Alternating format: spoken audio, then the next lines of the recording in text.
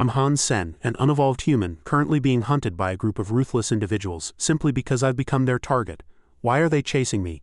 Oh, it's just because these guys were hunting a god-blood creature and I happened to be passing by and took it. I know some will call me shameless, saying taking what others worked for is stealing, and I deserve to be hunted. But don't forget, this world operates on the law of the jungle. Survival and evolution are the only rules. As you can all see, if they catch me, I'll definitely be slaughtered on the spot. The victor becomes king, the vanquished a bandit. It's that simple. Over 100 years ago, humanity finally mastered spatial teleportation technology and opened a dimensional portal. But what was most astonishing was that on the other side of the portal lay a strange, mysterious new world. It was overrun with exotic beasts and rampant monsters, a place where no laws applied. Humanity's proud scientific technology and thermal weapons were completely useless here. The dimensional portal couldn't be closed, and humanity suddenly found itself at the bottom of the food chain. They could only temporarily live under the claws of the exotic beasts, but humanity's vitality proved resilient after all. From the first person who ate the meat of an exotic beast, human bodies underwent a complete transformation. Since then, through hunting exotic beasts, acquiring beast souls, and over 100 years of relentless evolution and beast-soul fusion, humanity uncovered the secret of genes. Only by continuously growing stronger and evolving could humanity survive in this world. This new world also came to be known as God's Sanctuary. A month ago, a young man was walking, stretching lazily. This was Han Sen, the protagonist of our story, who had just turned 18. He had just been teleported to God's Sanctuary and was preparing to hunt exotic beasts when his eye suddenly twitched repeatedly, as if foreshadowing something. He rubbed his eyes and walked into an alley, where he suddenly saw a white wolf with its rear end facing him. Han Sen was startled. Holy shit, a monster right after I arrived? No wonder my eye kept twitching. Han Sen didn't hesitate. He immediately drew his dagger, charged forward and stabbed it. The dagger accurately pierced the silver wolf's backside. The wolf's pained yelp drew everyone's attention. Soon, the wolf gradually shrank and transformed. It turned into a white-haired girl with the dagger still stuck in her rear. What the hell, that's a woman, is that a human butt? The onlookers, seeing him stab the girl in the backside, started murmuring, holy shit, isn't that Chin Zan? Someone actually stabbed her in the butt. Another person immediately praised, good job kid, you dared to stab Chin Zan's butt, you're dead. Someone else added, doesn't that kid know it's a beast soul transformation? Haha, this is going to be good. At this moment the girl turned around, her face flushed. I am Chin Zan, the most powerful and influential person in Steel Armor Sanctuary. The onlookers secretly chuckled, holy crap, this guy even dared to stab Chin Zan's butt. He's practically a butt maniac. Others immediately said, butt maniac, that's a good nickname. Chin Zan's vision swam with anger, her rage burning. You're utterly audacious, daring to stab my butt. Han Sen was immediately surrounded by Chin Zan's people. The onlookers, seeing this, began discussing, this foolish kid is dead for sure. It would be a miracle if he wasn't. Chin Zan's people loudly questioned, are you out of your mind? How dare you randomly stab someone? Kid, do you have a death wish? Another person added, how dare you humiliate my goddess? You must pay a heavy price. You've angered Chin Zan today. You're destined for a bad end. Chin Zan then kicked Han Sen, forcing him to his knees. She pointed at him, cursed him vehemently, and then announced, listen up everyone, anyone who travels with this guy or helps him will be an enemy of me, Chin Zan. The tall individuals gnashed their teeth and threatened, damn you brat, you're dead. Han Sen cried out in fear, it's over. What have I done? This can't be real. I actually stabbed Chin Zan's butt and I just got here. This must be a nightmare, right? Damn it, wake up, back to the present. At the cliff edge below Steel Armor Sanctuary's valley, Han Sen, ostracized by everyone, was digging for something. He was frantically unleashing his anger on a small exotic beast, hateful, truly hateful. After slaying it, the system prompted, killed black armored beetle. No beast soul obtained. Eating meat may grant 0 to 10 ordinary gene points. He ate it raw, muttering to himself, I've already eaten over 30 black armored beetles, and my gene points aren't increasing anymore. At this point his stats were all extremely low. Han Sen, 18 years old, height 1.75 meters, weight 65 kilograms, ordinary genes 79,100, primitive genes, none, mutant genes, none, god blood genes, none. At this rate, who knows when I'll ever complete my first evolution and get promoted. Sigh, the meat of low-level creatures barely helps my evolution anymore. It's been a month since I entered God's Sanctuary, and I haven't even completed one physical evolution. I once tried to hunt some stronger exotic beast, but I encountered a copper-toothed beast, the weakest primitive creature, and I couldn't even defeat it, almost dying. I had to recover for nearly half a month before returning to God's Sanctuary. If I could find a few people to team up with, hunting primitive creatures wouldn't be a problem anymore. I can't believe I'm in such a pathetic state now. It's absolutely terrible. If only I hadn't made that stab back then. He was blaming himself when his eyes started twitching again. Something is emitting a golden glow not far ahead. Its cries are rising and falling. Han Sen walked forward, saw it, and inspected it with the system. Black armored beetle, level unknown. Another black armored beetle.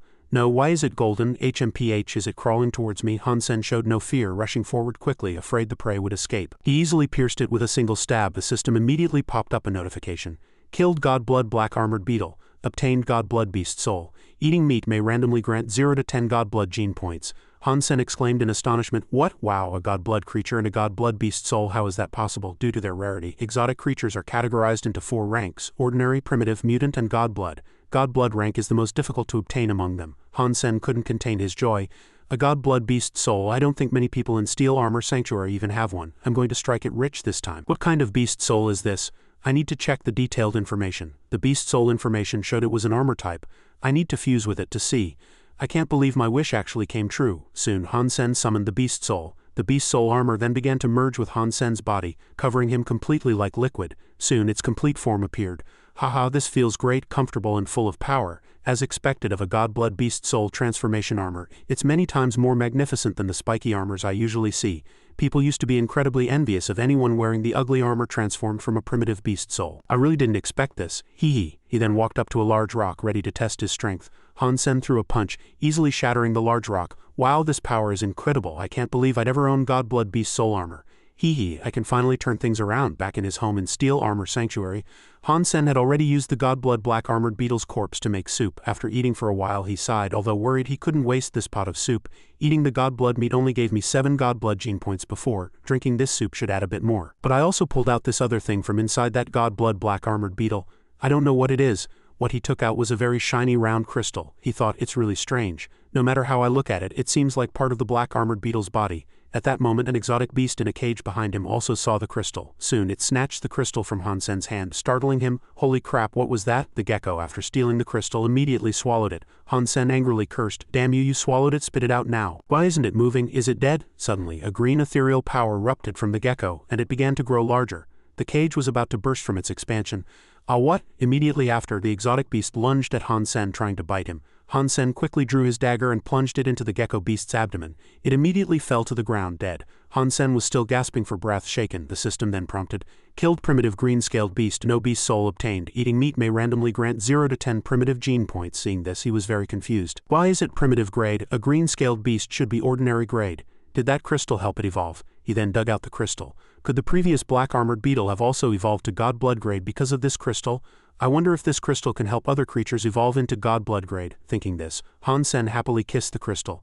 If this is true, then it won't be long before I'm completely transformed. The scene shifts to Han Sen's home on Luo family planet. At this moment a woman's voice rang out. Luo Sulian, our Han family won't bully a widow like you. Your elder brother's share was already given to you, but if you want to keep it all, that's out of the question. The man beside her then added, that's right, this house was originally our parents' inheritance. We all have a share. Why should your family monopolize it? This plump man is Han Sen's second uncle, Han Lei. He continued, you've lived here for over 20 years, you've gotten a huge advantage, so you should divide some of the family property. Another person wearing glasses stood by and said, second brother makes a lot of sense. This person is Han Sen's paternal uncle. Then this noblewoman-like woman, Han Sen's second aunt, directly said, this old house is worth 3 million. If you give each of our families 1 million, then the house is yours. Otherwise, sell it immediately. At this moment, Han Sen's mother, Luo Sulian, spoke up. Second uncle, second aunt, you know our family's current situation. Where would we get over 2 million? Besides, if we sell the house, where will the children live? Next to her was Han Sen's younger sister, Han Yan.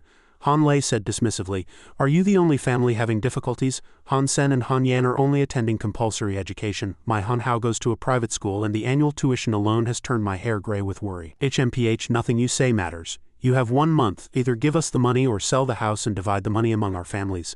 Otherwise we'll see you in court. Let's go. A little later, Han Sen returned and was furious after hearing his mother's account.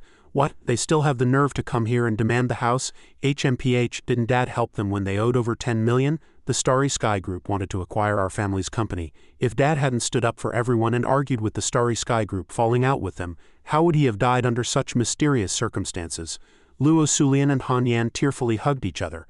Mom is useless, she can't even keep this old house. Seeing this, Han Sen comforted her. Don't worry, Mom, I've already asked Uncle Zhang and there's a way to solve this. You just take care of Xiao Yan. I'll handle this. They won't take this old house. Luo Sulian heard this and asked in return, really? That's wonderful. Han Sen then turned and left thinking, those bastards dare to bully my mom and sister, I'll make sure they regret it. The scene shifts to the Starry Sky space station on Luo family planet, a teleportation point to Steel Armor Sanctuary. At this moment an announcement was continuously broadcast. Zhao Yilong, chairman of the Zhao Yilong Group, has completed his 3rd evolution and gained qualification to enter the 4th sanctuary of God Sanctuary, reaching demigod level. Genius Youth Langer has used 100 mutant genes to enter the 2nd sanctuary of God Sanctuary. Upper House Senator Hyaming yesterday hunted the god blood creature, Ocean Crystal, a demigod level feat. Han Sen was also here now. He boarded a spaceship heading to a certain location, and the announcement continued to broadcast. According to authoritative experts, within 10 years humanity will see fourth evolvers emerge, reaching directly into the fifth sanctuary of God's sanctuary. Home evolver, transcender, demigod. With this crystal I can definitely reach that stage too, although I have God blood genes. It's hard to reach 100 God blood gene points in a short time, but there's still hope of reaching 100 primitive gene points and mutant gene points. I'll go to Fallen Wind Valley. I'll use it to make a lot of money, starting with buying back that house worth over 2 million. The scene shifts to Fallen Wind Valley in Steel Armor Sanctuary. Han Sen was sitting in the grass wearing his Godblood battle armor, thinking tearfully, it's such a pity if I hadn't used the Godblood creature's corpse for soup. It definitely would have sold for 1 to 2 million, but I only need to use this crystal to cultivate some creatures. How can I earn enough money to buy back the house within a month? He was hiding when he suddenly saw something, his eyes gleaming. An exotic beast was foraging before him. The Gale mantis is really well hidden. Luckily my eyesight is good and I spotted it first. This mantis-shaped exotic beast is a primitive-grade creature, extremely fast with incredibly sharp scythe-like forelimbs. Its weakness is its waist. After observing for a while, Han Sen realized the time was right and charged out at lightning speed. The Gale mantis saw him and immediately flew into the air. Han Sen looked up in surprise. A what? Immediately after, the Gale mantis swung its blade towards Han Sen's head. Luckily it was the Godblood battle armor, so I was fine. Holy crap, I was careless. This mantis's attack power and speed are too strong. But its attack didn't even scratch me. Godblood beast soul armor truly is the absolute best, the pinnacle. Han Sen then leapt up, continuing his attack. He swung his blade at its weakness, cutting it in half. Ha ha ha ha. With this armor the world is mine. Immediately after, the system prompted, killed primitive Gale mantis, no beast soul obtained. Eating meat may randomly grant 0 to 10 primitive gene points. However, at this moment, another group of Gale mantises flew out to attack Han Senator. No matter how they attacked, the armor remained completely undamaged. Hee hee, wearing this armor I'm the only one who can kill, no one can kill me. After they tired themselves out attacking, Han Sen swung his blade at each of them a few times, easily dispatching them all. Notifications kept popping up. Killed primitive Gale mantis. No beast soul obtained. Eating meat may grant 0 to 10 primitive gene points. Han Sen took advantage of the situation, slaughtering the Gale mantises with ease and relish. Han Sen's slaughter attracted even more Gale mantises. Oh, a full mobilization? Han Sen charged forward enthusiastically. Haha, today I'm going to stew you all. Meanwhile, at the entrance to Fallen Wind Valley, a person walked up muttering, what bad luck. Steel Armor Sanctuary has such a desolate place, not even a single familiar face. This was Su Xiaoqiao, a rich second-generation heir and one of Qin Zan's subordinates. He recalled his first encounter with Qin Zan, a smug smile spreading across his face. It's not bad being Qin Zan's subordinate. I must find some mutant creatures in this Fallen Wind Valley. Then I can earn Sister Qin Zan's appreciation. But as he walked on he grew puzzled. Something's wrong. Why can't I see even one Gale mantis? Did someone bring a team and wipe them all out? It doesn't look like a group passed through here. These bloodstains. The surroundings were splattered with blood, indicating an extremely fierce battle. Could a team really have swept through here? After walking for a while, Su Xiaoqiao saw something that made his eyes widen. Holy crap! Before him, Han Sen stood proudly atop a pile of dead Gale mantises. Unbelievable, there are so many dead Gale mantises. Han Sen still maintained a very cool pose. It was simply incredible. Su Xiaoqiao looked around thinking, don't tell me he killed all these by himself. No way, am I dreaming? So he asked aloud, Big brother, did you kill all these Gale mantises by yourself? Han Sen heard him, turned around and asked, want them? $1,000 each, no haggling. HMPH, I accidentally killed too many, mainly because I can't eat them all. Su Xiaoqiao was delighted. 1,000 each, are you sure? He then pulled out a wad of cash. Big brother, let's say these Gale mantises are worth 50,000. If there are any extras, consider it a deposit.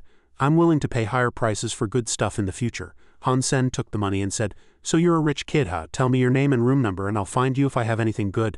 My name is Su Xiaoqiao and my room number in Steel Armor Sanctuary is 1046. What's your name? What's your room number? Han Sen didn't tell him, merely turning away and saying, coin, coin, coin, I only care about money. See you, I'll come find you anytime. Su Xiaoqiao laughed when he heard this. Oh, so your name is Coin, what a good name. No, I can't just call him by that name. Seeing Han Sen running further and further away, Su Xiaoqiao quickly shouted, Brother Coin, hey, I'll wait for you, you must come. After a while Han Sen arrived in the territory of the copper-toothed beasts. They resembled wolves, were extremely fierce and attacked immediately without warning. Han Sen showed no fear, charging forward and unleashing countless skillful slashes. The copper-toothed beasts were consecutively slain and notifications kept popping up. Killed primitive copper-toothed beast, no beast soul obtained. Eating meat may grant 0 to 10 primitive gene points.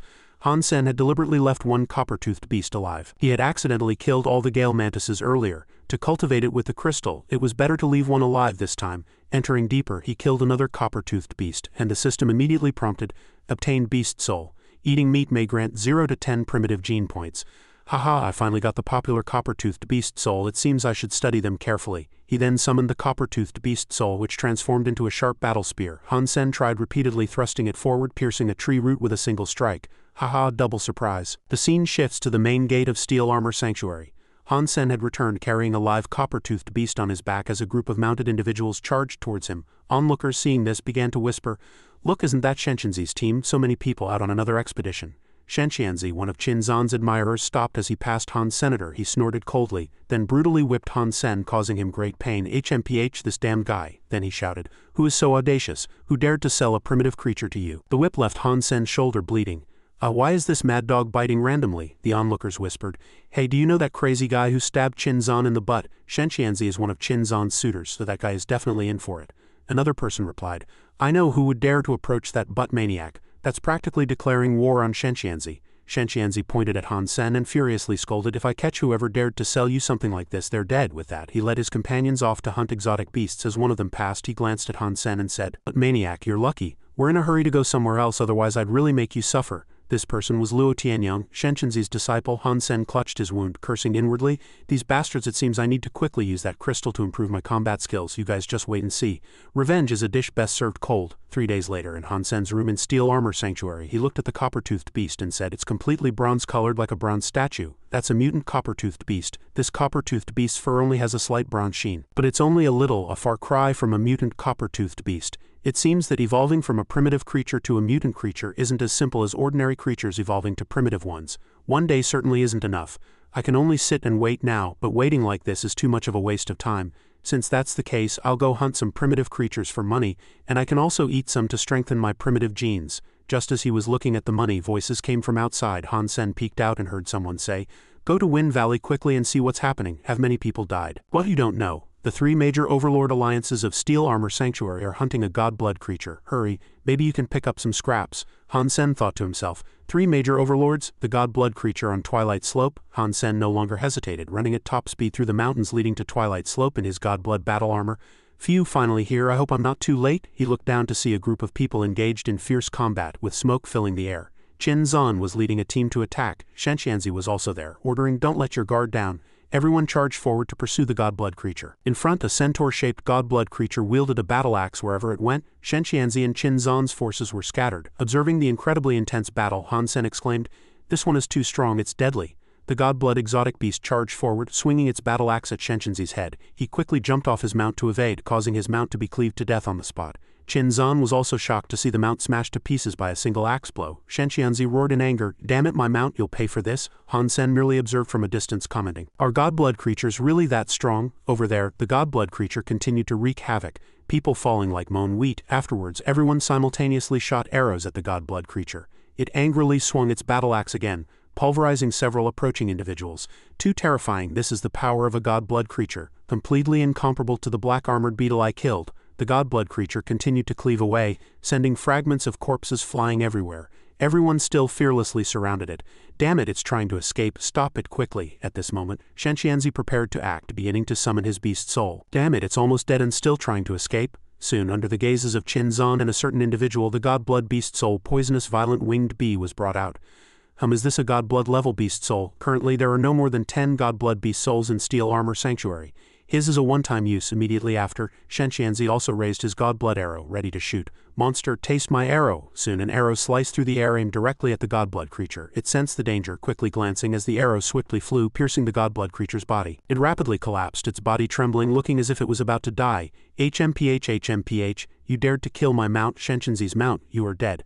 Perfect one-shot kill." Shenxianzi was smiling confidently, preparing to finish it off when an extremely faint light streaked from behind. That light accurately shot towards the god-blood creature's head, finishing it off in Shenxianzi's shock. "Killed god-blood creature Bloody Butcher. Obtained god-blood beast soul Bloody Butcher. Eating meat may grant 0 to 10 god-blood gene points." After finishing it off, that light vanished in a flash, and that person was Han Sen. Not only finished it off and obtained the beast soul, but also conveniently took the Bloody Butcher's battle axe. "Hee, this great axe is mine." That light, as if in an uninhibited realm, swiftly rushed towards the hill. Everyone remained dumbfounded, not understanding what had happened, but Su Xiaoqiao immediately recognized him, shouting, "Brother Coin, it's Brother Coin." Qin Zan also sharply turned her head, looking at the still-stunned Shenxianzi. "Coin?" Han Sen ran like a stray dog, full of excitement. "Ha ha ha ha, I just snatched a trophy, the Bloody Butcher's beast soul. Shenxianzi shouldn't be angry, right?" Shenxianzi only now reacted, roaring furiously, "Damn it, chase him. How dare he steal my things? Black-armored horse, catch him." Shenxianzi summoned another beast soul mount. He then ordered, "Everyone follow me, that guy is truly courting death." Han Sen ran, panting heavily with the battle axe. It was too heavy. The people behind him kept shouting, "Stop right there, you can't escape, wait for death, oh dear, I already have 8 Godblood gene points, but carrying this thing, let alone running, even walking, is difficult. If this continues, I'll definitely be caught." Shen Qianzi frantically yelled, "Let's see where you can run, you damn guy." Han Sen was panting like an ox now, sweating profusely. "Damn it, I must find a place to hide. Oh no, I can't run anymore. I'll definitely die if this continues. How can I give up so easily? Who cares what those small-minded people think?" Han Sen closed his eyes, silently thinking, "Mom, Xiaoyan, I'm sorry." He suddenly remembered his father telling him, "So, do you want to give up?" "I can't give up." His father's voice echoed in his mind again. "Do you really want to give up?" His father's image appeared in his mind. "Are you sure you want to give up?" "Xiao Sen," he recalled his father training him at the time. "Xiao Sen, why do you want to give up? This is just a game. What you need to do now is go and kill it. Then you can level up twice." He replied, "Because that person has already been swallowed by the monster. It's too dangerous if I go near." At this moment a person was surrounded by a group of monsters. His father continued, "Danger always exists. You cannot stop advancing because you are afraid of danger." After speaking, he picked up a bow and arrow and shot out an arrow of gene evolution. The essence of evolution is the process of all creatures taking risks. Each arrow shot stirred up a cloud of dust. Taking this opportunity, Han Sen's father rushed forward and killed the group of exotic beasts. In just a moment those exotic beasts were all killed by his father. At the same time he also casually killed the young man sitting on the rock. This immediately leveled up the character in the game. If you don't dare to bleed, then how will you survive after entering the sanctuary? To evolve, you need to do everything. Then he continued to fight with Han Sen. "Xiao Sen, one day in the real world is like 1 minute in the game. Cornered, besieged on all sides, if you want to live, you must become stronger." His father asked him, "What do you need to do to become stronger in an instant?" Han Sen stammered at the time, unable to speak. His father said, "Xiao Sen is a smart child, but you are too kind and unwilling to move forward, but you must do this. Although in this game father has accompanied you many times, the real world is not like a game. Many times you can only rely on yourself." He held Han Sen's hand and continued, "But let father complete this first time for you." After speaking, his father directly grasped Han Sen's hand holding the sword and plunged it into his own body. Han Sen exclaimed in surprise, "Dad?" So he leveled up in the game. Returning to the present, he recalled his father's words, "If you want to live, you must become stronger at this moment." "What do I need to do to become stronger in an instant?" He suddenly understood something, his eyes shining. "Stronger in an instant, that's right, I still have a chance. Now is not the time to give up. If that method works, I won't have to run anymore." Behind him, Shen Qianzi frantically yelled, "Damn you, die!" He then leapt high, brandishing his longsword, preparing to attack Han Senator. Han Sen still thought, "Even if this method is extremely dangerous, I only have this one chance. What the hell, let's do it." Then he shouted loudly, "God blood bloody butcher beast soul, fuse with me." Shen Qianzi cried out in astonishment, "What? How is that possible?" The beast soul quickly rushed forward, preparing to fuse with Han Senator. After successful fusion, the bloody butcher beast soul and the black armored beetle beast soul, he had now transformed into a centaur, galloping at incredible speed. "Haha, no one can stop me now with this miraculous fusion. Let's see what you can do to me," Shen Qianzi's people exclaimed. "What the hell? That kid actually fused 2 beast souls? Damn it, fusing 2 beast souls is an extremely dangerous act, risking death. How can he be doing something so dangerous and still run so fast? He's absolutely insane." Shen Qianzi said angrily, "My god blood beast soul, fine, I'll chase you. Let's see where you can run to." And so everyone rumbled through the mountains, chasing Han. Senator Qin Zan saw this scene from a distance and was speechless. At this moment, someone saw it and said, "There are 9 bends and 18 turns in the mountains. He can go wherever he wants. Shen Qianzi can't catch him at all. HMPH, that kid not only stole the battle axe but also got the beast soul, which should have belonged to Shen Qianzi." The surrounding people then mocked, "Haha, he used a one-time god blood beast soul arrow and he couldn't even catch a single hair on him. This time Shen Qianzi truly is." "I'm dying of laughter," another person continued. "That guy not only took the battle axe but also the god blood beast soul. That's truly striking it rich. I wonder how much it could sell for." That person then said, "Money? You can't even buy a god blood beast soul with money." Everyone continued discussing on the spot, "Who exactly is that guy? We actually have such a person in our steel armor sanctuary. Just now I think I heard someone shout Brother Coin. I wonder if they were calling him." Another person chuckled, "Ha, Brother Coin, what a strange name. It happens to be Gold and Cohen in a secluded corner of the forest." Han Sen collapsed to the ground, exhausted. It seemed the transformation had a time limit. With his current abilities, the transformation could only last for about 7 to 9 minutes. Fortunately, he hadn't engaged in battle with Shen Qianzi and his group, or he would certainly be dead. Good thing he ran fast. This axe couldn't be stored in his beast soul space, although he had offended Shen Qianzi, and after all, it was an operation by the 3 major overlord alliances. It seemed he had offended all of them. He could only temporarily bury it here. He secretly calculated that beast souls were the foundation of life and couldn't be sold, but this axe could easily fetch 2 million. Who would dare to buy it? Back at the entrance to Steel Armor Sanctuary, the people who had been hunting the godblood creature had returned. One person immediately said, "What, Brother Cohen? He's just a coward hiding in the forest, afraid to come out." Another added, "Exactly, it would be strange if he dared to show his face. My brother Yang would kill him instantly." Han Sen had also returned by now. He thought everything that needed burying has been buried and no one can see what's in my beast soul space except me. As he walked, someone stopped him. Wait, there's a body search to enter the city. After searching for a while, a guard complained, another waste of time on this piece of trash. Could this be the guy? Immediately after, Han Sen was also let through. Get lost, don't waste my time. After walking past, Han Sen secretly chuckled, heh, these idiots. Inside the sanctuary, many people were chatting animatedly. Did you hear? Shen Qianzi got played. Ha ha ha ha, I heard he was robbed. Shen Qianzi was so mad at Coin he spat blood, you know. He even lost a one-time god blood arrow. The man opposite him also responded, this Coin is too incredible. Shen Qianzi was so angry he smashed his house. Han Sen listened to the chatter and smiled happily. Su Xiaoqiao, you really are a pain in the neck. Saying nothing is secure. Brother Cohen, now everyone knows that's just too much. Ha ha ha ha. Shen Qianzi smashed his house, that feels great. The scene shifted to the headquarters of a tall building. Qin Zan was sitting inside talking to Su Xiaoqiao and she said with some irritation, if I hadn't stopped him, Shen Qianzi would have already been punished. Tell me quickly, who exactly is Coin? Su Xiaoqiao immediately explained, Sister Zan, I really don't know Coin, I just met him once and he sold me a few Gale Mantises. Sister Zan, if you don't believe me you can ask little Lu and the others. Didn't they help me bring the Gale Mantises back from Fallen Wind Valley? HMPH, fine, I won't ask you now. I need you to contact Coin and tell him I agree to buy his God Blood Beast soul and battle axe at a high price. Only you and I know about this. There will be a generous reward if you succeed. Su Xiaoqiao's face flushed upon hearing this, and he replied, understood, I'll go do it immediately. The scene shifted to late at night, deep in the forest. Han Sen was currently eating a green-scaled beast, gaining 1 primitive gene point.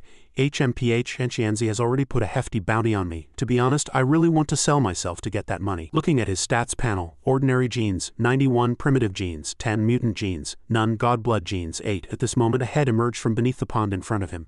HMPH, so it's out, is it? Just as he was about to hunt the exotic beast, he heard movement behind him. In the distance, a person was walking towards him, their clothes tattered. Han Sen was puzzled. Why is this person so disheveled? Was he attacked by an exotic beast? The person quickly noticed Han Sen's presence and asked him where this place was, also stating that they were from Glory Sanctuary. Han Sen replied, this is Steel Armor Sanctuary in the northern part of the Chris Mountains. I don't know where the Glory Sanctuary you mentioned is. The man's face darkened upon hearing this. Steel Armor Sanctuary, have I traveled so far that I've entered another god's sanctuary? Saying this, the man looked up again, and commanded Han Sen in an arrogant tone, take me to your sanctuary. Han Sen also noticed the other party's haughty tone and became displeased. He pointed the way for the man, then, claiming he still had to hunt, refused to accompany him. But as soon as Han Sen turned around, the other party unexpectedly punched him. He stumbled forward and fell, hitting his head on a large rock, causing blood to flow. Han Sen immediately flared up. What the hell are you doing? Stop talking nonsense, just obey me and take me back to your sanctuary. The man continued to command. Han Sen's patience ran out. He drew his beast soul weapon ready to fight the man. His angry expression was intimidating, but the other party seemed completely unfazed, even showing a hint of disdain. The 3-section spear technique from compulsory education, HMPH, even if my beast soul is destroyed, you trash are no match for me. Saying this, the man broke Han Sen's spear with his bare hands. Han Sen was startled, immediately recognizing it as a supercore gene art. It was an ancient martial art that could unleash genetic potential much like a nuclear fusion reaction. What? Do I need to show you again what a difference in levels means? Trash. One last chance. Lead the way or die. Han Sen knew the other party was stronger than him, but he couldn't stand a crazy person who fell from the sky constantly calling him trash. He wanted to fight to the death, so he summoned his armor. Who's trash? Has no one taught you basic manners? You should know to respect others. With that, Han Sen charged forward to attack. But the other party was too fast, he couldn't land a hit. Instead, he was hit in the leg by a palm strike. While it wasn't enough to break a bone, the armor formed from a god blood beast soul was dented.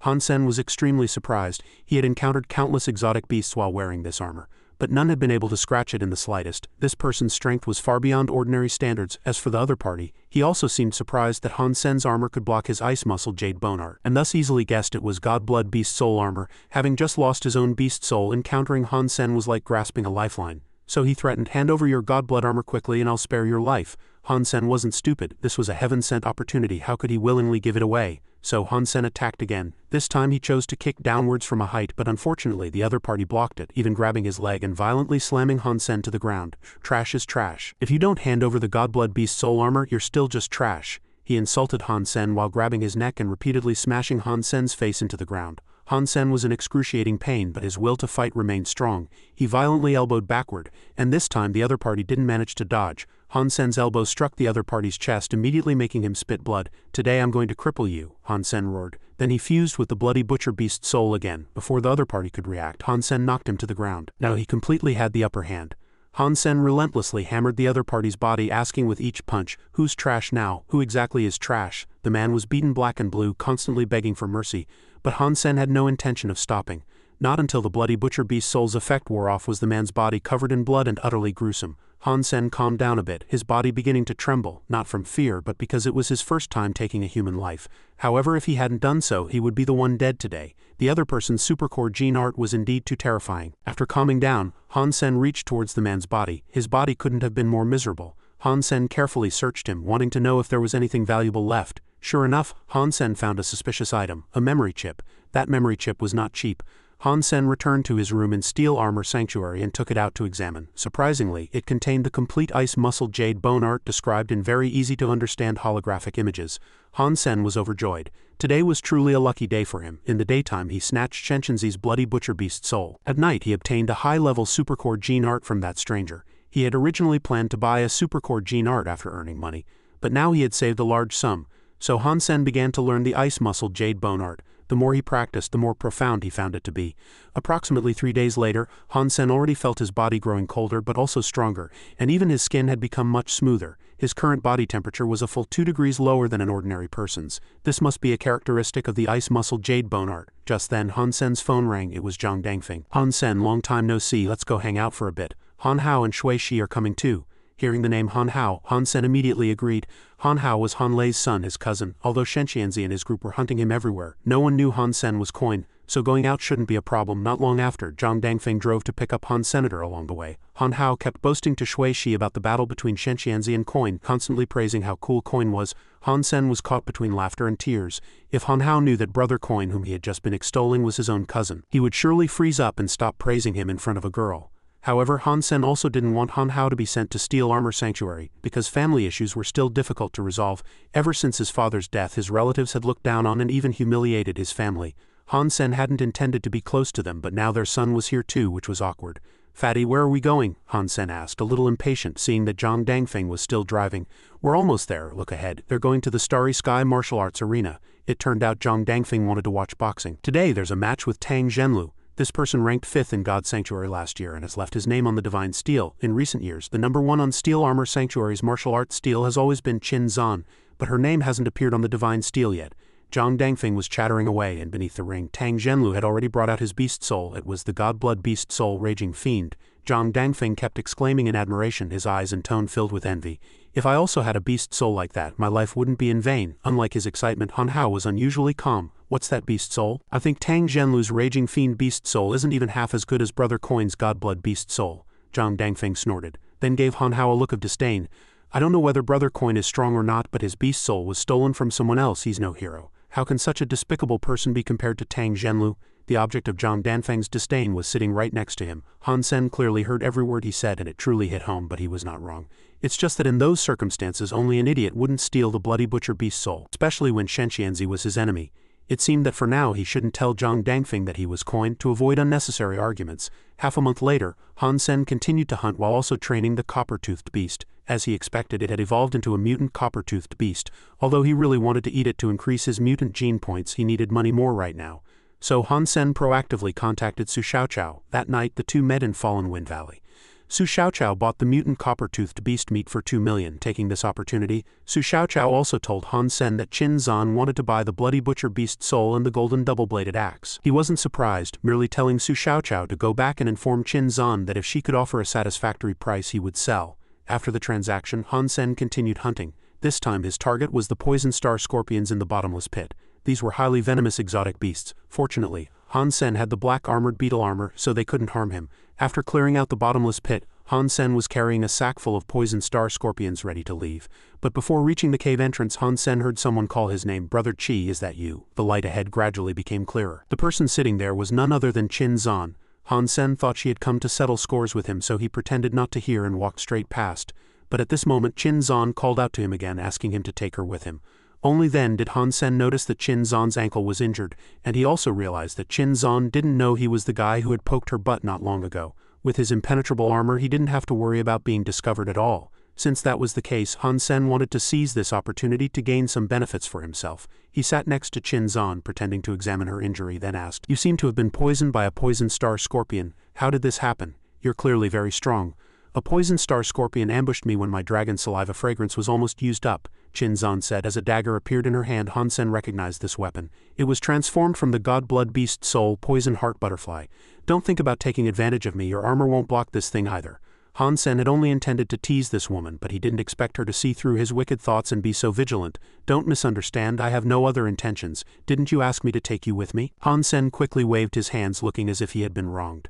Qin still refused to let down her guard. She proposed that if Han Sen could safely get her out of the bottomless pit, she would give him a large sum of money as a reward. Anyway, he had been doing business with Su Xiaoqiao to make money. However, Han Sen had already earned enough 2 million to pay off his mother's debt. He wasn't so desperate for money now. I do like money, but I don't really need it right now. You mentioned the poison star scorpions earlier. Are they still alive? I slaughtered them. They're all back there. Is there a problem at this point? Qin finally scrutinized Han Sen from head to toe. She was very surprised to see that Han Sen's armor didn't have a single scratch despite having just fought the poison star scorpions. As for Han Sen, he agreed to take Qin out without charge. In return, Han Sen wanted a mutant beast soul and the poison star scorpion that Qin had just killed. The two quickly reached an agreement and Han Sen carried Qin out. Along the way, Qin kept thinking about how Han Sen had eaten all the poison star scorpions without leaving a single one behind. After a while of musing, Han Sen had already brought Qin near Steel Armor Sanctuary. However, neither of them wanted to be seen, so he only left her near the entrance. Qin was true to her word and gave Han Sen a mutant beast soul. Incidentally, she also asked about the bloody butcher beast soul and the double-bladed axe. Qin was very eager to buy them and offered a price of 6 million.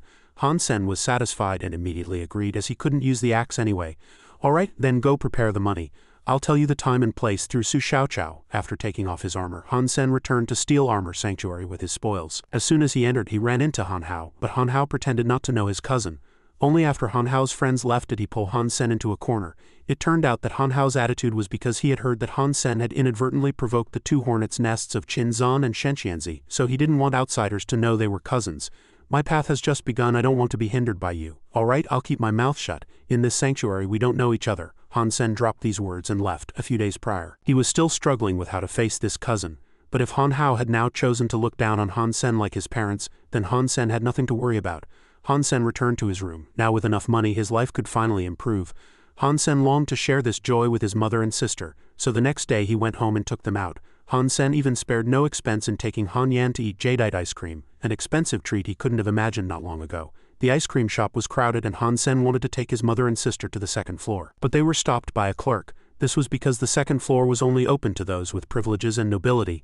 Luo Sulian and Han Yan had no objections, but Han Sen showed his displeasure. He vowed that he would soon possess everything and would no longer let these so-called upper-class privileges hinder him. After a day out with his family, Han Sen embarked on his journey back to Steel Armor Sanctuary. Every time he took this train it was packed, and today was no exception. During an emergency break, Han Sen accidentally bumped into a girl, and whether by accident or design his face directly hit her chest. Han Sen was immediately elbowed by the other party, who thought he was harassing her. Ouch, I'm sorry, I didn't mean to. Han Sen clutched his face, trembling in pain. When they pulled apart, he recognized that he had just bumped into Qin, and she recognized him as the guy who had savagely stabbed her butt last time. This time he couldn't clear his name even if he jumped into the Yellow River. A leopard cannot change its spots. Last time I thought you were a fool, but I didn't expect you to be such a disgusting person after all. Qin growled through clenched teeth. The people around them also started blaming Han Sen, thinking he was using accident as an excuse to harass Qin. Han Sen wanted to explain that the train had braked suddenly, which was why he lost his balance. But how could Qin believe someone with a criminal record? Just then the train arrived at the station, and Qin had no intention of letting Han Sen off easily. Do you think I'll let you off this easily? Aren't you going to Steel Armor Sanctuary? I'll be waiting for you there. With that, Qin got off the train first. Han Sen peered out and saw 2 rows of people neatly lined up to greet her. More importantly, they called Qin Station Master Qin. Han Sen felt like he'd been struck by lightning.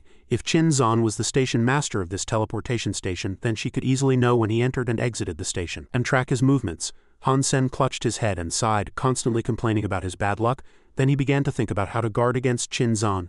Once the secret of him being coin leaked, he would never have peace again. As for Han Sen, as soon as he returned to Steel Armor Sanctuary, he ran into Luo Tianyang and his gang. What's more, Luo Tianyang wanted to drag him along for a hunt. At first, Han Sen wanted to refuse, finding it troublesome. But Luo Tianyang forcibly dragged him along. The group was thus dragged into the mountains. It seemed Shenxianzi had spent a fortune to organize a large-scale hunt. A few days later, Han Sen began to feel puzzled. Although they had been traveling for several days, they had only encountered some primitive-grade exotic beasts. With such a scarce number of creatures, why couldn't Shenxianzi and his group handle it themselves and insist on bringing so many people? He thought about it again and again, still feeling that the guy surnamed Shen must have his own agenda. Sure enough, not long after, a group of people arrived in front of a mountain wall, with a huge pit in front of them.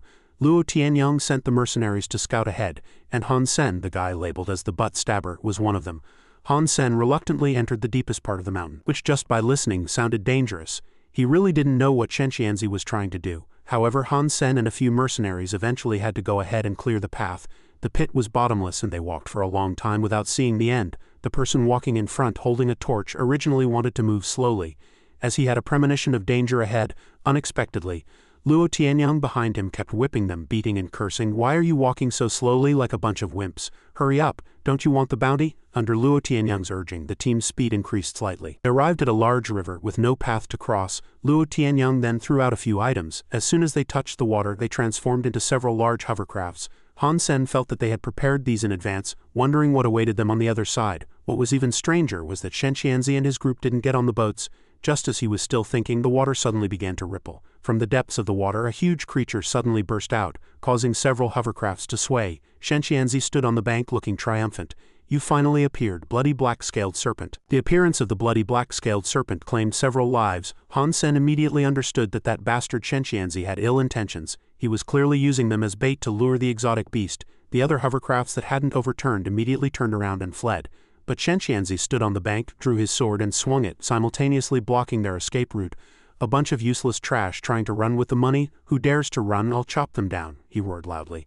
Several mercenaries were blocked and couldn't get ashore. They were in a dilemma and proposed conditions to Shenxianzi. "Since that's the case, if we can hold out till the end, you must give us some benefits." Han Sen just cursed them as idiots in his heart. These people were truly blinded by money. They were clearly being used. While Shenxianzi and his group watched the show from the shore, there was no way they would share any money. He was clearly leading everyone to their deaths. Shenxianzi wanted to use human lives to fill the exotic beast's belly and exhaust its stamina.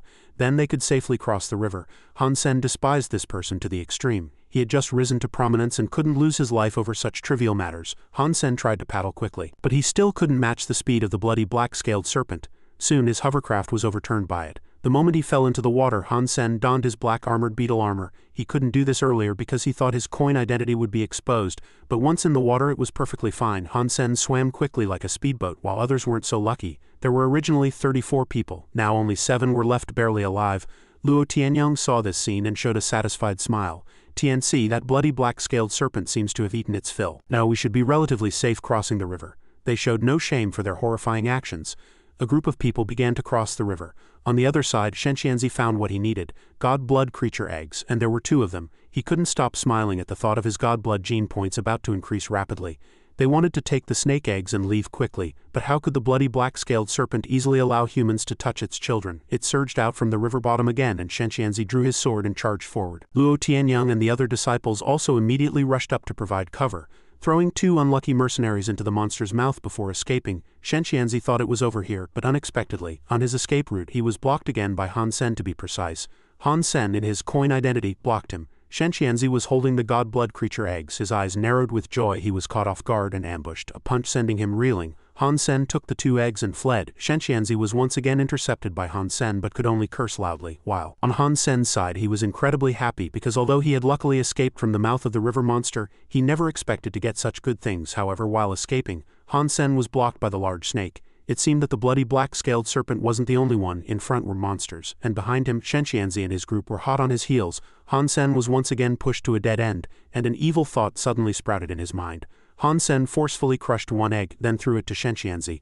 "1 egg each, let's put aside our personal grudges and team up against the great snake." Shenxianzi instinctively caught the egg, but he had no intention of teaming up with Han Sen. He even wanted to take his life. Blinded by hatred, Shenxianzi didn't notice that the egg was already cracked until Luo Tianyang pointed it out. However, at that moment the large snake also charged at him like mad. Shenxianzi had to respond with all his might, but taking this opportunity, Han Sen successfully escaped. He returned to Steel Armor Sanctuary in an incredibly joyful mood.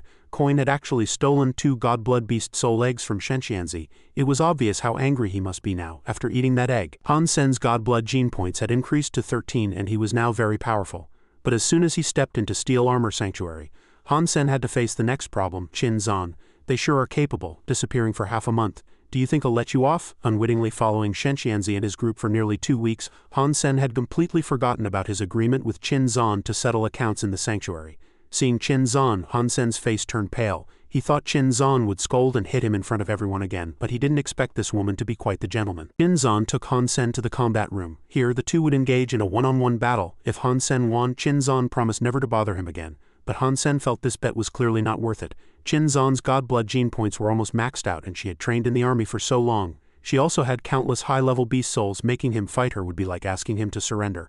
We won't use beast souls during our fight. If you can take 50 of my moves, then our dispute is settled. Han Sen thought this sounded acceptable and agreed. He didn't believe he couldn't even take 50 moves from a girl. Qin Zan stepped back and took her stance. You go first. As soon as she finished speaking, Han Sen rushed forward and punched her, aiming straight for her face. He truly had no regard for fair play, hitting a girl in the face. Qin Zan staggered back a few steps, then cursed. You despicable wretch. Seeing her look so bad, Han Sen hurriedly apologized. He had only wanted to finish quickly and leave, so he had acted too fast. The other party wasn't even ready. Qin Zan wiped the blood from her nose, straightened up, and said, "Continue." Before she could even utter the word despicable, Han Sen punched her again.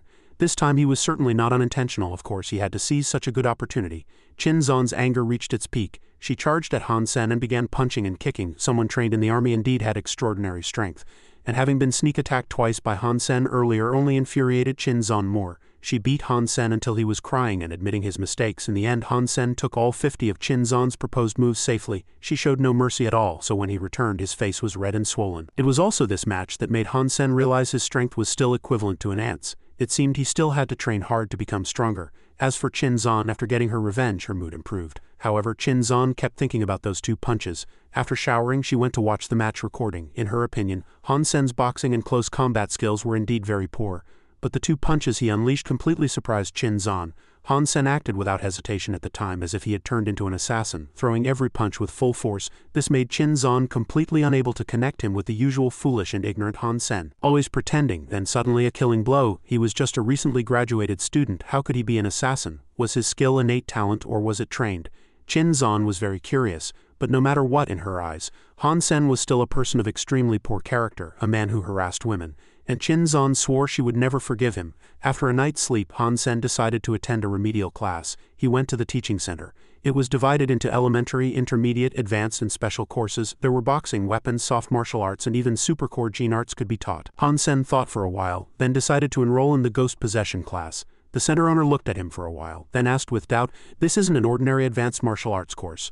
Are your physical qualities up to par? Don't worry, 1 million in cash or card," Han Sen said, then pulled out his card and handed it to the other party. In fact, after cultivating the ice-muscled jade bone art, his body had become much stronger and more agile than before. Han Sen's father had once mentioned ghost possession, saying it was super effective against women. Because of this, he chose this course, hoping that after practicing it, it would help Han Sen deal with Qin Zan. But only after getting his hands on the secret manual did Han Sen glumly realize he had wasted 1 million for nothing. The old man taught techniques of wrapping around women, locking them and embracing them, which were simply shameless to the extreme.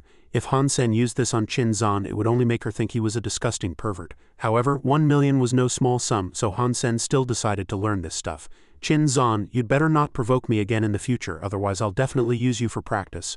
After practicing ghost possession for a few days at the center, Han Sen returned to his room. He truly felt like a perverted old man, only hoping that this move would come in handy someday.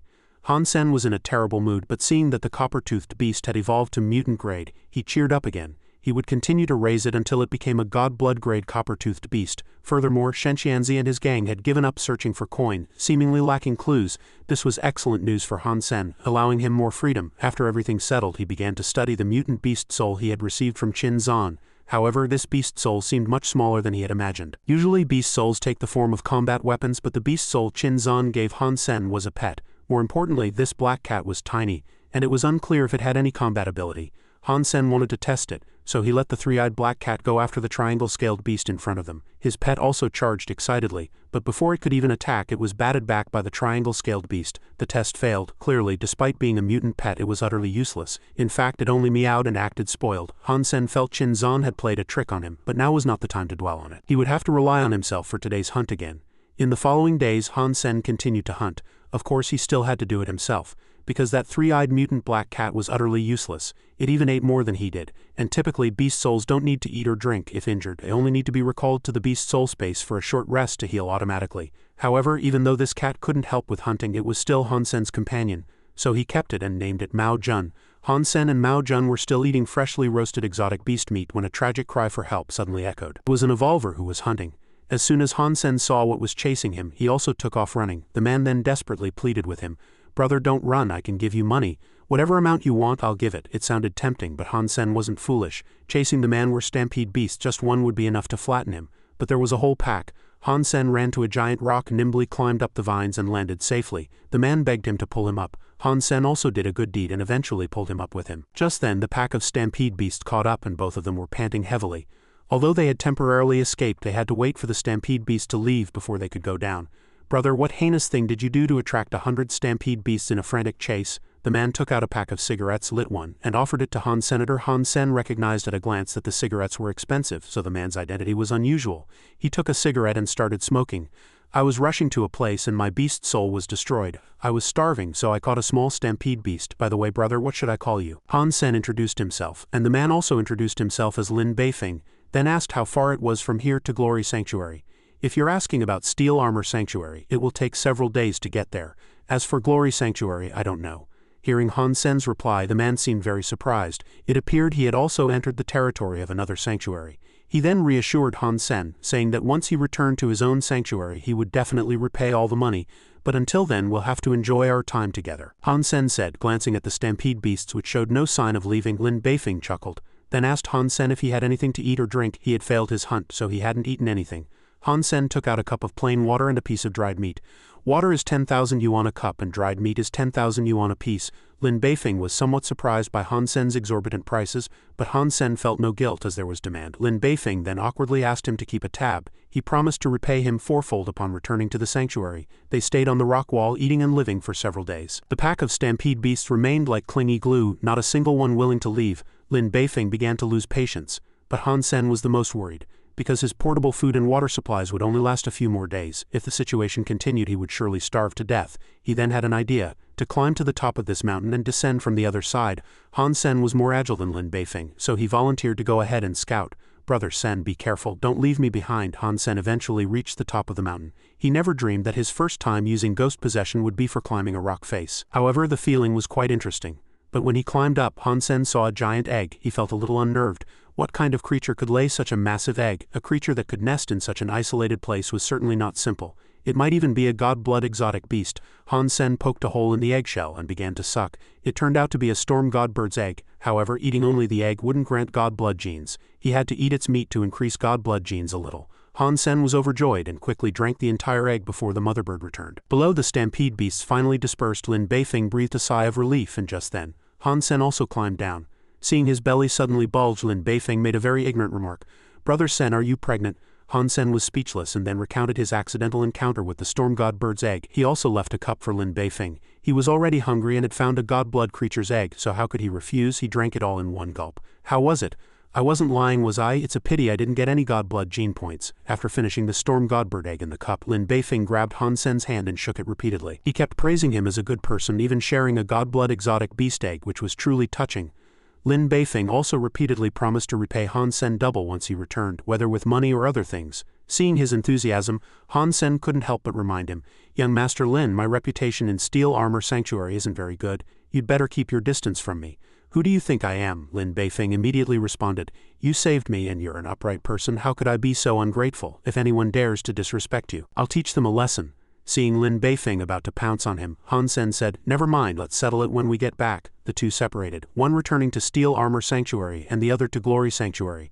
But Lin Beifeng was an upright person, and Han Sen liked him very much. He was worth befriending. After emerging from the teleportation station, he was still happy about the good spoils from this hunt when he encountered Qin Zan again. She seemed to be waiting for Han Sen here, but he decided to play dumb. "Station Master Qin, what a coincidence, come with me," Qin Zan commanded. After learning ghost possession, Han Sen was no longer afraid of this girl, so he followed her, because he was very relaxed now. The two arrived at the combat room again. Although he didn't know why this grandma was going crazy again, Han Sen decided to make good use of his $1,000,000 ghost possession technique. Qin Zan kicked without calling start.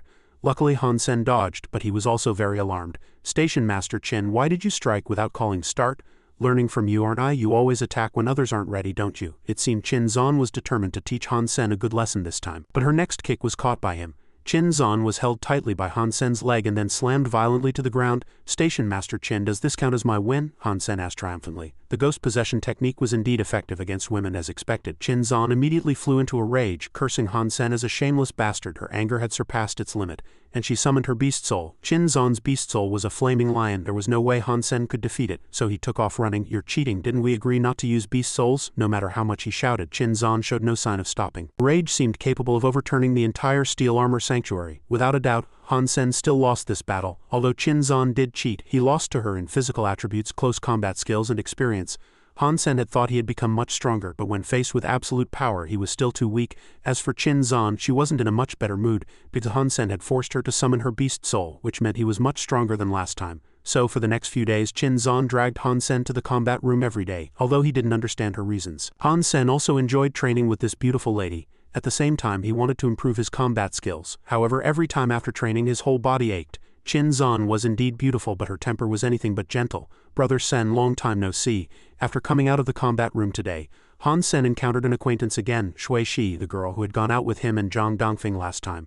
Han Hao, last time Shui Shi had reached the age to join a sanctuary, so her presence here was also normal. The two hadn't even exchanged 3 sentences when a luxury car suddenly appeared, and then a tall and handsome man stepped out of the car.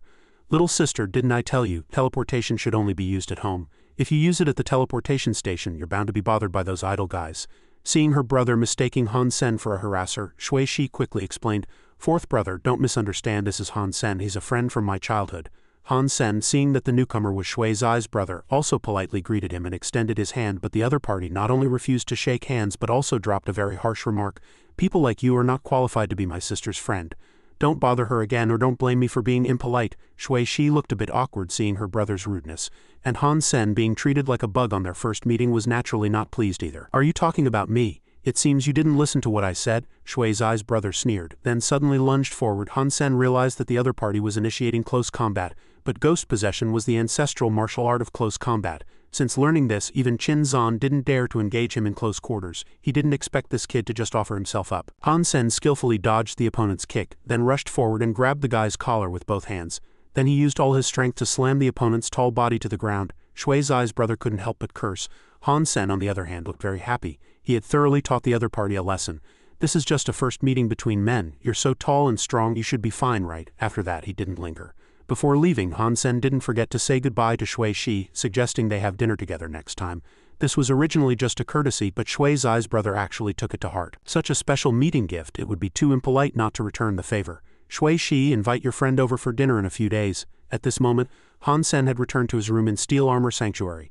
Recently, because Qin Zan had been bothering him constantly, he hadn't had time to hunt in the mountains, so his income was too low. Thus, Han Sen began to browse part-time jobs on the Extreme Night Network. Although it wasn't an official website, information and necessities could still be exchanged, and many people followed it. Han Sen's eyes first fell on Lin Beifeng's name. He didn't expect him to use his real name for transactions. Lin Beifeng was buying mutant beast souls and flesh at high prices online. But those items were very rare and hard to obtain, so Han Sen couldn't fulfill that. Then he saw another request, to hire someone capable of dealing with 10 primitive creatures alone to protect the employer during battle. In short, it was to protect a group of inexperienced youngsters during a hunt. This job wasn't difficult, but it was troublesome. Han Sen didn't like it much, but at 10,000 yuan a day he could earn 150,000 yuan in half a month. He was a miser by nature, so he immediately applied for the position. After finding a job, Han Sen continued to look for a suitable weapon. After all, his previous Azure Moon dagger had been destroyed by that arrogant man last time. Han Sen quickly found a Black Warrior compound bow and alloy arrows. He didn't expect to find such good items on this junk website. It's worth mentioning that this bow had immense damage, priced at least 2 million, but it had been listed on the forum for a long time without anyone buying it. This Black Warrior compound bow was a Terminator's Soul, a high-end item in regular stores, priced at 6.68 million with a maximum range of 800 meters. Coupled with alloy arrows, it could penetrate steel armor at 300 meters. However, it required an Alliance standard strength of 7.0 or above to draw the Terminator's Soul. With the Ice Muscle Jade Bone Art, Han Sen had already raised his standard strength to 8.0. He had also practiced archery a lot, so he really liked this equipment. But he was tight on money recently, so he had to carefully consider the price. Han Sen first messaged the seller offering 1 million but received no reply. While he was worried he had offered too low, he received a message. The seller directly agreed and sent a transaction website. Han Sen's mood instantly brightened. The next day he received the express delivery. After unboxing his new equipment, Han Sen couldn't wait to test its power. The Black Warrior compound bow was indeed formidable. One arrow could decide everything. With this weapon in hand, Han Sen felt much more secure. Next time if he encountered Shenxianzi or a god blood creature, he wouldn't have to risk charging in close. 3 days later, Han Sen bought 20 new lightning attribute alloy arrows and 20 light alloy arrows. In addition, there were 6 arrows that came with the bow. These were enough for venturing out. He arrived at the interview location and then realized that many people were already there. Han Sen was stunned. He thought the employer had only hired him. More people meant more trouble. Han Sen began to regret coming here. As he was still hesitating whether to leave, several people had already recognized him. "Oh, isn't that the guy who stabbed Qin Zan in the butt? He's carrying a bow and arrows on his back. Looks quite decent. You're not here to take the mission and protect those young masters for a hunt, are you? I think those young masters should be protecting him instead." Haha. While everyone was mocking him, Han Sen saw Han Hao standing not far away, staring at him with a hint of resentment. Han Sen, expressionless, calmly faced the crowd. Young Master Yuan, with a proud smile, asked him, "Are you that butt demon?" Han Sen, without a trace of shame, calmly replied, "If you think I'm unsuitable, I can leave right now." However, young Master Yuan insisted that he stay and protect them. "Hey Yuan, he's the butt demon." Young Master Qing tried his best to dissuade him. The team members also chimed in. "Yeah, young Master Yuan, if he's protecting us, he won't be able to do it. If we really run into danger, he'll probably run faster than all of us." No matter what others said, young Master Yuan stuck to his decision. "I'll choose him. You guys can recruit a few more people. Here's the contract." Han Sen took the contract and quickly signed his name. Zhang Dangfeng suddenly walked by, deliberately bumped into him, and then contemptuously said, "Butt demon, your luck isn't bad either, meeting someone as rich and kind as young Master Yuan." Han Sen calmly replied, "My luck has always been good." In the forest, the wind rustled the trees, and a group of people walked calmly through the quiet woods. Zhang Dangfeng suddenly pointed in a direction and then shouted, "Look, there's a primitive creature." Following his finger, a dark shadow indeed flashed past. So a group of people rushed forward to chase it. "Hurry, catch it and protect the young masters." Han Sen lightly touched the arrow on his back and decisively shot an arrow. The arrow hit a tree, making everyone ask in confusion, "Hey, where did you shoot?" After shooting that arrow, he secretly thought, "Terminator's soul lives up to its name, but I just need to put a little more force into it." At this moment, Zhang Dangfeng staggered over to him and then contemptuously said, "Did you forget you can't shoot within 10 meters? How dare you escort young Master Yuan?" He just responded, "I'm practicing." Hearing his words, Zhang Dangfeng showed a disgusted expression. "Practicing here with your skill level, don't make a fool of yourself." Han Hao appeared from somewhere and demanded of Han Sen, "Don't tell everyone you know me." After a while, a group of people entered a cave and were fighting monsters. Han Sen stood higher up observing. Young Master Yuan looked at the several monsters in front of him with great interest. "Good, 3 black-spotted primitive beasts. You don't need to intervene, we'll handle it ourselves. You just follow and protect." Han Sen replied, "All right then, be careful." He didn't hesitate and charged at the monsters, excitedly displaying his moves. Han Sen watched this scene from above, a satisfied smile on his face. In fact, these young masters had great potential. They just needed protection initially. Due to their lack of experience, after days of training they had improved a lot and easily dealt with that group of primitive creatures. After a while, several primitive monsters lay on the ground. A voice of admiration rang out. "As expected of those from the Noble Academy, their starting point is much higher than someone like me who only completed compulsory education." On the other side, young Master Qing looked at the monster he had personally taken down and laughed triumphantly. "Success, this is our achievement." Suddenly, one of the monsters wasn't dead. It opened its eyes. It quickly pounced on young Master Qing. Han Hao, Zhang Dangfeng and another person heard the commotion and turned their heads in fright. Young Master Yuan also panicked when he saw his friend being pounced on by the monster. And young Master Qing screamed, "Hey Yuan!" Suddenly, an arrow came from nowhere, directly piercing the monster's head. The monster quickly fell, leaving young Master Qing astonished. At this moment, the people following them suddenly rushed forward to attack it. "Damn it, daring to play dead. Die, damn it, die!" Young Master Yuan anxiously helped his friend up. "Qing, are you all right?" Young Master Qing breathed a sigh of relief. "I'm fine, you scared me to death." Suddenly, Zhang Dangfeng incessantly cursed Han Sen. "Butt demon, why did you shoot arrows randomly for no reason? That arrow almost hit young Master Qing just now." Han Hao also echoed. "Yeah, don't you know how dangerous that is?" Han Sen still calmly faced the two when a furious roar suddenly came. "Get out!" Zhang Dangfeng, appearing from nowhere, walked up to Han Sen to drive him away. "Did you hear that, butt demon? Young Master Yuan told you to get out," but it seemed he had seriously misunderstood. Young Master Yuan grabbed his collar and roared angrily, "I said you guys get out." He pointed at Han Hao's group and cursed them.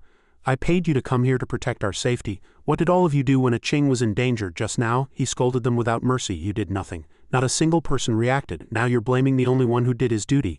All of you deserve to die. Don't let me see you again." Zhang Dangfeng also said unceremoniously, "Young Master Yuan, if you want us to leave, fine, but according to the contract doing so violates the terms, and you must compensate us for the remaining money." Young Master Yuan directly threw out the money and then said, "Take it and then get out." A bunch of good-for-nothings. Han Sen watched them leave and then said goodbye. Zhang Dangfeng scoffed unwillingly. "Just you wait." Young Master Qing then walked up to thank Han Sen.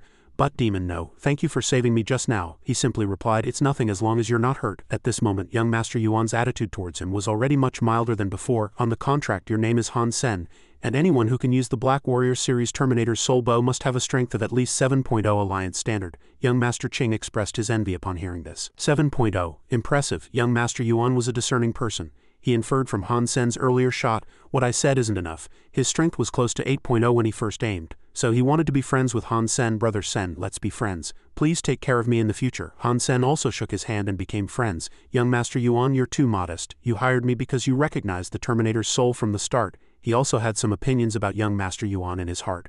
This young master might be a bit spoiled, but he had good judgment and was a reasonable boss, which was rare to find and recognize. The next day at the sanctuary gate, a group of people were going in and out. Han Sen had just returned when he was stopped at the gate. Zhang Dangfeng still held a grudge from that day, so he wanted to cause him trouble. You butt demon, you're back. Because of you I can't make money and I'm very upset. Zhang Dangfeng lunged at Han Sen without hesitation, attacking him. How dare you ruin my livelihood? I must teach you a good lesson, otherwise you'll become too arrogant. Han Hao, mixed in the crowd, saw this scene and only thought to himself, Han Sen is so stupid. You brought this trouble upon yourself. I can't help you. However, things went awry, and Han Sen easily dodged Zhang Danfeng's attack, which greatly surprised him. But he vanished. Suddenly a hand grabbed the hand holding his knife. Han Sen pinned him to the ground and easily snatched the knife from his hand, making him yell, "Ah, my hand!" This scene puzzled Han Hao. What's going on? He was too fast, almost disappeared.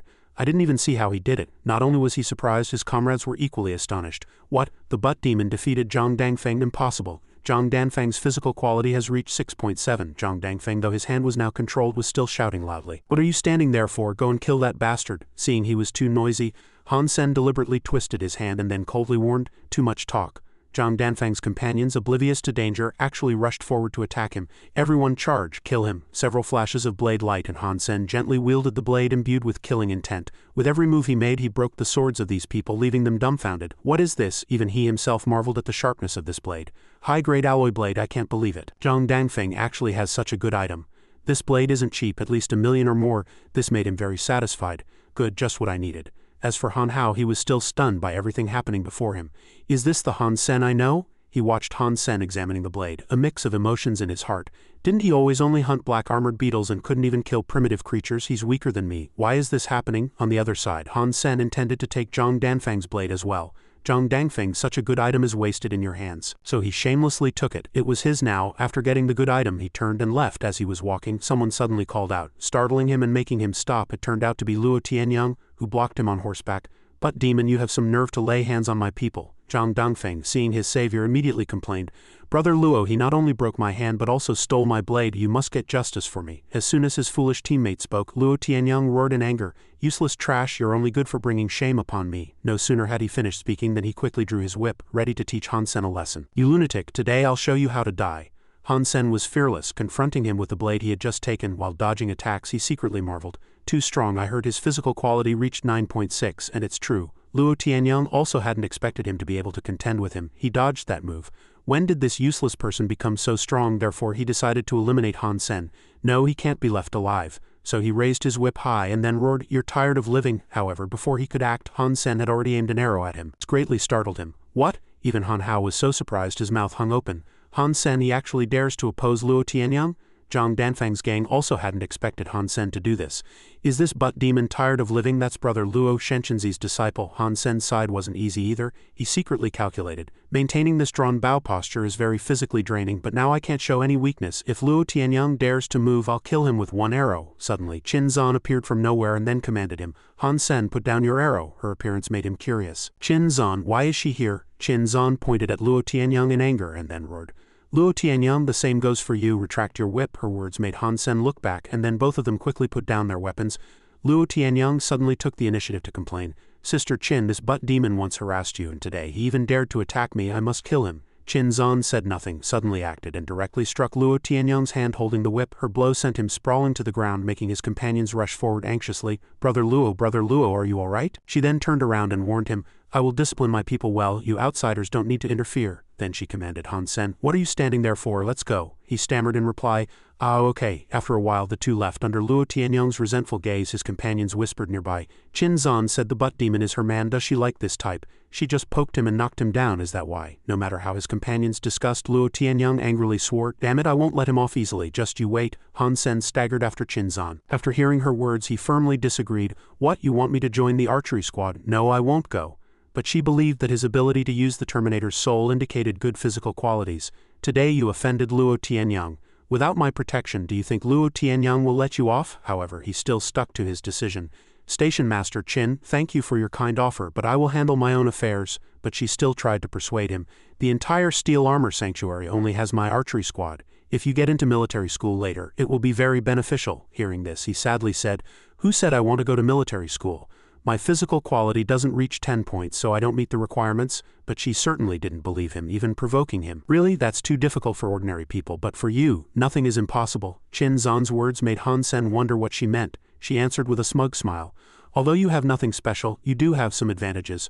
I don't care how strong you are to me. Putting talent to good use is the top priority. Suddenly, he boldly asked her, putting talent to good use? Aren't you angry about what I did to you in the past? As soon as he brought it up, she furiously warned him, try bringing it up again. After calming down, she reminded him, if you don't enter military school and don't have a noble title, when you reach the age for military service, you'll only be able to go to the front lines as an ordinary soldier, cannon fodder. He then retorted proudly, how do you know I can't get a high military rank? He secretly calculated, if I want to cultivate the ice muscle jade bone art, I can use the chip to obtain higher level genes, and then I can obtain a high military rank. I have it all planned. Suddenly, Qin Zan angrily grabbed Han Sen's collar and then shouted loudly, I said you can't, so you can't. Do you want a beating? Seeing her so strict, he could only laugh awkwardly and obey. All right, I understand, I'll join the archery squad. On the surface that's what he said, but in his heart he kept cursing her. Damn it, this woman has connections with the military. If she really wants to cause trouble, it's really hard for me to survive. After a while he returned home, lay on the bed and muttered to himself, I haven't rested for days, I'm so tired. Why does Qin Zan insist on me joining the archery squad? What's her scheme? Suddenly his door knocked. Han Sen opened the door and asked, Mom, what is it? Luo Sulian softly told him. Xiao Sen, Mom has something to do tomorrow. Would you take Yan Yan to school? He smiled and asked. Yan Yan is enrolled. Which school? She gently replied. Yes, you've been busy in the sanctuary. Mom hasn't had time to tell you. With the money from last time, Mom paid for Xiao Yan's tuition at Sacred Leaf. Knowing his sister got into a good school, he was very happy. Really, besides those noble schools, Sacred Leaf is the best in our Luo family planet. Mom, you go ahead and do your thing. I'll take my sister to school tomorrow. Seeing him agree, she said no more. All right, thank you. The next day, Han Sen took Han Yan to school. He also gently reminded his little sister, Yan Yan, big brother heard that Sacred Leaf has a very good environment. Make sure to make friends with everyone. His little sister shyly replied, I'm scared, I'm so shy. He gently stroked her head and then said, it's okay, just be sincere and slowly integrate with everyone.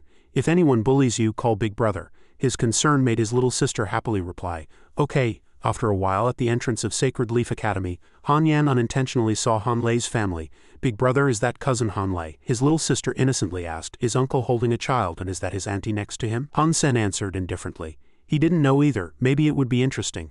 Han Lei brought his son to the academy and also inadvertently saw the two brothers. What are you two doing here? Han Sen answered gravely, of course, we're here for school. Hearing him say that, Han Lei angrily handed his child to the woman beside him, then accused Han Sen, the tuition at Sacred Leaf School is very expensive, at least several million. Your father has monopolized the company for so many years, he must have siphoned a lot of money from it. He also pointed at Han Sen and threatened, I'm telling you that money belongs to the Han family and must be equally divided, otherwise don't blame me for being impolite. Han Sen was also fearless, retorting with a dangerous smile. Second uncle, haven't you seen the contract? It clearly states that 2 million has already been paid off. You won't get a single cent from our family. Han Sen's words made Han Lei furious. That's fraud, it doesn't count, I'll go find your mother when I get back. Han Sen calmly warned him. Second uncle, you'd better not do that. I have the right to beat you to death. Han Lei's anger reached its peak and he lunged at Han Sen to hit him. Kid, what did you say? Han Yan, seeing this, cried out in fear. Don't hit my brother. Han Sen easily caught Han Lei's punch, then lightly threw him to the ground. He coldly warned Han Lei, Second uncle, if you're so eager to die, you can try coming to my house, it's fine. Han Yan, seeing Han Sen so formidable, looked at him with admiration.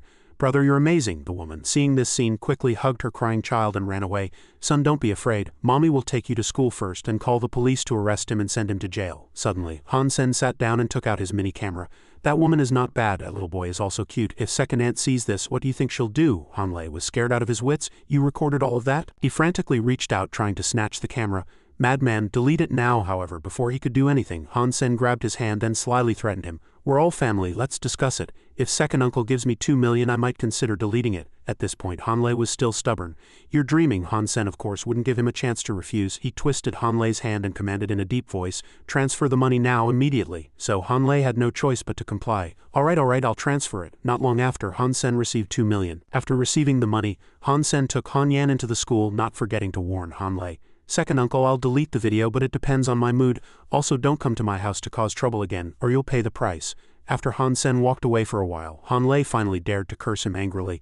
"Han Sen, you bastard." Then he looked at the hand Han Sen had twisted earlier, asking himself blankly, when did he become so powerful? He's like a different person. After dropping his sister off at school, Han Sen walked idly, muttering to himself. Second uncle's interference made Yan Yan late for school. Did I scare her? Han Yan started speaking cautiously. Feeling apologetic at the time, he sighed, reminding himself to use less violence in front of Yan Yan in the future.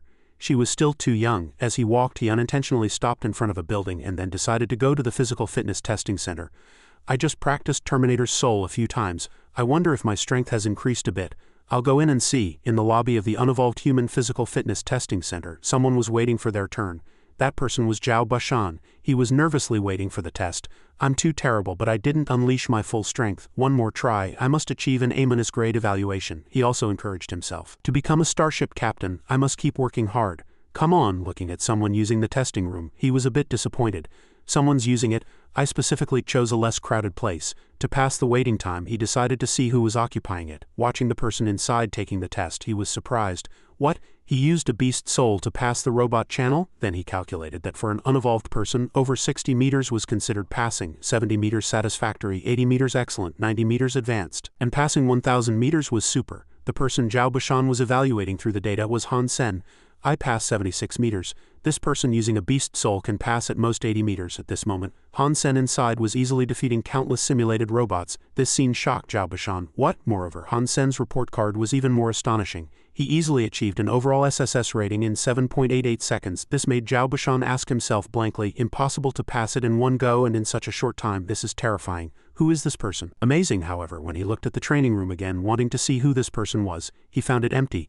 Damn it, where did he go in the blink of an eye? His face still showed confusion. The next day, Han Sen's training video was uploaded to major forums, drawing everyone's envy. Did you see it? That post on the forum is on fire now. 7.88 seconds. Violent God ravaging the robot channel. Shocking. Ah, that's God Emperor coin they discussed. That's right, it's him. The God Emperor is too powerful. Speaking of which, didn't he snatch Shenshinzi's beast soul? Without that beast soul, he's nothing. He truly received the favor of the goddess of luck. If you have the guts, go snatch one yourself. Meanwhile, in a seaside villa, a voice came from inside. "Zhenlu, come take a look at this." Tang Zhenlu, wiping sweat, walked over and asked, "Lu Feng, I just finished practicing and was about to shower." As soon as he saw the video, he exclaimed in surprise, "Holy crap, 7.88 seconds, SSS grade, what the hell is he?" Lu Feng explained. The person who uploaded this video didn't see his face, but according to the analysis, besides the God gene, this person's gene index has reached its maximum. Furthermore, he also believed that this person had cultivated a supercore gene art, and the armor on him was definitely a God blood beast soul. Tang Zhenlu, upon hearing this, scratched his head in curiosity.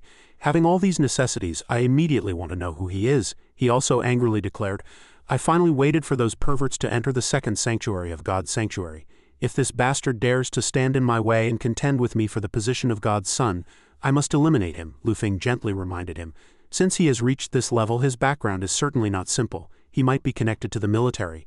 "Do you think you can afford to offend him?" reminded. Tang Zhenlu awkwardly cleared his throat and replied, "Ahem, wasn't I just blinded by anger? Don't be so serious." Lu Feng ignored him, as he was still puzzled by the identity of the person in the video. "But I'm still curious about his background. With such power, he will definitely have a huge impact on the sanctuary."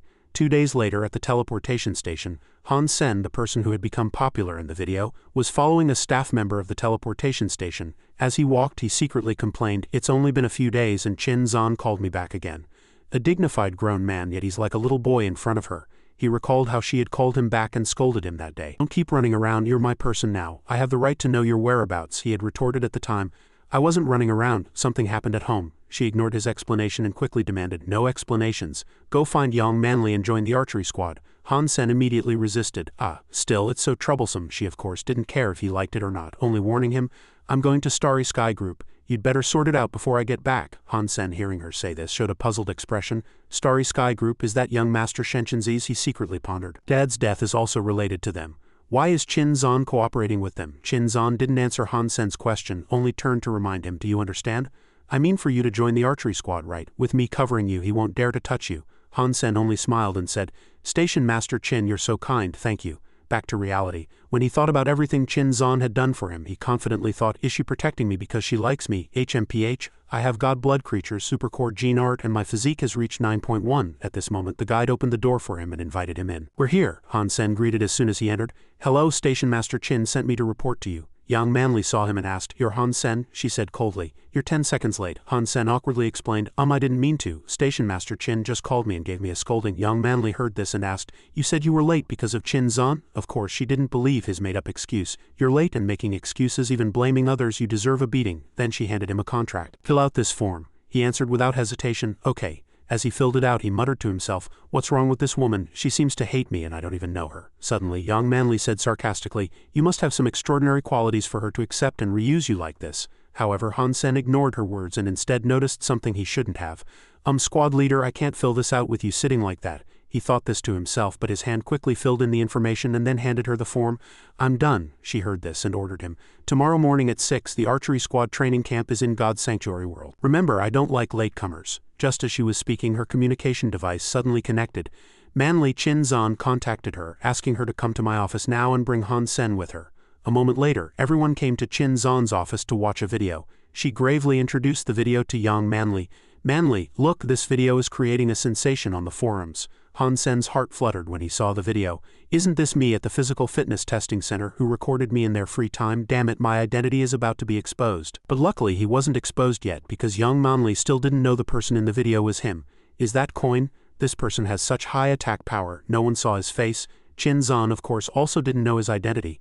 No, the recorder only filmed the robot channel test footage. Hearing that both women didn't know who he was, he breathed a sigh of relief. "Oh my god, that scared me to death." Phew, fortunately, at this moment, Qin Zhan began to analyze everything she saw in the video.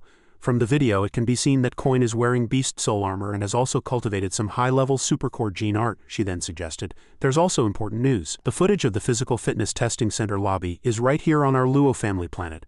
Find a way to locate him. This person will be a great help to us." Young Manly, hearing this, also offered her opinion. "Luo family planet doesn't have any famous major families or particularly powerful forces, so it's unlikely to cultivate someone like Coin." Qin Zhan seemed less concerned about this issue. "Anyway, we have to try. If he joins, even if we fall out with Shenxianzi later, as long as Brother Quan and the others team up, we can still successfully hunt god blood creatures." Only after hearing these words did Han Sen understand her true purpose. "I see, so that's what it means. When Qin Zhan rescued me from Luo Tianyang's hands last time, she also mentioned that she was recruiting talent. She must be looking for more outstanding people." So he quickly put on an act and said, "But I heard he's a lone wolf, he probably won't join." However, Qin Zhan wasn't too worried. She already had a trick up her sleeve to solve this problem. "We have Sister Manly's honey trap." Young Manly also replied proudly, "I don't care, I'm only afraid he's not a man." These few words from the two beauties made Han Sen's face turn pale and he started to overthink. No, it can't be right, these two women are too devious. A moment later, at Han Sen's home in God's sanctuary, he was inspecting the monster he had brought home and caged. Great, just a little bit more and the copper-toothed beast will evolve into a god blood creature. His heart was filled with anticipation. Now he just needed to wait patiently for a few days. The next day at the archery squad camp, Han Sen walked in to observe. Among the training crowd, he inadvertently saw an acquaintance. "Hey, isn't that Su Xiaoqiao?" He then went up to greet the other party. "Su Xiaoqiao, you're in the archery squad too?" Su Xiaoqiao, surprised to hear him suddenly speak, asked. "But demon, how do you know?" Han Sen, hearing this, knew he had let slip, forgetting that he had traded with him as Coin. So he quickly made up a story to cover it up. "How could I not know? You were the first one to call out Brother Coin's name." Su Xiaoqiao, hearing him say this, burst into laughter overjoyed. "Am I that famous? Would Brother Coin not be as famous as he is now if I hadn't called his name?" After exchanging pleasantries, he asked Han Sen again, "Brother, why did you join the archery squad? Training here is very difficult." Han Sen didn't mind answering truthfully. "I don't know if it's difficult, but I think bows and arrows have long range. No need to fight to the death." Hearing him say this, Su Xiaoqiao also agreed but didn't forget to remind him. "I think so too, it's always better to be careful." Young Manly was a rough woman, and after finding an ally, Han Sen also chimed in. "I've seen her before." "She really?" Before he could finish, Young Manly's voice rang out, startling them. "What are you two doing?" As soon as she appeared, she radiated killing intent, scaring Han Sen into silently calling out Young Manly's name, while Su Xiaoqiao was scared out of his wits. "Oh no, we're dead!" Volley of arrows fiercely shot at the target. Su Xiaoqiao screamed in terror. "What? Training with a 7.0 bow, 1,000 arrows per person?" Young Manly glanced at the two of them, then warned sternly, You leave when you finish shooting. If you two dare to slack off, just wait and see how I deal with you. Her ruthlessness scared Su Xiaoqiao pale, and he pleaded, oh my god, is she trying to kill me? My strength is only 7.0, squad leader Yang, we were wrong, please forgive us. At this moment Han Sen spoke to comfort him. Don't be so desperate, she's not here anymore. We can just practice casually, she won't know. But Han Sen not only didn't reassure him but made him even more panicked. Brother, you're too naive. That perverted old virgin sent a dedicated person here to supervise. Anything over the line doesn't count, anything that doesn't hit the bullseye doesn't count, not a single one of these 1,000 arrows can be missed. Han Sen heard this and smiled. Alright then, let's shoot. Anyway, there's no time limit. At the same time he also patted Su Xiaoqiao's shoulder to encourage him. Remember, a man needs good stamina to be great. Han Sen had high hopes for Su Xiaoqiao. With his own strength of 9.1, practicing with a 7.0 bow was indeed not difficult. Su Xiaoqiao might not believe it, but if he worked hard he would become stronger. A moment later the two were training. The others had already left. They didn't forget to mock the two. Xiaoqiao, butt demon, practice hard. We're going to hunt a god-blood creature tomorrow. You two are out of luck. Su Xiaoqiao heard this and asked in confusion, God-blood creature, how come I didn't know about this? One of them replied smugly, Shen Qianzi and his crew called us to team up and help. Hearing this, Han Sen secretly thought, Shen Qianzi, could Qin Zan and Starry Sky Group have made an arrangement? Suddenly, Lu Hongdao appeared from nowhere and sternly reprimanded, nonsense, that's enough, keep training. As soon as Su Xiaoqiao saw him he went over with some money and pleaded, Deputy Leader Lu, please put in a good word for me with Leader Yang and let me go with them tomorrow. But of course he coldly refused. Do you think this is a wet market where you can haggle? Then he turned to Han Sen and said, and you don't think you can do whatever you want in the archery squad just because you got in on team leader Qin's reputation? Our archery squad isn't a place for rubbish. Before leaving he also warned the two. Leader Yang said to shoot 1,000 arrows, not one less. Don't think about going anywhere before you finish. Han Sen felt somewhat annoyed by his insult. Then he went back to continue training. Su Xiaoqiao spoke discontentedly. We can't slack off, the archery squad's rules are so strict. Strict my ass, that guy Lu usually takes a lot of money from us. He's just putting on a show. Then he turned to remind Han Sen, brother, he has it in for you. This made Han Sen a little confused. Why does he have it in for me? Why, he whispered the gossip he'd heard. Lu Hongdao seems to have a thing for Leader Yang and always tries to curry favor with her. He probably knows Leader Yang is unhappy with you, so he's deliberately giving you a hard time. Hearing this, Han Sen said somewhat helplessly, he treats me that way just for that reason? That's insane. Han Sen ignored him, picked up his bow. He aimed while comforting Su Xiaoqiao. This time I've dragged you into it, but you don't need to worry. He shot an arrow, and as it hit the bullseye he said firmly, we're still going to hunt god-blood creatures tomorrow. Su Xiaoqiao saw the arrow hit the bullseye and shouted in surprise, my god, 150 meters, that's amazing. Han Sen on his side easily shot each arrow, secretly thinking, training with a 7.0 bow is much easier than with the Terminator's soul. Continuous shooting isn't difficult. If you grasp the principle it will be even easier. So he shot a volley of arrows, each hitting the bullseye. This made Su Xiaoqiao exclaim, oh my god, 40 arrows in a row, such accuracy, you're amazing. A few people nearby saw this and couldn't believe their eyes. My god, this must be the hand speed of someone who's been single for decades, right? That butt demon, am I seeing things? They immediately surrounded Han Sen, discussing, he seems to be using his right hand the whole time, not switching, and his strength isn't weakening. That's right, he's not weakening. This guy must have some secret technique. I have a slight impression of that. However, another person who disliked the scene spoke up, there's nothing to be surprised about. He can't go anywhere anyway. Han Sen on his side reminded his friend, Su Xiaoqiao, concentrate, we must shorten the time. Hearing this, Su Xiaoqiao immediately focused on drawing his bow and shooting arrows, but he didn't forget to say, brother, if we can really go, you'll be my idol. Han Sen heard this and confidently announced, trust me. He began to calculate in his mind. At this rate we can finish by midnight. Nothing is impossible. I can't miss such a good hunting opportunity. Meanwhile in the observation room, Yang Manli was supervising the two. She thought to herself, it's Han Sen after all, he certainly has ability. It feels like Qin Zan chose the right person. But even so, she still said confidently, but whether you stay here or not is entirely up to you. The room was now littered with arrows, some firmly embedded in the targets, but many lay alone on the ground. Su Xiaoqiao knelt on the ground, slumped, complaining sadly, we actually finished shooting 2,000 arrows before dawn, although most of them were shot by you. Both my hands are ruined. Han Sen looked at the arrows scattered on the table, rubbed his shoulder and reminded Su Xiaoqiao, remember to apply medicine, don't let it affect the hunt. Su Xiaoqiao stood up happily, grabbed Han Sen's clothes and said joyfully, brother Sen, you're a true man. If you were a girl I'd definitely love you forever. Han Sen heard him say this and replied expressionlessly, thank goodness you're not. Han Sen suddenly remembered something. He scratched his chin and asked, Su Xiaoqiao, I just remembered, did you find out what god-blood creature we're hunting tomorrow? What do we need to prepare?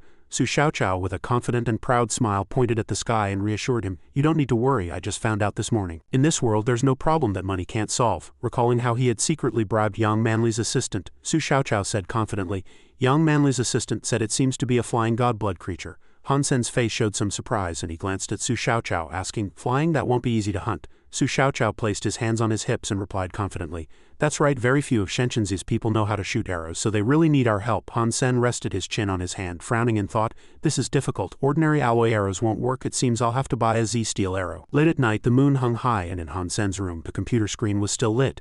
Z-steel is a new type of metal, its toughness far exceeding ordinary steel. Han Sen's fingers tapped endlessly on the keyboard. He thought, once Z-steel is added to an alloy, the strength of the weapon will also greatly increase. The market price is too high. I can't afford it with the money I have left. His gaze was fixed on the screen, thinking, the Terminator's soul bow body only has 0.4 Z-steel content. The bowstring barely reaches 0.5. For an arrow, it would need to exceed double digits at least. The computer screen displayed an image of a rectangular blue gem and an irregularly shaped dark red gem. He exclaimed, The computer screen showed a picture of an arrow with the annotation below. Z-steel content 1.2, price 300,000. If interested, please contact 213,300,987. Han Sen cried out with delight, "This arrow is good and the price is reasonable. I should go negotiate." In the red light district, Han Sen walked in alone. The surrounding environment was very noisy. Girls in sexy two-piece outfits kept waving at him. Han Sen lowered his head, pretending not to notice their greetings. He thought, the person selling the arrows sounded strange on the phone. Turns out it's in a place like this. Recalling the scene in front of his computer, he picked up the phone and dialed the number. Han Sen asked, "Can you have someone deliver it?" A voice on the other end replied, "If you want to buy it, come here yourself and I'll give you the address." In the distance behind a door, a mysterious arrow seller wearing a hat and long robe waved at him. Han Sen guessed that must be him.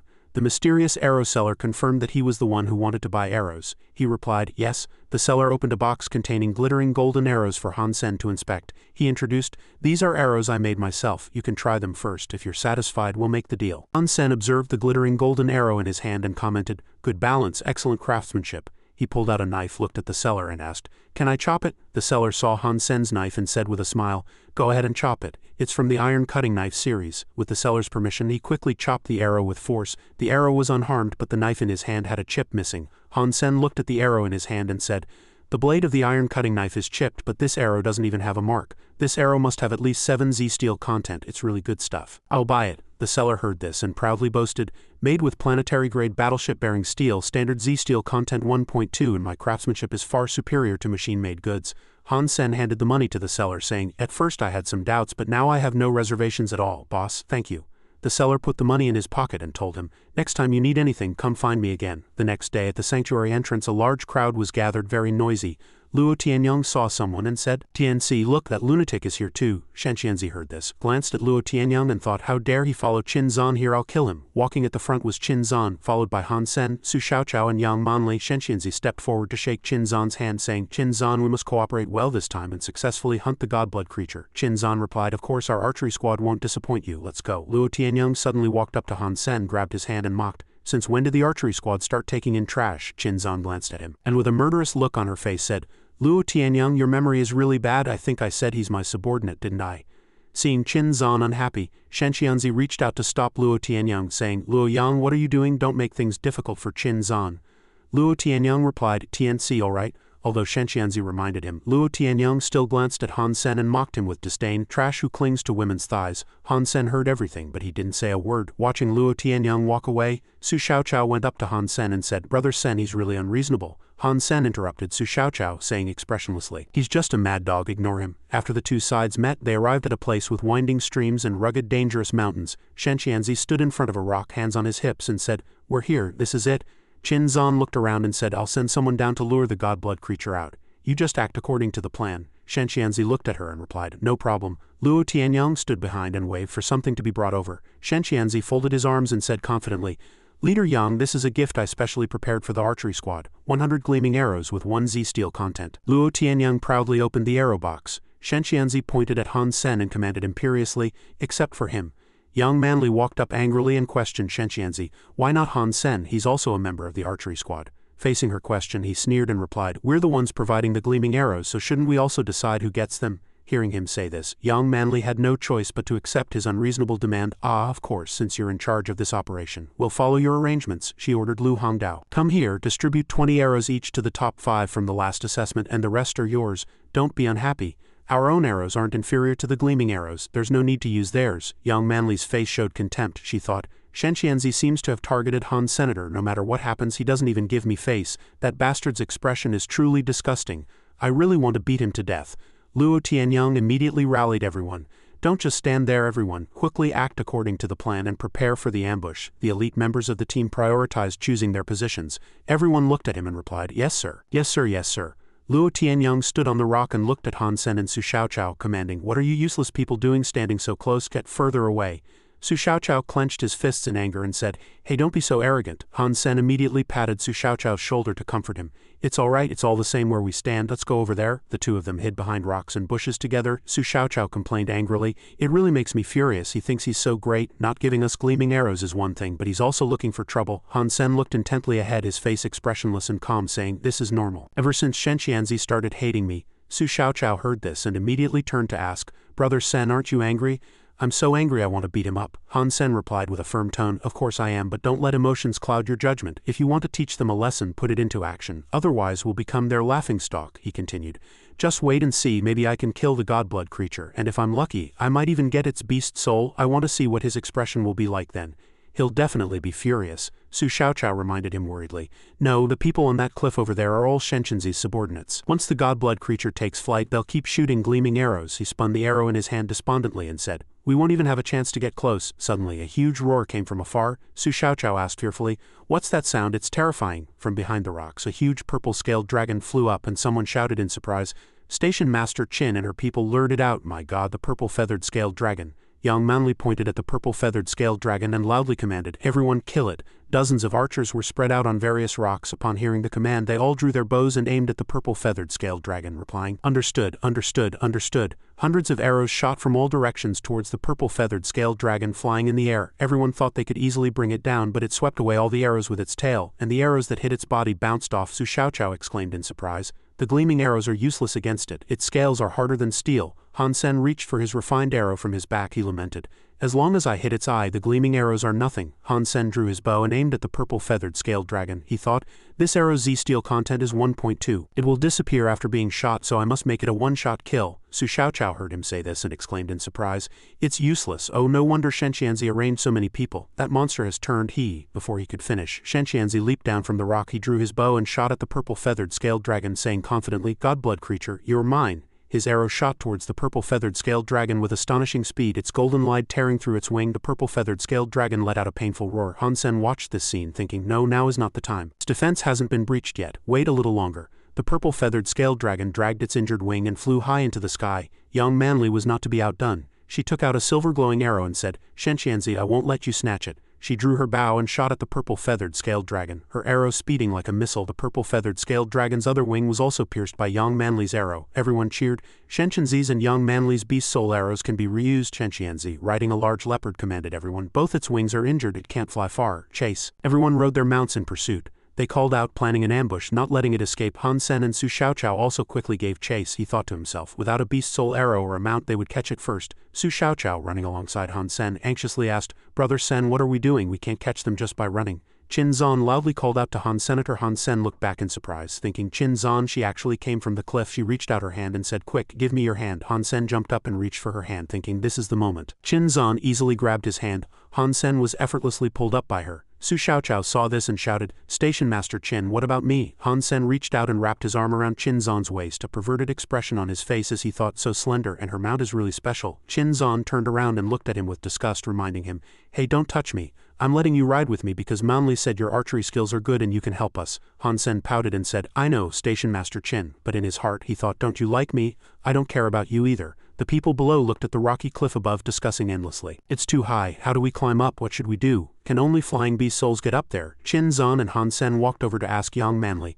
Manli, what's going on? Shen Qianzi glanced at Han Sen, a displeased expression on his face, thinking this bastard actually dared to ride on Qin Zan's mount. Yang Manli walked up to Qin Zan and said, Qin Zan, you've arrived just in time. That godblood creature has already flown over the mountain. Even with beast soul arrows we can't kill it. What should we do? Qin Zan looked up, her tone firm as she said, we must find a way to get over there and kill it or lure it down, otherwise our chances of winning are slim. Shen Qianzi gritted his teeth, clenched his fists and angrily said, send people to climb up and lure it down. We'll wait here and kill it. Everyone looked helplessly at the mountaintop, discussing amongst themselves. Who can go? This mountain is too steep. Normally you'd fall to your death before reaching the top, and even if you climbed up you'd be attacked by that creature. Shen Qianzi then angrily questioned loudly, we've come all this way, are you going to give up? Who dares to step forward? There will be generous rewards in the future. Fair enough. Hearing Shenxianzi say this, everyone agreed. Shenxianzi makes sense. It sounds good. If we eat more beast souls, our gene points will increase significantly. That's right. Han Sen stood behind, observing everything, thinking just like last time when he went to kill the black-scaled serpent. He'll only sacrifice other people's lives to achieve his own goals. Qin Zan rubbed her wrist and said, "We'll act quickly. Whoever wants more, come up with me." Shenxianzi anxiously stopped her. "Qin Zan, you don't need to go up, just assign someone to go." Qin Zan ignored his persuasion and continued forward, saying, "Assign what? I don't want to wait." Knowing he couldn't stop her, Shenxianzi pushed Han Sen's shoulder and commanded in an authoritative tone, "You go quickly and protect Qin Zan." His eyes were filled with murderous intent as he looked at him, thinking, "You will surely die on the mountaintop." Han Sen looked at him with a puzzled expression, thinking, what crazy scheme is this guy up to now? A group of people climbed up, grabbing onto vines. Qin Zan climbed in front, with Han Sen close behind. The purple-feathered scaled dragon above flapped its wings wildly, kicking up dust everywhere. It roared loudly, threatening the approaching crowd. It fiercely bit off half the body of a person who rushed up to attack it. Seeing this, everyone, instead of panicking, seemed to be fueled with power, charging at it with even greater force. Qin Zan looked up at the giant purple-feathered scaled dragon in front of her and shouted, reminding everyone, "Everyone, quickly find cover and shoot the purple-feathered scaled dragon." Everyone immediately called out to each other, "Quickly find cover, get ready to shoot." The purple-feathered scaled dragon easily flicked those people away with its tail. Han Sen stood on a distant rock, drawing his bow and aiming at it. He thought to himself, "This creature is severely wounded with so many people continuously shooting at it." He drew his bow, thinking, "It will die soon. I just need to wait for the right moment to finish it off with a Z-steel arrow." Suddenly, Shenxianzi jumped up from behind, a dark green aura erupting from him as he transformed into a demigod form and attacked Han Sen from behind. Han Sen let out a cry of pain. He laughed triumphantly. "I warned you, today you will die here." Han Sen fell from the mountaintop, struggling to hold onto the vines in his hands. Han Sen gripped the rope tightly, his body slamming violently against the cliff face. Han Sen gritted his teeth, frowning as he thought, "Ouch, that hurts." Finally, he stopped sliding down. He secretly rejoiced that his physique had improved, otherwise his bones would have shattered. Shenxianzi was too despicable, actually using such a powerful mutant beast soul just to kill him. "What?" Han Sen climbed back up the mountaintop, thinking, "You want me dead, but I'm too lucky to die." The purple-feathered scaled dragon was surrounded by Qin Zan and Shenxianzi, one on each side. Everyone hid behind rocks, whispering to each other. It's surrounded. Everyone quickly close in and form a circle, don't let it escape. Han Sen wiped sweat from his brow, thinking, Qin Zan has also used her beast soul, transforming into a golden lion. Although my bloody butcher is strong, this terrain isn't suitable for it. He thought with firm eyes, I can only wait. Now is not the time. Qin Zan, riding the giant beast soul lion, charged forward and bit the purple-feathered scaled dragon's leg, causing it to roar in pain. Shenxianzi also exerted all his strength, continuously striking its head. The purple-feathered scaled dragon immediately struggled, breaking free from their attacks. Qin Zan reverted to her original form and rushed forward, saying, "It's almost dead, attack." Shenxianzi also reverted to human form, drawing his sword and rushing forward, saying, "Good, this beast will die by my sword." The two stabbed the purple-feathered scaled dragon in the chest from left and right. Just when they thought they could easily take it down, it roared and flung them both away. Qin Zan was hit by its impact, slamming hard against a nearby rock. She gritted her teeth, enduring the pain. Han Sen, hiding in the grass, saw this and anxiously called out, "Qin Zan!" The purple-feathered scaled dragon looked towards the opposite side. A person shouted, "This creature is too strong. It wants to fly to the cliff on the opposite side." Han Sen thought, I can't let it escape. He immediately gave chase. He believed that if it flew over there, no one would have a chance to kill it. Han Sen looked at the purple-feathered scaled dragon, a determined expression on his face. He drew his golden bow arrow from his back. Shenxianzi also took out his arrow, gritting his teeth and angrily saying, "How can I let my prey escape if you want to? First taste my arrow." He shot a blue arrow, angrily saying, "Damn purple-feathered scaled dragon, you're mine, die." Watching the purple-feathered scaled dragon prepare to take flight, Han Sen made up his mind, and at that very moment he shot the golden arrow. Although shot later than Shenxianzi's arrow, his arrow flew faster. Han Sen's golden arrow quickly shot towards the purple-feathered scaled dragon. With a fatal shot, Han Sen took it down before it could escape. Han Sen suddenly widened his eyes and exclaimed in surprise, "Hey, this is..." Everyone around also whispered in surprise upon seeing this.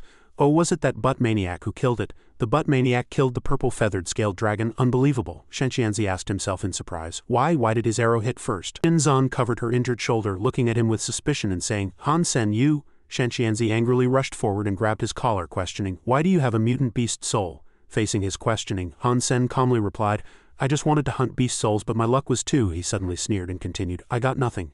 Qin Zan looked at Han Sen and said, "Han Sen, did you get the beast soul? The beast soul completely belongs to the person who kills it. If you got it, name your price." Han Sen touched his injured cheek, looking innocent as he said, "Honestly, I got nothing. If there was a chance to make a lot of money, why would I give it up? I was a bit panicked at the time, afraid that the purple-feathered scaled dragon would fly away, so I shot the arrow, otherwise it would have wasted everyone's efforts."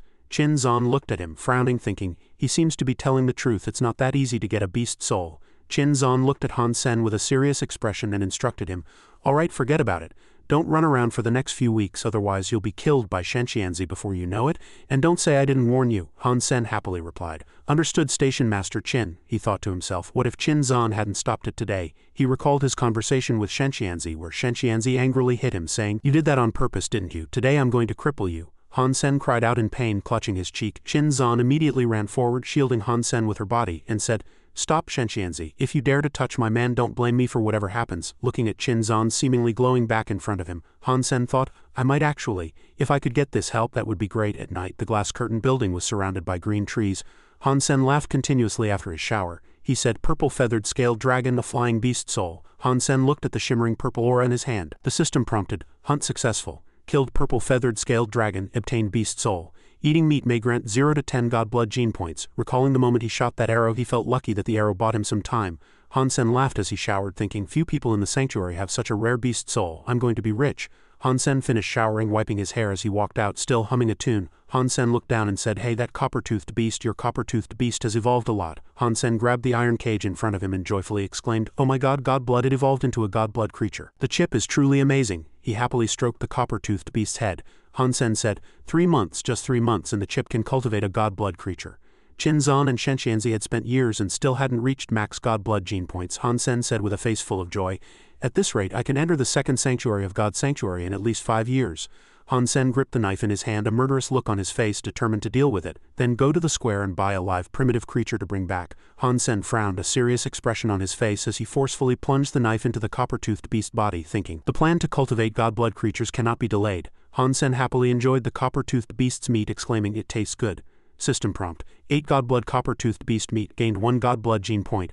Han Sen happily gnawed on the bone in his hand. System prompt: 8 god blood copper-toothed beast meat, gained 1 god blood gene point. Han Sen stood up and laughed. "I gained 7 gene points, plus the previous 18. I have a total of 25 gene points." Han Sen walked to the computer and said, "Anyway, Z steel arrows, they're still one-time use and too expensive. I must consider getting a beast soul arrow." Han Sen scratched his head, helplessly saying, "The internet is full of irrelevant information. It's such a waste of time." Black Mist Swamp, just hearing the name sounds terrifying. He clicked on the words "Horror Journey Crossing the Black Mist Swamp" on the computer. Han Sen then immersed himself in the story. "I was being chased by an unprecedented mutant creature. I ran desperately, until I was only a few hundred miles from Steel Armor Sanctuary. A mysterious black-clad person was desperately trying to escape this swamp," he continued reading. "Later I realized this was the Black Mist Swamp. There were many strange creatures here. I fought desperately with the Black Needle Bees." Han Sen continued reading. "Fortunately, I obtained the Beast Soul.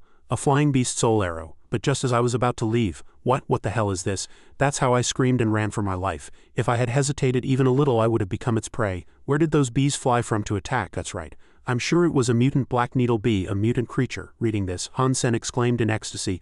"Sounds good," he happily said. "If I can get its beast soul, I'll become a divine archer." Han Sen suddenly stroked his chin and said, "But this article doesn't mention how to get there, and going randomly is very dangerous and will waste a lot of time." Han Sen sighed, covering his ears, saying, "Forget it, I just need to do what I can." At night, on the rooftop of a certain building, Han Sen went to meet the bow and arrow seller. Looking at the swords displayed in the corridor, Han Sen asked, "Boss, you have a lot of weapons here. Do you make them all yourself?" The bow and arrow seller replied, "Of course." The bow and arrow seller smiled as he said to him, "Young man, I didn't expect you to use up that arrow so quickly. You're an old customer, let me show you something better." In a room filled with various gleaming sharp objects, a hand reached out, placing a finely crafted knife on a silk handkerchief. He then said, "A blazing gold dagger with 5 Z steel content, 300,000. Han Sen's gaze was fixed on the blade in his hand, and he said with satisfaction, "The price is similar to the last arrow, but the Z steel content has increased significantly. It's genuine, I'll buy it." Then he pointed over there and asked curiously, "Hey boss, you also have a lot of weapons here. Why is only this knife hanging on the wall?" On the shelf, the longsword shimmered with a faint glow as if whispering of latent power. Han Sen asked curiously, "It looks quite special. What type is this?" He smiled mysteriously, then quoted a price. "A sword with 75 Z steel content. Give me 100 million and it's yours." He heard this exorbitant price and exclaimed in surprise, "Are you kidding? What kind of knife costs that much?" The bow and arrow seller unceremoniously pushed him out the door and shouted, "Get out, you're not worthy of owning it." Han Sen had no choice but to plead, "Don't be like that, boss." He growled impolitely, "Get out." The door slammed shut and sweat trickled down his forehead. Han Sen crossed his arms, muttering in thought, "Unbelievable, he's like someone with modern technology. How can one person create weapons with over 5 Z steel content? What kind of sword is that?" Suddenly his phone rang in his pants pocket. He answered the phone saying coldly, "What is it?" A voice on the other end said, "Old Han, come to Twilight Cottage at 4 p.m. tomorrow. I have something good to show you." Han Sen replied impatiently, "What's with the mystery? Can't you just send a video or photo?" The other side hung up after saying, "How can I do that? You have to see it in person for it to be interesting." The next day at the luxurious Twilight Cottage mansion, as the two walked down the corridor, Han Sen couldn't help but ask, "What exactly do you want to show me?" Zhang Dangfeng smiled, chatting as he led the way. "It's no fun, I'm treating you to a meal." He quickly led Han Sen to the room. Han Hao was already waiting there. He calmly said, "I called everyone here, of course I wouldn't do anything to you, don't worry." Han Hao saw him and said in surprise, "Brother Sen, you're here too." He also retorted, "Oh Han Hao, you're here too," but in his heart he felt strange. "He called me bro." Zhang Dangfeng extended his hand and said, "Come on, our protagonist has arrived." Above, a phantom of a fox appeared, its low roar filled with majesty as if to suppress everything around it. Then it transformed back into a sword in an instant. He then proudly asked, "How about it, old Han? How's my mutant beast soul?" His eyes sparkled with interest and he said excitedly, "Wow, not bad. A weapon-type mutant beast soul is pretty strong." He put an arm around Han Sen's shoulder and said cheerfully, "It seems to have a name too. Snow Fox Blade." Han Sen was generous with his praise. "Nice, the name sounds cool." On the surface he congratulated him with a smile, but inwardly he sighed, even this fool has a mutant beast soul. He was truly jealous. Then Zhang Dangfeng opened another box, his gaze falling on the sharp knife inside, his eyes brightening. "With the Snow Fox Blade I won't need these other knives. Old Han, if you don't mind, don't decline, just take it." Han Sen asked in surprise, "That's an iron cutting knife, it's not cheap, how can I accept it?" Zhang Dangfeng pushed the box into his hand and said generously, "We're sworn brothers, why are you talking like this? I don't need it anyway, so you take it." He hesitated before replying, "Then all right." Han Sen really liked the knife and he secretly sighed, "He's truly loyal, I must repay this kindness." The iron cutting knife had been accidentally damaged when he tested the arrows earlier, so this gift came at the perfect time. Han Hao sat on the side watching the two chat and laugh, thinking to himself, they have such a good relationship, I wish I did too. Although he depended on Qin Zan, it was truly shameful. But if he hadn't been able to enter Steel Armor Sanctuary, the alliance wouldn't have gone to such lengths. Han Hao, holding something, walked up to Han Sen, smiling, and said, "Brother Sen, I have something." Before he could finish, a scream came from outside.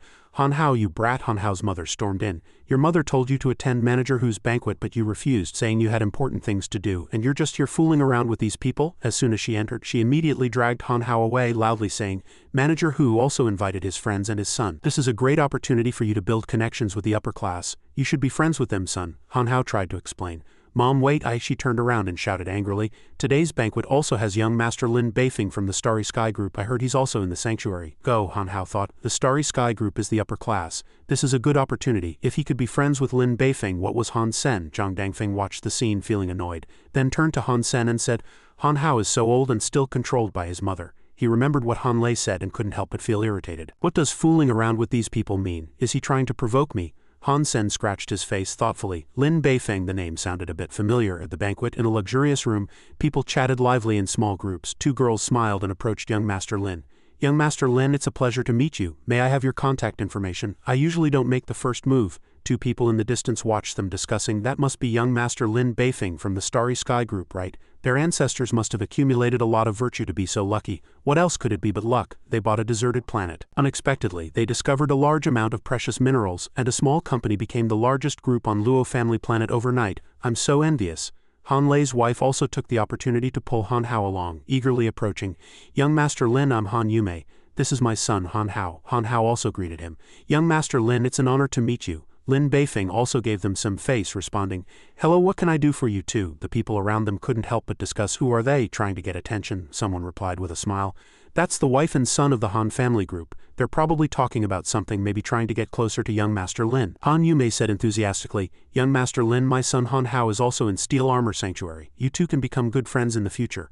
Han Hao quickly chimed in. "That's right, young Master Lin, we're in the same sanctuary. If you need any help, just let me know." Lin Beifeng listened to the mother and son, his heart stirred, but he still smiled. "Oh really? I'm actually looking for someone." Suddenly, Han Yumei's eyes glanced this way. Han Sen was walking leisurely, admiring. "The hot pot here is good, isn't it?"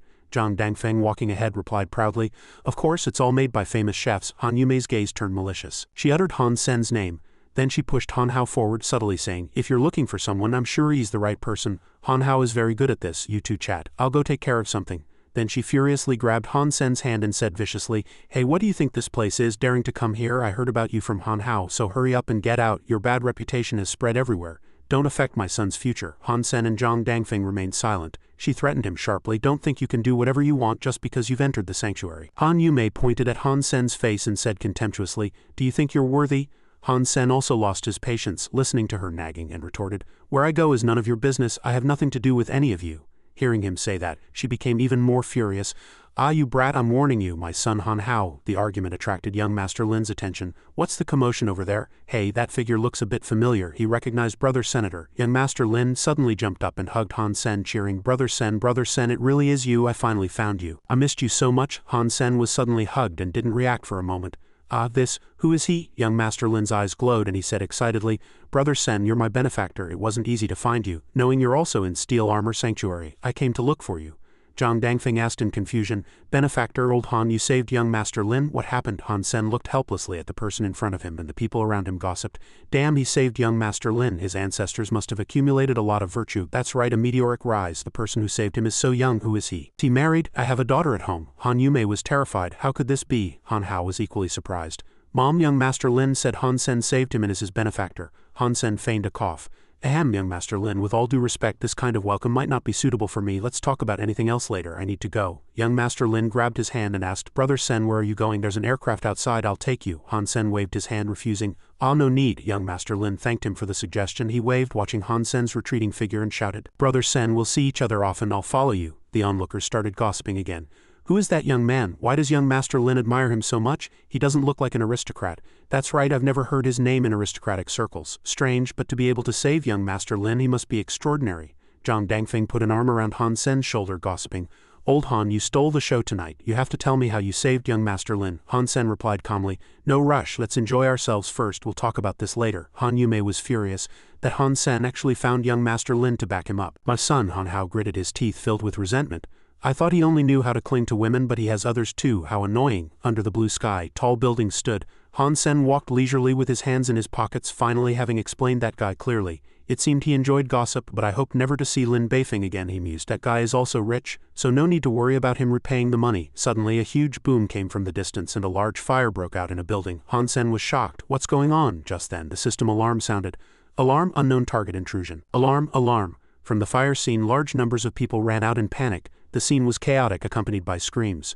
"Fire, quick, put out the fire, run, hide." Han Sen rushed in without thinking. A thought flashed in his mind. If I'm not mistaken, that fireball seemed to come from a spaceship. Only the Shira race has such spaceships. The Shira race are enemies of humanity, characterized by their similar appearance, masks and horns on their heads. Subsequently, humans fought them for centuries on this planet. In the early days, because the Shira race's physique far surpassed humans were always unable to defeat them. Until now, for nearly 200 years, humanity discovered the world of God's sanctuary, and obtained it in the sanctuary world. People ran in panic, shouting, "The defense system is destroyed, go quickly and call the rescue team. Communication equipment is also cut off, there's no way."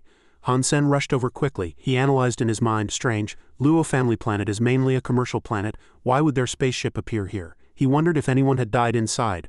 Han Sen looked up at the tall building. A spaceship had already crashed through the glass, forming a huge hole accompanied by black smoke. From the ruins, a little girl hung in midair, crying heartbreakingly, "Help, woo-woo-woo, mommy, I'm scared, woo-woo-woo." Han Sen was terrified. Danger, a little girl falling from such a height would... Suddenly, his pupils dilated sharply, utterly shocked. The hatch door suddenly opened. Then, a Shira emerged, his eyes blood red, tall and muscular. Han Sen was terrified. "It's a golden-horned Shira noble." He walked out right next to the little girl. The little girl continued to cry in terror, "Daddy, mommy, woo-woo-woo." That Shira raised his blade, preparing to strike. Just then, a figure darted past. In an instant, Coin appeared, holding a weapon. A ray of light flew towards the broken hole. In a corner, the reporter had already raised his camera to take photos. Reporter Fang Quan stared dumbfounded, asking himself, "What's going on? Am I seeing things?" That's just as he was about to swing his blade. Coin rushed to the little girl's side in time. He hugged the little girl just in time, his palm covering a smooth surface, blocking the blade. Coin blocked the Shira's attack with one hand, holding the little girl with the other. Watching this spectacular scene, Fang Quan kept taking photos, excitedly saying, "He saved that child." "Amazing, Coin, that's right, that person must be Coin. I only knew his name from trending news. Today I finally witnessed it with my own eyes. I'm so lucky today, tomorrow's headline news is definitely mine." He quickly put the little girl down, comforting her. "Don't be scared, big brother is here." Coin couldn't help but break into a sweat, thinking, this guy can destroy my mutant armor, I can't act rashly. How could the Shira easily let them go? He jumped down to pursue and struck another blow. Coin sighed inwardly, damn it, he's moving too fast. He changed direction, lightly dodged, then flew into the air, his figure quickly disappearing. Coin rushed directly into a building and the glass windows shattered as a result. He instructed the little girl to find a place to hide. "Don't make a sound." The little girl wiped her tears. "Okay, big brother, thank you. There were too many people here," making him even more worried. "There were too many people here. The Shira had already caught up. He stood at the entrance, and the Shira easily struck him with his blade. Blood was already seeping from his mouth. He gritted his teeth, sighing inwardly, "It hurts so much, damn it. If this continues." Fang Quan felt the situation was not good. Alas, why didn't Coin dodge that attack? With his skill he could easily avoid it, he suddenly realized. Maybe Coin can't hold on anymore. An adult Golden Horn Noble Shira's combat power is no weaker than an evolved human's. Coin is not an evolver. If this continues he will die. Coin, come on, defeat him. His hand was clenched, ready to strike. Fang Quan gritted his teeth, struggling. Is it right for me to live stream this? If Coin is killed, what am I? Coin punched him. He swore, damn it, even if I die I'll drive the Shira out. In an instant he was struck again. Only one thought flashed through his mind. He decided to kill everyone. Not a single one left. The Shira's eyes were bloodshot, full of killing intent. Fang Quan's jaw dropped in fear. If Coin took another hit he would die. He had to dodge. That guy raised his blade again, ready to finish him off with one strike. Fang Quan cheered for him. Coin, don't die, quick, dodge, you must try your best, no one will blame you. A green aura rose and cheers kept sounding through the live stream. Coin is going to counterattack. Kill him, teach him a lesson, don't let him live. Coin is invincible, my little angel, I love you. Meanwhile he embraced the massive body of the Shira and pushed him down. The two plummeted directly. The Shira looking even more ferociously at him. Are you crazy? Coin at this moment just gritted his teeth, clearly expressing his determination. Two figures swirled in the light stream, their falling speed increasing. Cheers continued. Amazing, his name matches his actions. Trample the Shira, so cool, so cool. Coin's halo, the god of war descends. Shira, go to hell, falling from such a height. What will Coin do next? Thick smoke billowed, shattered rocks flew. The viewers kept wondering what happened. That Shira is dead. Where is our Coin? I'm so scared. What happened to him? Everyone, look, what are you still thinking about? He's fine. Fang Quan rushed over with his camera, chanting silently in his mind, although I want my news to make headlines, I don't want to sacrifice a hero. Please, Coin, please don't die. He stopped in place and could see a huge crater, smoke gradually dissipating, revealing the Shira lying in a pool of blood. Fang Quan was shocked. The Shira is dead. He looked around searching. Where's Coin? Why don't I see him? Cries came from above and the viewers' discussions were filled with sighs. Coin has fallen. What should I do? Fang Quan raised his camera and saw them coming out of that broken hole. The children looked down worriedly, continuously praising him.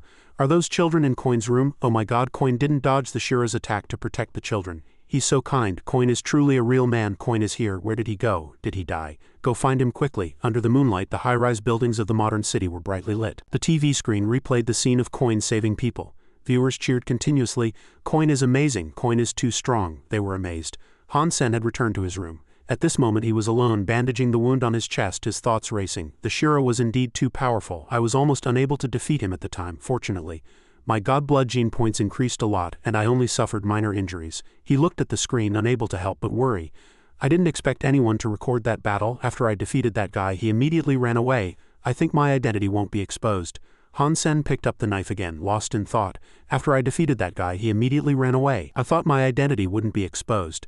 It's fortunate that the Shira was injured, otherwise it would have been difficult to kill him, and I might have died without knowing why, or escaped with injuries without obtaining this item. He carefully examined the blade and commented, the Shira race is indeed far more advanced than humans in terms of alloys, and their melee weapons are clearly superior. Moreover, this combat blade is a golden horn Shira weapon, which makes it even better.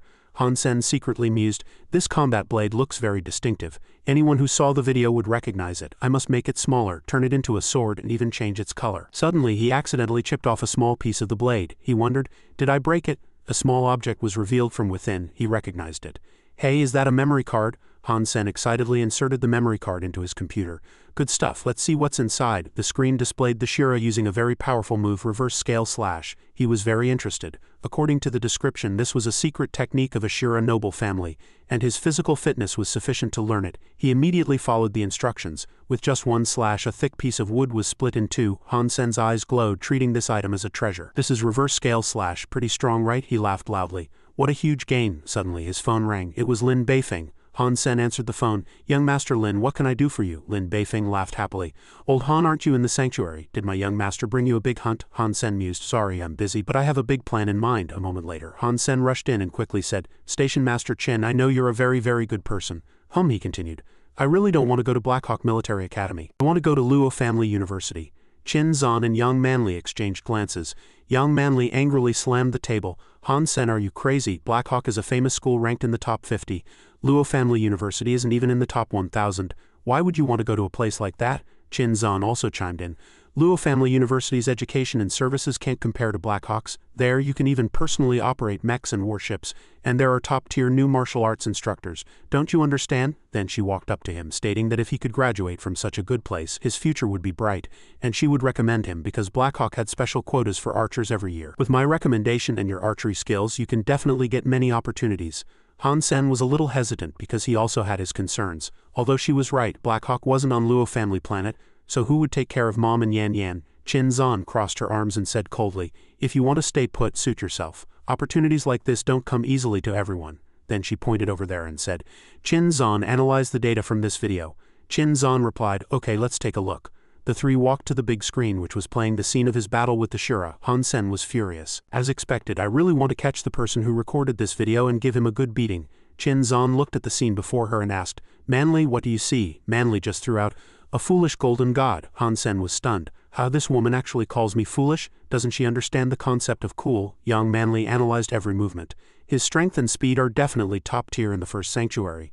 The best fighting method should be long-range attacks and continuous moves, but he chose to go head-to-head, which is indeed a bit overconfident. Qin Zan propped her chin, watching intently. She mused, "You're right. That golden horn Shura seemed to have been severely injured before, otherwise the golden god would have been killed by him long ago." Han Sen couldn't help but be impressed by the two women's professionalism, praising, as expected of women trained in the military, "Their judgment is spot on." Young Manly said with sharp eyes, "This is the second time I've seen him. Last time he fought in that room, but now he has wings on his back. It must be him, right?" Qin Zan smiled slightly and replied, "The wings and that armor are both from god blood creatures. He didn't use a bow before from that angle." Then she glanced at him, her implication clear. "It seems this guy only cares about improving himself." Han Sen blushed, waving his hands and awkwardly saying, "Of course, how can I compare myself to the golden god?" Qin Zan gave him a warning look. "You can go now. Think carefully about enrolling in Black Hawk. Don't disappoint me." A corner of the street scene was clearly visible under the blue sky. Han Sen walked slowly down the road, annoyed. Qin Zan seemed very keen on sending me to Black Hawk. It's really troublesome. I'm not even 20 yet. I can't serve in the military. He still couldn't help but worry, planning ahead. If I'm sent to Black Hawk, I must leave enough money for Mom and sister. That way they won't have to worry about their living conditions. Afterwards, Han Sen made a phone call. "Young Master Lin, those 2 5Z steel arrows from last time, have someone deliver them to me." Lin Beifeng replied, "Brother Sen, do you really only need 2? My family can cooperate with the Z Steel Alloy Production Group. These things are just at cost price. You should take more." "Brother Sen, won't you consider taking me with you?" he said sincerely. "I can really help. I won't be a burden." Han Sen scratched his head, still refusing. "It's very dangerous here, and you have a special status. How can I risk bringing you along? I only need 2. If I'm lucky, I might bring back some mutant creatures as a gift for you." In the lush forest, a crescent moon hung high, illuminating the earth. Han Sen walked leisurely with his backpack, his figure alone traversing the secluded mountain path. Surrounded only by rolling hills, he arrived at the river, a peaceful place with scattered rocks and short shrubs. 2 days later, Han Sen stood at the edge of the cliff with 2 beasts flying nearby. He mused, "Finally, I've reached the black mist swamp in the eerie forest." Swarms of mutant black needle bees flew around their nest. He sneered, "This is it, the place with the beast soul arrow. It's hiding right here." Han Sen firmly muttered to himself. No matter how dangerous it was, it couldn't stop him from becoming stronger. The mutant black needle bees were fiercely aggressive, their sharp stingers seemingly capable of taking the life of any intruder. On the eerie riverbank, various fierce exotic beasts circled and flew. He was fearless, thinking, no wonder entering the black mist swamp is indeed not easy. The mutant creatures here are more terrifying and ferocious than outside. It's a pity I can't kill them all at once. I need to find a suitable creature to hunt. Looking around in the hazy moonlight, the reflections of a group of swimming long snakes appeared in the river water. Coin stood in the air drawing his bow and aiming at his prey, saying, "That snake, you are my first prey." Immediately, the arrow shot down with force. He secretly calculated, "I only have 2 arrows. I must lure, attack, and then retrieve. I cannot waste them." Soon, the colossal creature in the water was pierced by the arrow. He commanded, "Come back." An exotic beast emerged from the water, and another arrow decisively pierced its head, sending its long body out of the water. At the same time, the system prompted, "Hunt successful. Killed Ghost Tooth Snake King. No beast soul obtained. Eating meat may grant 0 to 10 mutant gene points." Hearing the prompt, Coin excitedly shouted, "Awesome!" At this moment, underwater, swarms of exotic fish swam at the bottom, unaware of the approaching danger. Fish shadows constantly appeared, and arrows rapidly chased the fish school in the water, soon hitting 1 fish. Then 2 golden fish were simultaneously pierced by arrows. The other fish scattered and fled. He excitedly manipulated the fishing line. "My prey, the more you struggle, the more I like it." Coin spread his wings, gliding gracefully across the water, pulling the fishing line, and said excitedly, "Little cutie, you're the next target, come on." He pulled up the arrow with one hand, and the arrow pulled the fish out of the water. With the other hand, he immediately split the fish in half. At the same time, the system prompted again. "Hunt successful. Killed mutant blood dweller. Obtained beast soul. Eating meat may grant 1 to 10 mutant gene points." Hearing this, Coin's eyes glowed. "What?" He raised his fist, excitedly rushing forward, smiling contentedly. "That's more like it. I actually obtained a beast soul, and a mutant beast soul at that. The black mist swamp is simply paradise." The result of this hunt was a pot of fragrant meat. Just then, the system prompted, "8 meat gained 1 mutant gene point." System prompted, 8 meat gained 1 mutant gene point. The prompt boxes kept popping up. System prompted, 8 meat gained 1 mutant gene point. He ate the meat contentedly, and even thoughtfully fed a piece to the small animal. System prompted, 8 meat gained 1 mutant gene point. Coin gently stroked the small animal, happily telling it, Mao Jun, just a few more days. After a few days of him being here, his mutant gene points had already increased by 31. Then he stood up, picking up the long spear to examine it carefully. The mutant blood dweller beast soul was a long spear, not an arrow. It doesn't matter, this is also good. Anyway, beast soul weapons don't need repairs and are easy to carry. Even if completely destroyed, it can recover automatically. Suddenly a white airflow approached with a sound. Coin immediately asked alertly, "Who's there?" Just then a huge eagle descended from the sky, kicking up dust. Coin immediately raised his sword to defend, thinking, maybe it's a flying creature. Such creatures usually don't attack people indiscriminately. The beast lowered its head and a figure jumped down. LV1 walked straight over, pointed at a piece of green meat and suggested, "Kid, is this meat yours? Let's discuss it." Coin lowered his head and thought. This was a mount-type beast soul. He didn't expect someone to be bolder than himself daring to train in this swamp. He said bluntly, "No." LV1 walked over and sat by the boiling pot of meat. He scooped a spoonful to taste, saying, "Just a reminder, that's poison claw beast meat, be careful." At the same time another prompt sounded. System prompt, ate meat, gained 1 mutant gene point. He happily stood up, having gained mutant gene points, which meant this place was full of mutant creatures. LV1 raised his knife and threatened, "I warn you, you must trade with me, otherwise you will become the prey of the mutant iron spirit eagle." Coin responded coolly and impolitely, "No means no, are you stupid?" Hearing this, he angrily raised his knife and charged forward, arrogant and foolish, needing a lesson. LV1 rushed up and shouted, "I gave you a chance, now die." The long blade pierced the hard armor yet remained completely unharmed. LV1 broke into a cold sweat, saying, "What alloy is useless against you?" Coin raised his long spear and supernatural power erupted, saying arrogantly, "Alloy, such trash dares to fight me before attacking others." With that he swung his long spear and the knife in LV1's hand was shattered to pieces. Coin angrily gritted his teeth and said, "Then you should first examine your own combat skills." He swung a few times, but LV1 dodged by hunching over. He stopped, then incredulously touched the slight scratch on his face. "Oh dear, my handsome face." LV1 knew he couldn't win, so he jumped onto the iron spirit eagle and provoked, "Don't get too smug, you'll pay for this today." With that the iron spirit eagle flapped its wings and flew high. How could Coin easily let him go? He jumped up and mocked, "Do you think I have no way to deal with you just because you're riding a mount?" LV1 looked in a panic at the rapidly approaching figure. "How are you flying and so fast? God blood beast soul." Coin grinned, raising his long spear and praising, "Excellent answer. Your reward is a poke in the butt." LV1 clutching his bleeding butt shrieked, "Ouch, my butt." Coin smiled wickedly. One more poke, so the butt was poked again. LV1 cried out in pain, begging, "Spare me, no more poking, my butt won't grow if you poke it again." "I'm sorry, I was wrong, please spare me." He covered his profusely bleeding butt with both hands. LV1 tearfully held up an item and knelt, begging for mercy. "Mercy, Holy One, I surrender, please spare me, let's pretend nothing happened." The scene switched to the bright moon in the night sky. By the campfire, Coin stood with crossed arms looking down at the person lying on the ground. He said, "Kid, your life is in my hands. Tell me something useful, like where the black needle bees are." Hearing this, LV1 looked up and retorted, "Black needle bees, those things are dangerous, I'm not going." In a desolate forest, Hansen and LV1 had flown there. LV1 hesitantly asked, "These are all black needle bees and it seems some haven't even hatched yet. Are we really going?" Hansen put his arm around his shoulder and threatened, "LV1, for the sake of your butt, behave yourself and I'll give you some mutant beast meat."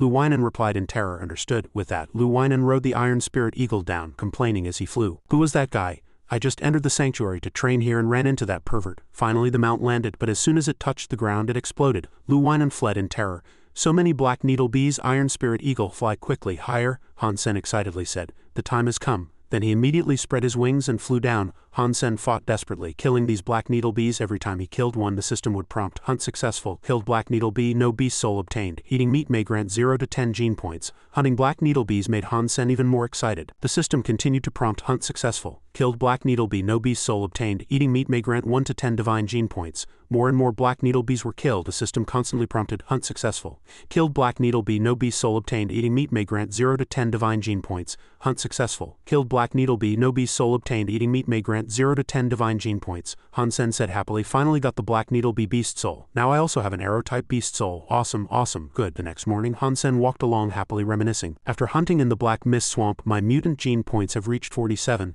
and my divine gene points have reached 26. I'm not far from max level." Suddenly the surrounding crowd stirred again. "Quick, this year's martial arts competition has started. Registration closes today. Hurry." The murmuring of the crowd made Hansen suddenly realize that the martial arts competition had already started a few days ago, and he had forgotten. If he could enter the top 10 he could get a random beast soul. Such good stuff, he had to participate.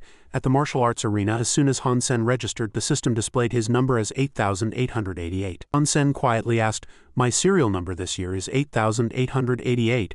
It sounds grand. I wonder who I'll meet, but I'm very excited now." At the competition venue, people discussed excitedly, "This year is truly interesting. The number of participants has doubled compared to last year. Whoever performs well in this competition will undoubtedly be the strongest in our sanctuary, holding an extraordinary status in the arena. Everyone was exceptionally excited. Hit him, die. Today I'm going to take you all down. I will be the ultimate victor, Hansen observed in thought.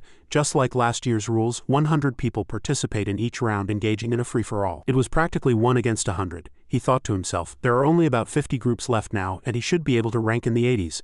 No match today, he'd find a good spot to watch the competition. As soon as he turned around, he ran into Shenxianzi. Shenxianzi asked with a smile, "But, Maniac, tell me your number, maybe we'll be in the same group." Hansen smiled and replied, "I'm sorry to disappoint you, I don't plan to participate." Luo Tianyang angrily grabbed his collar and cursed, "You bastard, how can you call yourself a man? Don't be careless or I'll kill you." Qin Zan suddenly walked over and asked, "Shenxianzi, it's almost your turn, aren't you going to prepare?" Shenxianzi said proudly. "Of course, I've always performed well, I'm sure to get an advanced certificate," he said confidently. "It's my time to shine. Qin Zan, make sure to watch my match." As soon as he left, Qin Zan turned to Hansen and asked, "Are you afraid of Shenxianzi?" Hansen replied frankly, "Yes." She asked curiously why. He answered, "He's very strong and he's the young master of Starry Sky Group. How could a small fry like me dare to provoke him?" Yang manly retorted.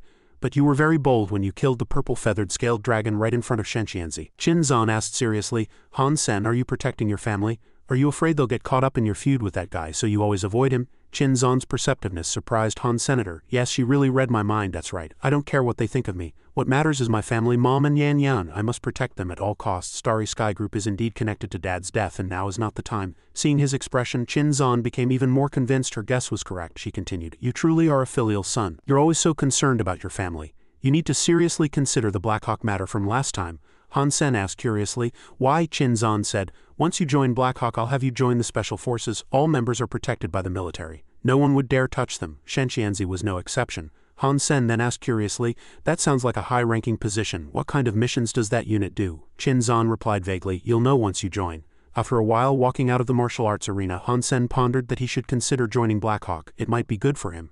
If one day Shenxianzi targeted Mom and sister, that would be terrible. That must never happen. The next day at the martial arts arena, people angrily asked, "Which bastard is the last one? Why haven't they shown up yet? Are they so scared their ass ran off?" Someone angrily cursed, "Damn it, 99 people waiting for one. They really don't know their place. That guy should just give up or I'll be the first to beat him." Suddenly a voice rang out, "I'm sorry to have kept everyone waiting." When they saw the last person walk in, everyone's faces filled with terror. That's real, it's him. Isn't that the one who killed the Golden Horn Shira? Overlord is also participating in the competition. Hansen secretly chuckled. Hansen hasn't shown up, so Overlord will take his place for now. Overlord will be the center of attention tonight. As soon as the match began, Hansen launched a fierce attack, taking down opponent after opponent in mere seconds. Those hit by Hansen could only collapse in pain. They lay on the martial arts arena groaning, "My hand, my stomach, it hurts so much. Overlord is too strong. He's bullying others with his strength. No one here can defeat him." Hansen arrogantly provoked, "Anyone else? Come on up." Everyone immediately laughed and conceded. As expected of Overlord, we're all trash now. Quickly surrender. That's right, surrender. One look shows how weak we are. Fighting Overlord only leads to losses. Let's stop here. Please let us go." Hansen heard this and smiled, saying, "Thank you for this match." He cheered happily. "I won, thanks for your help." The audience grudgingly applauded and congratulated him. Winning so easily, truly only Overlord. Overlord certainly didn't disappoint me. This victory is indisputable. After leaving the martial arts arena, Qin Zan, Shenxianzi and Brother Quan walked over and asked, "Overlord, can we talk?" Hansen couldn't help but feel worried. It's the three of them. Why are they together again? When he looked back, Qin Zan spoke. "Overlord, I'd like to invite you to join the Steel Armor Corps." Hansen smiled and retorted, "3 of you, are you trying to recruit me? What an honor." Shenxianzi angrily warned, "You stole 2 of my godblood creatures. I'm coming to you politely. You'd better make a wise choice." Qin Zan asked, "In this sanctuary our strength is the most powerful and we are allies. You're already so strong, you should find an opponent worthy of you." Hansen refused. "No opponents, no allies, I just want to be alone. Just me." With that he turned and left. Brother Quan immediately stepped forward to stop him. "Wait, Overlord, you can refuse us. You're so strong, you must have some special godblood creatures. Please tell us." Hansen secretly chuckled. "This brother guessed correctly, but unfortunately I can't say I raised it with a crystal," he replied. "There's no special method, just good luck, but I still have some mutant creatures if you're interested." Brother Quan was excited. "Really? Name your price, I'll take them all." Qin Zan angrily cursed, "What do you mean take them all? Am I invisible to you?" Shenxianzi also hastily interjected, wanting to see who had more money. "Do you think you can beat me? 1.5 million each, I'll take them all." Hansen couldn't help but feel happy watching them squabble. Are these allies? They betray each other so easily. What friends? "I didn't expect the black needle bees I brought back from Black Mist Swamp to come in handy so quickly," he said loudly. "No rush, I don't plan to sell them for money," he continued. But besides shopping privileges in Sanctuary S District, Shenxianzi asked in surprise. What? Brother Quan also stammered. You want to buy a high-level supercore gene art? But Shinzan said seriously, Sanctuary S has high-level restrictions, you can't buy it with money. Shenxianzi refused. That request is too difficult to fulfill. I propose 2 million each, how about it? Han Sen coldly left, saying as he walked, no deal, I don't want anything else. You can take your time considering. In the end, the three of them couldn't keep him. In a desolate forest, Han Sen slowly walked over. Qin Zan took out the Sanctuary S District pass and asked, I have the Sanctuary S District shopping privileges. Did you bring enough mutant creatures? Han Sen smiled as he took it. Station Master Qin, that was fast, much more reliable than those two guys. He took out a bag of mutant creatures and said, there are a total of 30 black needle bees. If eaten, the god gene points can also increase significantly. Han Sen took out another bag and said, here are also mutant blood dwellers and ghost tooth snake kings. If you want them all, it's only 3 million, Qin Zan replied arrogantly. Money is not a problem, I can buy them all, but Overlord, you're a smart person. You should understand that the reason I'm negotiating isn't to increase god gene points. After that, Han Sen happily returned home with the Sanctuary S District pass. The Sanctuary S District pass was easier to get than I imagined. He whispered, as expected of Qin Zan, the highest-ranking person in the team, the queen of the Steel Armor Corps. Perhaps she's doing this to recruit me. If she knew Han Sen and Overlord were the same person, would she go crazy? Never mind, I'll go check out the high-level Supercore Gene Arts. He cautiously thought that this card could only be exchanged for one set, so he had to be careful. If he could learn some Supercore Gene Arts, he wouldn't have to stay by mom and sister's side anymore. After a while, Han Sen carefully examined the Holy Angel. Combat skills could be improved in a short time and he wouldn't have to worry about Shenxianzi causing trouble. This Holy Angel is good, it helps improve genes. He carefully read the instructions. The cultivation process is gentle and peaceful without much danger. According to the description, Holy Angel is also similar to a Supercore Gene Art, allowing cultivators to become strong without being noticed. But comparatively, Supercore Gene Art is still more powerful than Holy Angel. Sanctuary S's Supercore Gene Art is still not as good as Snowdragon Goose's. At Luo Family Planet's Shenghua Academy, Teacher Shenghua asked, do you want to ask for leave for Han Yan? Han Sen replied, yes Teacher Ku, my family has something to do so we'll be delayed for a while. Teacher Shenghua, also known as Ku Wanner, said seriously, your parents are really irresponsible. Although Han Yan has already been called out by name, no parent has shown up for a parent-teacher meeting, and the first time I see the child's brother, it's to ask for leave. Han Sen awkwardly replied, I'm very sorry, my family has been delayed by something. He thought to himself, I can't tell her the real reason, I want my sister to practice Holy Angel at home. Ku Wanner stood up seriously and said, honestly, Han Yan is very talented, but she still uses ordinary nutrient fluid. If she doesn't use high-grade nutrient fluid in treatment, she'll likely fall behind. I hope the family can be more attentive and serious about this issue. Han Sen asked curiously, high-grade nutrient fluid? She explained, this is a higher-quality nutrient fluid. The earlier it's supplemented, the better. It can enhance physical and mental qualities. Surely the family doesn't want Xiao Yan to stay at the starting line, right? He asked. How much is that? Ku Wanner replied, if it's S-grade, it's 5 million a year.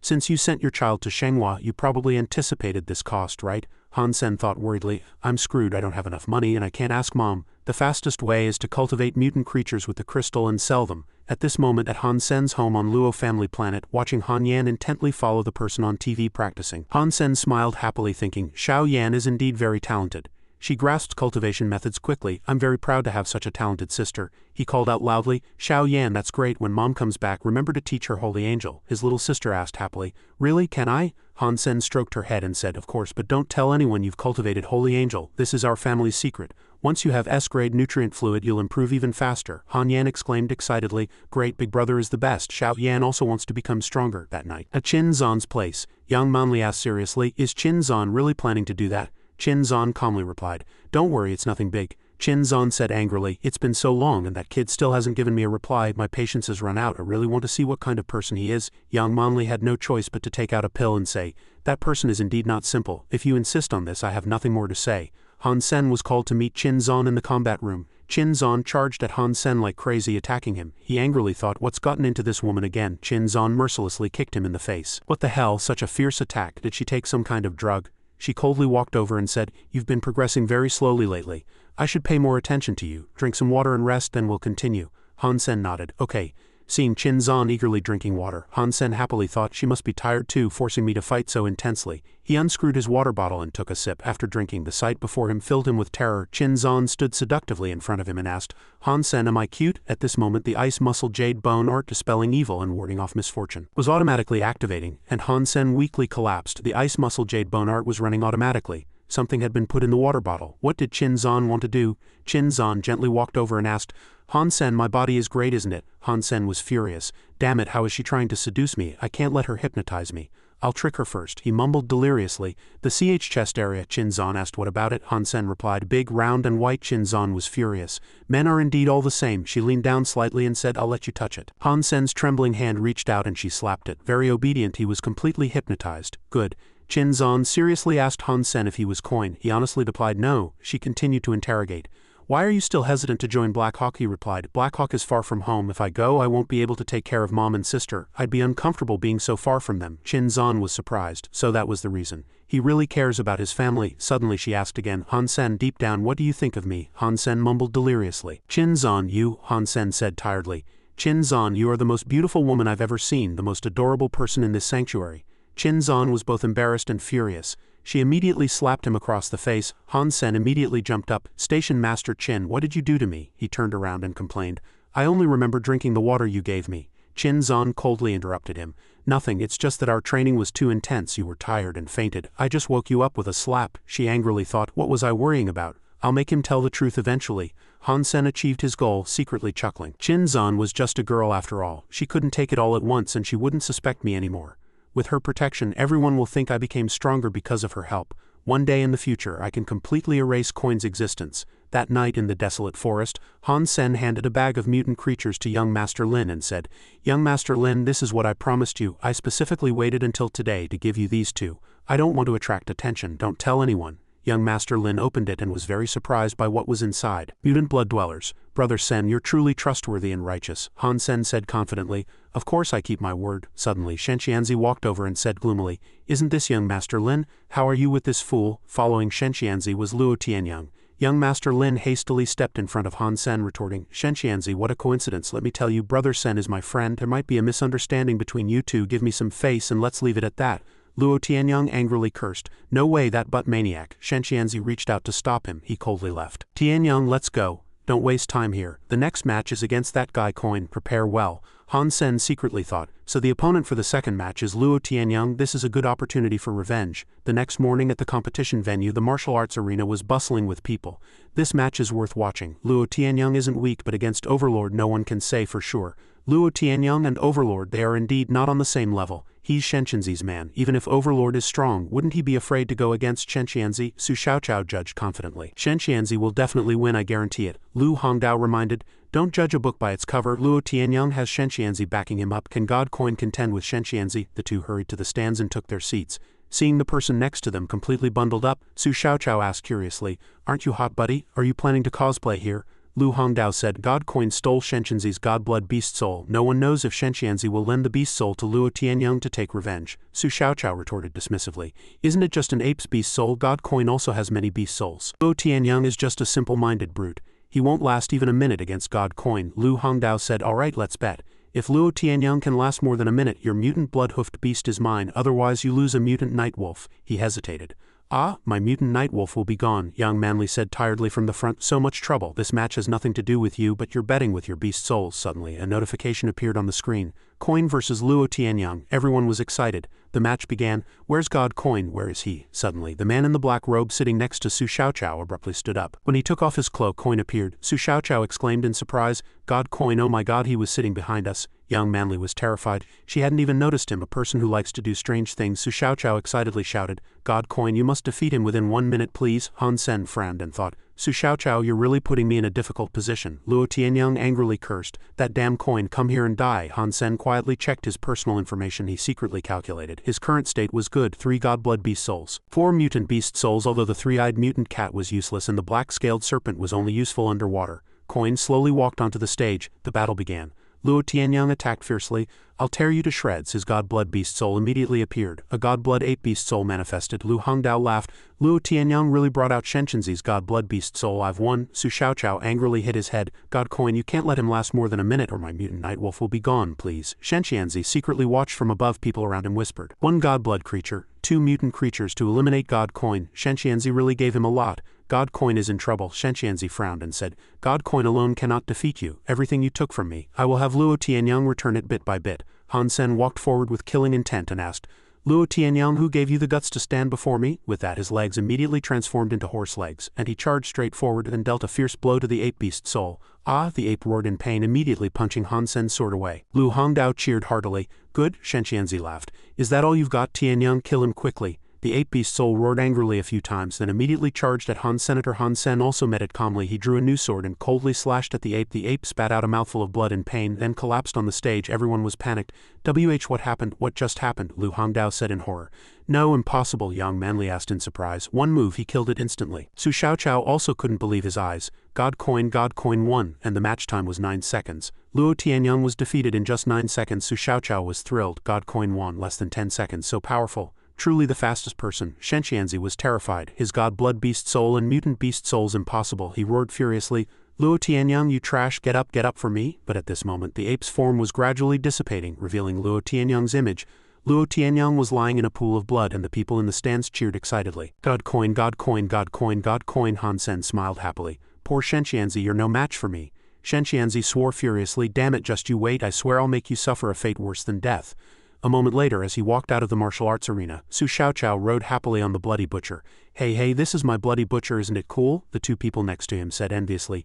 You're so lucky, Xiaoqiao, this bet was worth it. I should have known better than to bet with Deputy Leader Lu. Don't he holds grudges, he'll get his revenge on you sooner or later. Han Sen watched this scene, feeling incredibly disheartened. Although he had defeated Luo Tianyang and angered Shenqianzi, the biggest beneficiary was Su Xiaoqiao. He didn't even get a single beast soul. Su Xiaoqiao walked up and called, Brother Sen, Leader Yang is looking for you. It seems to be something important. Han Sen asked curiously, what does she want? I haven't done anything wrong. Su Xiaoqiao asked with a smile, do you want me to give you a ride on the Bloody Butcher? It'll be fast. Han Sen replied coldly, no thanks, he thought angrily. Don't be smug, I'll get a beast soul soon too. A moment later, Han Sen gently knocked on Yang Manli's door. He walked in and asked, Leader Yang, you called for me. Yang Manli said, Station Master Qin just informed me to take you for special training. You should know why, right? Isn't that right? Han Sen secretly thought. As expected, after Qin Zan hypnotized me, she no longer suspected me. How could I officially join the army? He nodded and replied, yes. Young Manly continued, starting today you need to go to the station's military test hall for training. Station Master Qin has high hopes for you, don't disappoint her, she said seriously. Of course. If you fail the test or find it too difficult, you can leave.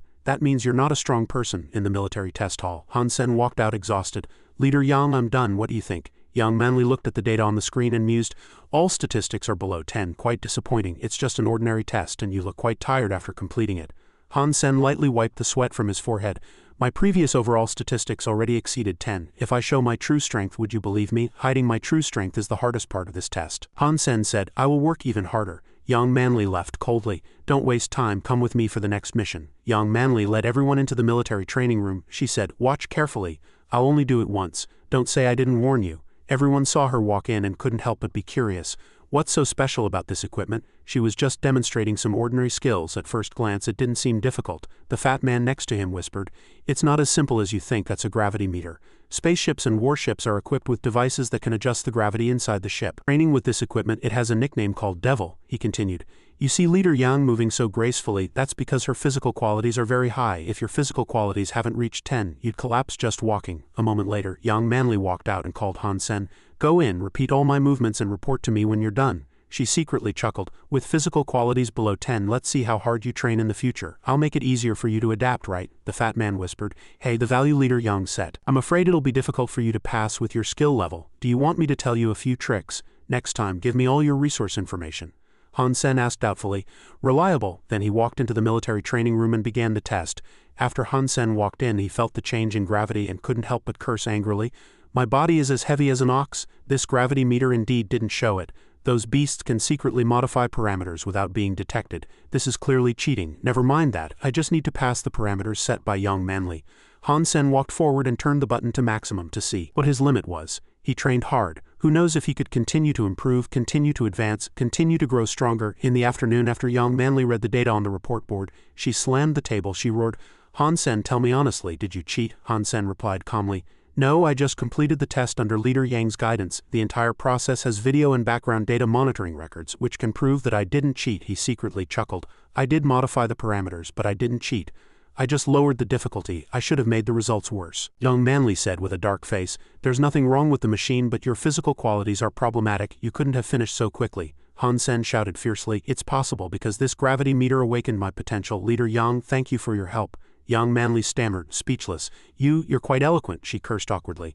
Don't think I'll let you off that easily. I'll keep increasing the difficulty and let you slowly adapt. You can go now. Han Sen happily left the room. Young Manly, as expected, understood under pressure. The next day at the martial arts arena, people were buzzing with discussions. Did you hear? God Coin's next opponent is Qin Zan. They're fighting for first place. Qin Zan is the top combatant in Steel Armor Sanctuary. Will God Coin be okay? I'd rather see God Coin versus Qin Zan. That could be a bloodbath, someone regretfully said. It's a shame Shenxianzi lost to Qin Zan. So boring. Han Sen took out something and handed it to the fat man. Hey, I brought what you wanted. Thanks for the gravity meter. He happily took it and said, You're welcome, it's all natural, genuine. I didn't expect it so quickly. Looks like I don't have to worry about exaggerating again. To show my sincerity, I'll show you this. With that, he suddenly brandished a dagger and held it to his neck. Han Sen was startled. You. Suddenly, the dagger disappeared again. Han Sen asked in surprise. The dagger disappeared and then reappeared. He looked bewildered. It reappeared. When did that happen? The man spun the dagger and smiled. Sleeve universe, how about it? Want to learn? A moment later in the testing hall, Han Sen excitedly practiced again. He didn't expect that guy's sleeve universe was actually a type of sleeve dagger technique. He happily said, How interesting. It's indeed designed based on arm muscles and joints. Only by flexibly using muscles and joints can one manipulate these things. After a period of practice, Han Sen was already trembling. The purpose of this practice was to improve reaction speed and flexibility, but it was too difficult, with a success rate of less than 20. Qin Zan suddenly walked forward seeing Han Sen practicing sleeve universe, and the fat man exclaimed in horror, Station Master Qin. She looked at the skill board and then asked, Novice level. If you don't start learning this from scratch, it takes 7 or 8 years to master, she wondered. And it's novice level. It's now divided into 3 levels, novice, evolver, and demigod. Each level has 10 difficulties. It's too late for him to learn at this age. Never mind, if he can improve his combat skills, it will be easier to get noticed in the military. In the martial arts arena, people excitedly cheered, Qin Zan, God Coin, Qin Zan, God Coin. The two people behind Shenxianzi said discontentedly. The final match, the battle for first place in Steel Armor Sanctuary. Station Master Qin will definitely defeat God Coin instantly and avenge our brother Luo. Shenxianzi gritted his teeth and said, Coin, you're not worthy of Qin Zan. If you know what's good for you, surrender. And then I will personally kill you. From below the stands a huge cheer erupted from the side of the white-haired girl. Qin Zan, and on the opposite side a person wearing full armor received different cheers. God Coin. Han Sen in his armor stood on this side, confidently waving to the audience. He loudly said to everyone, Thank you for your support. I will do my best. He looked relaxed on the outside, but Han Sen was already sweating. He rubbed his head, thinking, Oh my god, the pressure is too great. I'm facing Qin Zan, the queen of Steel Armor Sanctuary. Then he looked at his trembling hands and thought, I've been busy practicing sleeve universe. I haven't prepared anything. My hands are shaking now. On the opposite side, Qin Zan had fully ascended to the stands. With her hands on her hips, she made an offer to that person. God Coin, how about a deal? If you lose, join the Steel Armor Corps and become its vice captain. When I enter the second sanctuary, you will become the captain of the Steel Armor Corps. Han Sen's masked face immediately scrunched up, full of doubt. He asked incredulously, What? The stands were packed with people. From a distance, they looked like tiny pepper grains. The corridor of the stadium, Shenxianzi frowned, looking at the arena. Qin Zan's words sounded like she was inviting Coin. A person behind him also spoke. Coin might have become stronger. Qin Zan too, she has lowered her stance. At this moment, Su Xiaoqiao in the stands was also excited after hearing Qin Zan's proposal. He straightened up and excitedly shouted, God Coin, hurry up and agree, quick. In stark contrast to the excitement of the people behind him, Yang Manli in the front row was very confused by the proposal. You think Qin Zan, the Steel Armor Corps, represents the military and the Federation? Are you serious? At a moment of uproar in the entire venue, Han Sen spoke calmly, I'm sorry, I'm very honored by your offer, but I cannot agree. Qin Zan immediately retorted. Why? Han Sen extended 2 fingers, arrogantly stating 2 reasons. First, you can't beat me. Second, I will enter the second sanctuary before you, Qin Zan said discontentedly. You're too arrogant. Han Sen's mouth curved slightly into a confident, arrogant smile, but inwardly he was full of regret. That's right, why did I brag like that? He thought, I didn't think I'd fight her, but to refuse I had no choice. I can only be a little arrogant. On the other side, Yang Manli stood with her arms crossed saying, Is this man's brain full of bullets? He doesn't know what he's talking about. Su Xiaoqiao, however, couldn't stop smiling. He said, as expected of God Coin, matter cannot determine consciousness, too powerful, too cool. And on the other side, Shenxianzi was furiously roaring, Qin Zan, stop wasting your breath with that madman attack. At this moment on the arena, Han Sen approached Qin Zan and whispered, But I have another proposal. If you win, I'll reveal my identity. The girl heard this somewhat disbelieving and retorted, Really? Han Sen took a step back, frankly stating an additional condition, otherwise a Sanctuary S-grade shopping pass. At this, Qin Zan raised her hand taking an attack stance and said, Deal, come on. Han Sen watched the swirling purple energy around her, lost in thought. A god blood grade poison heart butterfly dagger, just one hit and even my god blood armor could be destroyed next, he thought excitedly. Great, let's fight. Hansen leapt into the air, sharp blades appearing in both hands. Hansen said loudly, I'll do my best to defeat you. Chin-zan quickly charged over, while he analyzed his own advantages. At this point I've also become familiar with movement patterns and skills after numerous unexpected training sessions. Now I am Overlord. To you I'm a stranger, you know nothing about me. That is the biggest advantage. A blade swung out, cracking the arena floor. Chin-zan jumped back, successfully dodging. Hansen remained unperturbed, thinking, that's right, you dodged easily. On the other side, after dodging Hansen's blade, Chin-zan did a somersault in midair. She charged at Hansen from the side, a pointed dagger in her hand. Chin-zan chuckled as she charged. She said, a good blade is a good blade, but the main problem is that it's too heavy, making your attack speed too slow. The sharp blade had already reached Hansen's side, but he remained still. Contrary to his dangerous situation, only the corners of his mouth visible outside his armor were proudly curled. Chin-zan wondered, why isn't he dodging? Facing the still charging girl, Hansen forcefully lifted his blade to the side, his entire body remaining motionless. A flash of light caught Chin-zan's eye. She panicked, sharply dodging a distance, then thought, he wants to use defense to counterattack me, let me see. He's in trouble. After retreating to a safe distance, Chin-zan said in a low voice, Overlord, I can't help but say you're a ruthless man. Hansen stood opposite her, continuously swinging the blade in his hand and said, my god blood armor protects my body, your dagger won't kill me if it hits. Hansen then gripped the large blade with both hands and continued, on the contrary, you might be split in two by this blade. Dodge left, dodge right. Hansen's subsequent swings were easily dodged by Chin-zan, her long hair flowing. The girl curled her lips and said, quite strong, not bad, let me see. Hansen frowned as he watched Chin-zan approach him again, seemingly unaffected by his blade. He thought, I've already used Bloody Battle Golden Horn Shura, yet Chin-zan successfully dodged those attacks. Thinking this, Hansen had to admit that this woman was truly strong in the stand. Su Xiaoqiao watched the match intently, then exclaimed loudly, Station Master Chin seems mesmerized by Overlord. She has no chance to counterattack. Young Manli heard this, frowned, and retorted, what do you know? Chin-zan is merely maintaining her evasion of Overlord attacks. She has already cultivated atomic fission art. She's just patiently waiting for him to exhaust his stamina. Su Xiaoqiao heard this and asked curiously, atomic fission art, what's that?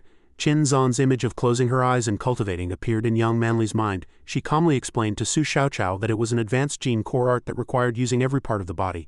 As its name suggested, it was almost the foundation of all gene core arts, capable of maintaining energy and significantly improving physique. Therefore, Chin-zan would hardly feel tired. Young Manli then looked at Chin-zan, who was seriously engaged in the match below, and continued, Chin-zan's goal is to be among the chosen top 10. She can only meet the standard by securing first place in Steel Armor Sanctuary, so she will absolutely win this match. Shen Qianzi, looking through the transparent glass window, also said excitedly in the corridor, that's right, Chin-zan will wear him down, and when he's exhausted she'll deliver the killing blow. Just then a voice beside him said, no, Overlord won't lose. Shen Qianzi turned towards the source of the voice and saw two people, one with golden hair and one with brown hair. He called out, isn't that young Master Yuan and young Master Qing? Young Master Yuan was the one who just spoke, but he was ignoring me, completely focused on the match below, holding a box of popcorn. Young Master Qing had no choice but to turn to Shen Qianzi and reply, oh brother Tianzi. What a coincidence, Shen Qianzi then said. Young Master Yuan, you're still young and don't understand combat techniques.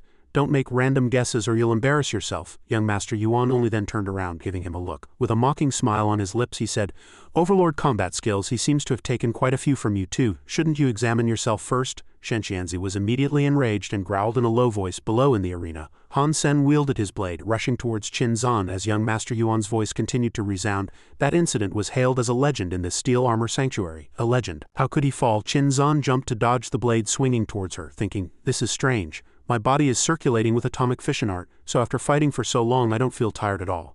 She then retreated with her dagger. Chin-zan continued to wonder, but why isn't he tired either? Hansen calmly walked over, drew his blade and said provocatively, Station Master Chin, I know what you're wondering, that's right, I'm not tired. He rested the blade on his shoulder, grinned, pointed at Chin-zan and continued, as someone who aims to be first in Steel Armor Sanctuary and among the chosen top 10. How could I not have prepared? At the very least I can't fall before you. He recalled his past training, thinking, Ice Muscle Jade Bone Art lowers my body temperature and energy accumulates and increases accordingly.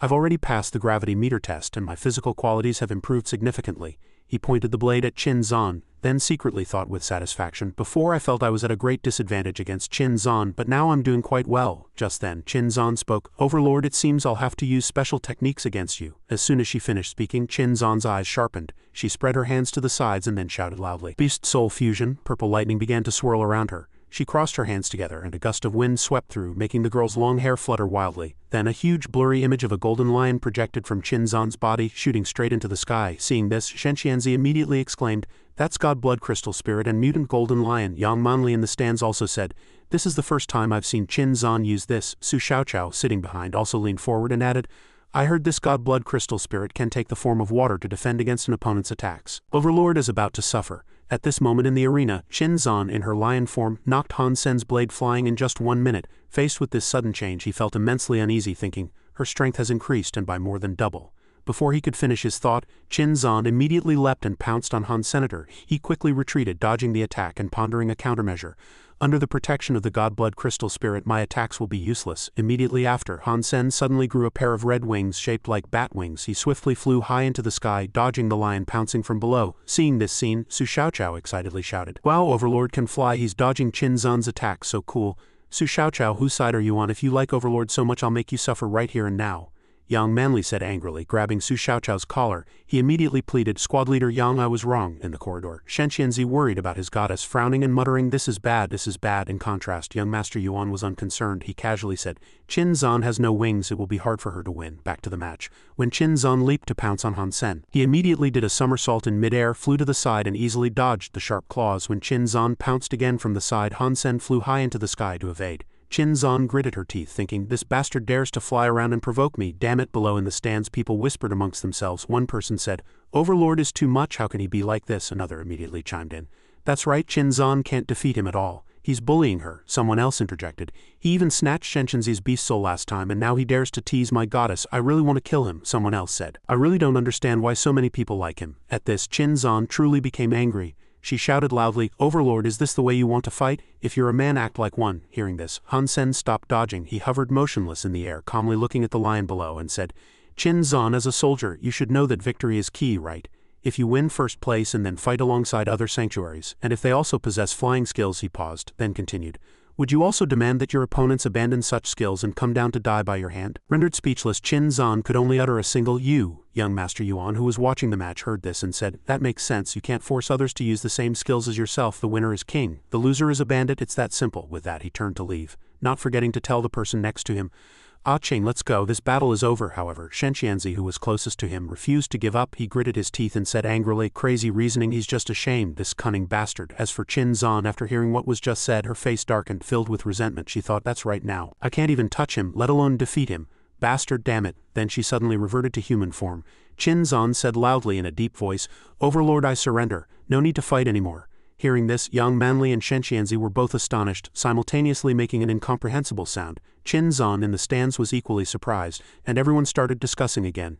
"She just surrendered like that? Impossible, right?" Someone else retorted, "What else could she do? Continue to be Overlord laughingstock. Everything Overlord did was for victory." Finally, Han Sen raised his hands, tilted his head back, and grinned, accepting his victory as an announcement sounded. "The first place winner has been decided. Congratulations to Coin. He will represent Steel Armor Sanctuary in the God War, to be held in 10 days. Su Xiaoqiao excitedly whistled his congratulations. "Wow, my Overlord won. That's amazing. Overlord is so strong." Meanwhile, in the arena, Qinzhan walked up to Han Sen, who had just landed, her face cold, and said, "If you want the Sanctuary S-grade shopping pass, come find me at the Steel Armor Corps." In the spacious square, a large sign stood in the center. People around discussed animatedly that the martial arts competition was drawing to a close. "The top 100 will be inscribed on the martial arts monument. What an honor. If I work hard, one day my name will also be carved there." He then looked at the board, which displayed 2 new content boxes. First place, Coin. Second place, Qinzhan. Everyone laughed again, saying that calling him Overlord had become a habit. They've all forgotten his real name is Coin, which isn't even his true name. We'll only know who he really is when Shenxianzi discovers his identity. But can Shenxianzi defeat Coin? He should just forget about it. Sooner or later he'll lose all his beast souls too. Han Sen also stood there, looking at the sign, lost in thought. Qinzhan was indeed unhappy and disappointed not to have won first place. The Steel Armor Corps is her territory. If I go there as Overlord, I might fall into a trap. However, he didn't spend too much time thinking. He then let go of his hands and walked in another direction. Han Sen decided in his heart, "Forget it, I'll prepare for the God War first. If I get a chance to obtain an additional random Godblood Beast soul, that would be better than an S-grade Sanctuary shopping pass. In another place, Su Xiaoqiao was holding a large bow, aiming and shooting. Next to him was Han Sen, also preparing to draw another bow. Su Xiaoqiao finished another round, then raised a hand to wipe the sweat from his forehead. He turned and asked Han Sen, "Brother Sen, your archery skills are amazing. Why are you training so seriously? You don't have to work so hard, you can relax and still complete Squad Leader Yang's tasks."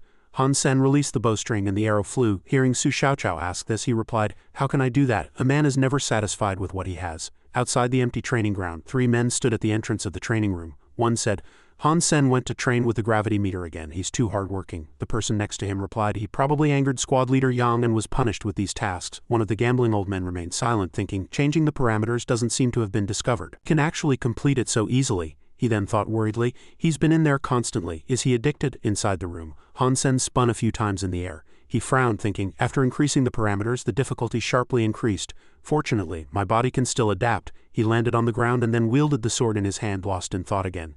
Everyone participating in the God War is a champion from their respective sanctuaries. There will be many people stronger than me.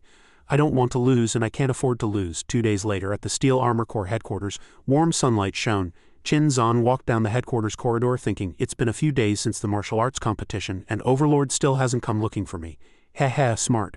If he really dares to come to the Steel Armor Corps, he won't be able to escape. Qin Zan heard some movement in a nearby training room. She wondered who's still training so late. She walked closer and vaguely saw a figure reflected in the one-way glass door. Qin Zan thought in surprise, Han Senator, he's practicing Sleeve Universe. Last time it was novice level. Let me see how much he's improved. She looked up at the system panel in front of her which displayed the current level. You have evolved 3 levels. Qin Zan immediately shouted in disbelief. Impossible. Her eyes wide with astonishment, she thought, in just a few days he went from novice to level 3 evolver, from someone who knew nothing. This is impossible. She frowned again, pondering.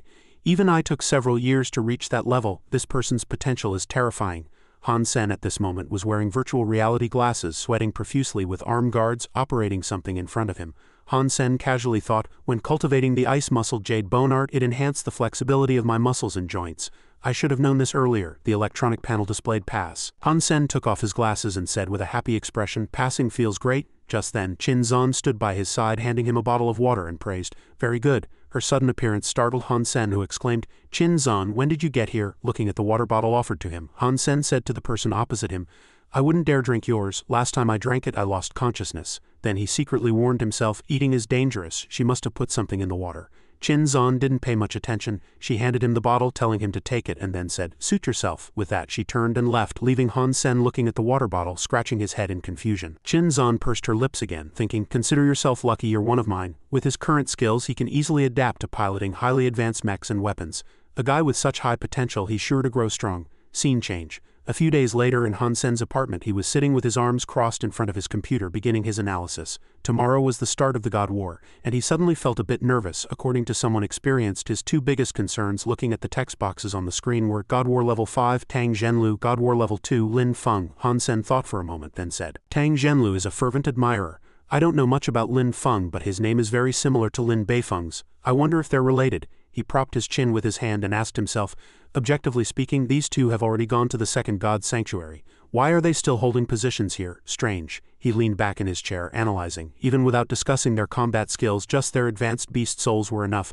I hope not to encounter them too early. Otherwise, even if I could defeat them, I'd suffer heavy losses and gain nothing from the battle. Just then, the phone on the table rang a few times. Han Sen jumped, looking over. Hello, unknown number. Who could it be? Picking up the phone, Han Sen spoke first. Hello, who is this? The other end replied. Are you Han Sen? This is Fang Jingqi. Hearing the name, Han Sen immediately remembered the man he had knocked down earlier. He thought Fang Jingqi, so it's that guy, Shui Zai's 4th brother. Fang Jingqi leaned against a table on his end next to a man calmly reading. He looked down at the floor and continued on the phone. Actually, that guy told me to find you. This matter concerns tomorrow's God War if you can come. Fang Jingqi added, my friends will have rewards. Not far away, a red-clad youth stood by a glass window looking at the scenery outside.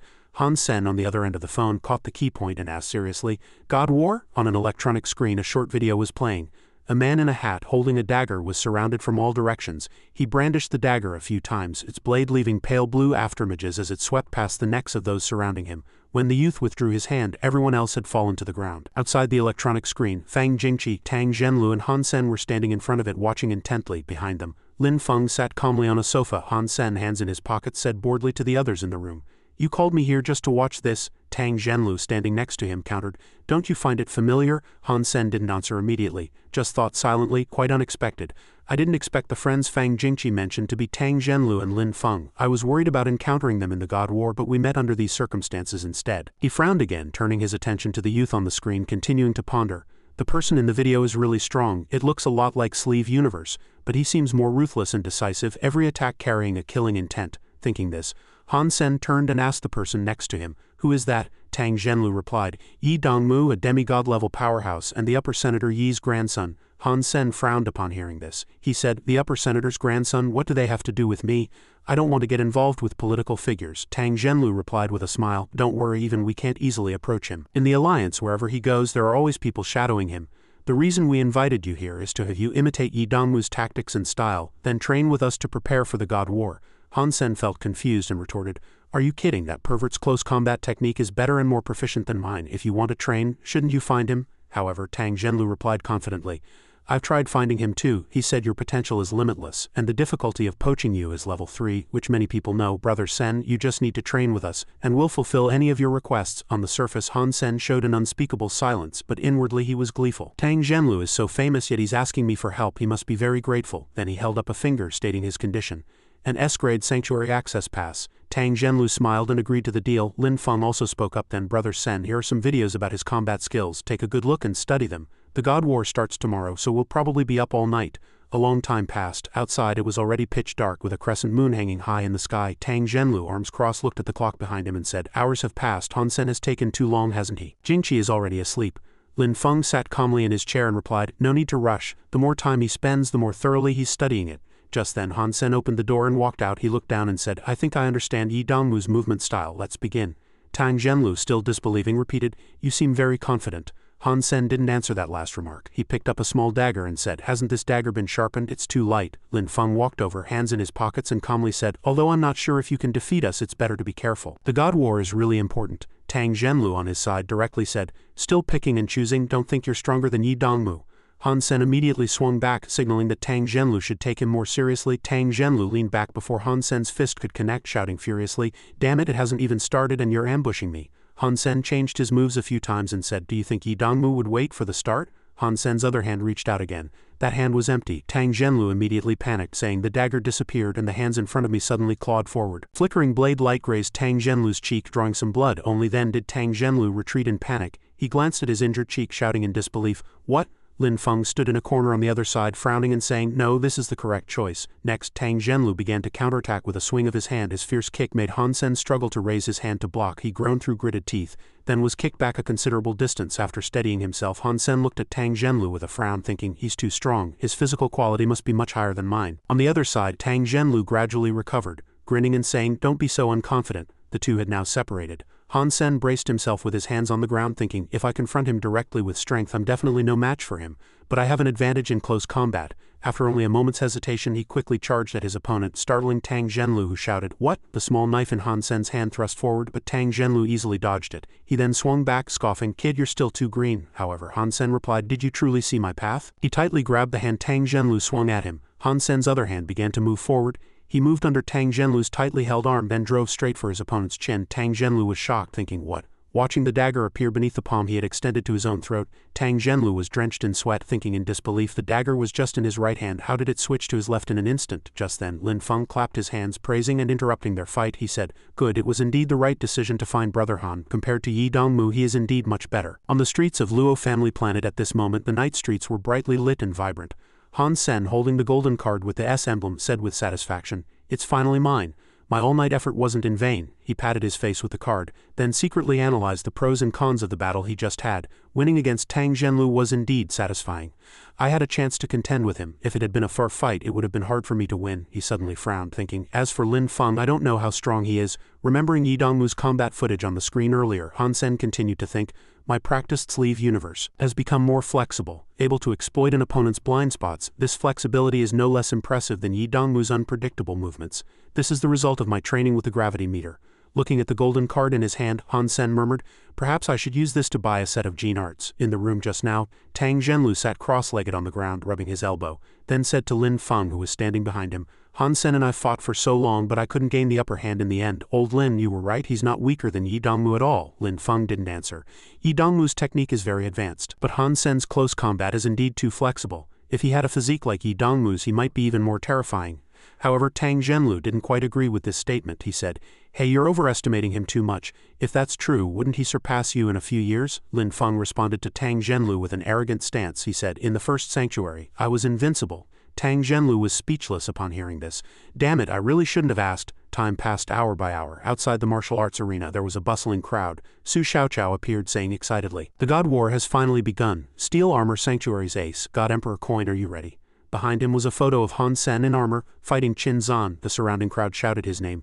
God Emperor Coin, God Emperor Coin. Han Sen was also walking through the gates of the competition venue at this moment, moving through the cheering crowd on both sides. "Long live God Emperor Coin, long live, I love you. Although I can't cheer for you directly, this little heart is always with you. God Emperor Coin is the best." Han Sen waved back at the cheers, saying a few words. Thank you, thank you." Under his helmet, Han Sen thought, so many people are here to cheer for me. Coin must have won the hearts of his fans. One day, everyone will recognize my true identity. Standing before the space gate leading to the arena, Han Sen walked and thought, as expected, Qin Zan didn't come to see me off. She must be ashamed of that loss. Qin Zan, I will prove to you that I can bring glory to the sanctuary. Inside were rows of competition arenas. The stands were still packed with people, and the clamor rose and fell. The God War truly lives up to its reputation. It's magnificent to be able to watch battles from 10,000 sanctuaries here. It is like a war. One has already been chosen from thousands of public lists, I knew it. One-on-one elimination rounds. I must give it my all. Han Sen was currently standing in front of the system panel, checking. He thought, if I could know my opponent in advance, my chances of winning would be higher. Let's see who it is. He suddenly let out an exclamation of surprise. He was thinking again. The screen displayed two adjacent names. One was God Emperor Coin, his name. Han Sen silently read the other name in surprise, Yi Dongmu. Han Sen frowned and thought, according to this list, if the two don't have a clear winner, they can face each other again in the next 10 matches. Tang Zhenlu and Lin Feng. Unless I make it into the top 10, I won't encounter them. Under his helmet, Han Sen's lips curved slightly into a smile. Yi Dongmu's figure appeared in his mind and he grew excited. Thinking like this is too troublesome. Those two were afraid of Yi Dongmu, which is why they asked me to train, but this also helped me. He grinned, suddenly feeling excited.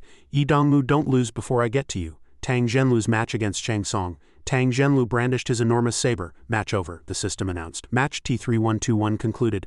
Tang Zhenlu victorious. Han Sen watched from above, calmly analyzing. Tang Zhenlu's victory was not surprising. A merciless style, giving his opponents no chance to breathe. Lin Feng's match against Chen Yi, the system announced. Match F6732 concluded. Lin Feng victorious. In Lin Feng's arena only he remained standing, his opponent sprawled on the ground. Han Sen immediately fell into thought. He seemed to be holding back in this match. He was the second person chosen after the last God War. This Chen Yi wasn't particularly special either. Strange. Lin Feng is unfathomable to me. His strength is completely different from Tang Zhenlu's, he thought as he watched the man wiping sweat in the arena. Han Sen then began to move, secretly deciding, now isn't the time to worry about others. My match hasn't started yet. I'll go see Yi Dongmu. Coincidentally, he then encountered Lin Feng walking from the opposite direction. The man extended his hand and spoke first. Hello, I'm Lin Feng. What a coincidence. You must be Coin from Steel Armor Sanctuary. Han Sen shook his hand and said, nice to meet you. I'm just a small figure, not worth so much attention. Lin Feng chuckled. Some famous veterans were also just small figures once. Finally, as he left, Lin Feng said as he brushed past Han Sen, see you in the finals. The surrounding crowd gradually grew noisy. What? He's the second person chosen after the last God War, and Lin Feng actually made an appointment to meet this person in the finals? Is that wrong? Coin, he looks very ordinary. Never heard of him. Han Sen ignored those people and turned toward the direction Lin Feng had just walked, thinking, this person is indeed unfathomable. Facing that retreating figure, he secretly commented two words, a threat. A shout rang out, Yi Dongmu versus Divine Dragon Swordsman. A man in a straw hat waved his hand, calmly saying, I hear your swordsmanship is exquisite. Please draw your sword. He was the Divine Dragon Swordsman, a top 10 ranked figure. Standing before him now was the person nicknamed Yi Dongmu. Yi Dongmu heard him, then sneered contemptuously, had enough of your act? The audience in the stands pointed and discussed animatedly. The man in black pointed at the stands and said, among the top 10 swordsmen of the last season, he never lost a single match. The Divine Dragon Swordsman, the blonde man, listened with a grave expression, then leaned in to discuss in his ear. This match is unpredictable. It will last a long time. The man's eyes suddenly tightened, and with a crisp sound the Divine Dragon Swordsman stumbled and fell to the ground, spitting out a mouthful of blood. Yi Dongmu soared into the air, skillfully wielding his swordsmanship, and finally, within the time of 7 musical notes, quickly finished off his powerful opponent. Immediately, the system announced, Match K3366 concluded. Yi Dongmu victorious. Everyone in the stands watched what had just happened with disbelief, exclaiming, "My God, what just happened? What happened?" Right before their eyes, Yi Dongmu stood imposing, his sword drawn before the weakly fallen Bati. Other opponents below the stage saw this scene and were terrified, trembling and saying, "Yi Dongmu instantly killed a top 10 ranked opponent." The person next to him was drenched in sweat. "Today is too brutal. Luckily I didn't encounter him." Coin looked at everything before him, feeling a bit apprehensive, thinking, sure enough, with one fatal blow, the divine dragon swordsman was undoubtedly dead. Yi Dongmu, not content, delivered several more slashes. He truly enjoyed sending people to the afterlife. He was practically a pervert. On the other side, a blonde youth impatiently said to his friend, who was engrossed in a book, "The divine dragon swordsman wasn't a fake, was he?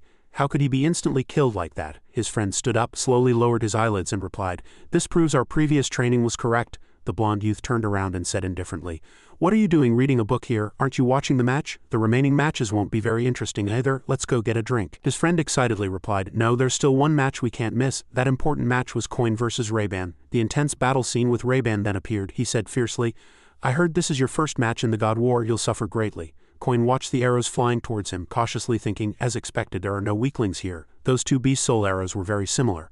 The black needle bees also had poison. Just then, two venomous arrows suddenly whistled towards him. He swiftly turned and dodged, then shouted to his opponent Ray-Ban, who was brandishing his weapon, "God blood beast soul arrows, interesting." Swoosh, a green venomous arrow shot over again. It was indeed too fast. This arrow could even automatically track its target. The blonde youth in the stands saw this and exclaimed, scratching his head, "Old Lin, you're not talking about Coin, are you?" He seems very confused by his opponent. On the other side of the stands, a group of veteran spectators were discussing animatedly, "I specifically investigated him. He's called God Coin, rumored to be a legend in Steel Armor Sanctuary." "A legend? Haha, he's so weak. Good thing the God War isn't live-streamed, or everyone would be furious watching him." Suddenly, with a thunderous boom, a powerful yellow force surged onto the scoreboard, interrupting the noisy discussions, displaying the message, "Match P1228 concluded. Coin victorious." The blonde youth laughed triumphantly.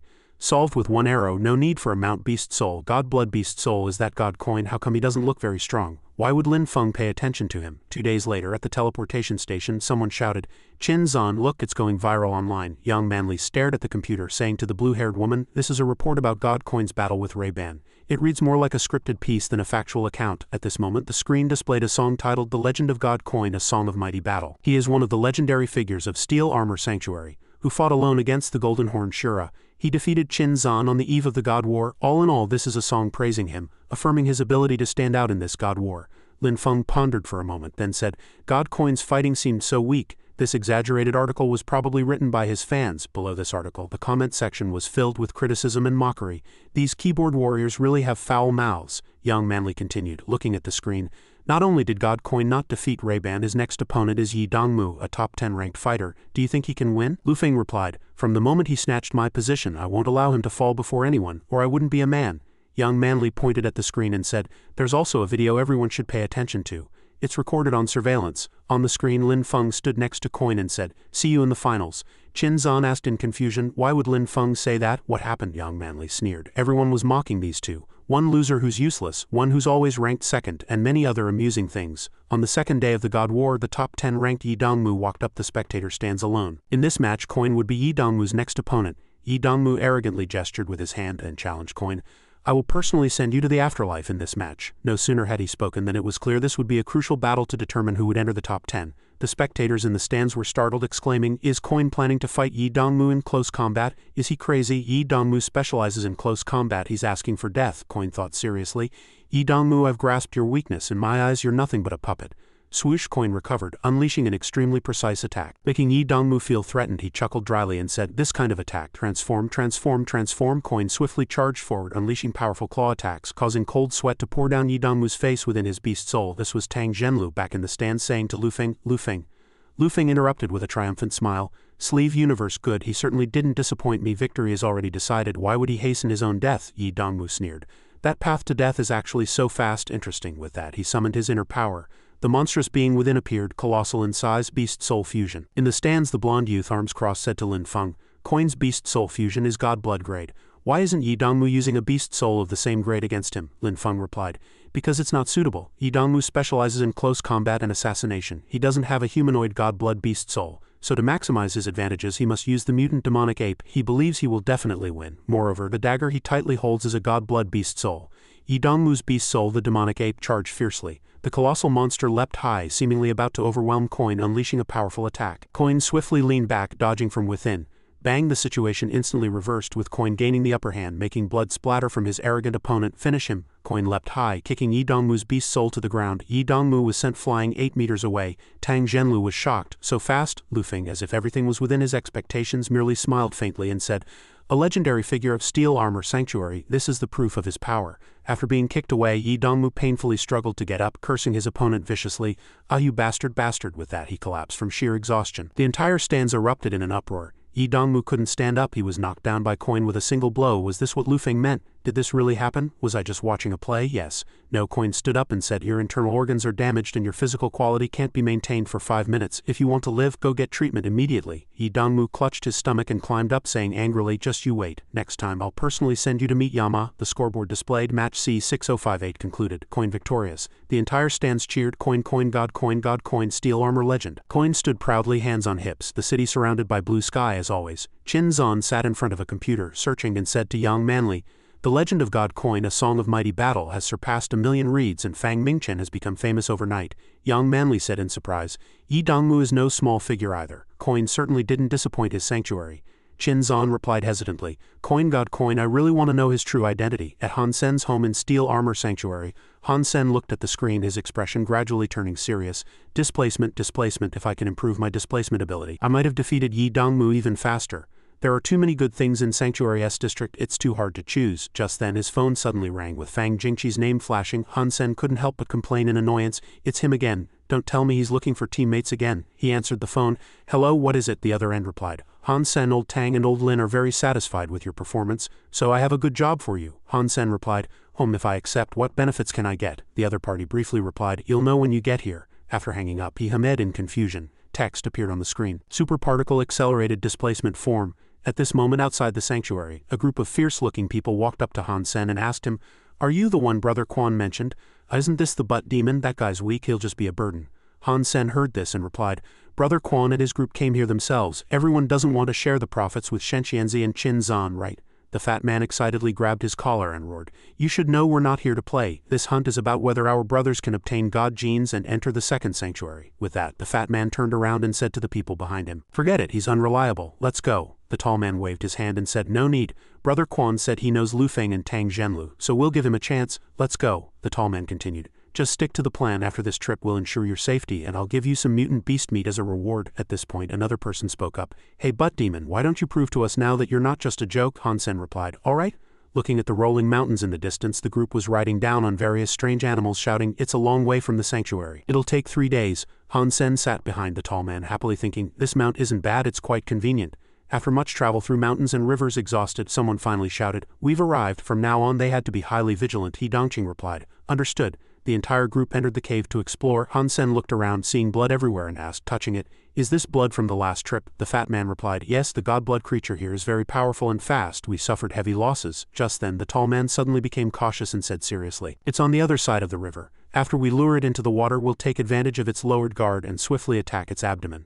That's its weakness, you must aim there." Han Sen replied, "All right, black-scaled serpent, it's here. This cave connects, so let's proceed as planned." Han Sen looked at the creature before him. He knew its recovery and defense capabilities were top tier. Han Sen said to the tall man, "Brother Quan, this plan is too risky. If that black-scaled serpent doesn't react as we expect, remember I have bad luck, so give me a mount." The fat man responded impatiently, "You dare to bargain in this situation? Do you think that's right?" Another person echoed, "I told you, he won't get any benefits. Brother Quan, we can't give him one. What if he runs off first?" Brother Quan listened without distraction and said firmly, "All right, if he's truly serious about this, his name will surely be remembered. Take it." With that, he extended his open palm to Han Senator. Afterwards, everyone cautiously split into 3 strategic positions, closely monitoring the monster's movements.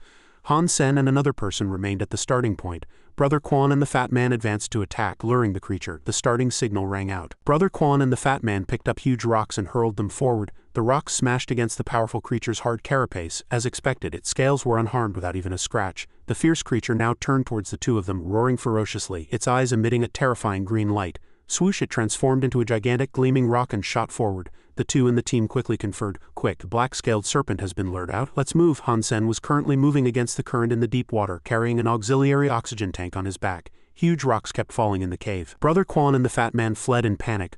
Run, this place is about to collapse on the other side. 3 people stood on high rocks shouting, it's time, lure it out. Boom, the black-scaled serpent transformed into a rock and rolled frantically everywhere. After that, it spotted them, and they ran in a panic shouting, damn it, it's rolling towards us, run, run. Han Sen estimated the time. A long while had passed. They must have succeeded. It was his turn now. Here, the black-scaled serpent reverted to its original form. It cautiously crawled to the riverbank, searching for something. Seeing the black-scaled serpent approaching, Han Sen focused his attention on its body. This side was its body's only weak spot. He suddenly reached out and pulled out a baton. Swoosh, he stabbed at the black-scaled serpent's weak point from underwater. The black-scaled serpent painfully opened its mouth and roared skyward. It swished its tail and dodged aside. Han Sen was hit once and also flung away. The black-scaled serpent painfully leaped into the water. The crowd quickly noticed and shouted, it's escaping, quick, chase and catch it, everyone follow me? Han Sen wearily poked his head out of the water to breathe. He tore open the front of his clothes, looking at the wound and saying unhappily, damn it, was it not worth it? The crowd watched the black-scaled serpent still giving chase, shouting in panic, that thing can still run so fast after being injured. Didn't that guy aim for its weak spot? Another person replied, probably. It's rolling like a wheel as if nothing happened. Han Sen, clutching his wound, frowned and said, impossible. Every strike definitely hit it. Unless it's immune, it would be paralyzed or dead. Someone pointed and commanded, quick, chase, if you want to get it, don't waste time here. As they walked through the deep cave, they cautiously reminded their allies, this place is like hell, don't get separated. Text appeared on the scoreboard, kill successful. Killed black-scaled serpent, obtained god blood beast soul. Eating meat may grant 0 to 10 god gene points. Han Sen's face showed unconcealed surprise. Brother Quan noticed and asked, what's wrong? Han Sen replied, the black-scaled serpent is dead. A strange sound came from the distant mountain. Brother Quan asked, what's that sound? 2 people on the rocks shouted. That thing is huge, the fat man asked impatiently. What is it? Just then, Han Sen and Brother Quan quickly ran over. Han Sen's expression changed again as a huge white-furred creature descended. It roared as if insane, displaying its majesty. This terrified the group, and they shouted, everyone scatter and run, we're doomed. How did we encounter this monster? Oh my god, help. Run! Unlike the panic of everyone else, Han Sen remained calm, staring alone at the giant monster. He thought, that monster must be a god blood beast soul. This must be its territory. Brother Quan and everyone else definitely can't escape. I have to act. He shouted at it.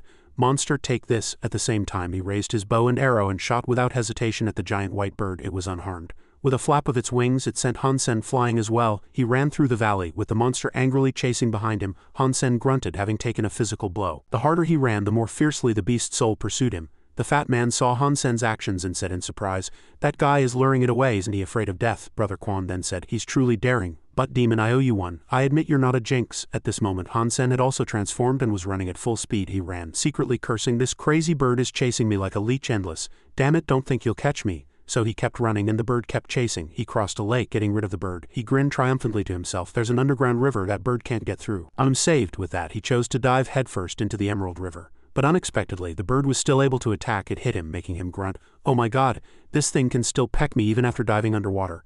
Its claws are too sharp. If I didn't have that thing, its beak could even tear through the black-scaled armor. It's truly terrifying. He was too heavily injured. Losing patience, he released his mutant black pomfret beast soul. He hadn't expected this to be the only beast soul usable underwater. He said to his beast soul, my life is in your hands. Run as far as you can. Meanwhile, at Tang Zhenlu and Lufeng's home, Lufeng was reading with great relish, chuckling. Tang Zhenlu asked in confusion, what's making old Lu laugh so much? He looks silly. Lufeng replied, there are some things I'm greatly looking forward to, very excited about. Tang Zhenlu asked, looking forward, is it about the match with coin? Lufeng smiled. The God War is a points-based system. I don't know what my ranking will be, but next year this book will be filled with his brilliant performances. The scene switched to Han Sen's perspective. A blonde little girl shook him. Hey, wake up, did you hear anything? Han Sen was shaken awake with a face full of injuries. Little girl named Li Xiaogu happily said, great, you're awake, thank goodness my rabbit medicine worked. Han Sen patted his head, trying hard to recall something. He mumbled dazedly, excuse me, where is this? Another man named Xu Shangqin was sitting by the campfire answering for the girl. The forest near Glory Sanctuary. You were lying on the shore almost dead.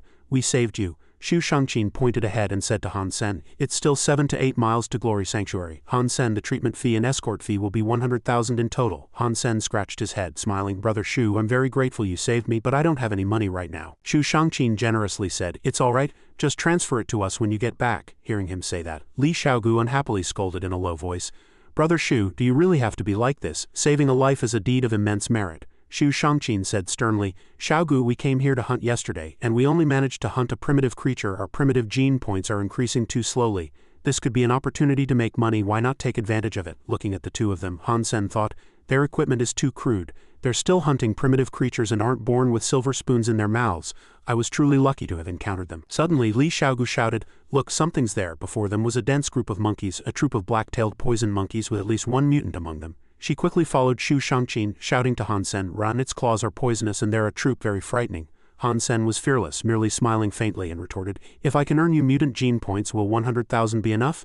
Shu Shangqin grunted, and Han Sen quickly picked up a crossbow ready to shoot, saying excitedly as he shot, "Creatures in Glory Sanctuary feel just like those in Steel Armor Sanctuary." Swoosh of force shot forward. Shu Shangqin was surprised to find it was a mutant beast soul arrow. Li Xiaogu excitedly interjected, "Brother Han is amazing." Swoosh swoosh, arrows continued to shoot out. Ha, another arrow. The arrow aimed directly at the largest old monkey in the troop. Shu Shangqin shouted, "The black-tailed poison monkey's hide is very tough, don't be such a hero," Han Sen said without wavering. "Don't worry, one arrow is enough." The black-tailed poison monkey was standing leisurely, when it was suddenly hit by an arrow, severely injured and in great pain, then quickly collapsed to the ground. Han Sen easily put away his bow and arrow. Shu Shangqin asked admiringly, "So strong, who are you?" Li Xiaogu said excitedly, "Brother Han is so cool, we saved an excellent archer in Glory Sanctuary." Han Sen said to the two of them, "This is my first time in this place, it's truly bustling with people." Suddenly he had a flash of inspiration. "That's right, Lin Beifeng and Shui Longyin are both from here." Shu Shangqin turned to him and said, "Han Sen, you don't need to transfer the money to me anymore, we're even." He did not refuse, replying, "All right, with those black-tailed poison monkeys, including the mutant one, your mutant gene points and primitive gene points should have increased quite a bit," Li Xiaogu happily said. "That's worth much more than 100,000, Brother Han, thank you." Han Sen replied, "It's nothing big." At this moment, Shu Shangqin affirmed seriously in his eyes, "I will be stronger than you in the future. This is a transfer station. You can return from here, but entry and exit are complicated. When you leave Glory Sanctuary, you'll still return here." Han Sen asked in confusion, "Does that mean if I want to return to Steel Armor Sanctuary, I have to go through Glory Sanctuary?" Li Xiaogu replied, "Yes." Hearing this, Han Sen worriedly thought, "Oh no, I might miss the God War if I don't participate. I'll never enter the top 10 and won't be able to obtain a Godblood Beast soul." But as he pondered, he still chose to turn and leave, saying goodbye. "All right, I should go, thank you all, goodbye." Li Xiaogu waved her hand and said, "Brother Han, we should be thanking you, take care and I hope we meet again." At this moment the system notified, "Lu Feng has been chosen as the first place winner of the God War, congratulations to him." The entire stands cheered upon seeing his figure. "Lu Feng, Lu Feng, Lu Feng," a group of people discussed animatedly. "I heard Coin didn't participate in this match. Didn't Lu Feng challenge him? He must have been scared. HMPH, anyone would be intimidated by such an opponent." Reporters eagerly interviewed the person who had just walked off the red carpet. "Lu Feng, do you think Coin didn't participate because he was afraid of you?" Lu Feng smiled faintly. "Just as I fear no opponent, neither does he." Reporter Ming Quan handed him the microphone and asked Lu Feng, "Excuse me, are you confident you can defeat him?" Lu Feng replied, "Coin must participate first for that question to be answered." Meanwhile in a corner, Tang Zhenlu pouted enviously, muttering to himself, I was second place too, shouldn't someone interview me?" He was the only one left. Lu Feng muttered to himself, "Coin, I don't know why you didn't participate." A sharpness flashed in his eyes, his thoughts racing, "But now I'm very excited, predicting the outcome between you and me." On Luo Family Planet, Han Sen was walking calmly with his hands in his pockets, bandages on his chest. A voice sounded, "You're so lucky to be alive, fortunately not eaten by that bird." He said into the phone, "Fang Jingqi, help me tell Brother Quan that I'll give him the beast soul when we meet next time." Fang Jingqi stirred his cup with one hand and held the phone with the other, replying, "No need." Although the black-scaled serpent was killed by that bird, he already ate some scattered meat. Now his mutant gene points have also reached their maximum, and he's preparing to enter the second sanctuary of God's Sanctuary. He asked me to thank you on his behalf for your help. He's very grateful. Han Sen scratched his head and said, "It's nothing, a small matter. If I had an archery beast soul I would have sent that bird off too." Fang Jingqi raised his cup to his mouth, smiling. "Too confident, aren't you? Brother Quan also has an archery godblood beast soul, but he didn't dare use it and is preparing to sell it." Han Sen happily retorted, "Really? Will he really sell it?" Fang Jingqi was puzzled. "Han Sen, I've helped you twice now, give me a guarantee. Did you catch the hatred chestplate beast soul?" Han Sen recalled using the shield and replied, "I did." It was a hard shield with many sharp spikes. Fang Jingqi put the cup on the table and replied, "Good, he might need that. Keep it safe, I'll arrange it and come back." Han Sen walked with his hands in his pockets saying, "All right, I'll wait for your news." "Fang Jingqi, why are you acting like a busybody? Following Tang Zhenlu and the others should also have benefits, right?" A voice came from the other side. "Shut up, no, this is none of your business." Suddenly someone called Han Sen's name. He was startled, thinking, "Oh no, how is Qin Zan here? I just got back. Today is too unlucky." Qin Zan sternly questioned him. "How many days has it been? Where have you been? Do you know Blackhawk enrollment is only 3 days away?" He gave a dry laugh. Qin Zan handed him a ticket, then warned, "I just picked up this ticket at school. In 3 days the starship will take you directly to Blackhawk." She grabbed his collar and threatened, "If you dare to run away like in Coin's match, I'll show you what I'm like when I go mad." Han Sen gave a dry laugh, thinking, is she only angry because of this? I wanted to go too. Who knew I'd encounter such bad luck? At Han Sen's home, a simple wooden house, his mother asked, "Shaoshan, have you decided?" He replied, "Yes." Han Sen sat next to his sister, talking to his mother. "Station Master Qin has high hopes for me. I want to join Blackhawk and train well there. This is truly a rare opportunity. After I become a military member, Mom and sister will be safe and secure under the military's protection." His sister asked worriedly, "After brother leaves, will it be a long time before he comes back?" Han Sen stroked her head and comforted her. Military discipline is very strict. After formal enrollment you can only come back during holidays. Yan you must study hard and remember to often practice Holy Angel. Han Sen smiled and replied, I won't disappoint her. On Luo Family Star's spaceport, tens of thousands of starships were docked. People were preparing to board. Han Sen's ticket was recognized by the system. Welcome aboard this flight, wish you a safe journey. He walked straight towards the starship entrance guarded by 2 security personnel, thinking, first time here, this place is really big. He looked at the giant starship, couldn't help but dream of his aspirations. Han Sen looked at his seat number on the ticket. He saw his seat and across from him sat a young girl. He was happy. This is it, the window seat is nice. Han Sen sat down looking at the girl across from him. The girl was wearing a Blackhawk uniform. She was focused on the screen, he guessed. She seems to be playing the new PvP version of Sleeve Universe, and the other hand is controlled by someone else. Han Sen propped his face with his hand out of boredom. He had only played single-player mode and never PvP. The girl cheered when she won. I won. 10 consecutive victories are easy. My opponents are all weak. Only then did she notice Han Sen sitting across from her. She said seriously, hey, staring at others is very rude. Han Sen scratched his head and said, I'm sorry, I was watching the game. PvP mode has only recently become popular. You play well. Ji Yanren crossed her arms, displeased, thinking, he was clearly staring at me but using the game as an excuse. I hate men like that the most. Han Sen struck up a conversation. Miss, you must be a student of Blackhawk Academy. I'm here for recruitment. Didn't expect to meet a student from the academy here. She was surprised. Ah, so you're a freshman? He replied. Yes. If I pass the test, I've also looked into the entrance exam, and I think it's quite simple. Ji Yanren slammed the table and asked, young man, aren't you a bit too confident? How about I, big sister, give you a little lesson? Han Sen asked in surprise. Ah, what? He thought. Why does she seem angry? Ji Yanren raised her phone in provocation. Sleeve Universe PvP mode, if you beat me I'll be your girlfriend. The starship flew through space and Han Sen asked, Senior sister, do you know what you're saying? If I beat you, will you really be my girlfriend? Ji Yanren replied seriously. Of course, my word is my bond, he replied. I've only played single player mode before, never the PvP version, she happily suggested. I'll play 5 practice rounds with you. Blackhawk Academy students are strictly selected even for a strange gun or armor. After 3 attempts you must master it, let alone a game. Han Sen gave a dry laugh, thinking, she's truly ambitious, as if she's going to teach me a lesson. Did I upset her? Ji Yanren, how interesting. He opened his phone and said, forget about practice. I know how to play. As a future Blackhawk member I can't be this weak. He tapped a few dots on the screen, then added, just let me get familiar with the tablet's functions. 1 minute is all I need. Ji Yanren's eyes widened. Are you sure? Don't say you went easy on me because I'm a girl. He replied bluntly. I won't. The focus of this game is to test speed. The others aren't important. He set up the game ID and announced, I've registered. Let's begin. Ji Yanren gave him a displeased look. You don't have any ulterior motive using this name, do you? He replied calmly. No, didn't you say you'd be my girlfriend? Ji Yanren stretched and got ready. Do you think you can beat me? I'm the president of the Hand of God Club, you know. Treat me as a friend, use me to host a room high difficulty mode. She looked at the screen thinking, let me show you a lesson. Han Sen solemnly pursed his lips. First time playing PvP, quite exciting. System notification, match start. As soon as the match began, the account win girlfriend 2 scored 3 points. 3 white dots appeared on the screen. Han Sen touched the 3 dots with 3 fingers. Ji Yanren's hand trembled in front of the screen. Han Sen focused on the game. Ji Yanren exclaimed in surprise, and at this moment 2 dots appeared on the screen.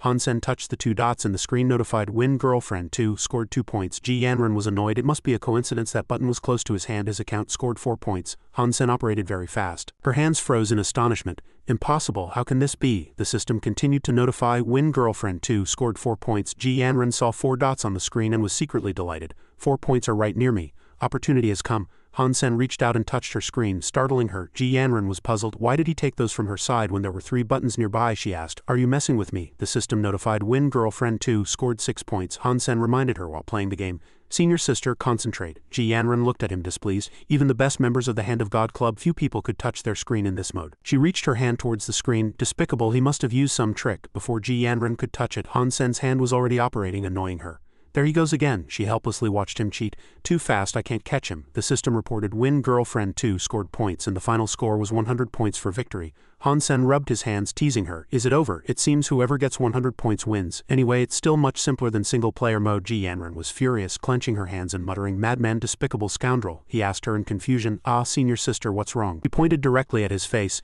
You cheated, you really cheated, confess quickly. Han Sen frantically waved his hands. No, I just played for the first time today. How would I know how to cheat? Ji Yanren slammed the table. That outcome couldn't possibly happen to me.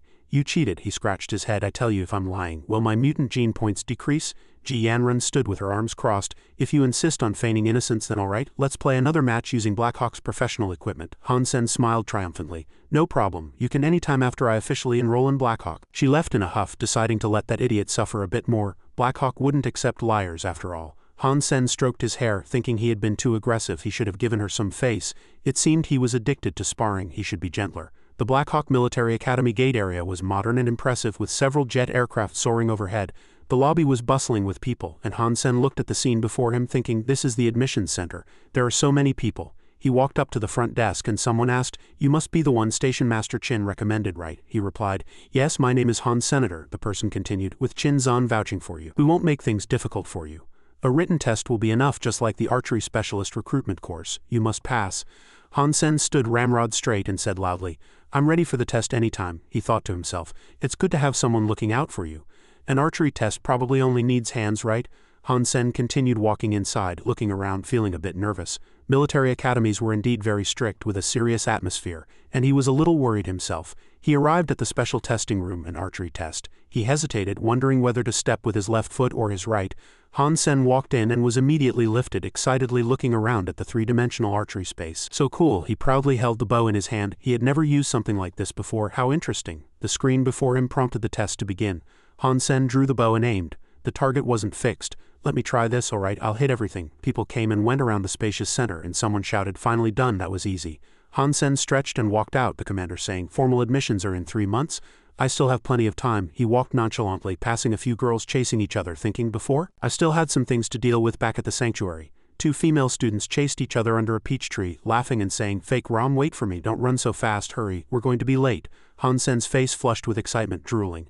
"Oh, is this the campus environment I dreamed of?" The man holding the screen couldn't believe his eyes. "This result is impossible. Today is truly terrifying." On the screen were Han Sen's test results, almost a perfect score in 6 minutes and 30 seconds. At the transfer station, the sky was clear with white clouds drifting by. Chin Zan walked to the agreed spot and spoke. "The commander personally called to thank me. I can't believe it." Sure enough, sending Han Sen to Black Hawk was the right decision. Young Manly followed behind her and replied, "Yes, I should help register his family as military dependents." Chin Zan agreed. "Right, handle it as soon as possible." Young Manly then asked, "Has he already met the criteria to join the squad?" Chin Zan replied, "Yes, when the time is right I'll give him special missions." A few days later, outside Glory Sanctuary, moonlight bathed the rolling mountains in the forest. Han Sen, enveloped in divine power, thought, "Now that the procedures are done and I've learned a bit about Glory Sanctuary, it's time to return to Steel Armor Sanctuary." He galloped on his divine beast, planning to get back as quickly as possible. The only way was through the Black Mist Swamp, which he knew very well. Riding Brother Quan's mount would be much faster than going by water. Dawn broke, the sky clear and peaceful with wisps of smoke rising. Han Sen, who had been sleeping face down, was suddenly awakened by a loud noise. He grumbled, "So noisy, what the hell is that sound?" The noise grew louder, and Han Sen scratched his head, sitting up. "Don't tell me it's—" A hint of alarm flashed in his eyes. An earthquake? He immediately ran to the door, opened it, and saw a godblood boar frantically slamming against the iron fence. He exclaimed in surprise, "A boar beast, it's already become a godblood creature." He looked at it worriedly. "I haven't slept much for days. I fell asleep when I came back yesterday. Luckily it didn't break the cage, otherwise I'd be finished while I was sleeping." He took out an arrow infused with divine energy and said, "So hungry, the first meal back, let's eat." Han Sen plunged the arrow directly into the boar in the cage. System prompt: hunt successful. Killed godblood boar beast. No beast soul obtained. Absorbing boar beast meat may grant 0 to 10 god gene points. Before long he had cooked a pot of pork. System prompt: absorbed. Gained 1 god gene point. Absorbed, gained 1 god gene point. Han Sen plopped onto the ground, hands on his full belly, exhaling, "So full, it's been half a month and my god gene points have reached 34.13 of 100. He looked at his attribute panel with satisfaction.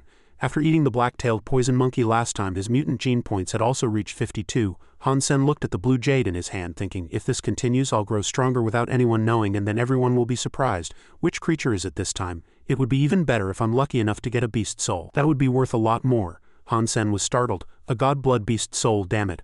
I haven't received my reward from the God War yet." In the martial arts arena, a golden stone floated in the center. Han Sen hid behind a tree, looking around, thinking, this place closed after the God War and it's the middle of the night, so there shouldn't be anyone here, right? He walked up to the stone, thinking, I forgot about the God War reward. Although I only got here at the very end, it's a god blood beast soul no matter what. Han Sen touched the stone, curiously wondering, once obtained, I can't participate in the God War anymore, and I'll have to wait until the next random god blood beast soul. What will it be? The stone he touched suddenly emitted an even brighter light. Han Sen's eyes widened, and he asked himself in surprise, a mount weapon? How exciting! A ball of flame appeared in his palm, encasing a golden jade. A voice echoed, Master. Han Sen looked in surprise at the girl standing in the stone. It was a humanoid beast soul. The flame in his hand flew before his eyes, and the system prompted, obtained god blood beast soul, fairy queen. Flames enveloped Han Sen's body and he blurted out, "Is this a transformation?" He looked at the armor on his body and exclaimed, "It looks so cool," Han Sen commented. "Fairy Queen Beast Soul, I'm feeling a significant boost to my combat skills. It's becoming balanced." He focused his gaze forward, thinking, "Although my speed and strength aren't stronger than the copper-toothed beast,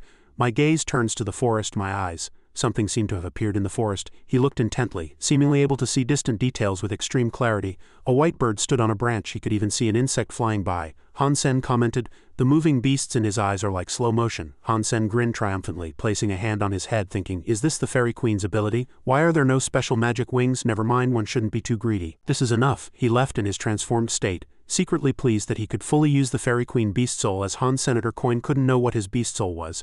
A few days later, in room 304 of the male dormitory, 3 boys were arguing fiercely. A boy in military green clothes slammed the table and said, "It's settled then." A red-haired boy clenched his fists and asked, "Why don't we fight it out?" Boy wearing glasses crossed his arms and asked, Who do you think you are?" Han Sen pushed the door open and introduced himself. "My name is Han Senator." All 3 shot him displeased glances. Han Sen asked worriedly, "Why are you all looking at me like that?" The boy in military green immediately pulled him into the room, saying, "Finally, you're here. You're late, come in quickly." Han Sen was pulled along, mumbling in response. The door slammed shut and a scream echoed, "What are you doing?" "Ah, stop." A golden badge lay on the table. Han Sen cautiously asked, "Are you doing all this for this thing?" The boy in military green was Shi Zhikang. He pointed to himself and said, "The position of dorm leader is very important. It represents image and spirit. I'm the oldest and have more experience than you little kids, so I'm very suitable to be the dorm leader." The boy with glasses was Lu Meng. He pushed up his glasses, striking a dangerous pose and saying, "Only smart people can become leaders. My IQ is as high as 167. The red-haired boy was Zhang Yang. He rotated his wrist, belligerently asking, "Hey new recruit, what do you think? How about we prove it with skill?" Han Sen chuckled dryly. "Is it this? You guys decide, I don't care." He thought to himself. "I thought they were jealous of each other, but it's for this. How childish and boring." Zhang Yang held the badge and suggested, "How about it? We're all in the archery department, so let's use that to prove it. 100 arrows, whoever hits the bullseye the most times becomes dorm leader." Shi Zhikang and Lu Meng exchanged glances, both agreeing, their faces filled with seriousness. Han Sen also chimed in. "All right, I have no objections." Zhang Yang immediately grabbed his clothes and walked to the door, grinning triumphantly. "Let's go, battle for dorm leader." Shi Zhikang pointed at him. "Who said you could go first? Don't be so arrogant." Lu Meng pulled his arm. "It's fine, he's just a bit too excited." Han Sen scratched his head awkwardly. "I feel like something's off with these 3, there probably won't be any peace in the future." In the shooting range after a competition, the battle for dorm leader of room 304 concluded. Shi Zhikang clutched his head, crying, Why is my score the lowest? This is impossible." Zhang Yang, who naturally came in first, became the dorm leader of room 304. He patted Shi Zhikang's shoulder, feigning comfort. "Brother Shi, you should improve on timing and practice harder." Lu Meng ranked second. The second eldest looked contemplatively at his hands. "Strange, I performed very well. So how did I only come in second? Does this mean I haven't put in enough effort today?" Han Sen, who ranked second last, didn't want to be the second eldest. Nor did he want to be the youngest third eldest. He comforted Shi Zhikang, "It's all right, it's just a game. You're the oldest, so you're still the eldest brother." He happily grasped his hand. "Third brother, tell me anything you want." Han Sen managed a dry chuckle. "Ah, okay." The 4 of them walked out of the training room. Han Sen thought, Zhang Yang's archery skills are indeed much stronger than the other 2. He always seems to shine, so it's only right that he becomes dorm leader. I'll let him have it.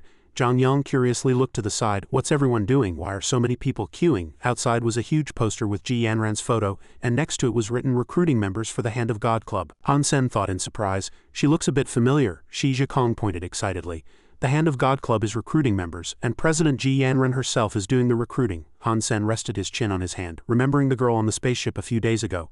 Ji Yanran. "So the girl you mentioned was Ji Yanran? Is she that famous?" Shi Zhikang dumbfoundedly retorted.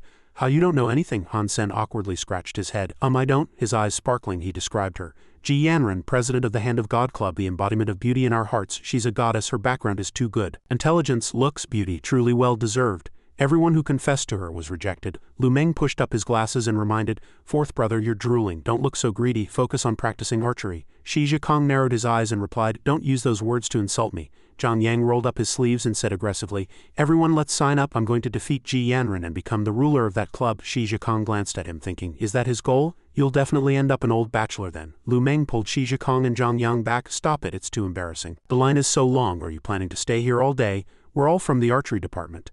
Let's not go to those irrelevant game clubs, okay?" Shi Zhikang shouted. "No, I really can win, let me go." Zhang Yang also left, unwilling to give up. Han Sen left thinking, Ji Yanran, it seems she's very famous in school. It's best to keep quiet about me defeating her. A few days later, Blackhawk School in the lecture hall. The instructor was teaching, human civilization has evolved to this day with many complex factors. Gene evolution has reached a new height, and there are some differences in male and female genes. Han-sen took notes, thinking, I've learned this basic knowledge before. I'll use this time to catch up on what I missed. In the shooting range, the teacher corrected his posture. Straighten your arm, don't bend your elbow, concentrate. Han-sen commented, as expected of Blackhawk Military Academy, it's amazing. In another classroom, the instructor said, next is combat with robots. Han-sen, come here, shout loudly. Present. Then another class, learning to use the cockpit. The instructor guided him. This is the control area, set it in the green indicator light zone. Han-sen was excited. He could actually get his hands on these things. Am I dreaming? Will I be able to pilot it to travel the universe in the future? Amazing. It was late. The other three were asleep, but Han-sen's bed was empty. He was still studying. This week's homework is heavy. I won't have time to finish it. Next week it will be double. If I don't review properly, I'll fall behind. Suddenly his phone vibrated, indicating an incoming call. Han-sen immediately opened it to check. Fang Jingqi has so many missed calls. A moment later, at the edge of the steel armor sanctuary forest, it was quiet. The person he encountered said to him, Hey, Fang Jingqi said he couldn't reach you. Do you still want the archery god blood beast soul? Han-sen awkwardly scratched his head. I'm sorry, I was busy at the time and didn't touch my phone. The person smiled, summoning a bow and arrow in his hand. I heard you've been admitted to Blackhawk. Your future is bright. As the bow and arrow gradually took shape, the person continued, You saved us last time and you did very well. Perhaps this demonic horn snake bow can match you, a future military sharpshooter. Han-sen took the shield and said, This is, you want me to lead our team to a higher peak. After their conversation, the two parted ways. Han-sen thought, with this beast soul bow, I'm even stronger now. In room 9 of the boys' dormitory building, two students were walking together while inside the room someone stood by a table. Han-sen had one hand on the door about to push it open when he heard a voice from inside the room. You think you're so strong? Did you hire an assassin to help me get revenge on you? What, if you want to, you can, but it's a pity you're truly stupid. He wondered, why is there a woman's voice in the room? He walked into the classroom where Shi Zhikong was holding a game console and asked, Fourth brother, who are you talking to? It sounds pretty intense. The voice rang out again. Weak and stupid fool, he yelled into the phone. Don't be so arrogant. People like you only make the game more boring. Shi Zhikong looked up and asked Han-sen, Third brother, do you play Hand of God PvP mode? Help me teach this garbage duo a lesson. Han-sen looked at the screen and replied, Hand of God, I just play casually. In the game there were 3 ids, Optimus Prime, Little Bird relying on others, and Divine Human. All with their mics on. Little Bird relying on others said, You trash, only trash like you would be ignored by girls. Divine Human retorted loudly, Trash needs help too, huh? You're all the same trash. Han-sen said in the game, Hey, it's just a game, don't be so venomous, okay? The person then started provoking, adopting a lecturing tone. If you've got the guts, come fight me, I'll teach you. Shi Zhikong looked at the game screen seriously and said to Han-sen, Third brother, you could say you're my first friend in this dorm. Han-sen looked at the screen and asked, Air hostess is your ID? It suits me. He handed his phone to Han-sen and introduced, Third brother, first log into the school website, then register an account. Han-sen replied, I have an old account, but never mind, I'll register another one. Next to the air hostess ID, another ID appeared. My girlfriend is Ji Yanren. Shi Zhikong hesitated. Third brother, your ID, Little Bird leaning on others laughed. My girlfriend is Ji Yanren. So foolish. How interesting. The other person also mocked. Brother, very good. Go back and face your ancestors. Shi Zhikong looked worriedly at the still calm Han-sen and said, Third brother, wait. This ID, aren't you afraid of being ganged up on by the boys in school? Han-sen asked seriously. Are we playing or not? I only have half an hour, the person said. All right, I won't humiliate you. If you call me daddy, Little Bird leaning on others also threatened. I'll let everyone in the school know that a toad like you dares to dream of eating swan meat. System notification, game start. Han-sen raised his hands, operating on the screen with his fingers. System notification, my girlfriend is Ji Yanren, scores 3 points. Shi Zhikong exclaimed, What? I couldn't even see that speed. The further they went, the higher Han-sen's score became. Charge, the person said weakly. No, impossible, I didn't get a single one. Little Bird leaning on others asked, Brother Long, what's wrong? Hurry up, too slow. Hey, why are you so stupid? Look, are you really stupid? Why don't you take the closer ones first? She continued to urge. Hurry up, why can't you be faster? The person roared irritably. Shut up, Little Bird leaning on others said aggrievedly. You yelled at me, you. A group of students gathered in the hallway, discussing amongst themselves. Did you hear? Wang Long got utterly stomped by a newbie. He's truly a genius of Hand of God. That guy is too arrogant. He even named himself, My girlfriend is Ji Yanren. Do you know who he is? No idea. Maybe it's another account of some master, that student said to the people around. I also heard Wang Long ask Lu Kei and Li Zi for help, but they still got messed up by that recruit. 180 points. This result is too absurd. They both stopped at 80 points. Not more, not less. Too absurd. A girl gasped, covering her mouth. Impossible. Lu Kei and Li Zi are my idols. They must be stunned too, another person continued. In Hand of God's last competition, they ranked 11th and 7th respectively. How could this happen? Around the lecture hall, people came and went. Ku Lily ran to Ji Yanren and shouted, Yanren, Yanren. She turned her head, bewildered, and asked, What's wrong, running like you're being chased by a ghost? Ku Lily squinted, testing the waters. Honestly, who's your boyfriend? Ji Yanren stared blankly at her friend's phone and retorted. Boyfriend? Oh, what's going on? Ku Lily explained. Still playing dumb, the entire school website is in a frenzy because of you. Ji Yanran snatched the phone and asked loudly, "Oh, what the hell is this? I don't even know this person." Ku Lily grinned. "Oh, don't pretend. He even defeated Liu Kei and Li Zi, which means he's strong. Introduce him to me." Ji Yanran pushed the phone back into her friend's hand, turned around angrily, and said, "Don't waste time on these boring things. I said I don't have a boyfriend." "No." Ku Lily was stunned and asked, "Yanran, you really don't know each other?" Meanwhile, the 4 young men in dorm 304 were talking enthusiastically, arm in arm. Zheng Yang said to Han Sen, "Third brother, I never thought you were a hidden master. Now you're the most popular person in the whole school. How about treating everyone to a meal?" Han Sen humbly replied, "I just know how to play, it's nothing profound." Shi Zhikong generously said, "If third brother hadn't stopped me, I would have posted this on the school website a long time ago. The views would have been amazing." Lu Meng interjected, "He's smart and low-key so he won't stir up trouble." The 2 girls and 4 young men brushed past each other. Ji Yanran thought, "If I find him he's dead." Damn it, Han Sen also brushed past them. A few days later at Luo Family Star's transfer station, Jin Zan pushed a document to Han Sen and said, "This is the mission schedule. This is your first task. Complete it well. I've already requested leave for you." Han Sen reminded her, "Station Master Chin, you didn't tell me what this team does." "What should I do?" she replied, "Babysitter." Han Sen worriedly said, "Babysitter, but I'm a man." Chin Zan leaned on the table with both hands, seriously explaining, "You need to protect children with special identities like Young Master Yuan and Young Master Ching. They are among those we protect. If you do well, you'll receive rare rewards. For example, a set of S-grade sanctuary skills." Han Sen picked up the paper, glanced at it, and then said, "Sounds decent. So where is this mission taking place?" Chin Zan replied, "White Demon Desert." Han Sen retorted, "Are you really taking children there? I'm not sure if I can bring this little girl back alive." Luo Li's paper recorded a girl named Wang Mengmeng, 16 years old, identity confidential, studying in Blackhawk Military Academy special recruitment class, and has been in Steel Armor Sanctuary for 1 month. Chin Zan told him, "If you can't complete the mission, don't even think about rewards. You might be kicked out of the team and get a good scolding." Somewhere in the White Demon Desert someone spoke, "Senior brother Han, you're my sister's classmate. What do you specialize in? You must be very capable to be recommended by Station Master Chin to protect us." Han Sen pondered for a moment, then replied, "Archery. You can call me Han Senator." Wang Mengmeng immediately hugged his arm and said she understood. This action made Han Sen a bit awkward, then he walked and assessed, "I didn't expect Chin Zan to call even Su Xiaoqiao and that guy. It seems this mission is important. There are many beast souls here. I hope nothing unexpected happens. I also can't get S-grade sanctuary skills. These are mutant armor and weapons. Can Lin Beifeng do it? Her identity might be noble or even higher." Then he glanced, thinking, "It's too far. If an ordinary person like me wants to enter the noble class, I need to risk my life to acquire advanced genes. Forget it. Someday I'll make mom and sister nobles." Suddenly, the gambler pointed in a direction and shouted, "Look, that's a mutant creature." There was a fox on a tall cliff emitting green spiritual energy behind it. Someone excitedly said, "A pack of foxes. We're really lucky to encounter such a big prey." Wang Mengming immediately picked up her weapon and charged, shouting, "I want to try my skills. Everyone, don't come in yet." Han Sen, on the other hand, loudly commanded, "You two will split into 2 sides to protect Wang Mengming." Then the gambler and Su Xiaoqiao obeyed and ran over. In front, Wang Mengming threw a knife, shouting, "Die." The orange fox dodged aside, roaring angrily. Then Wang Mengming launched another attack, cursing, "Damn it, that reaction is too fast." And she summoned a white mount and charged at the fox on the cliff, cursing, "This is the end. Don't even think about running." Wang Mengming rode the white bear and ordered pursuit. "Don't let it escape." Su Xiaoqiao saw this, surprised and curious. "Isn't that a god blood beast soul?" The gambler also replied in shock. "Huge in size, white fur. Yes, that's a god blood beast soul over there." Wang Mengming rode the white bear and charged over. Han Sen commanded from behind, "Summon your mounts. Don't let her get lost." Then he also rode a 3-eyed red ox. Su Xiaoqiao rode a white keelin in pursuit, shouting, "Hey, wait for us." The gambler, riding a wolf, worriedly said, "Wang Mengming, don't chase anymore. It's very dangerous." At this moment, Wang Mengming was already standing next to the fox. She pointed at it proudly and said, "Little fox, you can't escape. Surrender obediently. Anyway, thanks for increasing my gene points." Suddenly, the fox's eyes flickered with green flames, baring its teeth and roaring. Then a pack of gray foxes appeared on the mountaintop on either side of the orange fox. Seeing this, Wang Mengming was startled. That was a large group of primitive foxes, too many. Only then did she realize the problem. Did it deliberately lure me here? This is a trap, not good. How can I deal with all of them? Then Wang Mengming ordered the white bear to turn around. "Run, Big White, run fast." Meanwhile, a pack of foxes behind her chased relentlessly. Seeing this, Wang Mengming panicked and urged, "Big White, faster." A moment later, a gray fox jumped up and bit Big White's hind leg, making it roar in pain on its back. Wang Mengming worriedly called out to Big White.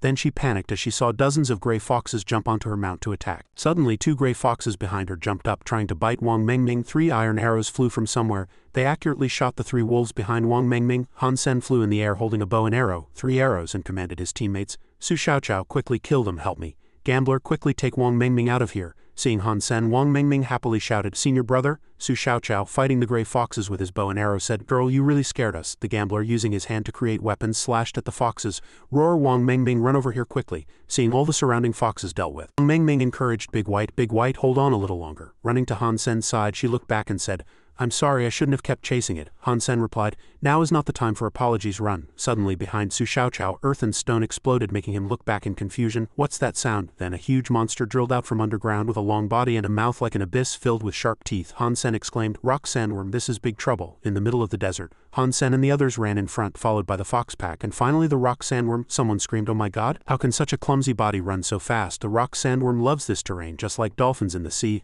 Han Sen followed closely behind Wang Mingming, saying, "Damn it, if I remember correctly, they're pack animals." Hearing this, she panicked. "What?" Suddenly, earth and stone exploded in front of them. Su Xiaoqiao shouted in fear, "Its mouth is so big, first the fox pack, now this." Han Sen immediately issued a warning and reached out to Wang Mingming. "Wang Mingming, throw away your mount and come over here," but she refused. "No, I'll be a burden to it." But Han Sen analyzed, "This is the only way to minimize attacks. Hurry." Then he held her behind him. Then he turned back and asked the gambler, "Gambler, are you sure you can deal with him?" The gambler, biting a cigarette, happily replied, "Brother, thanks for your trust, leave it to me." At the same time, he darted like lightning, slashing away the gray foxes, shouting, "Sleeve universe double layer, I'll clear the way." Then the gambler ran in front, dealing with the foxes while Han Sen rode his mount carrying Wang Mingming, shooting arrows and commanding, "Quickly follow the gambler. If you fall, you might die. Mutant three-eyed beast, don't stop." Wang Mingming, sitting on Han Sen's back, complained tearfully, "It's all my fault. I put everyone in danger. I'm sorry." Han Sen, fighting, said, "Our duty is to protect you. If you get hurt, it means we're not capable enough, so don't overthink it." Hearing this, Wang Mingming's cheeks flushed and she looked up, moved, and said,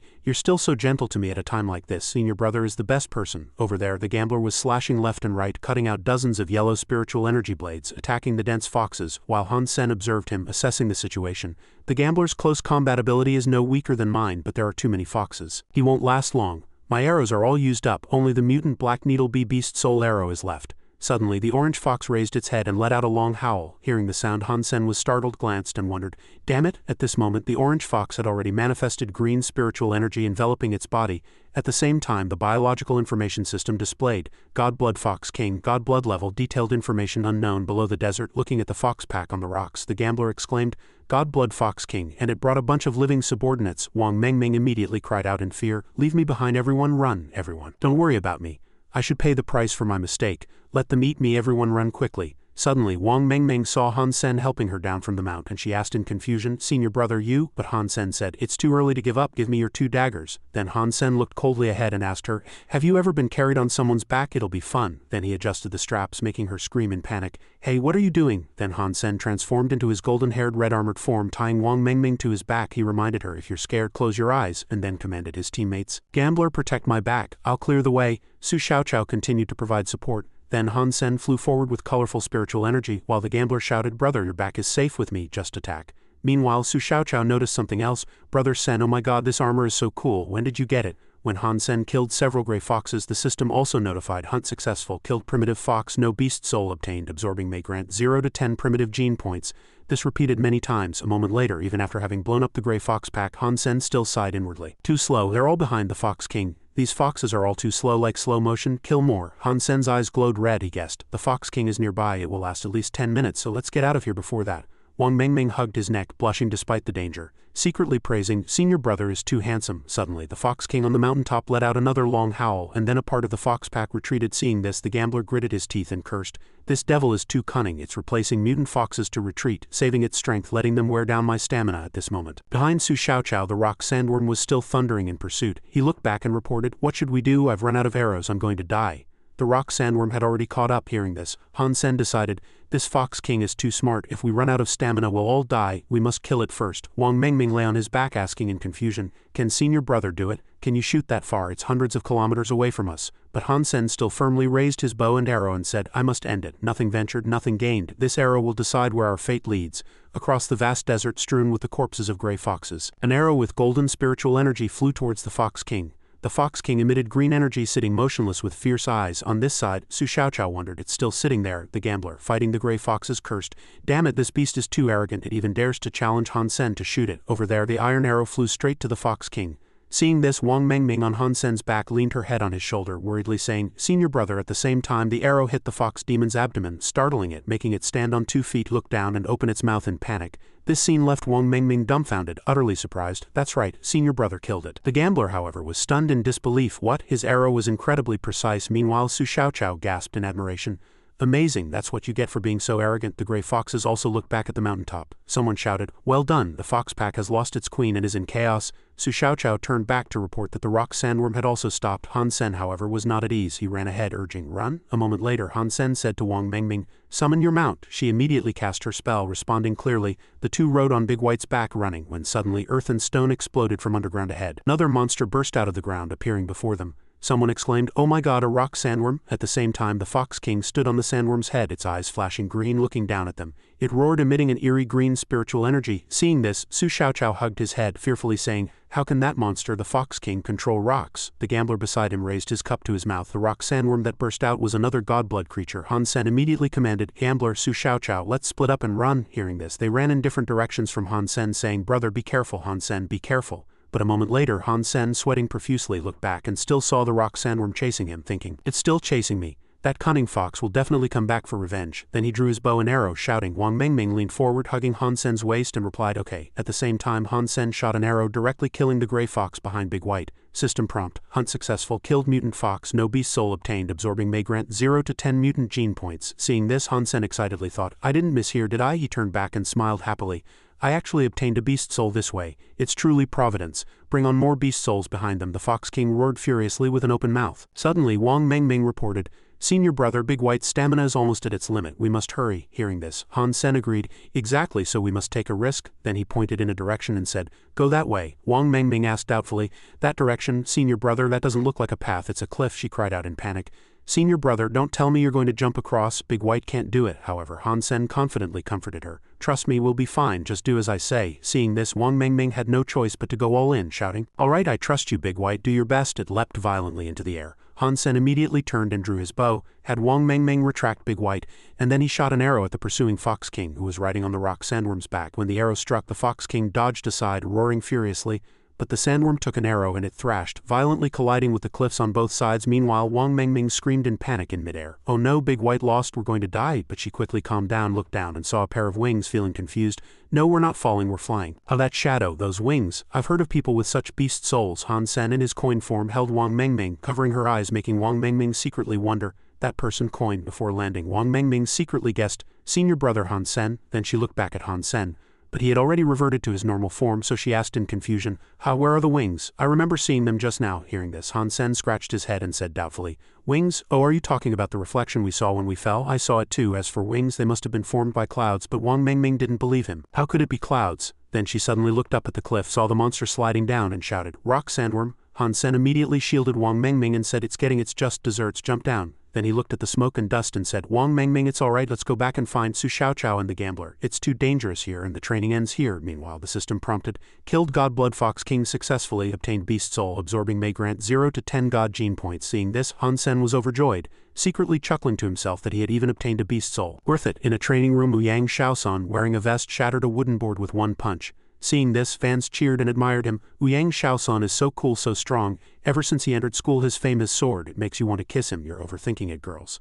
I don't think he's interested in women at all. Why else wouldn't he even look at us? We have such good figures, don't we? Suddenly behind them, Li Yufeng cursed with a dark expression. "These dames, move aside, you're blocking my way." Seeing this, a girl shouted, "Hey, this madman actually dared to call us." But her friend beside her covered her mouth and said, "Sorry, we're leaving immediately," kindly explaining to her, "That's Li Yufeng, he's the #1 player in our school's Hand of God club. Is he here to challenge Ouyang Shaosan to a duel?" Li Yufeng walked past them, still listening to their gossip out of the corner of his eye. There are rumors that Ouyang Shaosan is stronger than him, but he didn't participate in school competitions, so he has no ranking. This will be interesting. Li Yufeng is handsome, but he only likes Ji Yanren. What a pity. The three girls beside him watched his retreating figure and commented, "Is that what he's like? He's blind, yet he calls others dames and ugly. He's nothing but Ji Yanren's lackey. That's terrifying. Aren't they here to meet each other?" Then what's he doing here? Lower your voice, he heard you. Standing behind Ouyang Shaosan, Li Yufeng asked, As my girlfriend is Ji Yanren your ID? Ouyang Shaosan, without turning his head, replied with his eyes closed, No, I'm sorry to disappoint you, always getting jealous over a woman and causing trouble. Li Yufeng then turned and scoffed, If it's not you, then there's no need for further talk. As for that ID mocking Ji Yanren, I'll teach that guy a lesson. Suddenly a straightforward voice came from somewhere. You said Li Yufeng wants to challenge me. Han Sen sat in front of his friends, thinking in confusion. I don't even know who he is. Challenge what? Lu Meng, pushing up his glasses, corrected him. Actually, he said he wants to fight the ID. My girlfriend is Ji Yanren, Zhang Yang added. Everyone in school knows Li Yufeng is pursuing Ji Yanren, and that ID has caused you trouble. Look at this article, it's going viral on the school forum. Then he placed his phone on the table, showing the trending search results. Han Sen picked it up and read curiously. How strong is Li Yufeng, the true master of the Hand of God Club? Even stronger than Ouyang Shaosan, it's rumored no one can rival him. He fights to protect Ji Yanren's reputation. Such love is truly enviable, I'm so jealous. Then he scrolled through other comments on his phone. That guy won't dare accept the challenge. So many days have passed, coward. People pursuing Ji Yanren, this will be interesting. I must prove Ji Yanren's boyfriend is different. Seeing this, Han Sen said, Childish. Everyone is pointing fingers at me. I can't let this get too big. Then he went to take a shower, preparing to leave. The previous mission was also successfully completed, although it was a bit dangerous. I haven't seen the S-grade sanctuary reward yet. That woman Qin Zan lied to me, she must be punished. He recalled his previous conversation with Qin Zan. She told Han Sen that while Wang Mengming was very grateful for his performance, the S-grade sanctuary reward couldn't be obtained yet. He needed to become Wang Mengming's guardian in Steel Armor Sanctuary until Wang Mengming reached her gene point limit to receive it. In the bathroom, Han Sen, bare-chested, summoned 2 balls of golden and red flames, commenting, But this is ridiculous. Fortunately, I got 2 beast souls, otherwise this trip would have been a waste. Oh, I haven't even had a chance to see what these 2 beast souls are. Let me see. System prompt, Mutant Fox Beast Soul, Mount-type Beast Soul. He looked at the red beast soul and assessed, a mount-type beast soul, not bad, although I also have a 3-eyed mutant cat. This one can sell for a lot of money. More importantly, what's the God Blood beast soul? I'm really looking forward to it. What could it be? At the same time, the system provided information. God Blood Rock Sandworm beast soul, pet-type beast soul. Looking at it, Han Sen angrily clenched his fist, asking in confusion, What the hell is this now? Then, his face filled with sorrow, he looked at the beast soul in his palm and cursed, A God Blood pet-type beast soul just like that cat. Oh my god, I almost died for this. What a loss. He held his head, fuming with anger. He'd been so unlucky lately. I'm so furious, I need to go beat up Li Yufeng to vent this anger. Maybe I'll be luckier afterward. That night, everyone in school was glued to their phones. Someone reminded, Quick, everyone log in, it's almost 11 p.m., only 1 minute left. It's the match between Li Yufeng and Ji Yanren's boyfriend, and access is limited. Hurry or you'll miss it. In the classroom, Ji Yanren looked at the screen and said, 5-minute countdown. Ku Lily beside her teased, Yanren, who do you want to win, Li Yufeng or your boyfriend? She immediately denied it. I already said I don't have a boyfriend. Then she said seriously, I don't care who wins or loses, I just want to know who that guy is. On Li Yufeng's side, he was already seated in front of his computer. A fat classmate behind him asked doubtfully, Only 1 minute left. Will that guy run away? The skinny classmate beside him echoed. Needless to say, he's definitely scared of Brother Feng. Li Yufeng, with arms crossed, said confidently, If he admits his mistake and changes, all he has to do is apologize to Yanren in person. I'll give him some face. A notification suddenly popped up on the screen. My girlfriend is Ji Yanren has logged in. Elsewhere, a host stood on a podium looking at a large screen displaying Li Yufeng versus Ji Yanren's boyfriend. He exclaimed, Does he really dare to show up? Then he picked up the microphone and introduced, Hello everyone, I'm your school announcer and welcome to this match. The match between Hand of Gods #1, Li Yufeng and Ji Yanren's boyfriend officially begins. Li Yufeng is shining brightly, while the player with the ID My girlfriend is Ji Yanren remains a mystery. The school announcer continued, Please witness this showdown between the real and fake boyfriends. Meanwhile, the screen displayed the top-ranked match. Seeing this, the school announcer shouted loudly, As you all may know, Li Yufeng is the #1 player in Hand of God. A formidable presence, while another person, claiming to be Ji Yanren's boyfriend, is having a challenge match against him. Although he has already completely locked in his score, it seems his skills still need significant improvement. The match on the screen had begun. 3 yellow dots were moving. The school announcer commented, All right, the first person to score is over there. Li Yufeng is giving his all. 3 fingers were skillfully operating on the screen. The school announcer immediately praised, Li Yufeng's speed is simply invisible, truly worthy of being #1. Leaving his opponent no time to react and already creating a huge gap, Han Sen on his side leisurely drank water, looking at the 3 yellow dots on the screen. The school announcer shouted loudly again. Li Yufeng scored another 5 points. Amazing, his opponent is still motionless. Has he given up, or has that exquisite skill already hit him psychologically? He also saw this and said triumphantly, "What a noob, how dare he arrogantly use that ID, today I'll make sure you can't lift your head." In the venue, looking at the big screen, the school announcer continued to report, "Another 8 points, Li Yufeng now has 40 points, his opponent is still far behind." The audience below cheered. "Li Yufeng is dominating, has that guy already automatically quit because he's too scared before that skill? He couldn't get a single point, it's terrifying, number 1 is always the best." They even mocked, saying Ji Yanran's boyfriend should just drop out. If he's really strong, why doesn't he face him in person? Meanwhile, the school announcer with hands raised high cheered, "That's right, if it were just an ordinary match it wouldn't be interesting. He's too strong, there's simply no chance to counterattack. This is definitely not a joke match." Elsewhere, Lily rested her chin on her hand, looking at the screen and saying gloomily, "Yanran, your boyfriend is scared stiff, he's useless, what a waste of time." Ji Yanran beside her asked doubtfully, "I don't understand either, I've looked for recordings of a few of his matches and he wasn't this bad." Here, Lu Meng, standing behind Han Sen, asked doubtfully, "Third brother, what's wrong? Are you really scared and giving up? Do something quickly," Zhang Yang meanwhile reminded. "Third brother, you're being humiliated." While the two were anxious, Han Sen remained calm and collected with a firm gaze. He mocked, "Too slow, this is also too slow. Now is the time for me to show everyone what speed truly is." The score on the electronic board showed Li Yufeng 74. "My girlfriend is Ji Yanran 0. The school announcer commented excitedly, "The score is getting higher and higher. I think we're about to say goodbye to my girlfriend is Ji Yanran." Then he announced again, stunned. 6 new dots appeared, attacking again. Li Yufeng truly wants to completely wipe out his opponent. The score has already reached 80. At this moment, Li Yufeng was completely focused, his hands dancing on the screen. Suddenly a message popped up on the venue screen. "My girlfriend is Ji Yanran. Sorry, I just went to the restroom. Now I'm starting." The school announcer was confused. "Ha," the students below discussed animatedly. What is this guy saying? Such an important match and he went to the restroom? He probably couldn't handle the embarrassment and made up an excuse, but that excuse is too bad. I even want to laugh just looking at it." Suddenly, Han Sen operated on the screen like a whirlwind, as if he had 6 hands. The screen immediately notified, "My girlfriend is Ji Yanran, scored 9 points. Seeing this, the school announcer gasped in shock, asking in confusion, "TH, this." Another person also cursed, "Damn it, 9 points with both hands, what kind of hand speed is that? What's going on? That guy scored points." Then others couldn't believe their eyes either, exclaiming, "Oh my god, is he cheating? Can an unevolved person really achieve this level of clicks? Even Ouyang Shaosan probably couldn't do it." Li Yufeng, however, frowned in surprise. "HMPH." The announcer in the venue commented, "What did I just see? My girlfriend is Ji Yanran actually scored 9 points with both hands. And Li Yufeng couldn't even make a move." Others cursed again. "Damn it, he took advantage of the situation to ambush. That guy deliberately sent a message to distract the great Li Yufeng, making him lose 9 points. How shameless to break the bloody deadlock with such tactics. Have some decency." But the announcer was sweating profusely, secretly assessing, "No, this isn't an ambush. That message was displayed on the game's public screen. Li Yufeng couldn't see it during the match, which means these 9 points were entirely gained through skill. And it was overwhelming speed, leaving his opponent unable to score a single point." Watching the two players' screens, the audience discussed excitedly, "Damn it, Li Yufeng's score was stolen again. What's going on? My eyes can't keep up, damn it, is that guy cheating? Li Yufeng, hurry up and win it back, you're the number 1 master." Ji Yanran also wondered in surprise. Ku Lily, meanwhile, gasped with an open mouth, exclaiming, "What's going on? That guy seems to have transformed, his hand speed is just too abnormal." On Han Sen's side, Lu Meng happily praised, "Holy crap, third brother, you're amazing, how did you do that?" Zhang Yang meanwhile excitedly shouted, "Holy crap, holy crap, holy crap. Third brother's hand speed is terrifying.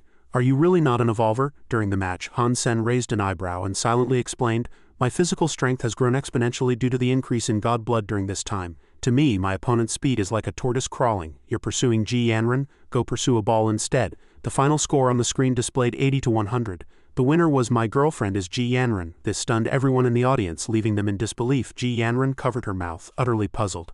100 to 80. With that score, Li Yufeng angrily clenched his hands, furiously cursing. "Impossible, absolutely impossible. How could I lose? How could I lose?" Later, at a dinner table, Han Sen and his 3 friends gathered. Shi Zhikong laughed happily, raising his drink bottle and shouting, "Awesome, tonight we're going to clean out the third brother's share of food from the cafeteria." Then, his mouth watering with excitement, he yelled, "Now the whole school is talking about how Li Yufeng lost by 20 points, even saying he was utterly crushed.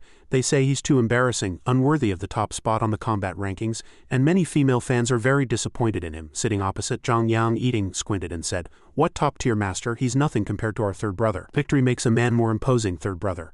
"Another 50 skewers of lamb, please." Lu Meng meanwhile raised his glass in celebration.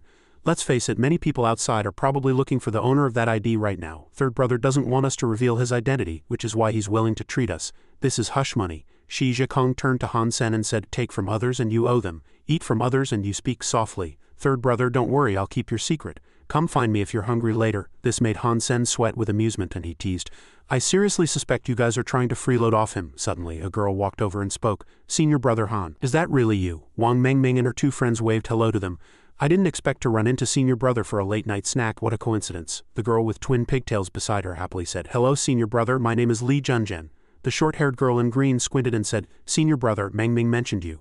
My name is Wang Chun. Seeing them, Han Sen, sweating, forced a smile and said, Hello, Mengming, good to see you again. Suddenly, Shi Zhikong hooked his arm around Han Sen's neck and questioned, Third brother, honestly, when did you meet these pretty junior sisters? Have you been doing something bad behind our backs? Han Sen coughed painfully a few times, defending himself. What are you talking about? Let go of me. Lu Meng beside them calmly analyzed, with third brother's strength, dating 3 girls at once shouldn't be a problem.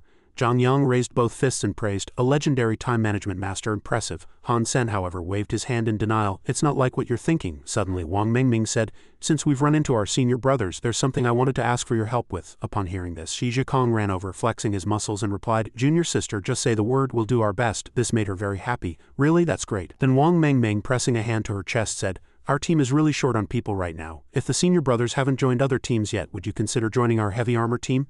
Zhang Yang, Lu Meng, and Shi Zhikong were instantly dumbfounded, exclaiming in horror, What, you 3 cute and soft junior sisters? They imagined them sitting in huge mechs and couldn't help but blurt out, In a heavy armor team? The next morning the sun shone brightly. At the entrance to the training area someone asked in surprise, What, you 4 are all from the archery department? Zhang Yang and his 3 friends along with Wang Mengming stood before 2 men in green uniforms unhappily retorting, What's wrong with the archery department? Why do you have that look of disdain? Shi Zhikong behind them also looked displeased. Exactly, if these 3 junior sisters hadn't sincerely invited us we wouldn't have come. Lu Panzai, captain of the heavy armor team, heard this and replied, Archery students are special recruits, their physical fitness requirements are lower than regular students. But before he could finish, Cho Hu, another member of the heavy armor team, chimed in, It's not that we're picky, but if your physical fitness isn't above 11, you can't get in. Wang Mengming immediately hugged Han Sen's arm and said, Oh Captain, don't worry. Senior brother Han Sen and his friends definitely won't disappoint. Come on, I'll take everyone to see the training grounds. Seeing this, everyone looked at the 2 with astonished eyes. Later in Warehouse 7, Zhang Yang looked around and exclaimed, My goodness, am I seeing things? Is this an illusion? Han Sen was also surprised. I also think the heavy armor team is too rich. They actually use real heavy mechs for training. Looking at the 3 huge mechs standing there, someone introduced, These 3 are our team's training mechs, TJT-1, RS Carrier, and Builder. Standing next to the Builder, which had Wang Mengming's color, Wang Mengming said, The Builder is a multifunctional heavy mech. It's the hardest to operate among the 3. It's best not to choose it when you're just starting. There are also simulated mech training rooms next door. Everyone can come train anytime. Shi Zhikong, seeing this, sighed, This is my first time seeing such cool mechs. Zhang Yang admired, These 3 mechs look much more advanced than the school's training machines. Lu Meng pushed up his glasses, hinting, Junior sister Mengming, I'll come train every day from now on. You won't find it annoying, will you? Wang Mengming stuck out her tongue, cutely indicating, Annoying? Of course not, you're very welcome. There's also a large mech combat competition organized by the Alliance in the future. Han Sen, looking at the mechs, was secretly pleased. This is great. Going to the school's training room always involves queuing, which wastes a lot of time. Then he said, I can practice freely here. Joining the heavy armor team was definitely the right choice. Meanwhile, elsewhere, Luo Xiangyang solemnly advised the principal, Isn't this too risky? How can you give Warehouse 7's training grounds to those kids and those 3 heavy mechs? Can ordinary students even operate them? After speaking, the middle-aged principal explained, Old Luo, they are all excellent students both in character and academics, and they're very passionate about heavy mechs. The school has provided them with everything necessary, so what's wrong with that? Your temper really is something. Luo Xiangyang heard this, turned away unhappily, and sneered, Excellent in character and academics? I think it's more like they have powerful family backgrounds. The school is too lenient with them. Regardless, I can give them Warehouse 7, but those 3 heavy mechs cannot be wasted by them. I must take them back. Opening the door to Warehouse 7, Luo Xiangyang complained before even entering, The Starry Sky Cup might be starting soon. Training time is tight and tasks are heavy, so we're short on mechs. I must take those 3 heavy mechs today. Even if it offends the parents of those rich kids, I don't care. After he entered, he was surprised to see a blue mech training, and he whispered, Someone is operating the Builder.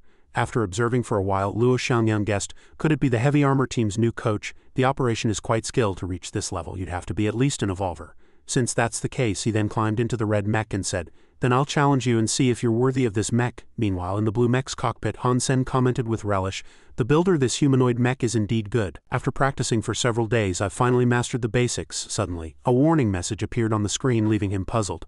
What's this? Then he thought angrily, Which curious guy is launching a sneak attack over there? The red mech fiercely punched the Builder, but Han Sen had already raised his weapon to block. In the red mech's cockpit, Luo Xiangyang praised HMPH to be able to use a heavy mech like a regular mech and block my attack. good reaction. This new coach's strength is finally better than before, the heavy mech finally looks decent, let me test your depth. Han Sen meanwhile frowned, analyzing his opponent. The RS carrier isn't a combat mech, but the other party operates it so skillfully. Could it be Captain Lu Panzai or Cho Hu?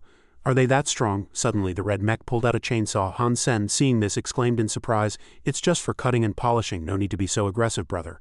Then he raised the steel pipe in his hand, blocking tightly. But the RS carrier mercilessly split it in two inside the mech. Han Sen broke into a cold sweat, worried. The strength is terrifying. If I don't dodge, the mech's body will be cut in half. He immediately maneuvered the blue mech backward, dodging the chainsaw strike from Luo Xiangyang. Seeing his opponent easily dodge his moves, he was very excited. It's been a long time since I had such a satisfying fight. I really miss the golden era. Now I'm getting more and more excited. Let me see your full strength. Next, Luo Xiangyang took out two more weapons from his shoulder and turned his other hand into an iron hook. Seeing him show off his equipment, Han Sen was dumbfounded. Oh my god, it's really coming. Captain Lu Panzai Cho Hu, who the hell is it? I have no grudge against you, no need to hate me so much. Then he felt even more eager for battle and said, I don't care. As long as my hand speed is fast enough, the builder can react.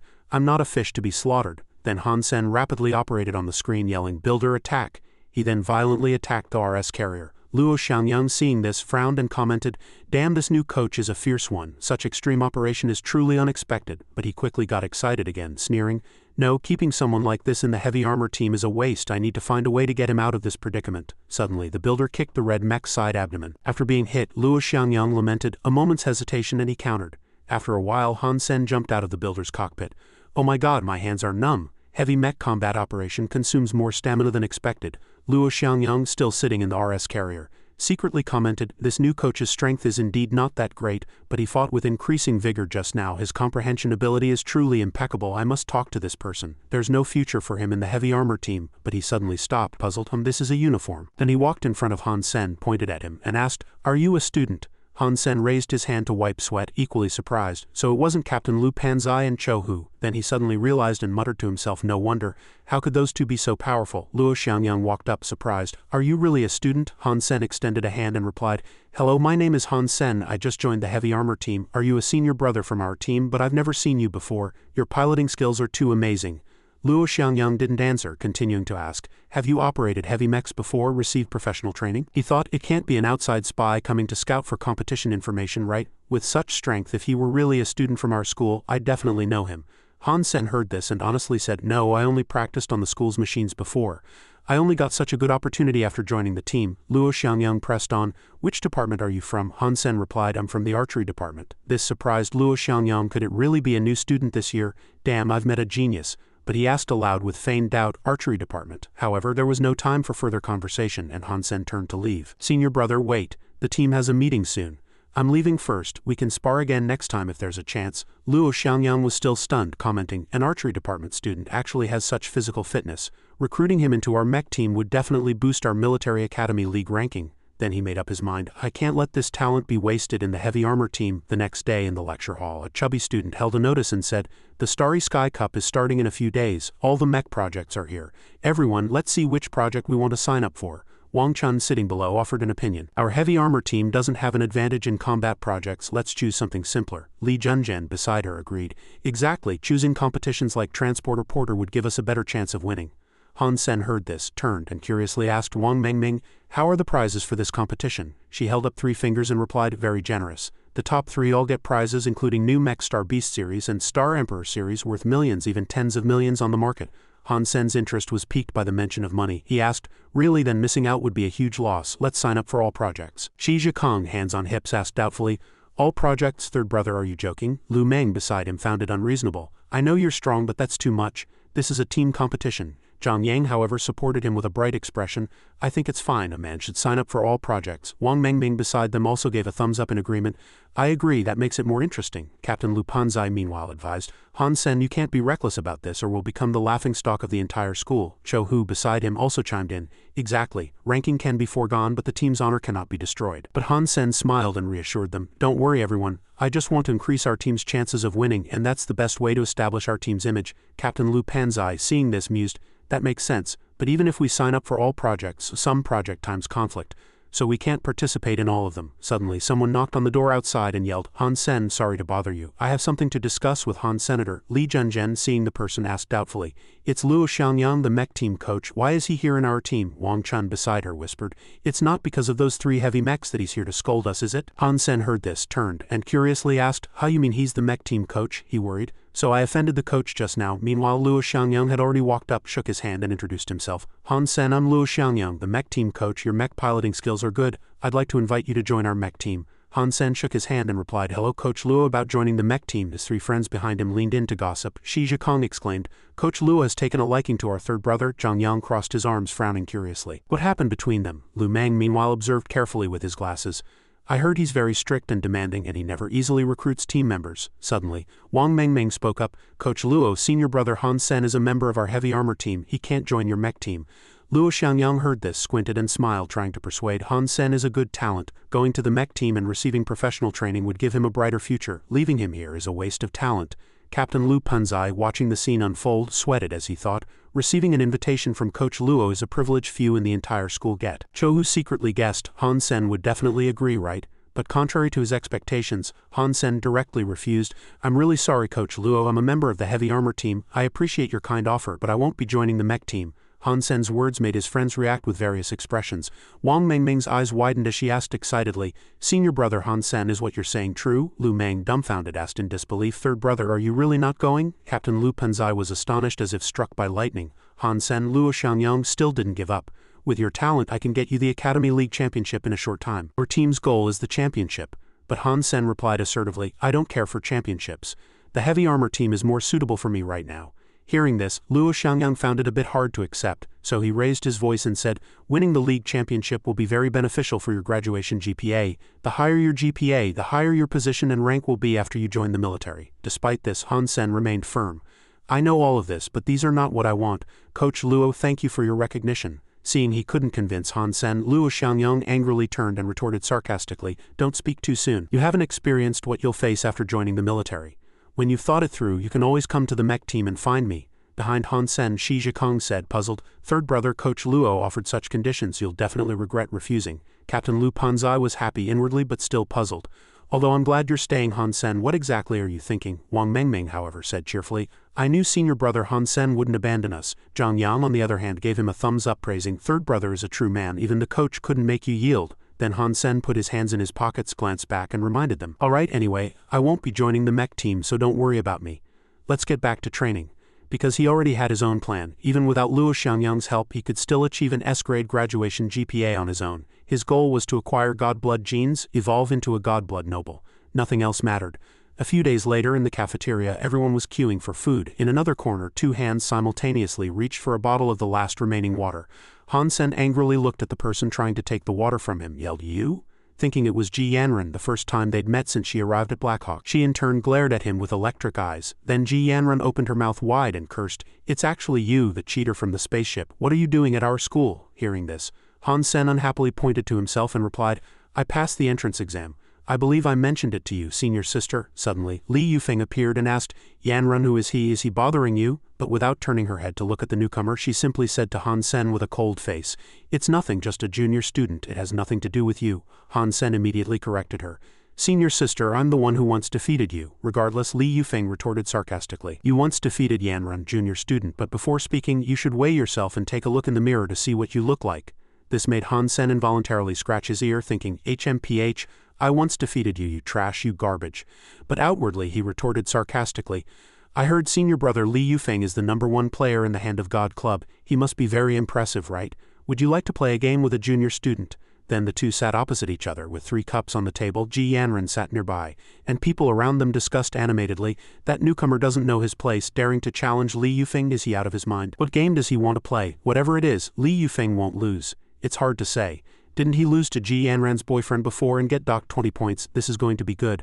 Han Sen picked up a small ball and said, "Senior brother, make sure you don't blink. Losing in front of so many classmates would be embarrassing." Then he quickly shuffled the 3 cups on the table. Seeing this, Li Yufeng scoffed, "You dare show off with a game like this in front of me, junior student. If you lose, don't bother Yanran again or you'll have a hard time at school." Ji Yanran, standing by, said unhappily, "How can you threaten people? How many times have I told you my business is none of yours?" Then she looked at Han Sen with a puzzled expression. "Are you serious with this childish game? It's too immature."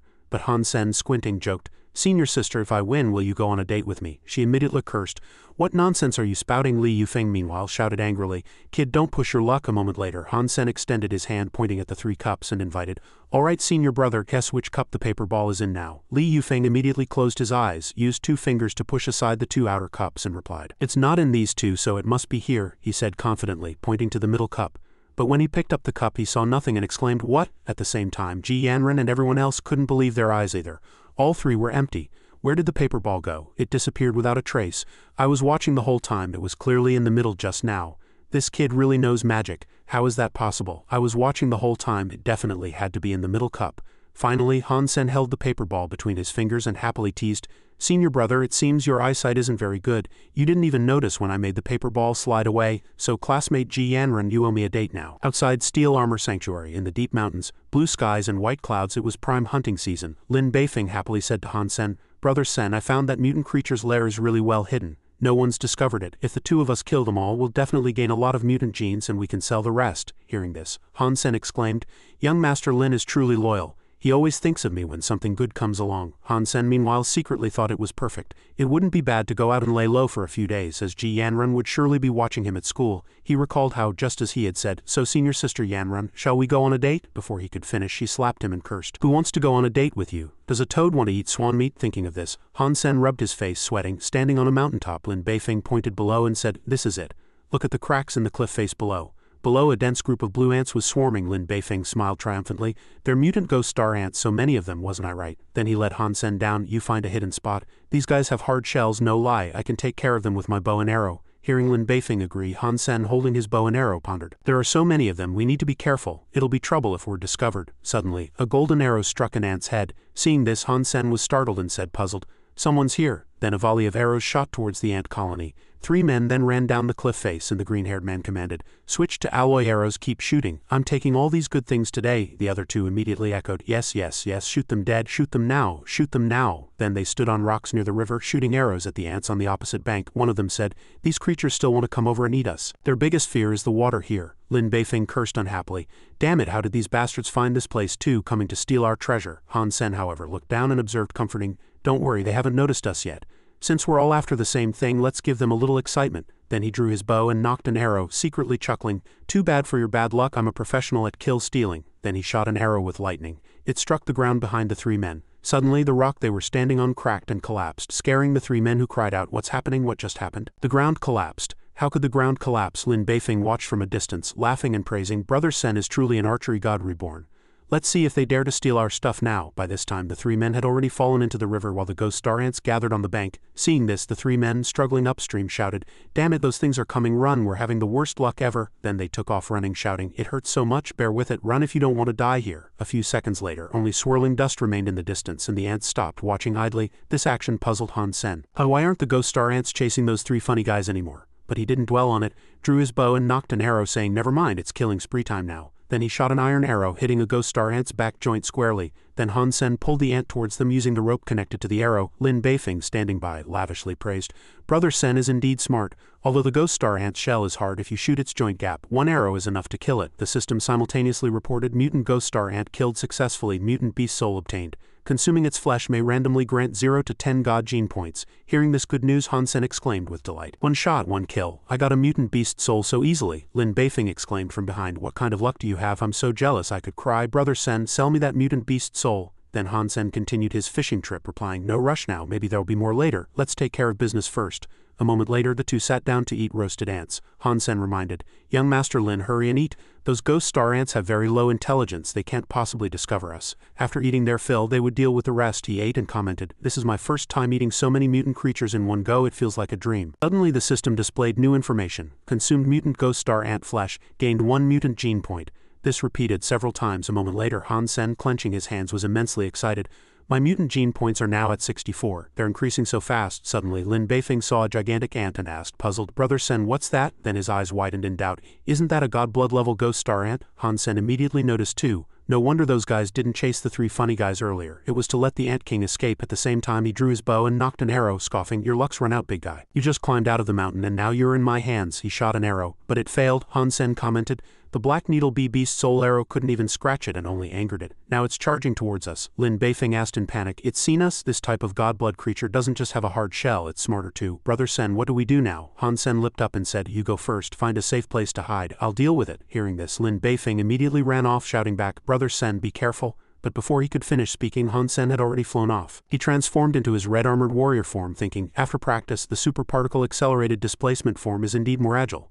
Suddenly, Lin Beifeng's shouts came from a distance. "Too close, Brother Sen, its teeth will scratch you, run." But just as the Ant King charged, he had already jumped up to dodge its massive pincers. Then Han Sen's gaze turned cold as he drew his bow and nocked an arrow, secretly scoffing, "Too slow. Those movements look like slow motion in a movie to me." Then he shot an arrow into its mouth, directly piercing the Ant King's enormous body. The system simultaneously reported, "Godblood Ghost Star Ant killed successfully. Godblood gene obtained. Consuming its flesh may randomly grant 0 to 10 God gene points." Lin Beifeng's eyes were round and sparkling. He clasped Han Sen's hand and pleaded, "Brother Sen, has the goddess of luck smiled upon you? You even got a Godblood Beast soul. Sell it to me. Sell it to me." Then he scratched his head and refused. "Sorry, young Master Lin, I really need both the Godblood Beast soul and the Godblood genes." Suddenly, Lin Beifeng said with a serious expression, "I'll trade you a super biomech suit for it. It's definitely worth it." Hearing this, Han Sen asked curiously, "Super biomech suit?" Lin Beifeng immediately closed his eyes, pointed to the sky, and explained nonstop. "This is a mech suit developed with the latest technology. Currently, only military laboratories have a few finished products. Our company provides metal to the military, which is why I had the chance to get a prototype." Han Sen, holding his waist, asked puzzled, "A prototype? Isn't that just a half-finished product?" But Lin Beifeng explained, "No, the reason it's called a prototype is that it doesn't have a weapon system, but its other functions definitely surpass ordinary biomech suits." Then he thought of the black briefcase with the mysterious 10 logo and said, "The super biomech suit has almost no flaws except that it can't be used in the sanctuary. It's made with nuclear biological recombination technology. The body is lightweight and can fit in a briefcase. You can put it on as soon as you open it, although the prototype doesn't have a weapon system. Its power is immense, capable of kicking Starry Sky Group's Star Emperor series mechs several blocks away." Listening to Lin Beifeng's endless explanation, Han Sen's forehead beaded with sweat. He didn't quite believe it.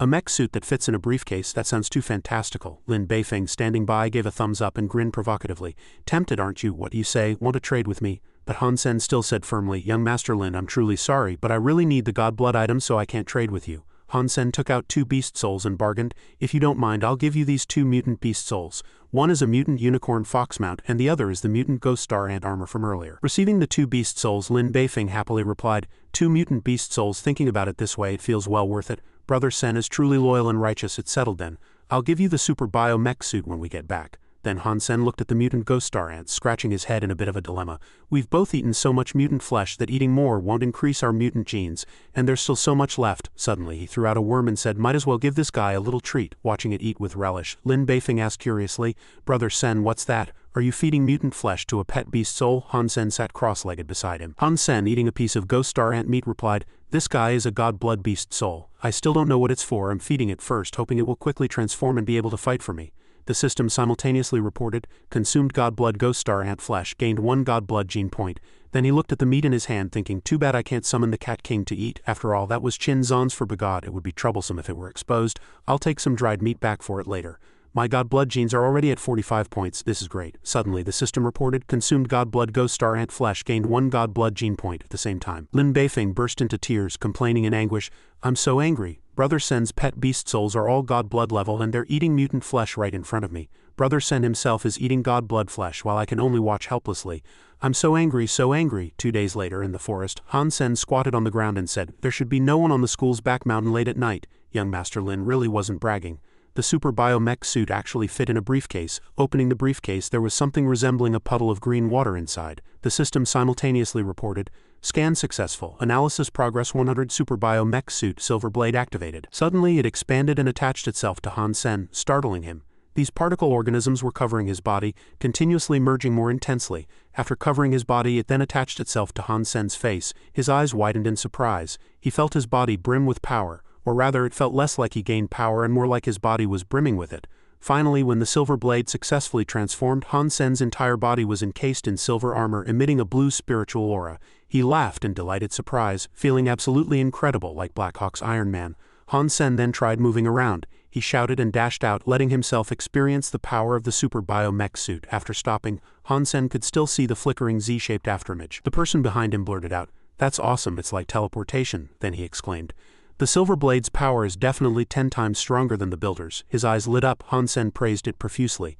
This was still just an experimental model without weapons, and he felt it was truly worth trading 2 mutant beast souls for this mech suit. With this suit he would be able to practice his combat techniques even better in the future.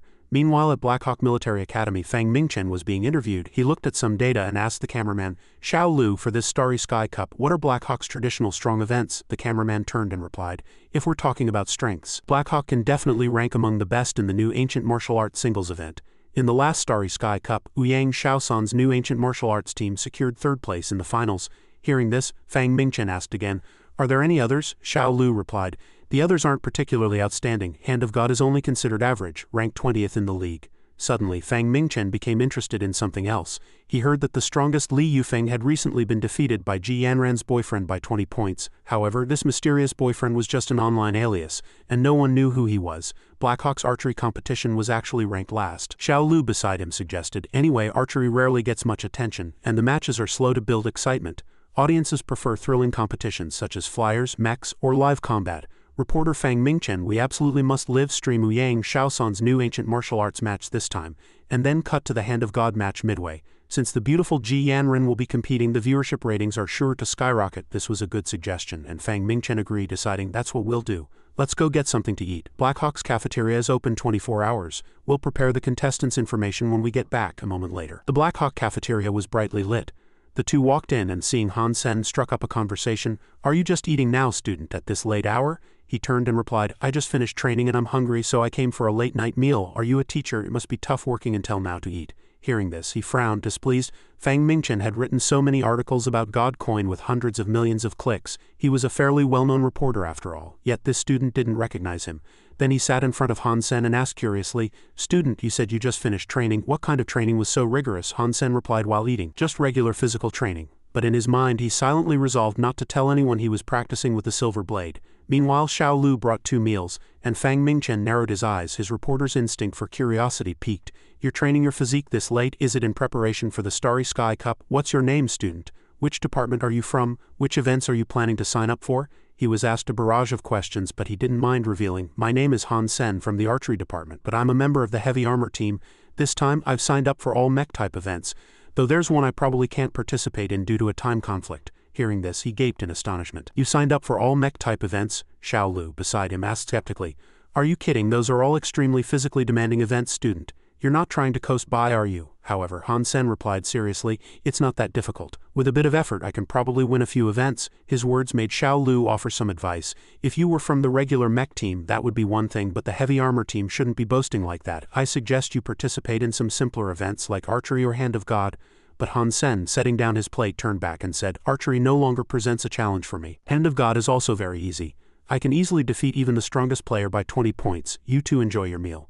Seeing his attitude, Xiao Lu scoffed, "This kid sure can brag. Why don't students these days know how to be humble?" Meanwhile, Fang Mingchen muttered to himself, 20 points. Suddenly he shot to his feet, staring at Hansen's retreating back, scaring Xiao Lu into asking, "Reporter Fang Mingchen, what's wrong?" It was then that Fang Mingchen came back to his senses, saying dazedly, "Xiao Lu, do you remember mentioning Ji Yanran's boyfriend before?" Hansen raised his hand to greet the frowning girl in front of him. "Senior sister Ji Yanran, we meet again." She ignored him, frowned, and walked straight past him, thinking, "How unlucky, it's this guy again." Seeing this, Hansen grabbed her hand and questioned, "Senior sister, how can you be so rude? You still haven't apologized for slapping me last time."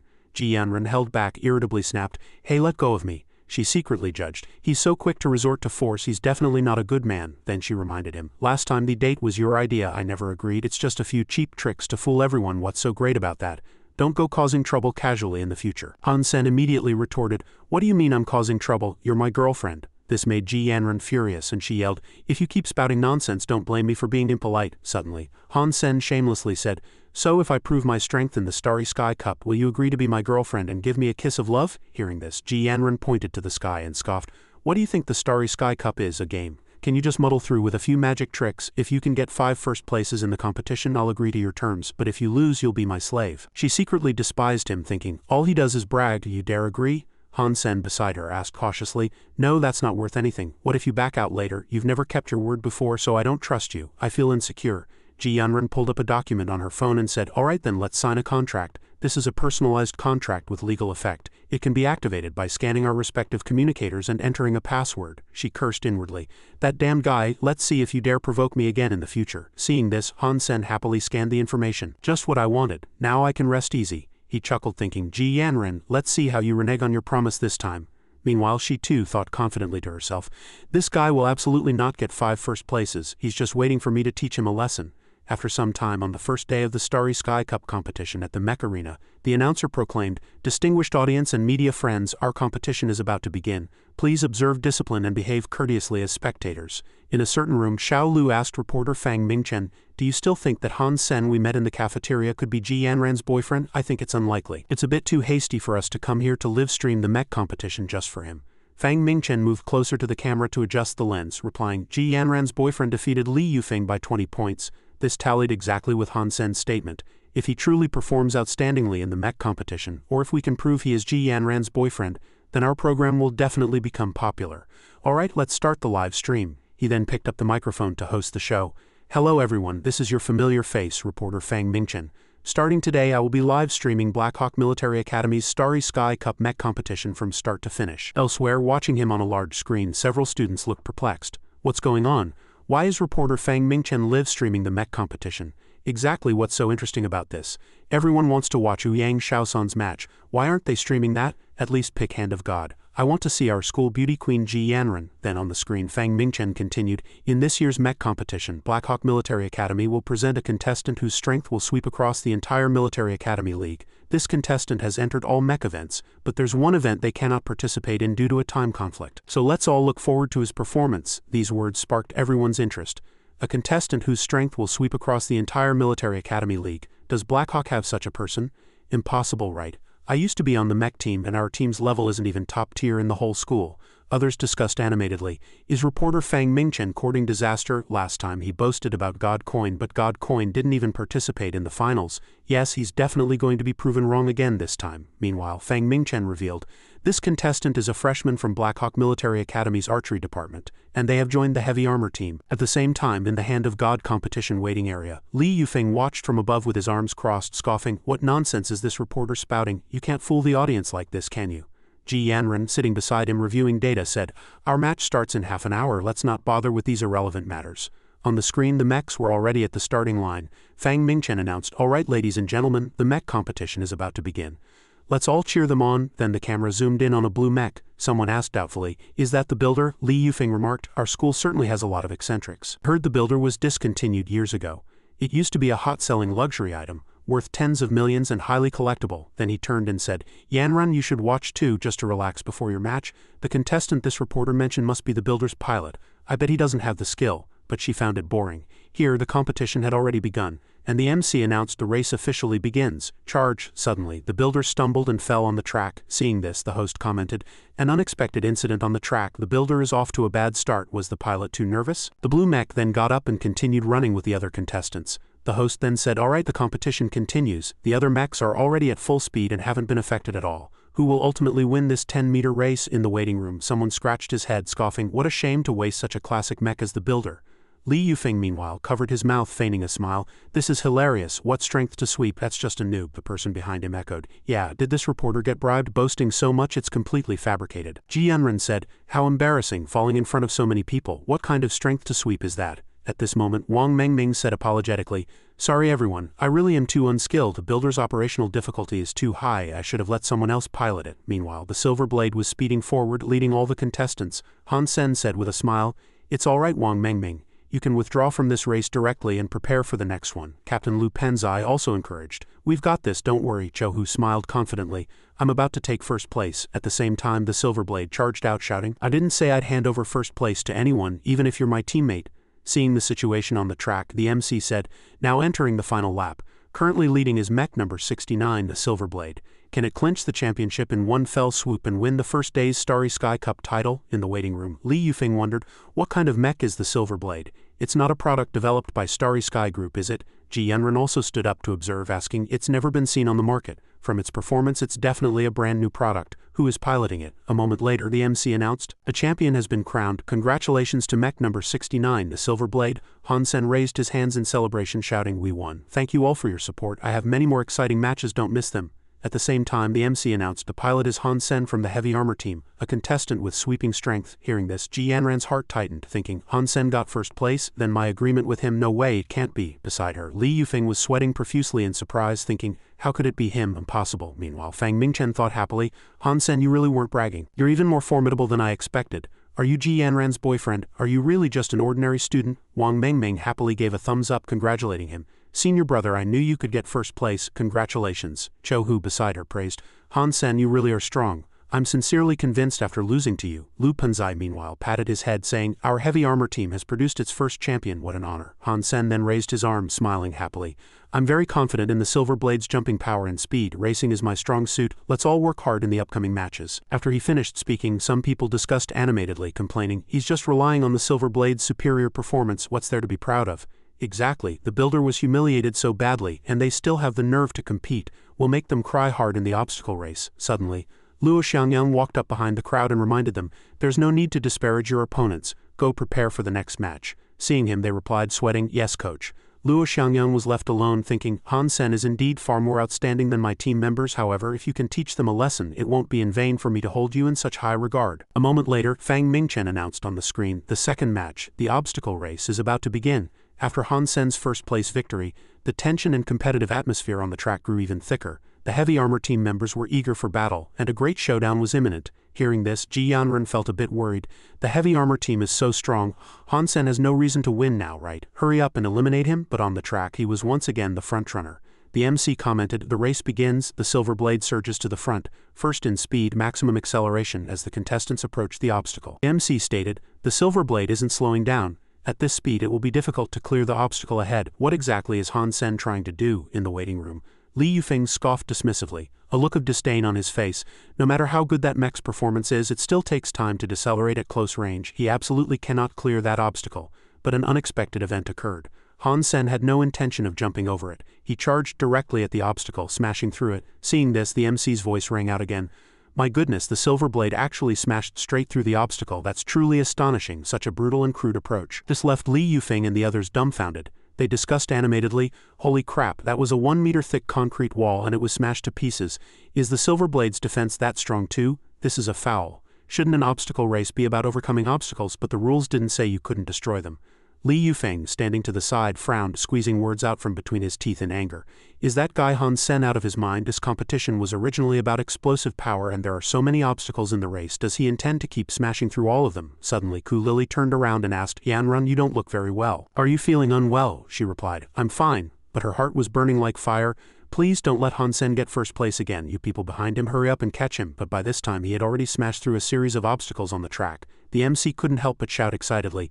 The Silver Blade still didn't slow down. It smashed through all the obstacles with the most heroic posture. Finally, Hansen easily cleared the last obstacle. At the same time, the MC announced the birth of the champion.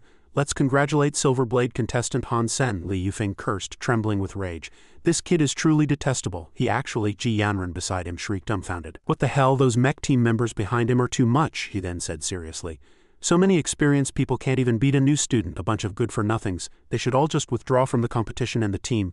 They've completely lost face. Seeing her like this, Ku Lili asked in surprise, Yanran, why are you so angry? Li Yufeng beside them also felt puzzled. Yanran suddenly pointed outside and shouted, Stop looking, we still have our own match, hurry and come to the arena with me. Everyone immediately replied, Yes, Captain, over here. Lu Penzai patted Hansen's shoulder and praised. As expected of junior brother Hansen, the Silver Blade's performance is amazing. I'm absolutely envious. And Wang Mengmeng sighed, Senior brother Hansen won again, so handsome, so strong. Cho Hu next to him gave him a thumbs up, smiling.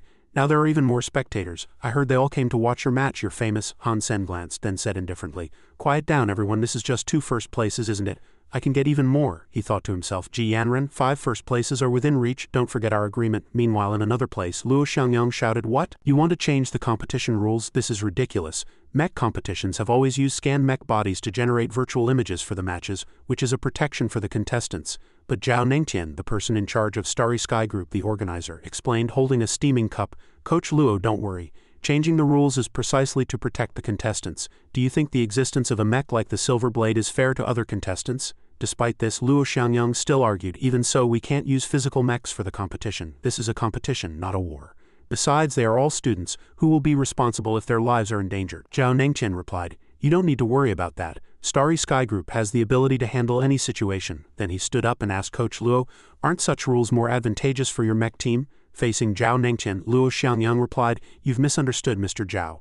Our mech team will win based on our own strength. Meanwhile, the MC announced next we will announce the rules for the mech competition to everyone. First, virtual image mechs will be replaced with physical mechs. The entire arena erupted in an uproar because of his next words. Second, the competition will adopt a free-for-all elimination system. That means 50 participating mechs will enter the arena simultaneously.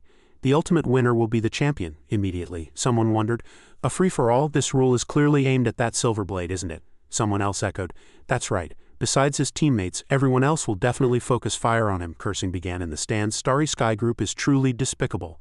The Silverblade isn't their product, so they're changing the rules to prevent it from reaching the finals. These powerful people stop at nothing to achieve their goals. It's disgusting, it's trash. Standing next to the camera, Fang Mingchen pondered, I didn't expect Starry Sky Group to use this tactic. Student Han Sen is in big trouble this time. Over here, Captain Lu Penzai said, Han Sen, you'll become the target of everyone else's concentrated fire. To put it bluntly, this is Starry Sky Group's conspiracy. Wang Mengming, sweating, cursed, how shameless, we absolutely cannot let senior brother Han Sen get hurt. But he smiled, comforting everyone. It's a bit flattering that a small fry like me can make Starry Sky Group react so strongly, but I don't care about them anyway. The Silverblade isn't that easy to deal with, Lu Meng beside him said. To ensure victory, we must devise a plan to protect third brother. Shi Zhikong listened and asked, have you thought of a countermeasure? Then Lu Meng drew a sketch on paper and analyzed, they will definitely use our spawn locations to concentrate in one area. Sacrifices are unavoidable, however, as long as one of us can break through into the enemy mech cluster, they will become our best cover. Then he gestured, instructing, third brother, you and boss have the best control skills, so you must cover us as we charge into the enemy ranks. Captain Lu Panzai and Cho Hu will charge with us. If necessary, you can sacrifice yourselves to escort us. You three girls will be responsible for suppressing fire. Wang Mengmeng immediately clenched her fists, determined. That sounds exciting. I will definitely protect senior brother Han. Senator Li Junzhen beside her squinted and agreed, leave it to us, don't underestimate women's firepower. Finally, Han Sen held out his hand and had his teammates stack their hands on top, saying, alright, it's settled, let's fight a brilliant battle together and blind everyone. On the mech competition arena, several contestants stood in the center while others stood in a circle around the edge. Sitting in his mech, Lu Meng spoke, wasn't I right, they're all coming for us. Lu Penzai said vigilantly, besides the mech team members there are other mech contestants and these people are surprisingly united. Han Sen beside them reminded everyone, remember Lu Meng's battle plan just now, we can do this. Then he shouted, charge. Immediately they all charged forward. Just then someone shouted, Junzhen Shaochen suppressive fire. Immediately two people responded at the same time. Someone in the arena shouted, everyone open fire together, don't give them any chance, go all out, kill them all, especially that silver blade. Han Sen had already used the silver blade's agility advantage to zigzag through two mechs. He had everyone disperse, letting these people become their human shields. Then, as expected, two orange-helmeted mechs accused each other. Damn it, which side are you shooting at? Are you blind? Can't you see? Who's to blame for being so stupid and slow to react? Han Sen's team didn't stop at all, continuing to run, allowing the firepower to rain down.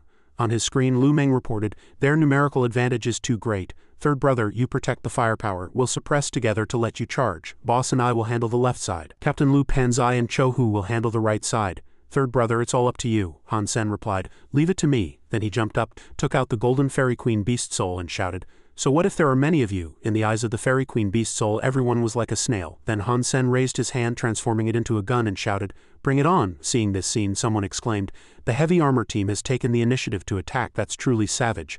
Now that's a real man. Watching Han Sen open fire on the enemy mech cluster, someone commented, charge Silverblade, overturn them, so brave, it makes me want to join the competition too. Fang Mingchen grinned. Han Sen is indeed very smart. These mech pilots he's facing aren't professionals, a bunch of rabble. The best way to turn the tide is to attack proactively and catch them off guard.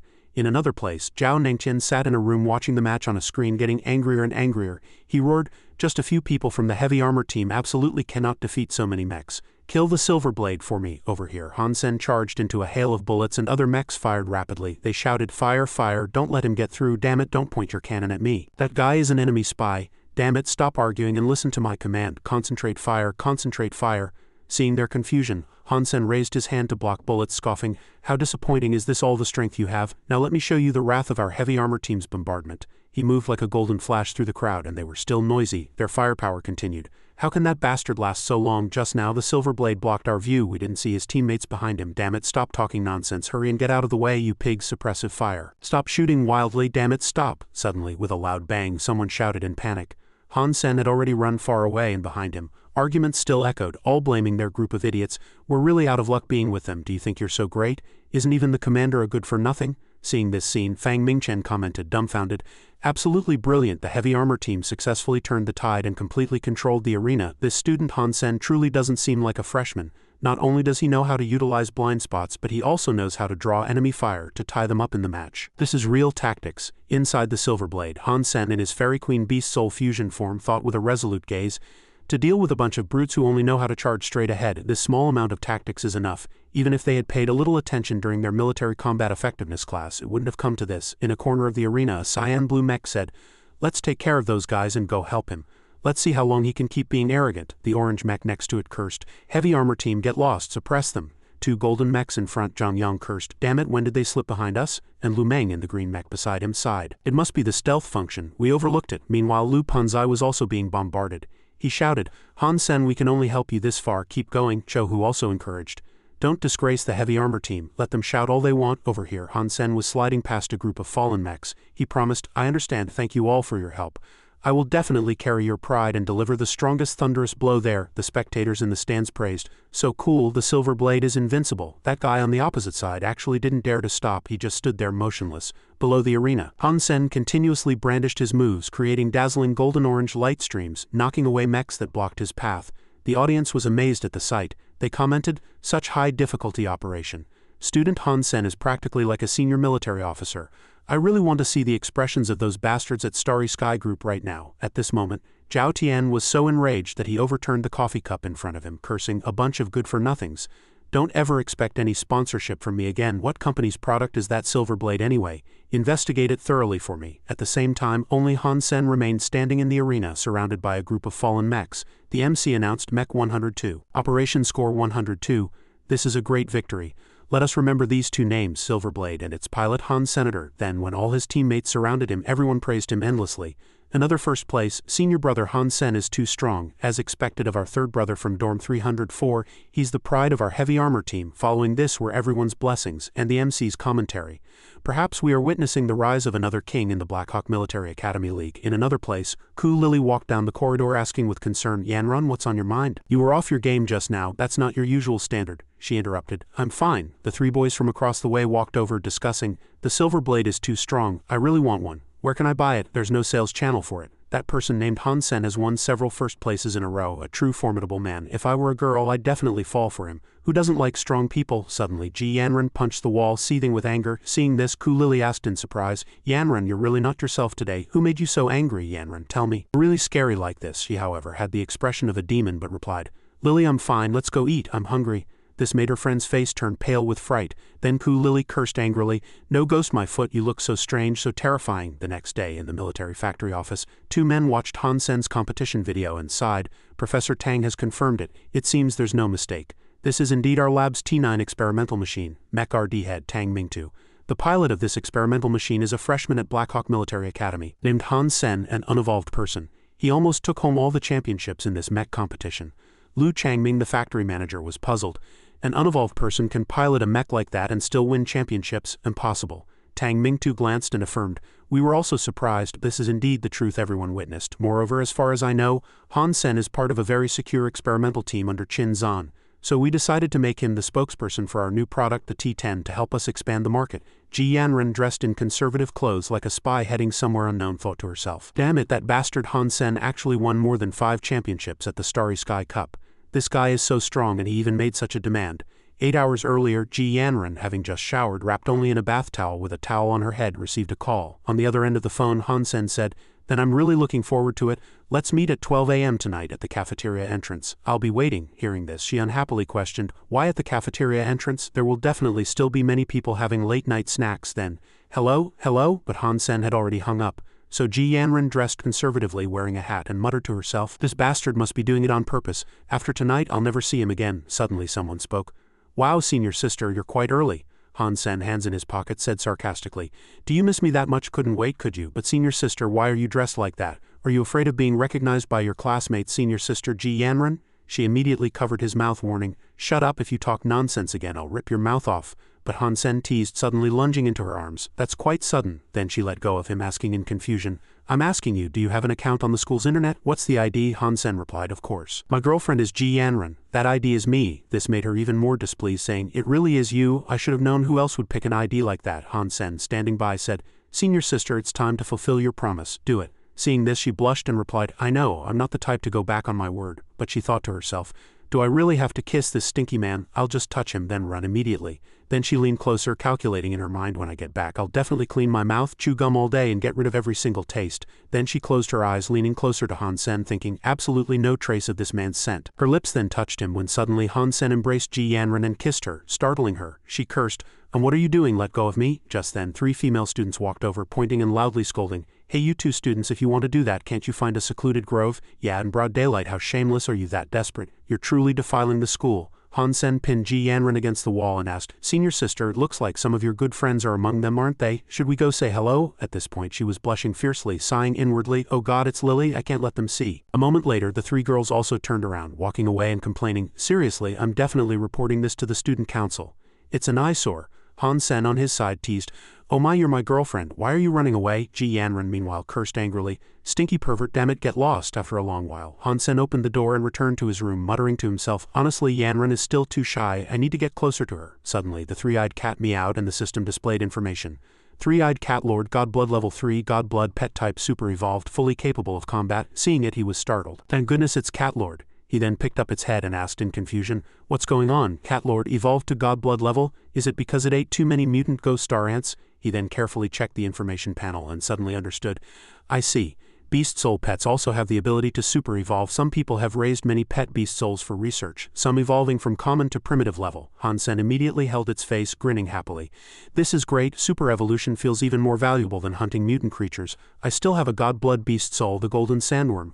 I wonder what it will transform into. Cat Lord, you're 1,000 times more majestic than before now, aren't you? Let's go out and make a big splash." After a long while in the White Demon Desert, Han Sen in his coin form rode on Cat Lord's back, assessing, "Its speed is much faster than a mutant mount.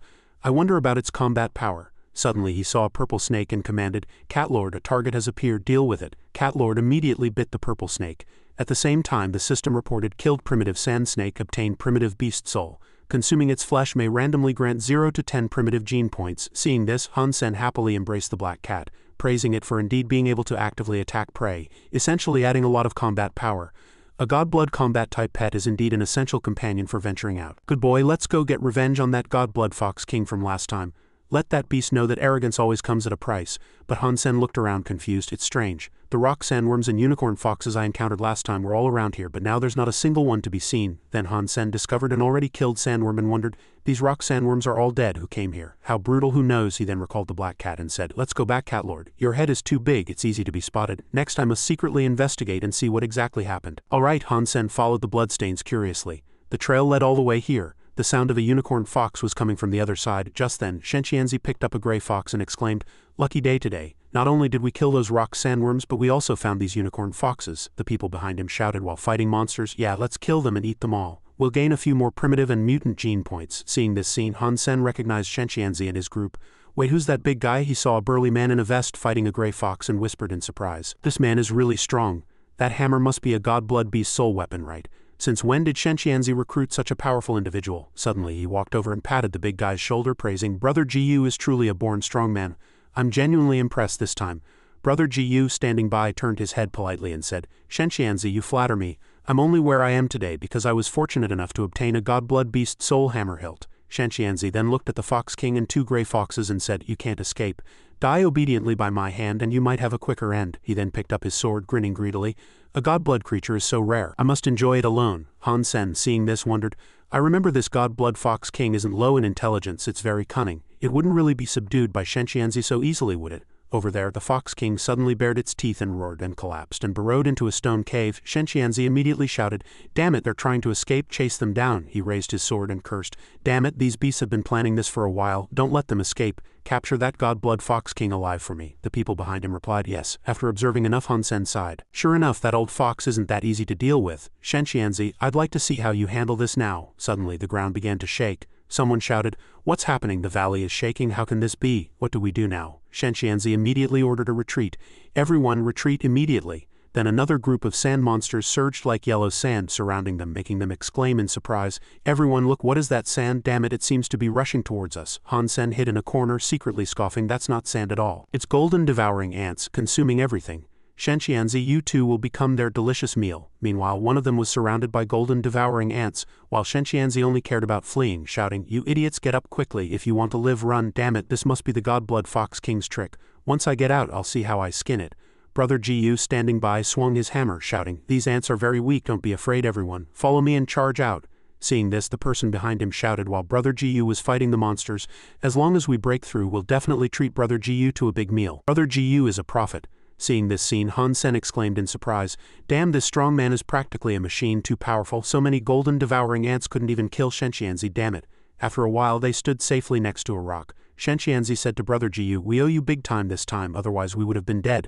Thank you so much." Hearing this, Brother Gu scratched his head and said, "Don't mention it, Shenxianzi. Between brothers there's no need for such words." Suddenly, Shenxianzi's subordinates seized Brother Gu tightly, startling him. They then pushed Brother Gu to the ground, making him scream. "Brother Shenxianzi, what are you doing?" The people beside them spat.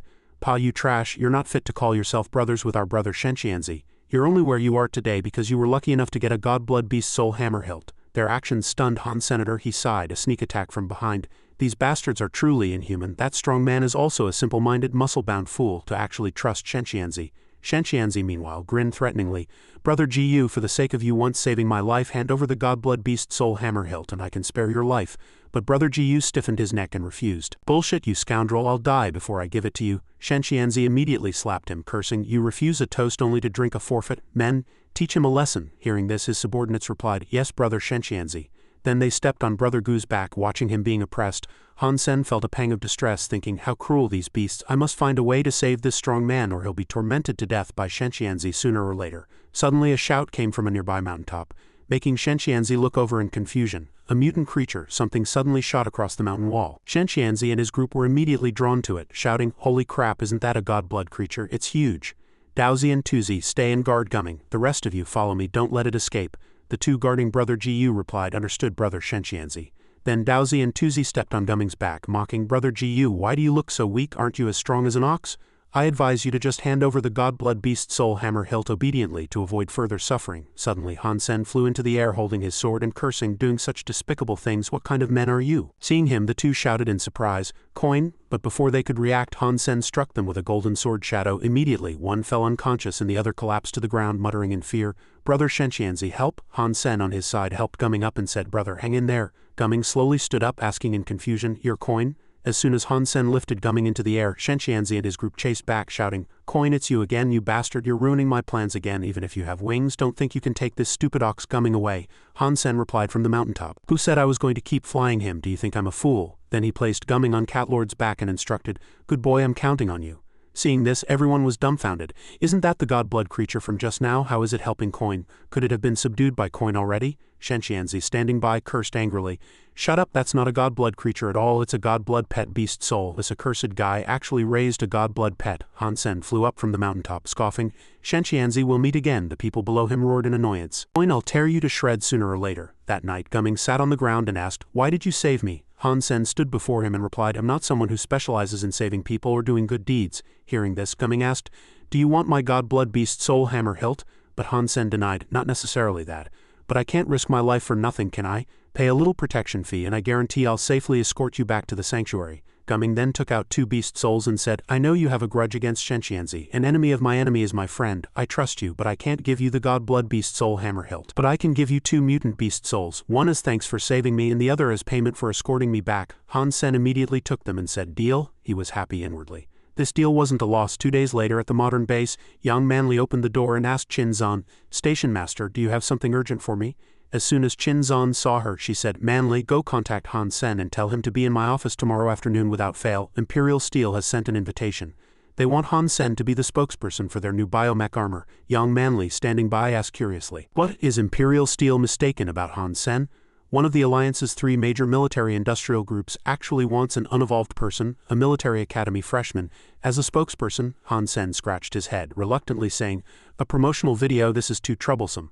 And having to attend events, I don't want to go, I refuse. Hearing this, young Manly unhappily said, you find it troublesome, what kind of talk is that? Imperial Steel must be blind to choose a weirdo like you. Do you even know that with your background you wouldn't have even gotten into Black Hawk? Chin Zan raised a hand to stop her from continuing, then said, alright Manly, that's enough. Chin Zan then analyzed seriously, Han Sen, you better understand we're not asking for your opinion.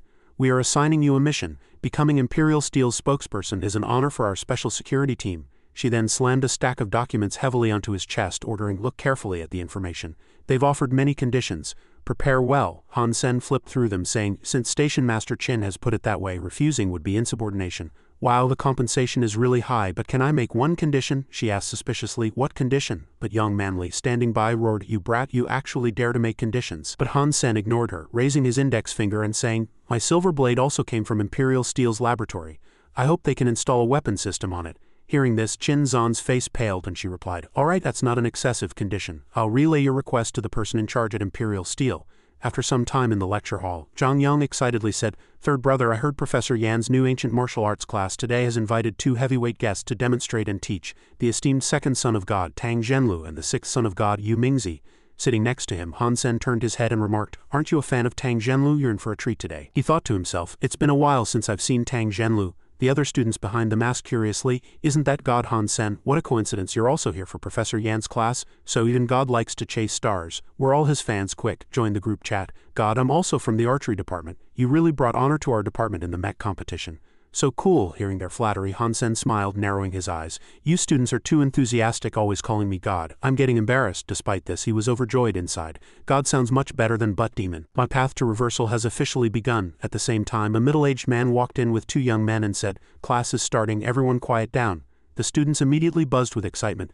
They're here, wow. Tang Zhenlu is so handsome and charismatic, Yu Mingzi is so cool. Standing on the podium, Professor Yan spoke, students, today we are very honored to have 2 sons of God as guest lecturers. He then continued, everyone please give a round of applause to the second son of God, Tang Zhenlu, and the sixth son of God, Yu Mingzi.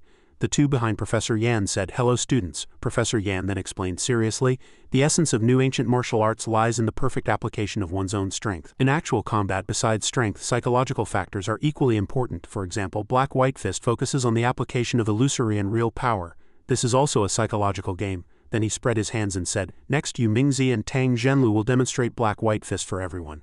Yu Mingzi immediately interrupted, Professor Yan, if it's just us demonstrating, the students won't truly grasp the essence of Black White Fist. How about we invite 2 students up to spar with me and Tang Zhenlu, respectively? What do you think? Hearing him say this, Tang Zhenlu, standing by, glanced over, thinking, clever boy Yu Mingzi. What a schemer. He was beaten so badly by me in Steel Armor Sanctuary. And now he doesn't dare to compete with me. Is he afraid of losing face in front of these students? Professor Yan then looked down and asked, that's a good idea. It's a rare opportunity to compete with a son of God. Which student would like to come up? Immediately, many people eagerly raised their hands. Professor Yan, me, pick me. Only Han Sen leaned his chin on his hand nonchalantly, thinking, I'm not getting involved in this. Whoever wants to go can go. Zhang Yang beside him also excitedly said, Professor Yan, I'm willing, pick me. On the podium, Tang Zhenlu looked at him puzzled. Isn't that Han Sen? What a coincidence, he's also here for the lecture. Then he said to his friend beside him, Yu Mingzi, I know this kid's strength. I advise you not to pick him otherwise, but before he could finish, Yu Mingzi pointed below and said, I see this student isn't raising his hand. Is he not interested in Black White Fist? Come, I'll personally teach you. Black White Fist is very interesting. Han Sen, who was called upon, felt as if struck by lightning, pointing to himself and complaining, damn it, why am I so unlucky? Professor Yan immediately invited student Han Sen to come up and practice Black White Fist with Yu Mingzi. Watching him walk up, others shouted, go God, you can do it, we support you. Wow, God is competing with a son of God. This is going to be good. Yu Mingzi then said, it seems you're still the most popular student. My judgment is good. On the other side, Tang Zhenlu secretly rejoiced, indeed Yu Mingzi, I'd like to see how you seek your own demise. Professor Yan then stood on the podium and explained, the practice of Black White Fist is used to judge illusory and real power. One person punches, the other defends. The attacker throws a punch with 2 different ways of exerting force, Black Fist and White Fist. Black Fist is a real move, White Fist is a feint. The defender must accurately judge and react simultaneously. Black Fist requires swift dodging, while White Fist requires blocking or remaining still. After he finished, Yu Mingzi spread his hand, inviting, student Han Sen, let's begin. You go first. A first attacker has an advantage. Don't say I, as son of God, didn't give you a handicap. Suddenly, no sooner had he spoken than Han Sen's fist landed on his chest. Yu Mingzi was shaken back and Han Sen said, didn't you say beggin'? I thought you were ready. Seeing this, the students exclaimed, holy cow, I didn't even see it clearly. God's first move was too fast, impossible to guard against. At the same time, Professor Yan analyzed. Student Han Sen did very well, perfectly utilizing psychological warfare to strike when the opponent was distracted. However, this punch should have targeted a vital spot, such as the nose or eyes, to make the opponent lose combat capability more easily. Yu Mingzi, who was hit, gritted his teeth in anger, secretly cursing, "Damn it, this kid ambushed me, I miscalculated." Then he forced a dry laugh and said, "Student Han Sen has great potential, let's continue." Tang Zhenlu from behind secretly praised, "Han Sen is indeed not simple. Yu Mingzi, I advise you not to seek hardship." Here he responded with another punch, "Then please give me more guidance." By now, Yu Mingzi was prepared, green energy emanated around him, and he secretly scoffed, deliberately making an obvious stance completely without killing intent. "Who are you trying to fool? This was originally a powerless white fist. I was at this level in kindergarten." But soon Yu Mingzi was bleeding from the nose, secretly shocked. "This force is Black Fist, how is that possible?" At the same time, Han Sen gently threw another move, reminding him. Professor Yan said Black-White Fist focuses on psychological warfare. It seems the Son of God's psychological fortitude isn't very good. He thought to himself, "You dare to step on me to show off your Son of God demeanor? How can I let you have your way?" Yu Mingzi, with crossed hands, secretly speculated. "No aura, no force, no threat. This must be White Fist this time, absolutely no mistake." After saying that, he was knocked to the ground again by Han Senator. Seeing this, the students commented, Black Fist again, Black Fist again. God is so strong, his illusory and real power are both well hidden. That's right, not a single flaw, worthy of being our Black Hawk's God, incredibly handsome, hitting every single move." Yu Mingzi frowned, squeezing words from between his teeth. "Impressive, impressive, student Han Sen has a bright future. It seems I underestimated you. Now it's my turn to attack." Then he used all his might, secretly planning, "I'll just aim for this point of yours and throw this one punch. That way I can win this round and also appear magnanimous," salvaging some face. Seeing this, the students guessed, Yu Mingzi must be angry. He has to use Black Fist, otherwise how can he save face? But when the punch came, Han Sen had already caught it and said, "White Fist, no force, no pressure. Your intentions were seen through by me long ago." Then, Professor Yan nearby praised, "Student Han Sen's psychological fortitude is truly beyond that of ordinary students. Well done." Tang Zhenlu observed intently, secretly assessing, "I can't even beat him in psychological warfare, let alone you, Yu Mingzi." The students below discussed animatedly, "God actually guessed White Fist, so awesome, he's so calm, not retreating at all. Defeating a Son of God in 3 punches, no one can match this confidence. God is not only good at mech operation, but Black-White Fist is also invincible." Before this, in the cafeteria, Ku Lili sat opposite Ji Yanran, gossiping. "Yanran, I heard that mech god Han Sen suppressed the 6th Son of God Yu Mingzi in Professor Yan's class. It's such a pity we didn't choose Professor Yan's class, otherwise we could have witnessed it ourselves." Ji Yanran replied, "What's so good about it? Men who like to show off are never good." She thought to herself, "That stinky man Han Sen, after kissing me last time he completely disappeared, never came to find me once. Stinky pervert, scoundrel, damn scumbag." Meanwhile in the cafeteria hall someone spoke, "God is here for dinner, what do you want to eat today God?" "My treat." "God, tell us the secret to defeating Yu Mingzi. We also want to be as strong as you." Suddenly Han Sen looked over, puzzled Yanran. She also looked over, secretly sighing, "That stinky man, to run into him here. How unlucky." Zhang Yang saw Ku Lili and another girl eating, so he waved and greeted loudly, "Isn't that the campus beauty Ji Yanran? What a coincidence to run into you even at dinner." Han Sen followed, also smiling and greeting, "Hello senior sisters, may we sit here?" Seeing this, the boys around them discussed, "Holy cow, God actually sat with Ji Yanran on his own initiative. There's no way, there's nothing going on between them, right?" Another person denied, "Probably not. I heard they knew each other before." Ji Yanran turned her head unhappily and complained, "What a troublesome bunch, so many seats in the cafeteria and they had to sit here."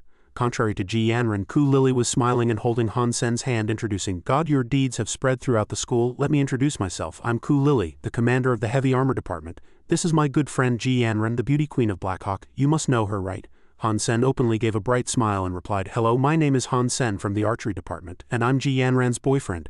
Hearing Han Sen say this, Ku Lili immediately turned to her good friend and said, "You're Ji Yanran's boyfriend? How come I didn't know?" Ji Yanran heard this and immediately spat out the water in her mouth. 2 boys at a nearby table whispered, "Did you hear that? God said he's Ji Yanran's boyfriend." Another boy added, "I told you there was something going on between them." When did they start dating? They kept it a secret so well. A boy named Li Yufeng blocked Han Sen and said, "To be Ji Yanran's boyfriend you have to beat me first." Han Sen said disdainfully to him, "Are you from Hand of God? Li Yufeng, you've been miserably defeated before."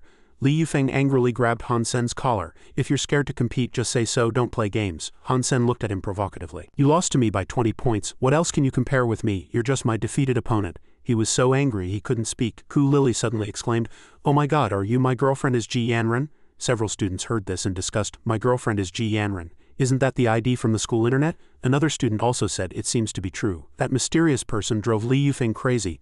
The mech god swept the Starry Sky Cup. The master easily handled the sixth son of God's black-white fist. The monster made Li Yufeng's hand of God lose by 20 points. The school beauty Ji Yanran's boyfriend. It turns out they're all the same person, our Blackhawks god Han Senator. After hearing a few comments, Ji Yanran immediately stood up, pulled Han Sen's hand and walked away.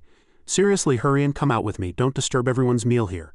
Han Sen looked at her and said, Yanran, why are you in such a hurry? Ku Lily, hands on hips, blocked their way and asked, wait God Han Sen, I feel like I've seen you somewhere before, not at the Starry Sky Cup nor at the school cafeteria. Ji Yanran quickly said anxiously, Lily, you're mistaken. Ku Lily suddenly remembered the time she saw Han Sen and Yanran embracing and she cheered. I remember now, it was that time. Ku Lily linked arms with Ji Yanran and proudly said to her, Yanran, honestly, when did you start dating God? You used to always say you didn't have a boyfriend, you hid it so well. Ji Yanran calmly said after hearing this. Oh, it's not what you think, I can't explain it in just 1 or 2 sentences. Suddenly, Han Sen took Ji Yanran's hand, pulled her into his arms and said face to face, what's there to explain, everyone knows now. Ji Yanran, you are Han Sen's girlfriend, that's an undeniable fact. Ji Yanran blushed and shyly said to him, hey, let go, everyone's watching. Whispers arose between the two. Holy cow, stop talking, they really are a perfect match. That's right, school beauty with God, a match made in heaven, so romantic I'm almost dying of jealousy. Zheng Yang gave Han Sen a thumbs up and loudly said, third brother, well done, a hero with a beauty, I support you. Ku Lily also widened her eyes, saying dreamily, such a fairy tale romance, I also want to meet my Mr. Right. In a room, Zhang Yang and 2 others were discussing something. Lu Ming spoke, Starry Sky Group is going too far, actually revoking third brother's qualification for the remaining matches. Shi Zhikang also said indignantly, these bastards are truly taking advantage of their power, a bunch of trash. Zhang Yang with crossed arms said, they say the Silver Blade is an illegal mech yet they can't provide accurate data themselves. Frankly, they're just afraid third brother will keep winning and steal the spotlight from their mech, so useless. Han Sen came out of the bathroom wiping his hair with a towel and calmly said, it's alright, I've won enough championships anyway. Starry Sky Group is the sponsor, whatever they say goes.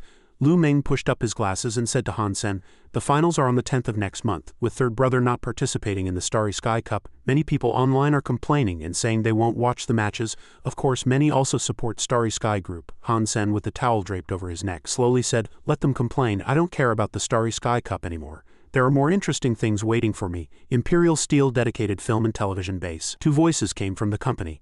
CEO Lu, I believe I have the ability and confidence to complete the filming as the lead in the promotional video. Another voice said, but why are we letting an ordinary student be the lead this time? Please give me an explanation. In a room within the company, a man and a woman were conversing.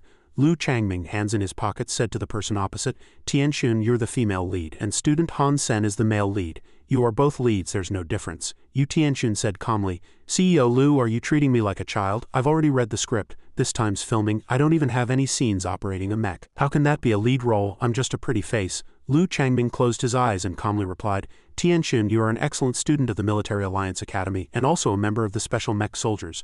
And you are also a big star, you must believe in your acting skills to master any role. Yu Tianxun hesitated to reply.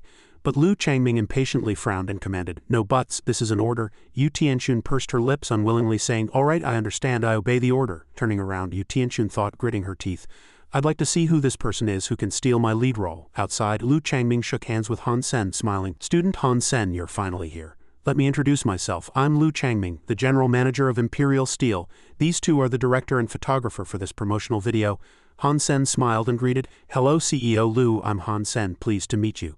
He thought to himself, Qin Zan said he's not only the General Manager of Imperial Steel but also a Major General, a formidable figure. Walking into the room, Lu Changming pointed to the suitcase in front of him and said, Student Han Sen, this is the product you're endorsing this time. The brand new Silver Blade Doctor, we've already conducted precise trials in all aspects. Now you can go to the training room and experience it. Han Sen replied, you're too kind, thank you CEO Lu. Carrying the suitcase, Han Sen sighed, this equipment is no less impressive than the Silver Blade in the briefcase. Han Sen opened the suitcase saying, CEO Lu said that to be more civilian-friendly, the Silver Blade Doctor's combat performance has been slightly reduced. I wonder how it will be. As he integrated with the Silver Blade Doctor, Han Sen said, the process of merging with the body feels more comfortable, and the sensation of gravity has also greatly reduced. Truly worthy of being Imperial Steel's latest new biological mech, it's fantastic. Han Sen moved his body, continuously praising, the cockpit is well suited to body techniques and the operating system is also more comfortable. Alright, let's see how the performance is. Inside the Silver Blade Doctor's mech, Han Sen shouted in panic, it's going to crash. Then the sword seemed to hit Han Sen's voice and he also let out a sigh of relief.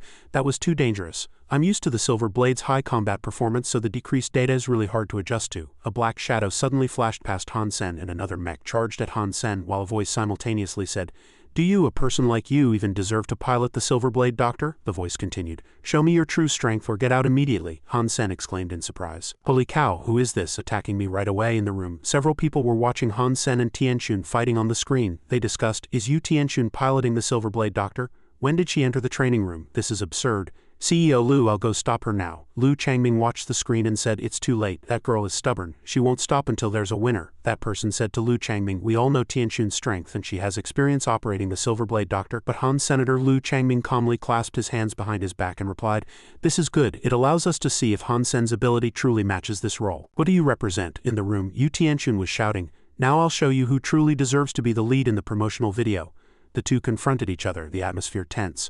Han Sen felt a little worried, gritting his teeth. Unlike the previous ambiguous situation with the coach, being ambushed feels truly awful. No matter who you are, you started it. The two clashed again, attacking each other with swords. Seeing Han Sen block her attack, Tianxun was surprised. "What?" Han Sen gained the upper hand and charged forward, finally delivering a fatal blow that defeated Tianxun. Tianxun crashed into the wall in defeat and fell. Han Sen gritted his teeth and said, "Damn it, to resort to such a venomous scheme, it truly disgraces a soldier." Han Sen pointed his sword at Tianxun and yelled, "You lost, come out." Tianxun complained discontentedly. "Damn it," reporter Fang Mingchen thought in surprise. Han Sen actually defeated Tianxun so easily. Lu Changming also sighed, as expected of someone who dominated the mech competitions. It's truly impressive for an unevolved person to achieve such control. Tianxun emerged from the mech and Han Sen was surprised to see her, thinking, "So she's actually a female officer. Wait, isn't she the only female among the 10 sons of God, the 4th son of God and superstar Yu Tianxun?" Yu Tianxun, hands in her pockets, asked, "Student Han Sen, are you really unevolved?" Han Sen scratched his head and replied, "I didn't expect it to be senior sister Yu Tianxun. I am indeed unevolved. I apologize for my earlier offense." Yu Tianxun asked him, "How did you train your mech skills?" Han Sen replied, "How did I train them? Just a lot of practice and accumulating experience. As the saying goes, success is 99 genius plus 1 effort." Yu Tianxun frowned and corrected him. "You've got it wrong. It's 99 effort plus 1 genius." Han Sen's forehead beaded with sweat and he quickly replied, "My apologies, I misspoke. It seems I need to catch up on my cultural studies." He thought to himself, this woman's military background isn't weak either. "I don't want to cause any more trouble with Qin Zan." Yu Tianxun turned and left him with 2 sentences. 99 genius, right? All right, I'll remember that. I acknowledge your strength. I hope we can cooperate pleasantly on the promotional video shoot." Hearing her say that, Han Sen was puzzled. "How I have to shoot the promotional video with her? Why didn't anyone tell me? No wonder she was so angry with me.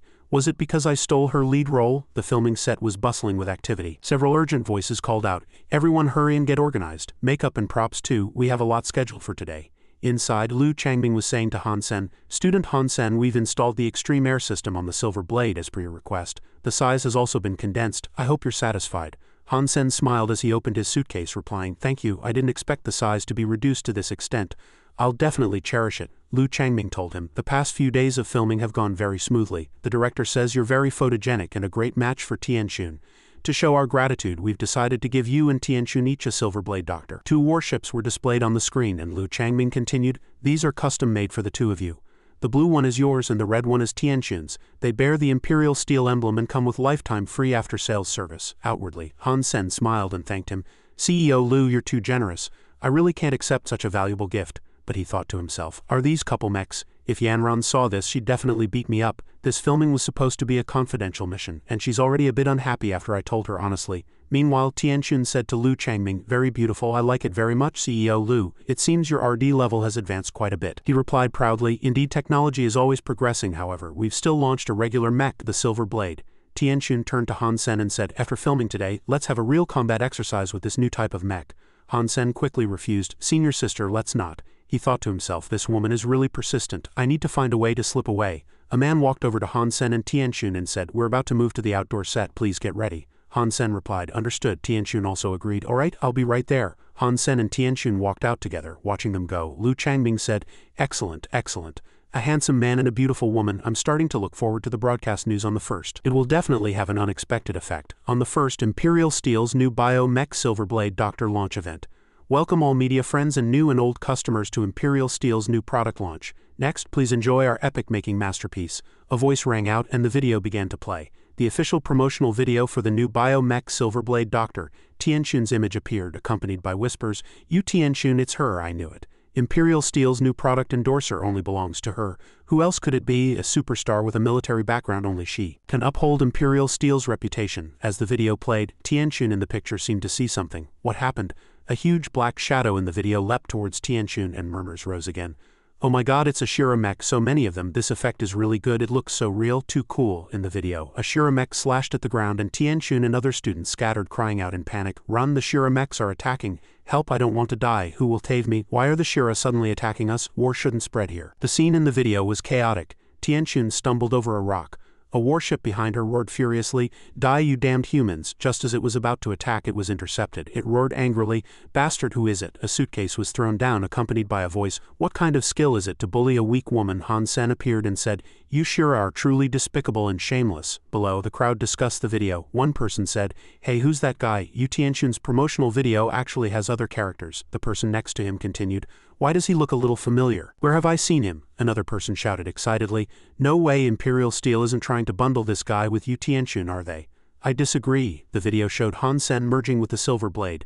The crowd immediately erupted, shouting, "Holy crap, isn't that the Silver Blade?" The person next to him quickly said, "I remember now, he's Han Sen, a top figure in the Starry Sky mech competition." Others echoed, "That's right, it's him. What's his background to actually appear on screen with Yu Tianxun?"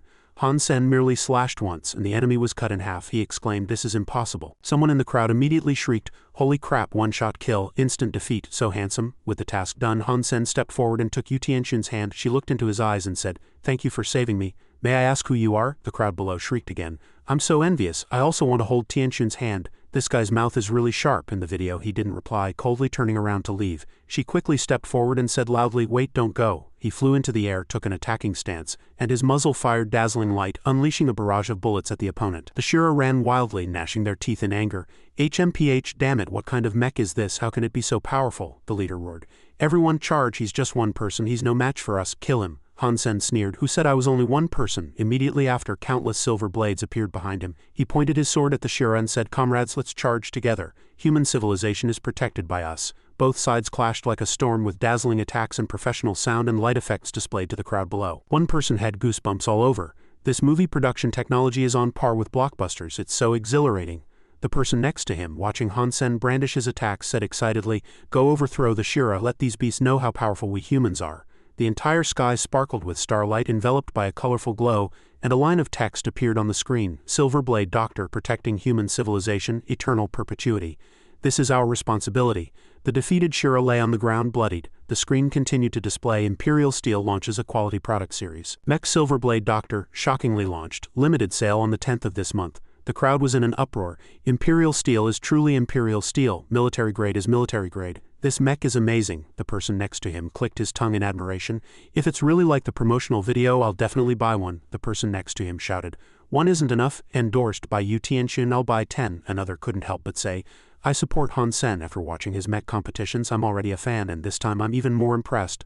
Lu Changming stood on stage smiling. "Everyone, the Silver Blade Doctor is a limited product, so hurry and purchase it. First come, first served," he thought to himself smugly. Just as I expected, the combination of Han Sen and Yu Tianxun brought extraordinary promotional effects over here. Han Lei's mother pointed at the TV screen and said, "Han Hao, come quickly and look. This man looks so much like Han Senator." The person behind her replied, "He just looks like him. That female star is Yu Tianxun. Is he worthy of her?" Han Hao gritted his teeth and frowned. "What do you mean looks like? That is Han Senator. You'll know if you look at the credits at the end of the video." She sat on the sofa, frowning dictatorially. What kind of crazy luck did that brat stumble into? He just got into military academy, and he's already with a superstar. Han Hao crossed his arms, annoyed. "Damn it, he's getting better and better. Why doesn't something this good happen to me? So annoying." Everyone present was discussing the matter. "Did you hear? God, Han Sen and Yu Tianxun's mech advertisement has over 500 million views," the person next to him added. Imperial Steel's PR company is even hyping their national power couple, all with national power couple press releases. One person asked curiously, "But isn't God the Campus Belle's boyfriend? What's going on now? Was the Campus Belle cheated on?" Lily leaned into Ji Yanran's ear and whispered, "Yanran, what exactly is going on between you and God? The rumors are spreading too much." Ji Yanran angrily shouted in the middle of the classroom, "That bastard hasn't contacted me in 2 weeks, he's probably found someone else. Han Sen, you better come see me immediately after you finish filming and return to school, or I'll tear you into 8 pieces." A day later, Ji Yanran stood before him with her hands on her hips and said, "Well, look who decided to come back. My big star Han Sen has quite a bit of luck with romance, doesn't he?" You and Yu Tianxun have become a national power couple, and you even have over 100,000 fans, Han Sen smiled. Yanran, it's not what you think. This filming was truly a mission. Because Imperial Steel had a non-disclosure agreement, I couldn't explain it to you before it happened. Ji Yanran pointed to her head and said, You're still using such lame excuses to deceive me. My love halo is practically gone. What kind of girlfriend does that make me? Am I not supposed to care about my reputation? He quickly explained.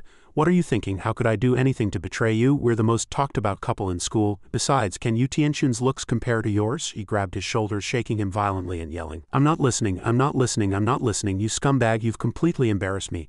I'm breaking up with you now, he yelled in a dizzying frenzy. Help, domestic violence. Immediately after, he suddenly grabbed her hands tightly, pulled her close and then kissed her lips softly, saying, You shouldn't say such things casually. She hit him, saying, Ah, this scumbag is ambushing me again, he smiled. Don't be angry anymore, it's my fault this time. Once the contract expires, I won't cooperate with Imperial Steel again. A few days later, he stood before Qin Zan speaking. Qin Zan looked at him seriously and said, You're refusing future cooperation with Imperial Steel? Why?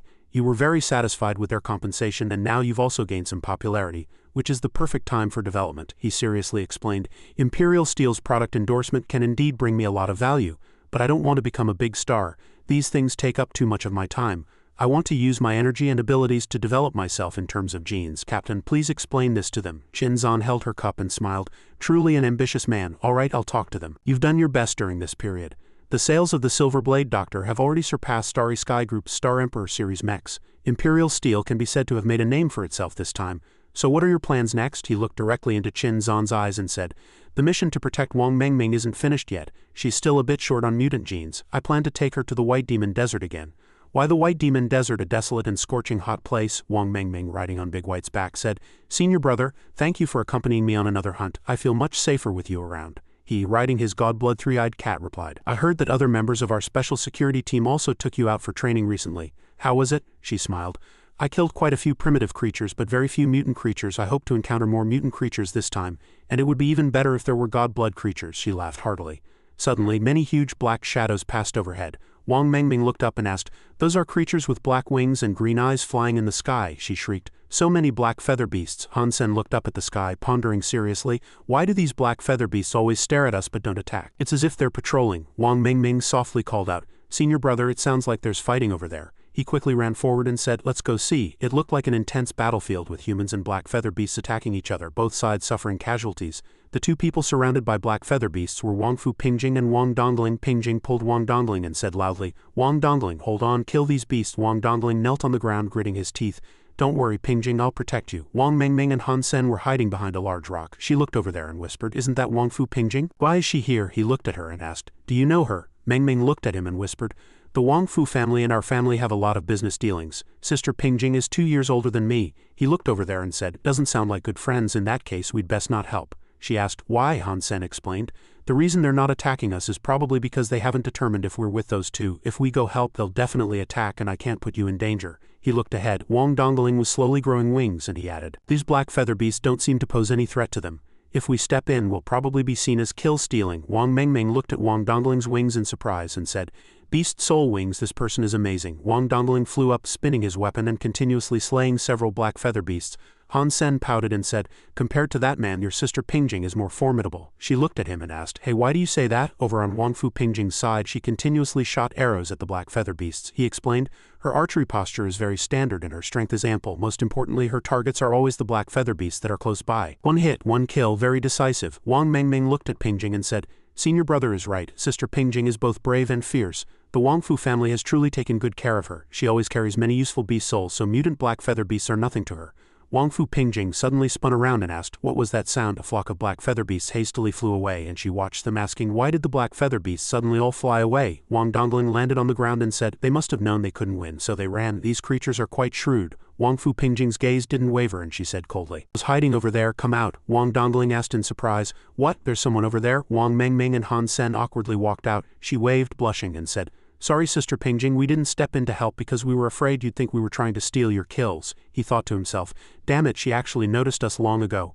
This woman is really good at faking it. Pingjing looked at Wang Mengming and said, Oh, it's Mengming, what a coincidence. It's fine, we can handle these black feather beasts. The four approached. Pingjing looked at him and asked, Aren't you the Silver Blade spokesperson, that freshman who turned the military academy upside down? Han Sen smiled and said, Miss Pingjing, pleased to meet you. This time I'm here to accompany Mengming on her training. Wang Fu Pingjing's lips curled into a slight smile as she said, "Rumor has it you're a god-tier figure, capable of being Meng Meng's bodyguard. It seems the rumors are true. The idea of not helping out, I presume, came from young Master Han?" he replied with a dry chuckle. "I was also thinking of Meng Meng's safety. Miss Pingjing's skills are extraordinary, so you naturally would turn danger into safety," he thought to himself. "This woman seems gentle and polite, but her words are sharp and unfathomable. It feels better to keep some distance from her." Wang Mengmeng looked at Wang Fu Pingjing and asked, "Miss Pingjing, weren't you at Fanatic Sanctuary?" "Why are you here?" she replied seriously. "We had some business at Steel Armor Sanctuary this time, so we crossed the White Demon Desert directly, taking the opportunity to kill some mutant creatures.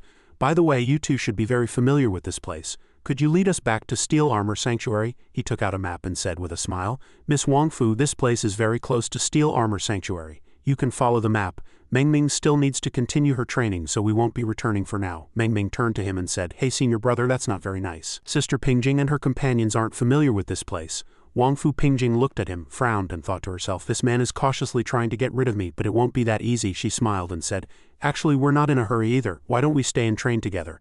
Meng Meng and I haven't seen each other in a long time, so we can catch up." Meng Meng happily walked forward, took Pingjing's hand and smiled. Great, let's go kill some mutant creatures together," he thought helplessly. Just staying put like this, what exactly does this woman want? The four eventually left together. Wang Fu Pingjing looked at him and asked, "I heard that young Master Han's archery and mech operating skills are both #1. Presumably your new ancient martial arts achievements are also outstanding?" he replied.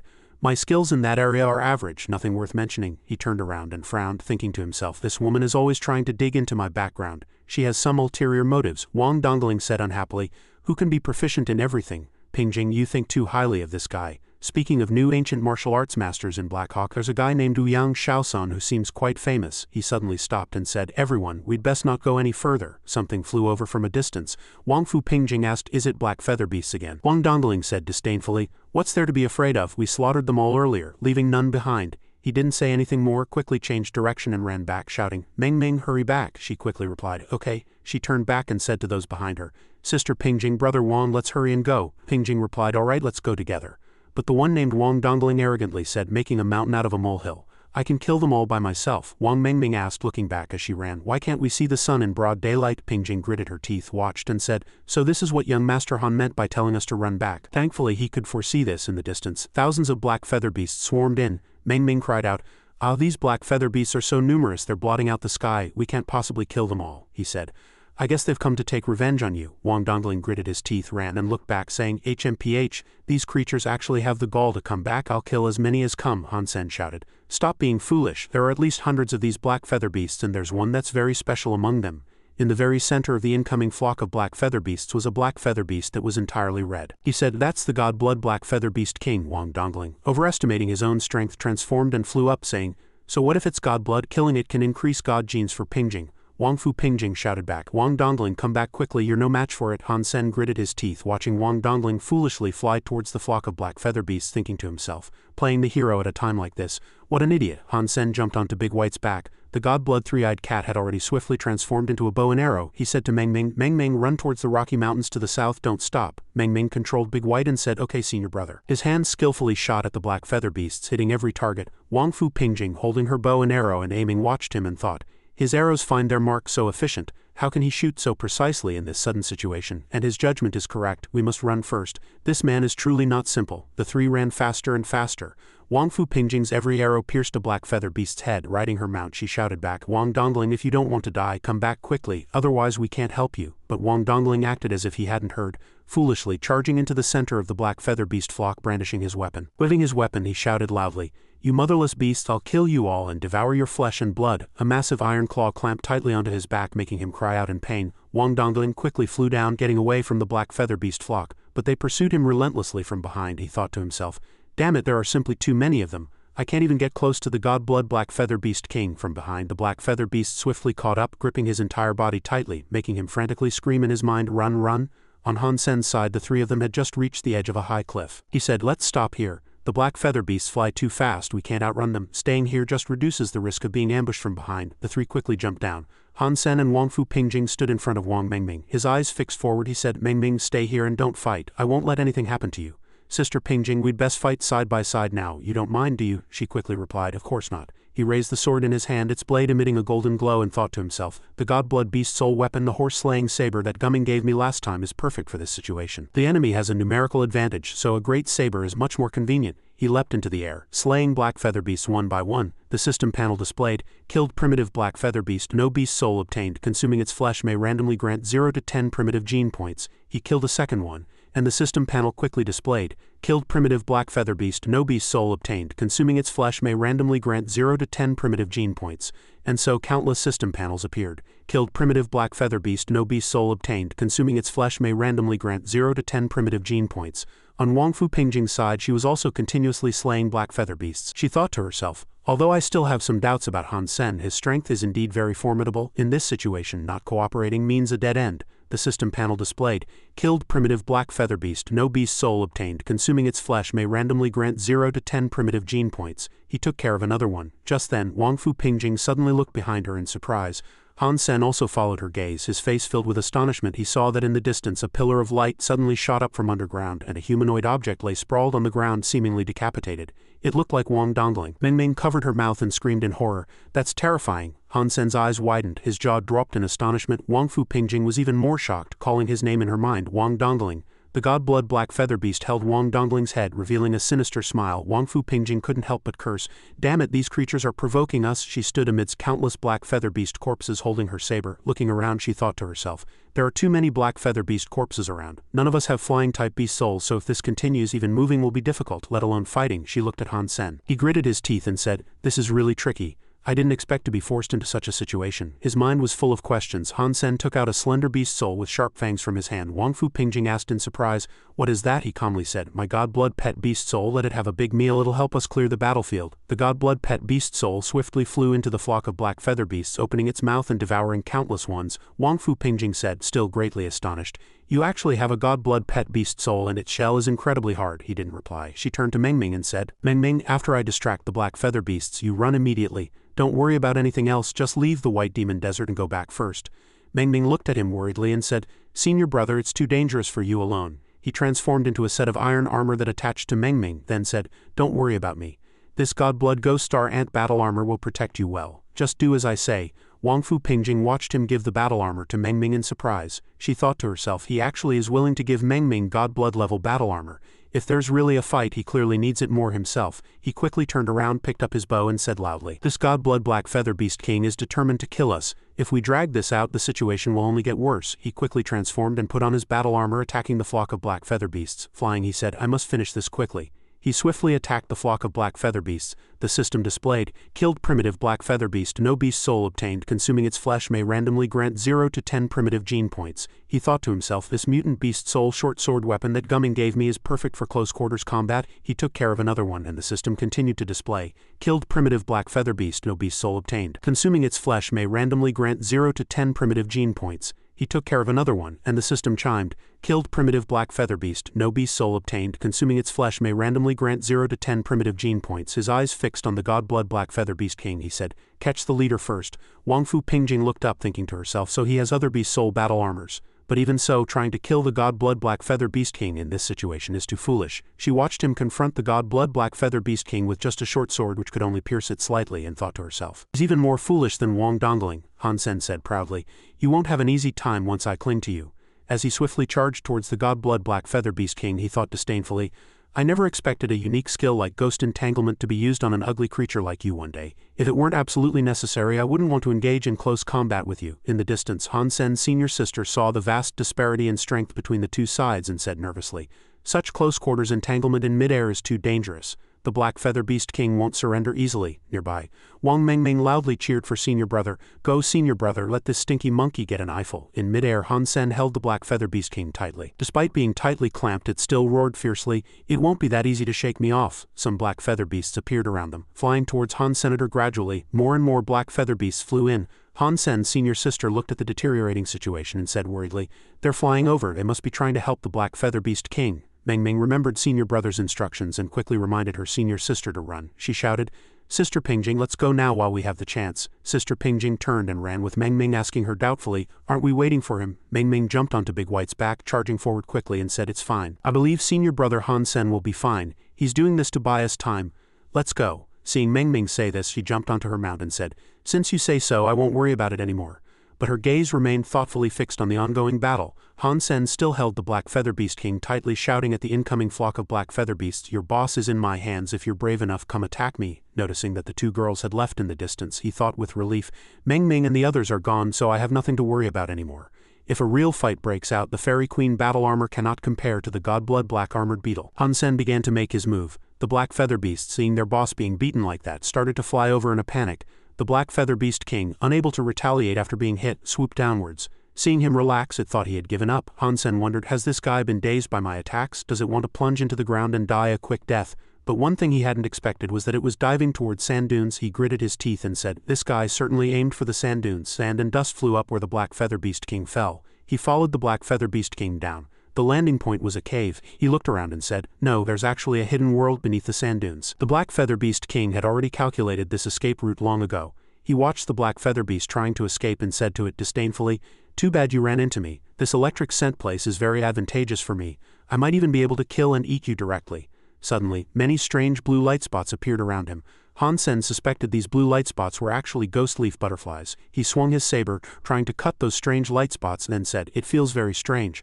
Half of the things hidden in this cave are not simple. The Black Feather Beast King dared to come here. It definitely wants to use these guys to deal with me." At the same time, the system notified, "Killed primitive ghost leaf butterfly. Obtained primitive beast soul. Flesh cannot be consumed." Han Sen was greatly surprised. Cannot consume flesh? How can this be? Blue flames suddenly appeared on the Black Feather Beast King's body. He hadn't expected the ghost leaf butterflies to be able to turn into flames. The blue flames rushed over and surrounded Han Senator. He couldn't swing his saber in time and said angrily, "Damn it, there are too many. It's too hot. If this continues, even my Godblood battle armor won't be able to withstand it." Seeing the Beast King escape, he also charged forward, brandishing his sword and shouting, "Run!" It suddenly jumped into a nearby lake. He also jumped in after it, and seeing the Beast King rapidly swim forward, Han Sen felt surprised. Holy crap, the Black Feather Beast King can move freely in water. Is it an amphibious creature? Its swimming speed gradually increased, and Han Sen started to panic a bit. "No, this beast swims too fast. No matter how good my swimming skills are, I can't breathe." Considering the situation was dire, he couldn't stay underwater for too long, so he had no choice but to give up chasing the Beast King and swim back to shore.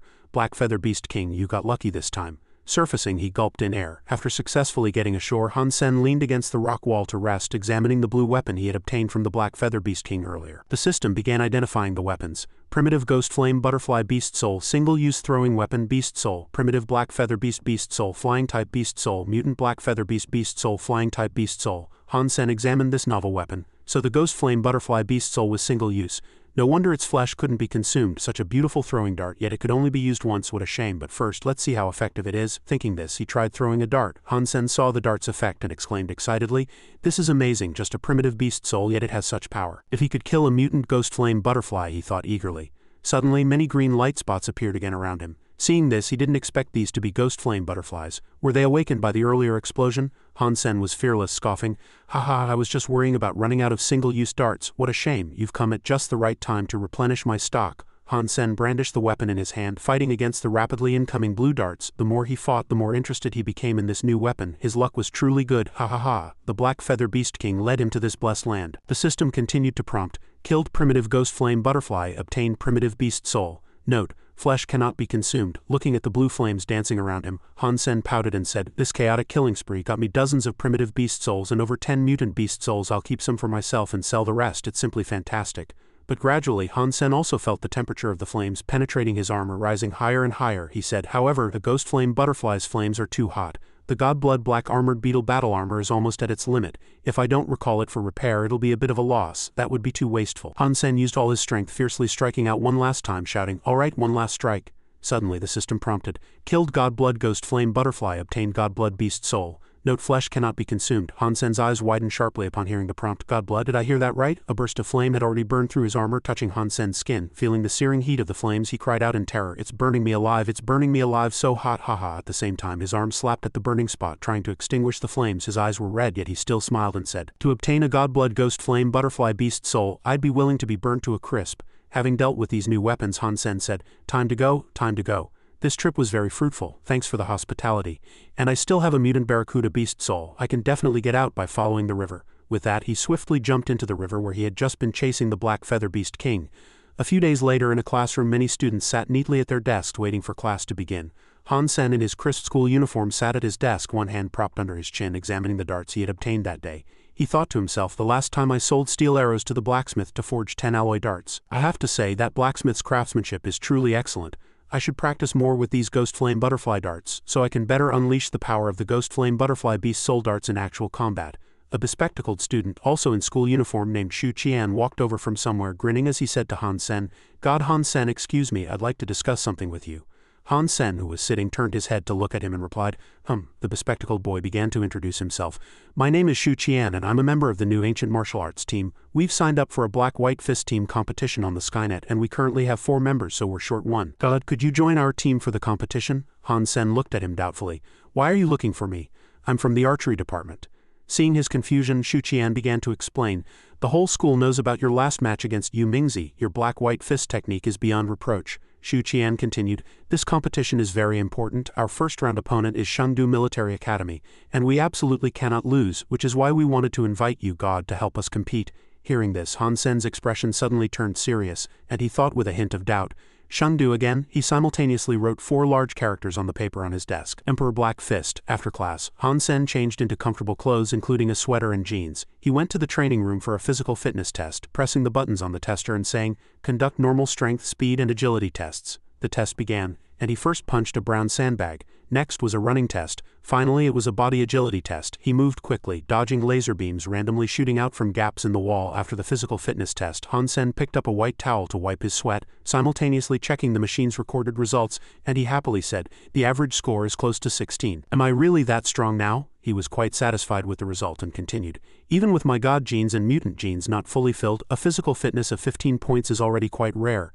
Ouyang Shaosan suddenly appeared from somewhere and said to Han Sen, "I won't participate in that competition." He grinned and continued, "I've watched your match with Yu Mingzi. Your foundation is good. Want to join the ancient martial arts team?" Han Sen countered, "All right, if you can beat me in black-white fist, I'll agree." In a spacious grandstand, many spectators below cheered excitedly as the organizer introduced Ouyang Shaosan, who stood on stage. The prominent figure of Blackhawk Military Academy's new ancient martial arts team, and the school's #1 ranked black-white fist player. You once competed in the Alliance Black-White Fist competition, reaching the top 20. The audience also whispered about the person on stage. "I heard that's Blackhawk's best result ever." Ouyang also became famous in that battle. Today his opponent will be Han. Senator Han Sen secretly assessed his opponent for today, thinking that meeting him today was a rare opportunity. The two were discussing the competition format. Han Sen said to him, "Best of 9, 5 wins. How about it? Do you dare?" Ouyang Shaosan didn't think much and immediately replied, "If it were anyone else I would definitely refuse, but if it's you I'll take you on." Hearing this, Han Sen pouted and said, "All right, let's flip a coin to decide who attacks first. Which side do you choose?" With that he tossed the coin into the air. Ouyang Shaosan replied, "Heads." The coin landed, showing heads. Han Sen said fearlessly, "Student Ouyang has good luck, please make your move first." No sooner had he spoken than Ouyang immediately rushed forward, slamming a punch at Han. Senator Han Sen's eyes instantly sharpened, narrowing slightly as he observed, and he commented, "His moves are indeed experienced without any sluggishness and the punch carries a powerful wind. However, despite such power, there is no killing intent at all. It seems I'm being underestimated." Seeing that Han Sen showed no fear, Ouyang said in surprise, "Not only does he not block, he doesn't even blink, he has guts." Han Sen also responded to the first punch, choosing White Fist. It seems student Ouyang wants to be courteous before resorting to force. Ouyang Shaosan regained his composure and said, "A loss is a loss, there are no excuses. Your turn to attack," he thought to himself. "There's no need to use Black Fist against you and lower my standing. This round you just got lucky." Hearing this, Han Sen smiled mysteriously and asked, "Do you know the name of my game?" Ouyang Shaosan frowned in confusion and replied, "It has nothing to do with me." With that, Han Sen immediately threw a punch, proudly shouting, "It has everything to do with you. My ID is Emperor Black Fist, so this punch will definitely be a black fist." He continued, "Don't you dare imitate me. At least try to block it." This caught Ouyang Shaosan off guard, and his gaze gradually tensed, replying, "Such misleading words are useless against me. I only trust my own judgment. Bluster is always the best disguise for weakness. I've already been exposed." No sooner had he spoken than he was immediately hit by Han Sen's palm, his head snapping back, nose bleeding profusely. The blow was merciless and he quickly covered his nose with his hand to catch the blood. Ouyang Shaosan said in a panic, "How is that possible? This is Black Fist." He hadn't expected Han Sen to use Black Fist from the very beginning. Han Sen kindly offered him a handkerchief to wipe his nosebleed, saying, "I told you to block it a bit, but you wouldn't listen, would you?" He looked at Han Sen with sharp eyes, waved away the handkerchief, refusing to take it, and continued, "Continue." He briefly reflected on his mistake. He miscalculated, but this was good too. "If you can make me serious, that's not bad. Let's have a good time." His opponent's spirit seemed very resilient. Han Sen continued to clench his fist and strike. reminding Ouyang Shaosun, not listening to others' advice will lead to immediate disadvantage. I've already scored 2 points, you'd best not be too overconfident. Ouyang Shaosun observed Han Sen's movements with sharp eyes, secretly assessing. Anyone who uses Black Fist will inevitably attack with real force, will tighten their muscles, and will more or less carry a killing intent to win. But there was not a single ripple in his arm and fist muscles, and he also felt a slight killing intent. The atmosphere of the match grew increasingly tense. He crossed his arms defensively, making his judgment, this punch must be a white fist. Although he had already made a judgment after suffering that sudden black fist, he was somewhat uncertain, and quickly refocused on the fight. He thought to himself, I can't lose face like that again. Han Sen immediately delivered a heavy punch, and Ouyang Shaosun hadn't expected it to be another black fist. Seeing his opponent still maintain a resilient spirit, Han Sen said in surprise, you weren't knocked back by me, your physique is good, at least 13 points, right? The more Han Sen spoke, the more Ouyang's fighting spirit soared, and he shouted furiously, let's talk, continue. Han Sen still asked calmly, are you sure you want to continue, not take a break? He showed no sign of backing down, instead saying more fiercely, continue. The battle continued, and he remained resolute, refusing to give up. He provoked Han Sen to continue striking, saying, again? After some exchanges, Ouyang Shaosun wondered, how can someone use illusory and real power with such mastery without a single flaw? He still thought somewhat unconvinced. His method of exerting force leaves no trace at all. It cannot be judged by conventional experience and theory. Han Sen was unharmed and calmly announced the result. I've already scored 5 points. According to our agreement, you must participate in the black-white fist competition. Han Sen said this, and with his arrogant personality, how could he yield? He shouted again, if my judgment is opposite to your way of exerting force, then I'll do the opposite. Hearing his unruly words, Han Sen could only hold his forehead, smiling faintly. Do you really think black-white fist is that simple? Then you're gravely mistaken. To prove his point, Han Sen immediately threw a punch at Ouyang Shaosun. He punched as he spoke to him, his brow tightly furrowed. Ouyang Shaosun concentrated, thinking such powerful explosive force, is he trying to confuse my judgment again? He focused all his attention on guessing. He had been guessing white fist just now, but now he guessed black fist, needing to dodge quickly. However, he was wrong. Han Sen didn't use black fist again. The more he thought, the more confused he became. White fist, impossible, impossible. How could such a ferocious way of exerting force be retracted instantly? Considering it from multiple angles, he felt that both in strength and psychology he was completely bewildered by Han. Senator Ouyang Shaosun felt lost in the face of Han Sen's final punch. Finally, Han Sen retracted his hand and explained to him, there are 3 levels in the realm of black-white fist. The first level is seeing the person, the second level is seeing the heart, and the third level is seeing the body, he continued. Although you have rich combat experience, you are still stuck in the realm of seeing the body, while I can barely see the heart. Han Sen turned to leave, not forgetting to remind Ouyang Shaosun, who was frowning behind him, I'm leaving first, don't forget to sign up for the competition. He thought to himself, I can reach the realm of seeing the heart partly because I cultivate the ice skin jade bone art, how to confuse an opponent, how to use strength. Ouyang Shaosun, I understand it better than you. The match is over. The result was too easy to predict. Victory belongs to Han Sen. At the new ancient martial arts training ground, pairs of students were training diligently. Inside, Chen Ling, the coach of the new ancient martial arts team, was looking at the list of members for the upcoming competition. She said contemplatively, even with student Han Sen's addition, our team's overall strength is still a bit lacking. We must find a way to persuade student Ouyang to participate in the competition. No sooner had she spoken than Ouyang Shaosun appeared at the door. He walked in, and everyone was surprised to see him, beginning to discuss. Someone looked at him in astonishment. It's Ouyang Shaosun. Why is he suddenly here? Someone asked doubtfully. Didn't he say he wasn't participating in competition training? He walked up to the coach and said, give me the registration form.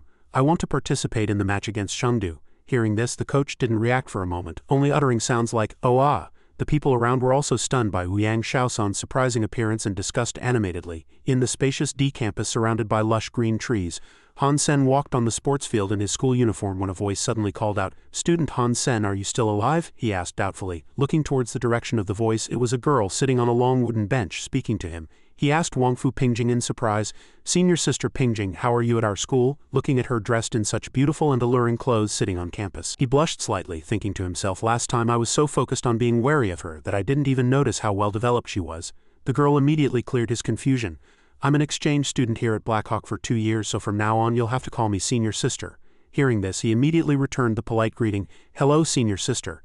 Seeing him so polite, the girl became interested and wanted to tease him. What, you don't seem to welcome me, your senior sister? This made Han Sen even more shy, his face reddening. He thought to himself, oh my god, she shouldn't be called Wangfu Pingjing but Wangfu Nipping. Han Sen tried his best to appear calm. He coughed a few times, cleared his throat and asked, Senior Sister Wangfu, is there something you need me for? The girl seemed quite pleased to tease him. She smiled and said, Junior brother is Blackhawk's popular figure, so of course I have something important to discuss with you.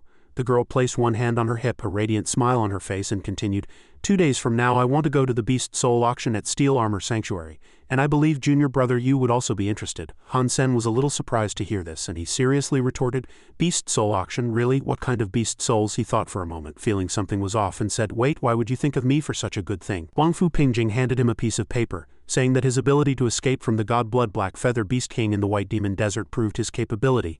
His strength successfully caught Wang Fu Pingjing's attention. She added, I like making friends with capable people, it's that simple. This is the auction list. Take a look. He took the paper and looked at it, saying, so many mutant beast souls and even god blood ones. Senior sister is truly generous. Han Sen was surprised to find the Holy Light Divine Bird on the list, a god blood flying beast soul. It was a pair of magnificent and beautiful colorful wings, and he couldn't help but exclaim, so cool, even more upscale than my purple feather-scaled dragon's wings. There was one more thing that surprised him even more, and that was the god blood beast soul weapon, the silver blood triple-bladed fork. He really liked this weapon, saying, compared to the Holy Light Divine Bird, I need this more. Looking at the product list, Han Sen was very excited and asked, Senior sister Wang Fu, how much does this silver blood triple-bladed fork cost? Wang Fu Pingjing immediately replied, good eye, this god blood beast soul weapon is a high-grade item. I can give you an internal price. Then she quoted a number. 230 million. Han Sen's jaw dropped in shock and he blurted out, oh my god, even if I sold myself, I wouldn't have enough money for this, understood? Seeing his reaction, the girl offered a discount. I have a way for you to get this beast soul without paying. Join our company's Ares Martial Arts Club. She added by promoting, we are one of the top 1 or 2 martial arts clubs in the entire alliance, with branches on different planets, the girl enthusiastically suggested. Hearing about joining these, Han Sen immediately refused. Sorry, senior sister, I appreciate your kind offer, but I won't be participating, he thought to himself. There will definitely be various contracts to sign, even more complicated than being a spokesperson for Imperial Steel. No way am I going. The girl enthusiastically walked up and linked her arm through Han Sen, softly adding, don't be so quick to refuse, I can also offer you benefits beyond the regulations. Her sudden closeness made him blush with shyness, unable to look at her, secretly sighing in his heart. Oh my god, this woman has ulterior motives. Suddenly a figure appeared, looking very angry and raising a fist, roaring, he already refused, can't you understand human language? Han Sen looked at the speaker in shock, stammering, Ji Yanren. It turned out to be Ji Yanren, also wearing the same school uniform as him, with her long smooth hair down, looking very beautiful but with an extremely angry expression. She tightly clenched her fist, standing between Han Sen and Wang Fu Pingjing, who was sitting close on the chair. Ji Yanren immediately pulled Han Sen's hand, making him stand up, and said displeased, get up, are your butt cheeks nailed to the seat? Wang Fu Pingjing stood by with her arms crossed, watching the young couple, and said arrogantly, so it's the famous campus beauty. I heard junior brother Han Sen's girlfriend is gentle and cute, but I didn't expect her to be so arrogant, a bit disappointing. Wang Fu Pingjing's words were very cutting, and Ji Yanren retorted without showing weakness, elder sister, isn't it a bit shameless to seduce someone else's boyfriend in broad daylight at school? It's not too late to feel ashamed now. Neither girl backed down. Wang Fu Pingjing also began to get annoyed, and she immediately said, don't say such unpleasant things. I'm discussing official business with junior brother Han Senator. The argument between the two beauties successfully attracted the attention of those around them, mostly boys. They watched and commented on the two girls. Holy cow, that beauty's chest is bigger than our campus beauties, top quality. Someone recognized Wang Fu Pingjing. She seems to be the new exchange student named Wang Fu Pingjing, and her family background isn't simple either. Someone else talked about Han Sen. Han Sen really has a lot of luck with women. I'm so jealous, the boy next to him said with disdain. Jealous of what? He's definitely going to get disciplined by the campus beauty later. Seeing everyone noticing him, Han Sen was sweating, looking around, feeling a bad premonition. The two protagonists continued to argue. Ji Yanren frowned and said, my boyfriend is capable and competent. His affairs are none of your concern. Wang Fu Pingjing also immediately retorted, then you are very likely to hinder his future. The campus beauty continued with one provocative statement after another, each more challenging than the last. Even Han Sen showed a headache, expressing his confusion at their conversation. He covered his ears, not wanting to listen anymore, and then stepped forward to mediate. I say, ladies, stop arguing, everyone's watching. Finally, Wang Fu Pingjing turned and walked away, waving her hand and saying arrogantly to a furious Ji Yanren behind her, forget it, I won't stoop to a little girl's level, junior brother Han Sen, we'll talk again next time. Ji Yanren yelled angrily, next time no way. With that she turned around to settle scores with the instigator, her face fierce, rolling up her sleeves and saying to Han Sen, last time it was you Tianxun, this time it's Wang Fu Pingjing. Han Sen, your philandering hasn't changed, has it? Seeing Ji Yanren's fury, Han Sen only knew to panic and run while explaining, it's not like that Ji Yanren, listen to me explain, it's really not what you think. Ji Yanren's eyes turned red with anger and she yelled, scum, stop right there. The surrounding boys watched the young couple argue, enjoying the spectacle. They roared with laughter. One boy laughed to his friend, look, a domestic dispute. Someone pretended to cry and sympathize with Han Sen, God is so pitiful. A few days later, in a huge arena grandly decorated, technicians were preparing recording equipment.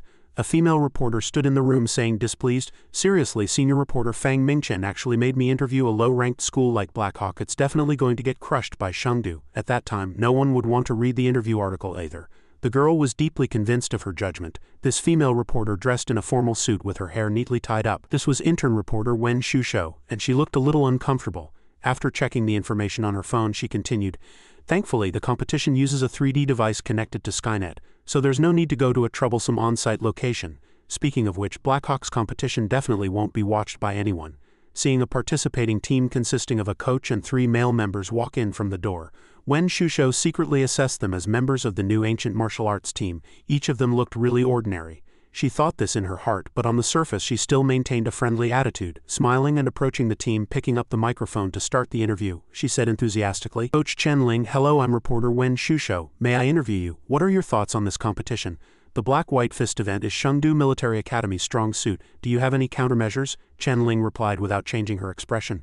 "No countermeasures are needed. Blackhawk must win this competition." The reporter was surprised by this answer and couldn't help but exclaim, "So confident," she secretly thought again. "They must be bluffing. Blackhawk can't possibly win against Chengdu, even with Ouyang Shaosan." Wen Shusho turned around and interviewed the boy standing next to the coach. "Student Ouyang, you are Blackhawk's extraordinary genius player. You are the focus of everyone's attention. What are your thoughts on Chengdu's best player, Nalan Chengnu?" Ouyang replied indifferently, "Don't know him. I only know we will win." The reporter was sweating from the vague answers of the coach and student. She thought displeased, "What kind of attitude is this so arrogant? I'll show you how I write about you later." But she still had to continue her work, handing the microphone to another team member for an interview. "Student, are you new here? How much chance do you think Blackhawk has of winning?" Han Sen scratched his head and replied, "How much chance? Can't say for sure. After all, I'm also a temporary member." But he quickly echoed the coach's answer, blinked, and added with a smile, "But I feel that Coach Chen Ling and student Ouyang are very right." In a room at Chengdu Military Academy, everyone was intently watching the screen, focusing on Blackhawk's interview. 2 male team members from Chengdu were discussing together. The spiky-haired boy was Liu Yunsheng, ranked 17th in the Alliance Black-White Fist competition.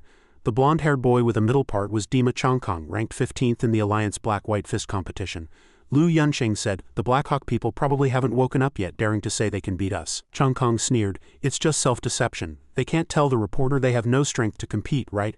Another boy with brown hair brushed upwards also laughed loudly and said, "The internet is all commenting on this competition, saying Blackhawk is overestimating itself.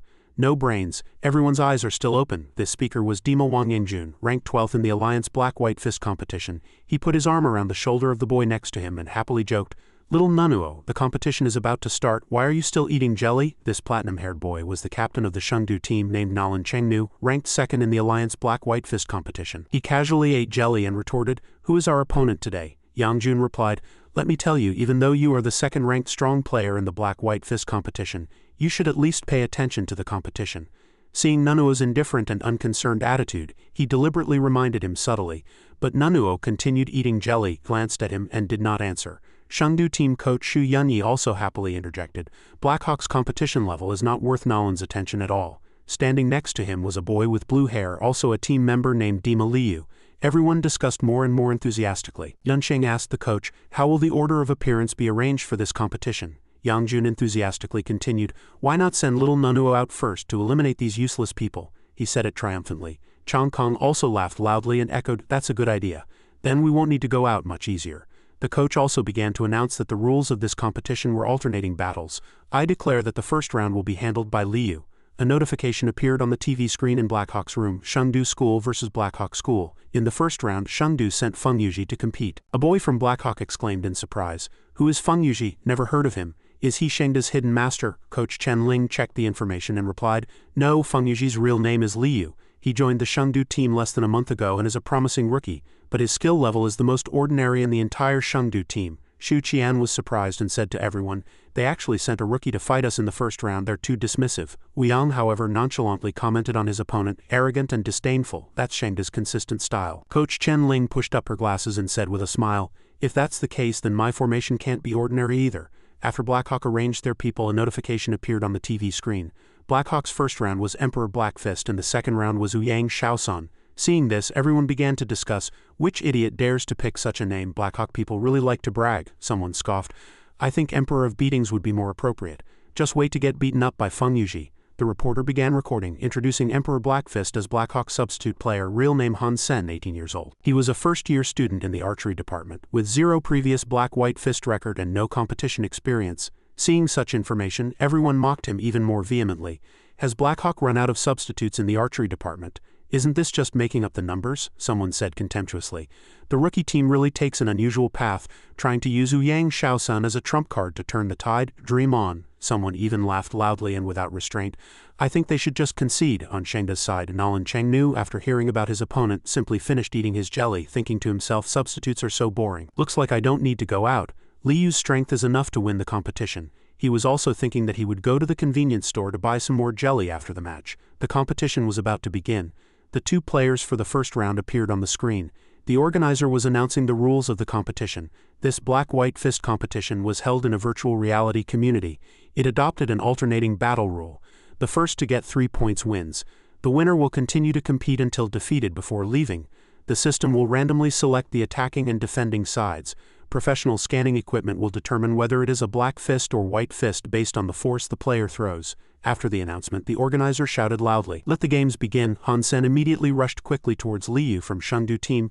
Liu calmly raised his hand and put himself in position, thinking to himself, a substitute who knows nothing. His opponent is actually a rookie from Shengdu team. Is this weak and feeble white fist meant to disrespect me? Liu guessed this could only be a white fist. Han Sen straightened his arm and punched violently at his opponent. The screen notified that this was a black fist. Liu was sweating. How could that be? Yang Jun, who was watching, also couldn't help but exclaim in surprise. It's actually a black fist. That makes no sense. There was no force in that punch at all. Liu was hit directly by Han Sen's punch. Blood spurted from his nose. Even the Shengdu team coach didn't expect it to be a black fist. Yang Jun also frowned and said somewhat angrily, Liu actually lost 2 points in a row. What the hell? Dima Chongkong stood by, suspicious. Is the system malfunctioning? Those 2 punches didn't look like black fists at all. Coach Xu Yunyi shouted loudly to comfort. Liu, don't be careless. Calm down. Don't be misled by the opponent's moves. After taking a heavy blow, Liu reached up to wipe the blood from the corner of his mouth. And hearing the coach's words, he thought to himself, this Emperor Black Fist has some skill. Blackhawk besides Ouyang Shaosun can actually have such a character. Han Sen rubbed his fists and said to his opponent, I heard your skill level is the lowest in the team, he continued with a smile. Going into battle without properly understanding your opponent's capabilities, you've already lost in terms of tactics. Hearing this, Liu frowned and yelled displeased, Stop talking nonsense, don't think you can interfere with my judgment. I absolutely won't lose a point this time. Han Sen clenched his fists, assumed a stance and said, Then you'd better think carefully, is this punch a black fist or a white fist? With that, Han Sen raised his hand to strike. And Liu panicked a little, gritting his teeth and guessing black fist, but there's no killing intent at all, no aggressive intimidation. These 2 times were white fists, but the previous 2 times were black fists. What is it this time? He had no confidence in his own judgment. Was it a black fist or a white fist? Blood gushed from his nose again, and the organizer announced it was a black fist. Liu took the hit in pain, reluctantly and helplessly crying out, Damn it, I can't judge at all. Liu's teammates were also shocked by these 3 black fists. Yang Jun frowned and said disappointedly, Liu actually didn't get a single point. That's too outrageous. The coach was also extremely shocked, blurting out, We actually lost the first round to Blackhawk 0-3. Porter Wen Shusho reported and announced the result. The first round of the competition has ended. Blackhawk Military Academy's Emperor Blackfist won the match with a score of 3-0. It seems Shengda's Feng Yuji is still very young. His mentality was affected after being badly beaten in the first punch, leading to continuous loss of points. But she still didn't forget to say a few good words for Shengdu. However, Shengdu has many players with excellent track records. Let's look forward to their outstanding performance. The girls following the reporter's speech were all very dissatisfied. The short-haired blonde girl said discontentedly, How can this reporter talk like that? She's clearly favoring Shengdu. Ji Yanren sat by calmly and said, Don't mind her. She's just someone who only knows how to flatter. Just you wait, Han Sen will definitely win. I trust my boyfriend, Ku Lily said with a smile. Yanren looked quickly. Everyone online is discussing the first round of the match. Oh, Yanren is also paying attention, she thought. These people really jump on bandwagons. Now everyone online is debating again, supporting Han Senator. Everyone commented online. I can't believe Emperor Blackfist won against Whisperwind with a score of 3-0. Did you all see that clearly? His black-white fist is too amazing. Conventional theory was completely wrong when judging it, someone gloated. Blackhawk is making a comeback this time. There's a good show to watch. Maybe they can even compete with Shengdu. I've been optimistic about Emperor Blackfist for a long time. Shengda's coach decided to change tactics, instructing Wang Yangjun to carefully guide his team members. You're up next. Be careful not to underestimate your opponent and observe their movements closely. Wang Yangjun accepted the order, replying, Yes, leave it to me.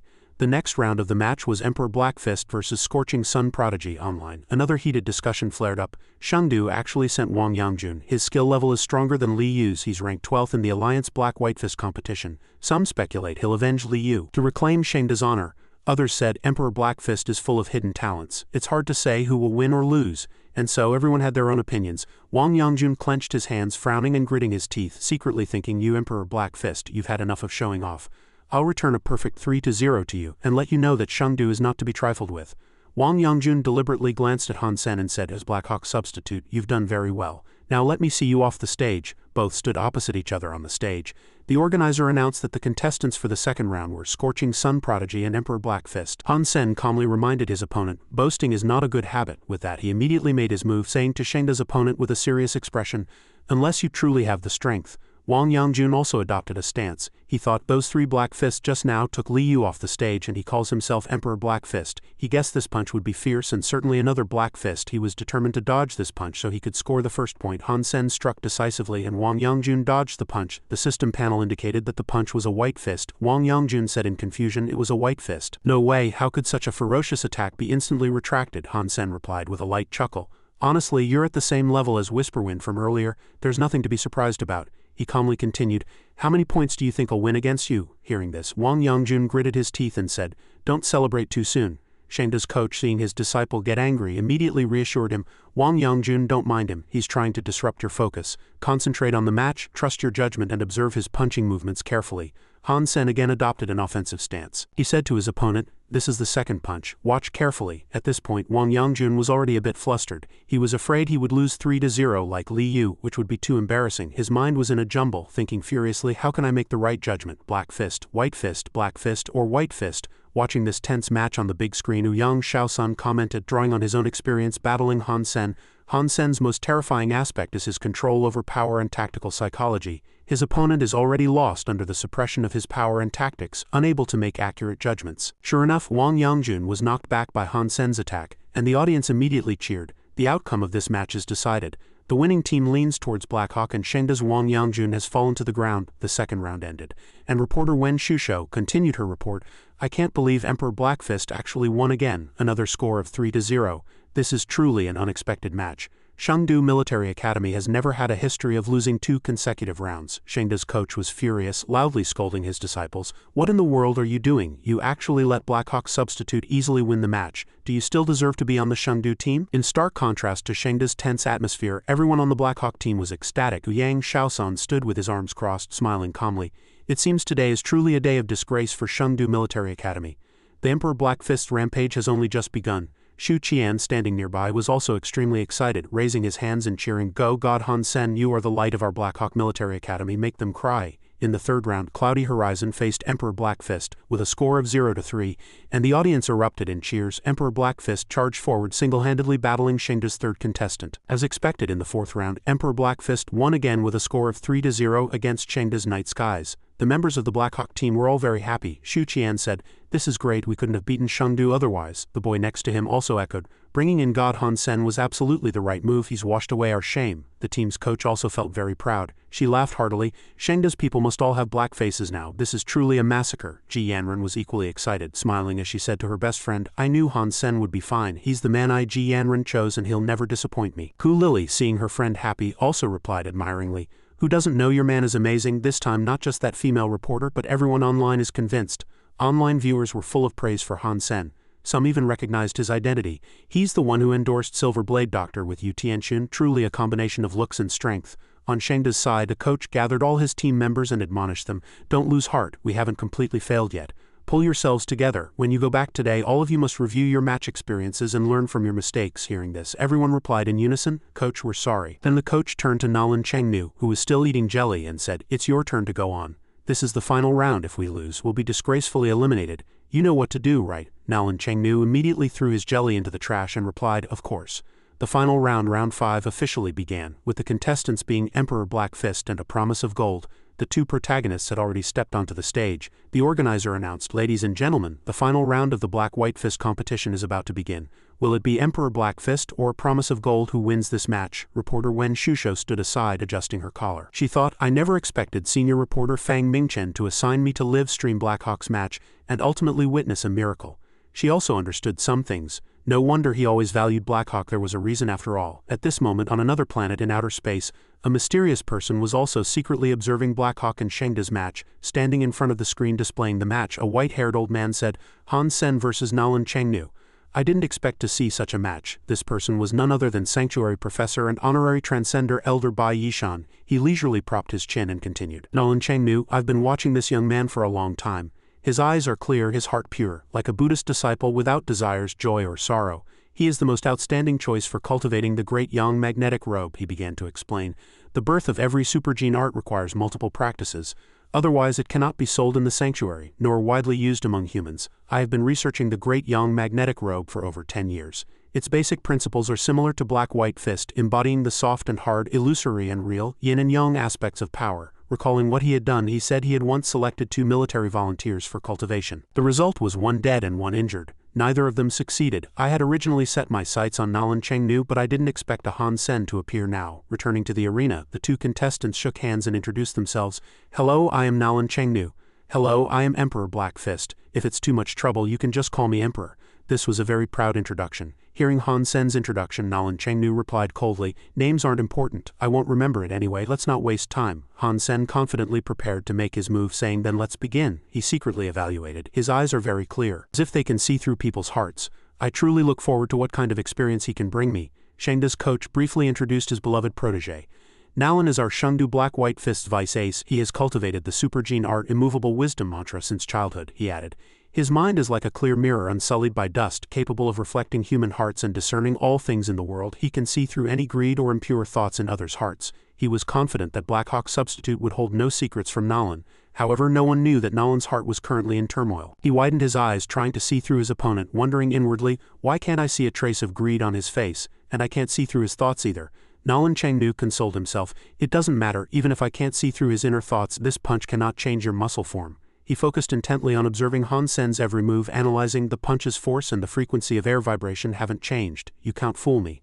Nalan Chengnu made his final judgment. "White Fist, you are a worthy opponent. I will reluctantly accept it." He crossed his arms over his chest, ready to block, but Han Sen delivered a Black Fist. Nalan Chengnu's eyes widened in shock. "Black Fist, my judgment was wrong." Seeing this, Nalan Chengnu's teammates were all stunned, shouting, "Nalan little Nanuo!" Coach Xu Yunyi was equally surprised, blurting out, "This is impossible. Besides that monster from Central Military Academy, no one can make Nalan Chengnu lose a point in Black-White Fist." Chen Ling, Xu Qian and Ouyang Shaosun were all thrilled, exclaiming, "Han Sen scored a point so fast. God directly defeated Shengda's ace Nalan Chengnu. It looks like we don't need to go on this match." Ji Yanren was also cheering happily. "See, Han Sen is better than that Nalan guy. He easily scored a point." Ku Lily sat by, laughing and echoing, "This time God truly convinced those fools from Shengdu." After falling for the trick, Nalan Chengnu immediately became serious. He reached up to wipe the corner of his mouth and said, "I admit you are very strong. It's no surprise that your strength could defeat the other members of our team." Han Sen ignored his opponent's words, which were both complimentary and sarcastic. He prepared his next move. "Thank you for your recognition. Let's continue." Nalan Chengnu's face was stern, secretly calculating. It's that smile again. When he punches, there's a subtle difference in the curve of his lips. Such a tiny difference, others can't see it, but it doesn't escape my eyes. His gaze fixed on Han Sen's every movement, he thought as he watched. The curve right now indicates he's very confident and relaxed. It's a white fist. Just as he finished thinking, Nalan Chengnu was hit by a heavy punch, unable to defend or dodge in time. It was a black fist. The deviation from his prediction stunned Nalan Chengnu, and he blurted out, "You?" Xu Qian and the others immediately raised their hands and cheered. 2 points. God is too amazing. Nalan Chengnu is dumbfounded. Ouyang Shaosun closed his eyes, feigning humility, and said, "It's not an exaggeration to call it dimensional strike." Online comments flooded the screen. Nalan Chengnu has lost 2 consecutive points. Am I still dreaming? Blackhawk is too strong this time. They clearly intend to completely eliminate Shengdu and win the championship. That's right. Anyway, Central Military Academy isn't participating this time. Blackhawk has a great chance of winning. No wonder Blackhawk's team members and coach are so confident. With an ace like Emperor, how could they not be confident? Bai Yishan leaned back in his chair, commenting, "How interesting. One possesses pure and unblemished observational power like an angel of judgment from heaven. The other possesses extremely strong control, yet is a cunning demon crawling out of hell." Watching this fierce battle before him, 2 starkly different individuals, he declared, "The battle of black and white, the winner is decided." It was another black fist, and the score displayed on the big screen was now 3-0. Han Sen had won. Reporter Wen Shusho excitedly held her microphone and concluded.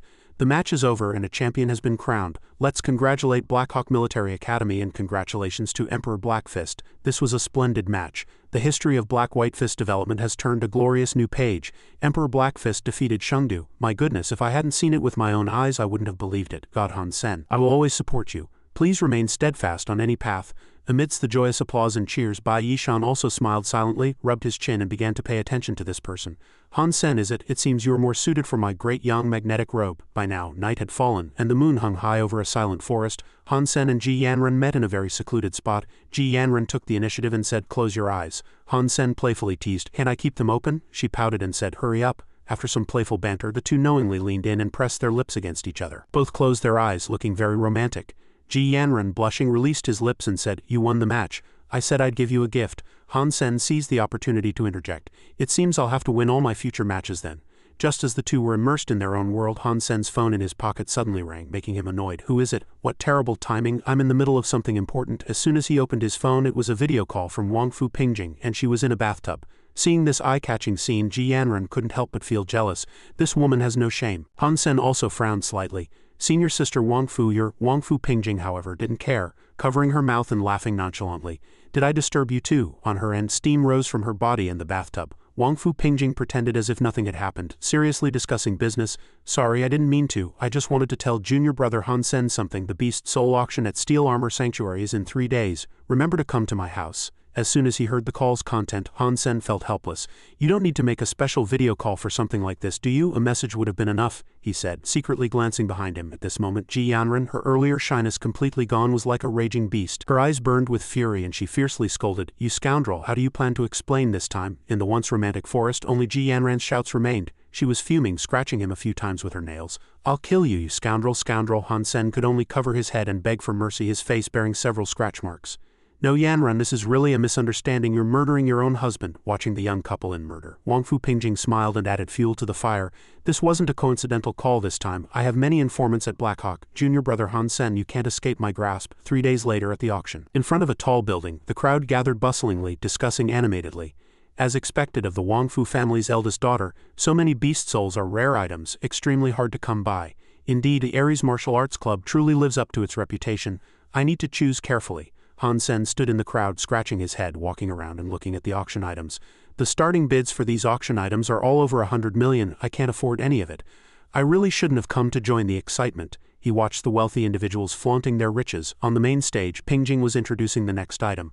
The God-blood flying beast soul, Holy Light Divine Bird, has been successfully bid for by Mr. Lin Beifeng at 178 million. "Congratulations." The focus was on a person adorned with magnificent colorful wings who excitedly declared, "God-blood items are indeed beautiful. I have a flying beast soul now too." Pingjing continued to complete the transaction. The God-blood beast soul weapon, Silver Blood triple-bladed fork, has been successfully bid for by Shen Qianzi at 220 million. The person named Tianzi also raised the weapon high and arrogantly laughed. "This is fantastic. With this weapon I can command even greater power in this steel armor sanctuary." Han Sen quietly squeezed out of the crowd, muttering softly, let's go. Next time I really shouldn't come to places like this just to join the fun." On the stage, Pingjing also thoughtfully watched Han Sen's departing back. Stepping out of the auction house, the surrounding crowd suddenly became noisy, discussing animatedly, "What's going on? Why is it so dark in broad daylight? Is there a storm coming?" Suddenly someone shouted, pointing in a direction. "Everyone look, what's that?" Han Sen also looked in the direction of the sound, unconsciously saying, "Everyone on the street recognized that glowing strange object in the sky. Holy crap, it's Divine Sanctuary Island. Divine Sanctuary Island has appeared." Han Sen was overjoyed at the sight, a brilliant smile blooming on his face. "It really is Divine Sanctuary Island. The island floats in the sky. The probability of it appearing is very small, and I actually encountered it. A small island appeared in the sky, surrounded by a protective aura, looking incredibly majestic, and people were all discussing it.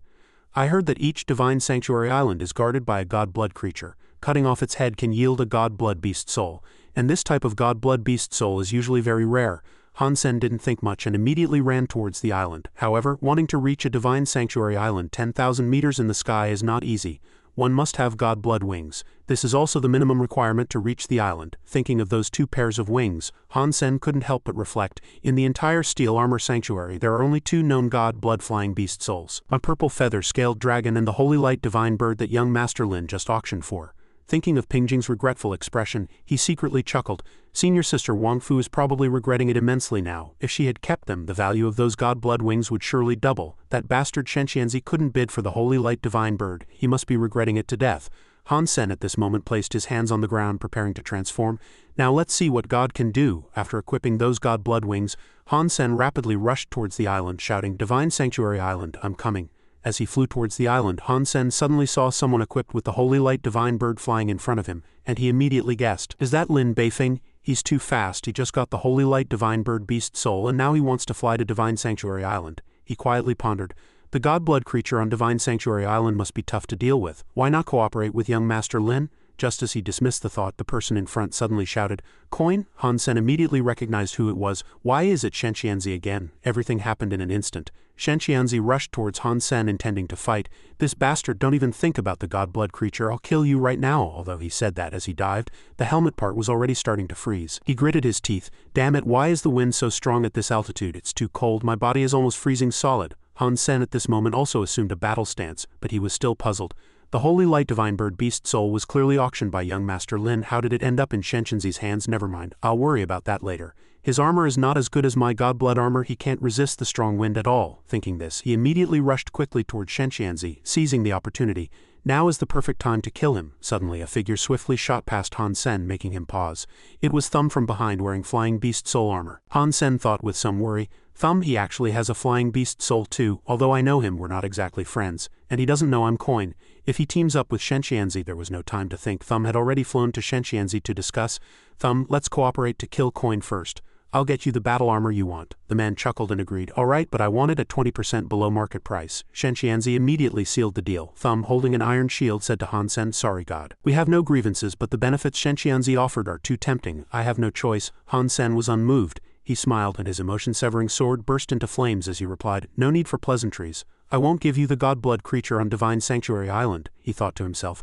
"Thumb, I exchanged this black shield with you. I naturally know how sturdy it is." No sooner had he spoken than he plummeted like a red rocket, his sword aimed directly at Shenxianzi, forcing him to parry rather clumsily. "Damn it, this power is too strong." He swiftly dodged, spun a few times in the air, secretly calculating. "My blood-colored great saber is a god blood beast soul weapon, and I myself have almost full gene points. There's no way I can't block his attack. When did he get so strong?" At this moment from behind Han Sen, Thumb rushed over like a gust of wind, a sharp tip of his blade seemingly about to touch him. "Watch this." Han Sen quickly parried with his blade. Thumb's strength was considerable, making him grit his teeth and barely resist. Seeing Han Sen's agile reaction, Thumb was somewhat disbelieving, slightly dazed and sweating. "How could my godblood shield not block it?" He retracted his blade. Han Sen scoffed, smiling. 2 against 1 and you don't seem to be gaining any advantage." Although he said that, he was also surprised inwardly. "Don't just talk about you. Even I'm surprised. My progress during this time has been so immense. The ice skin jade bone art is truly a good thing, and of course my own diligent efforts." Shenxianzi also felt angry at being underestimated. He refused to show weakness. "Thumb, let's flank him from both sides. I don't believe we can't deal with this bastard." Thumb loudly agreed. No sooner had he spoken than the two split up, preparing to ambush Han Sen. Blades and swords were ready, but Han Sen had already anticipated this. A flash of blade light drew a circle, blocking almost all of their moves. At this moment on the ground, everyone discussed animatedly. Someone said, "An aerial duel, it's like immortals fighting. God is too strong. I really wish I had a pair of god blood flying beast soul wings to fly up and watch the battle up close. It's too thrilling." Qin Zan, holding binoculars, also commented, "It hasn't been long and God has become so strong." They didn't notice that in another corner of the sky a figure also flapped its wings and flew up. Young Master Yuan, who loved to gossip, was also repeatedly praising with his eyes closed, munching on a bag of snacks as he spoke. "God is more than capable of dealing with the two of them. He is the king of Steel Armor Sanctuary. The only king." The figure just now was precisely Wang Fu Pingjing. As soon as she flew nearby, she shouted loudly, "Brother, I'm here to help you." Han Sen heard the voice and immediately recognized the person. He turned his head. Wang Fu Pingjing. She called Shenxianzi brother. At this moment Han Sen was surrounded by 3 opponents. They circled, colluding with each other. "My sister came at just the right time. Let's all 3 go together and kill Coin." A series of attacks rushed towards Han Sen. He resisted with some difficulty, annoyed, thinking, "It seems Wang Fu Pingjing and Starry Sky Group are in cahoots. I never noticed before. This woman hides herself truly well below." Qin Zan couldn't help but grow anxious. Coin's strength had indeed improved since last time, but dealing with 3 people at once was barely sustainable. Young Manly next to her also agreed. Shenshinzi's group is truly shameless. This time I support God. Hearing this, the people around also echoed, I also support God. Go God, kill them. Han Sen struggled to defend against the three. It was indeed very difficult. While defending against Thumb's shield, he was slightly negligent and cursed inwardly. Damn it, these three are attacking in turns and ambushing, completely disregarding shouts. Taste this move of mine. It was Shenshinzi who had rushed over from somewhere at lightning speed, slashing his sword across Han Sen's body. He swiftly and barely blocked it. Han Sen gritted his teeth. What? Although his life was saved, the weapon in his hand had shattered into pieces. The crowd on the ground was all shocked. Oh my God, God's weapon was actually shattered by Shenshinzi. The blood-colored great saber is a God blood beast soul weapon. God's combat power is a bit lacking. Don't waste words. 3 against 1. God is already very strong to fight like this. That's right. Go God, go God. A series of cheers erupted. Qin Zan said nervously, no more weapons. At this moment, even if God is strong, he can't turn the tide. Although he once defeated me, I don't want him to be killed by Shenshinzi. Young Master Yuan next to him was still leisurely eating snacks. Don't worry, God will definitely find a way to deal with it. Shenshinzi clearly saw the situation. I'd like to see what other tricks you have up your sleeve. Prepare to die. Han Sen suddenly used all his strength, his golden eyes wide with fury, opening his mouth wide and concentrating. He took advantage of Shenshinzi's distraction, hitting his face with an empty-handed palm, causing the sword in his hand to fly out, and he cursed, damn it. Pingjing quickly rushed over to support. Brother, I'm coming. A flash of sword light almost pierced Han Sen. He was slightly sweating, thinking, so sharp. This God blood beast soul weapon is the silver blood triple-bladed fork. Shenshinzi bid for it, I see. You two siblings are truly cunning. The auction was just a front. Young Master Lin's holy light divine bird was definitely bought by Shenshinzi at a high price. Han Sen swiftly dodged the attack, continuing to ponder. And the silver blood triple-bladed fork that Shenshinzi bid for was essentially Wangfu Pingjing's item. It's the same no matter who uses it. He flew above the clouds, deliberately moving away from the three. I don't have a God blood weapon. A direct confrontation won't benefit me. I must find a way. At this moment, Han Sen had already flown to Divine Sanctuary Island. Looking at the verdant mountains and rivers before him, he couldn't help but exclaim, this is probably what a fairy realm looks like. Suddenly, Han Sen saw a magnificent and extremely powerful creature. It had a pair of wide white wings that almost covered its entire body. Its hands tightly gripped a golden glowing sword, and there was a golden halo above its head. He blurted out, that's a humanoid God blood creature, and it's also nurturing a treasure. This scenic landscape unexpectedly was the site of a life-and-death battle. Han Sen hid behind a tree, observing the situation. Humanoid God blood creatures are very powerful, even more so on Divine Sanctuary Island. This mutant beast soul in front of him, like a celestial master, is probably no less powerful than the bloodthirsty butcher. He again noticed the battlefield, muttering to himself, Shenshinzi's 3 people are coming over. It's definitely not wise for me to rashly challenge the God blood creature. Pingjing decided to observe the changes before making a plan. The 3 of them had already flown here, stealthily searching for Han Sen. Wait, don't go yet. Brother, look, that's a humanoid God blood creature. After Pingjing spoke, Thumb replied, there's only one God blood creature on Divine Sanctuary Island, there's no mistake. Shenshinzi cursed through gritted teeth, damn it. Just the 3 of us probably can't deal with this God blood creature. After realizing this, he shouted towards the sky, calling out, Coin, I know what you're up to. Come out, let's talk. A voice from somewhere responded, what do you want? Shenshinzi began to negotiate. Let's cooperate to kill that God blood creature. I'll give you 50 million, but the beast soul must be mine. Hearing this, Han Sen firmly refused to be at a disadvantage, responding, give me a God blood beast soul, otherwise no deal. Shenshinzi was so angry he gritted his teeth, and Pingjing beside him also refused. God, your demands are too high. We can offer 100 million. How about that? Han Sen replied.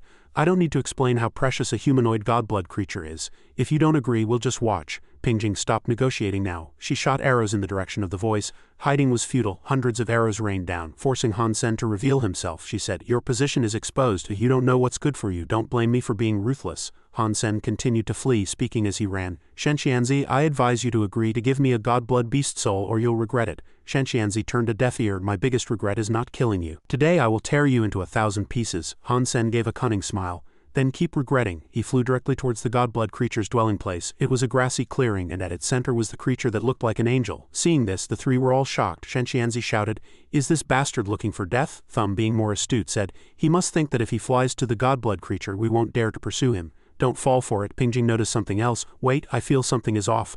Han Sen rushed there without hesitation, flying and shouting with great momentum. Within a certain distance, when the creature sensed something approaching, its eyes suddenly flashed with light as if a switch had been flipped. Its wide wings no longer drooped but stood tall, and the halo above its head emitted dazzling light, releasing immense power all around it, looking very terrifying. The creature swung its sword and dazzling sparks and golden electric light erupted like a storm. Han Sen still maintained his posture of luring the enemy, shouting towards them, come on! The 3 of them no longer found anything strange now. They shouted, retreating, damn it, he lured the God blood creature over. Damn it, this bastard indeed had ulterior motives. Run, Pingjing said anxiously.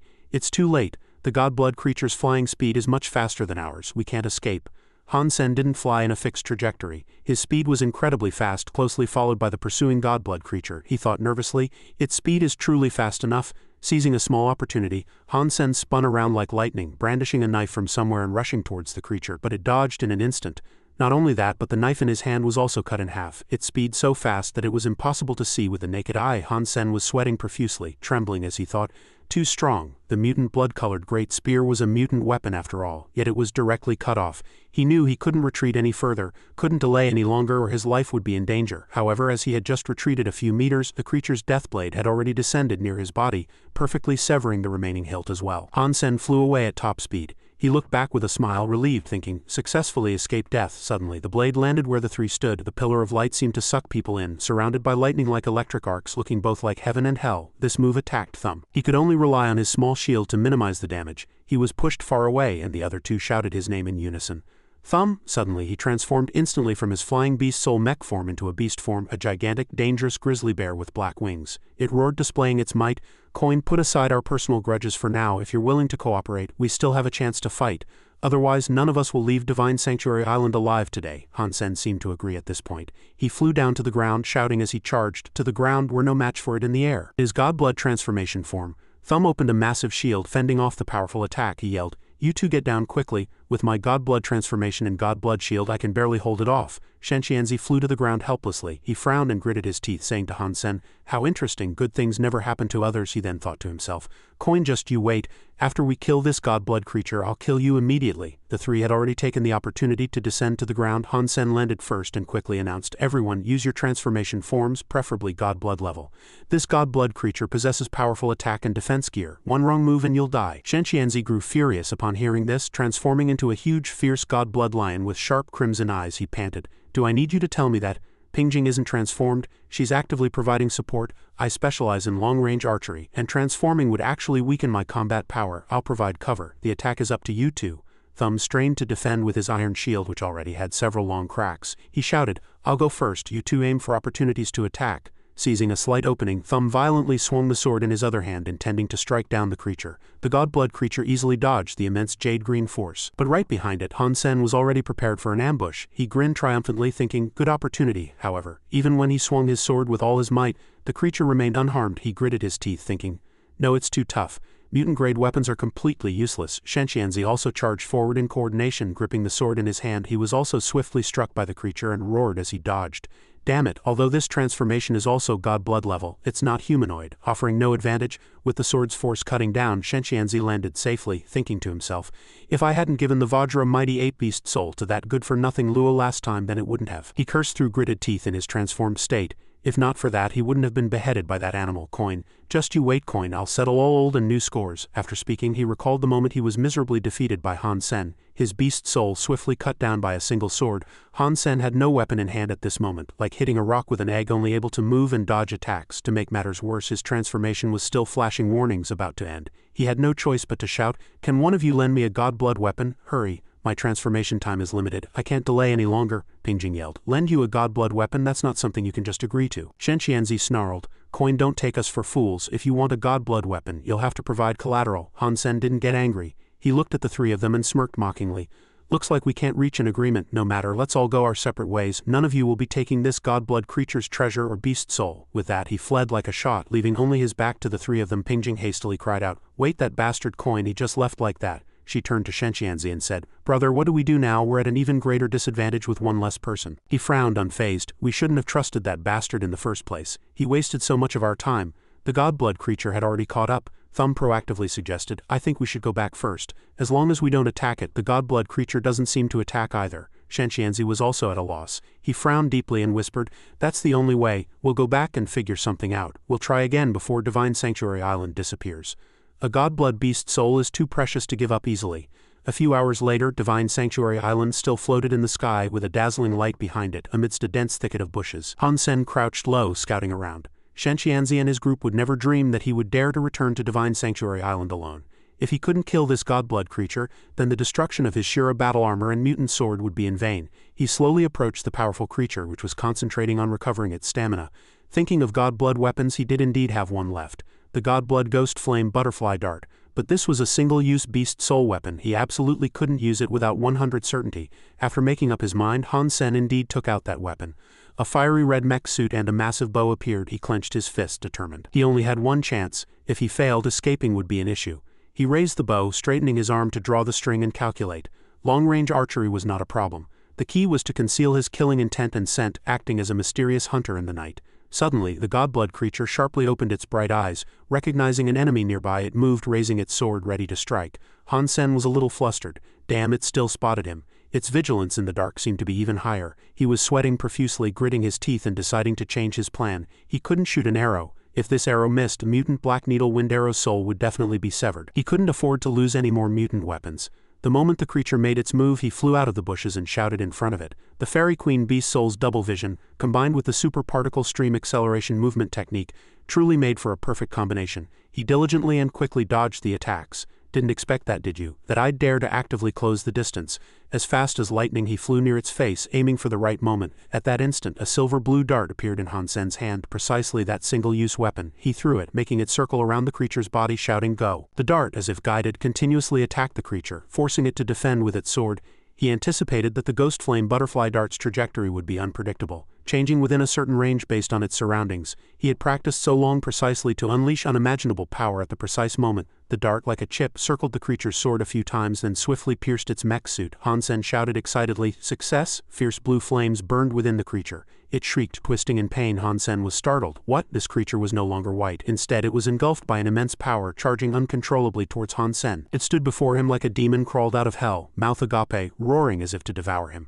But in an instant, the creature dispersed into streaks of light and vanished, leaving even Han Sen stunned. System notification. Killed Godblood Holy War Angel. Obtained Godblood Beast Soul. Flesh and blood cannot be consumed. Han Sen's face turned pale. He opened his mouth wide and exclaimed loudly, "It's one thing that mutant creatures on Divine Sanctuary Island can't have their flesh and blood consumed. This, damn it." After a series of stutters from Han Sen, we learned that the Godblood creature, after being defeated, transformed into a beautiful girl with long black hair, surrounded by shimmering light. He was crestfallen. Why is it a pet beast soul? And a lowly? Oh God! Looking at the quiet and cute girl before him, Han Sen clutched his head, his face turning green with immense disappointment. He had finally encountered Divine Sanctuary Island and finally defeated the Holy War Angel. Why did it turn out like this? Now he had to figure out how to nurture her to ghost evolution status. Who knew how long that would take? Han Sen clutched the creature's sword, tears streaming down his face, using it as a source of comfort. At least he got this treasure. Otherwise he really would have jumped off Divine Sanctuary Island. After coming to terms with it, he grinned triumphantly, swung the sword a few times and said, "Although this treasure can only be used in the sanctuary and cannot be retracted, this weapon's destructive power is immense. Thumb's Godblood shield would definitely be covered in scars. However, Shenxianzi and the others have all seen it. From now on I can only use it in my coin identity, which perfectly compensates for the loss of my Shira battle armor." The scene shifts to the next morning. Han Sen, wearing his school uniform, yawned on his way to school. He walked and said, "Fighting all night wore me out. I'll go back to the dorm and sleep first." Just then, his phone rang again in his pocket. Han Sen took out his phone, looked at the screen and frowned again, displeased. "Wangfu Pingjing, it's her again. She interrupted me last time when I was kissing Yanrun. Just thinking about it makes me angry." It was a video call on the screen. On the other end, Pingjing was waving from a bathtub just like last time. "Junior brother Han Sen, I hope I'm not disturbing you," Han Sen said helplessly. "Look, can you please call me at a normal time for video calls?" She scooped up some bath foam, blew it away and posed alluringly. "Your senior sister is looking for you because something important came up. Divine Sanctuary Island appeared in Steel Armor Sanctuary, did you hear?" Han Sen replied seriously without a hint of falsehood. "I heard about it, but what does that have to do with me? I don't have Godblood wings, so I can't fly up there." Pingjing leaned closer to the screen and began to negotiate. "I can give you Godblood wings so you can fly up. You can also tell me any requests you have, but after flying up you'll need to help Shenxianzi and Thumb get the beast soul." Han Sen squatted in a corner, scratching his head, feigning confusion. How could an ordinary student like me be qualified to cooperate with two esteemed seniors? Pingjing still insisted on inviting him. "I admit your archery is superior to mine. You're the most suitable person I can think of." For an instant, Han Sen secretly glanced, a slight smile playing on his lips, thinking, "The Holy War Angel has already been defeated by me, but Wangfu Pingjing and Shenxianzi don't know my identity. I might as well play dumb, save face, and take the opportunity to gain some benefits." He then showed a benevolent smile to the person on the other end of the call. "It's truly an honor to be held in such high regard by senior sister. I have no problem helping out. As for requirements, it just so happens I've been wanting a Godblood Beast Soul weapon recently. I wonder if senior sister has one." Pingjing rubbed her chin in thought. "To be honest, a silver blood triple-bladed fork is still with me. If you want it, the lowest price is 150 million. That's the absolute lowest I can offer. Otherwise I can't account for it to the company. Upon hearing this, Han Sen immediately made a decision in his mind. This price was indeed very favorable, and he had over 60 million in savings. If he sold the Silver Blade Doctor from the championship and added the mutant Black Feather Beast's Beast Soul Wings, getting 150 million should be no problem. After thinking, he grinned at the screen, gave a thumbs up and said no problem, deal. He then thought to himself, looks like the Silver Blade Doctor is going to be retired prematurely overnight.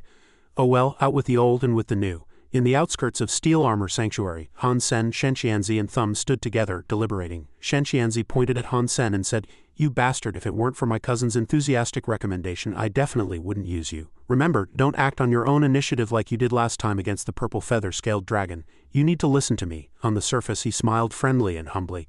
"Brother, don't worry. I've already promised senior sister Wang Fu I'll definitely follow through." But he thought to himself, 1 second into character, I am Han Sen now. Thumb asked Shen Qianzi, "We've been away from Divine Sanctuary Island for a while now. There shouldn't be any changes up there, right? That coin guy should be utterly exhausted by now." Shen Qianzi turned his head and smiled confidently.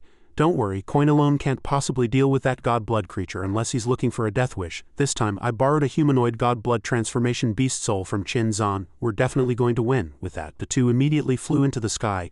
"Let's go. The god blood creature must be killed before Divine Sanctuary Island disappears." Thumb followed closely behind. Two flew ahead, completely oblivious to Han Sen's triumphant smile behind them. He thought to himself, Shen Qianzi is well prepared. I really can't wait to see his utterly disappointed face. Flying near Divine Sanctuary Island, Shen Qianzi commanded, "Han Sen, you're responsible for long-range suppression covering my attack. Thumb, you're responsible for closely protecting me. I'm already very familiar with that godblood creature's fighting style. This time it'll definitely be no problem." Thumb, holding binoculars behind him, observed and reported, "First, let's observe the beast soul's movements to ensure safety and choose the right moment." Suddenly he paused, asking doubtfully, "What's wrong?" Shen Qianzi turned his head and asked, "What's wrong?" He looked closely again and after confirming said, "Under that tree the godblood creature has disappeared. It's gone." Shen Qianzi also panicked upon hearing this. He snatched the binoculars from Thumb's hand and said, "What nonsense are you spouting? Give them to me, let me see." This time he looked and saw with his own eyes that the creature under the tree was indeed gone. He cried out in horror, "Impossible, this is absolutely impossible." Shen Qianzi's face turned pale. He shot down like a rocket, saying frantically, "It must have just left temporarily, it should be nearby. Hurry and look for it." After flying around the island once, the three gathered. Shen Qianzi cursed, "Damn it, there's not even a shadow to be seen around here." Thumb also followed up, "Unless there was an outside invasion, the godblood creature shouldn't leave this place." Seeing this, Han Sen also interjected, "I thought I'd get to feast my eyes on a godblood creature. I'm so disappointed. You just mentioned coin. Did he perhaps come to Divine Sanctuary Island before?" Thumb rumbled in agreement. "It must have been him. He killed the godblood creature after we left." Shen Qianzi gritted his teeth, unable to bear it. "Besides him, who else in the entire Steel Armor Sanctuary has that ability?" With that, Shen Qianzi seemed to explode, roaring at the sky. "Coin, coin, coin, Shen Qianzi, I swear to be your sworn enemy. I will kill you with my own hands." A day later, triumphant laughter came from Han Sen's home. What a pleasant deal. He leaned back in his chair, a small knife in his hand, saying, "With this godblood weapon, the silver blood triple-bladed fork, I can battle godblood creatures 300 rounds a day." Thinking of Pingjing's fury smashing the table, Han Sen chuckled again. Wang Fu Pingjing had trembled with rage after learning Shen Qianzi didn't get the godblood beast soul. Fortunately, she still kept her word and sold the weapon to him. With the new weapon, he grinned, "I'll put it away for now. I'll go try my luck in the White Demon Desert again sometime. It would be great if I could encounter the godblood Fox King or the godblood Black Feather Beast King." Suddenly his phone on the table rang. Han Sen picked it up, murmuring, "Qin Zan, why is she calling me at this hour?" "Could it be a new mission?" Han Sen asked doubtfully. "Professor Bai Yishan from the Sanctuary wants me to be his assistant. Can I not go? Being an endorser for Imperial Steel last time was already a huge hassle." Qin Zan looked at him seriously and said, "You should know that while both the Sanctuary and Imperial Steel are under military management, they are not on the same level. The Sanctuary is extremely prominent in researching supercore genealogy. Teacher Bai is an honorary elder of the Sanctuary and holds a very high reputation." Han Sen scratched his head, puzzled. "The problem is I have no connection to the Sanctuary.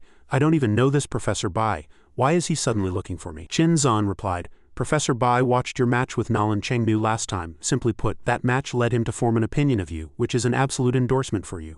Han Sen stroked his chin and asked doubtfully, "This kind of windfall, no matter how I think about it, feels a bit off. Captain, do you think I should go?" Caught off guard, Qin Zan was a little flustered, but she immediately replied, "The Sanctuary's benefits are much better than those of our Special Operations team. Following Professor Bai is like a step up to heaven, and you'll have the opportunity to access advanced supergene arts." Han Sen then asked her, "You're not trying to get rid of me, are you?" Qin Zan confidently patted her chest and replied, "No, quite the opposite. If you only asked my opinion, I would of course hope you stay." Qin Zan said happily, "In a few months I'll be promoted to an evolver and enter the second Sanctuary world. When that happens, I'll nominate you to take over my position." Hearing Qin Zan say this, Han Sen also laughed and replied, "There's such a good thing, then of course I won't go to the sanctuary.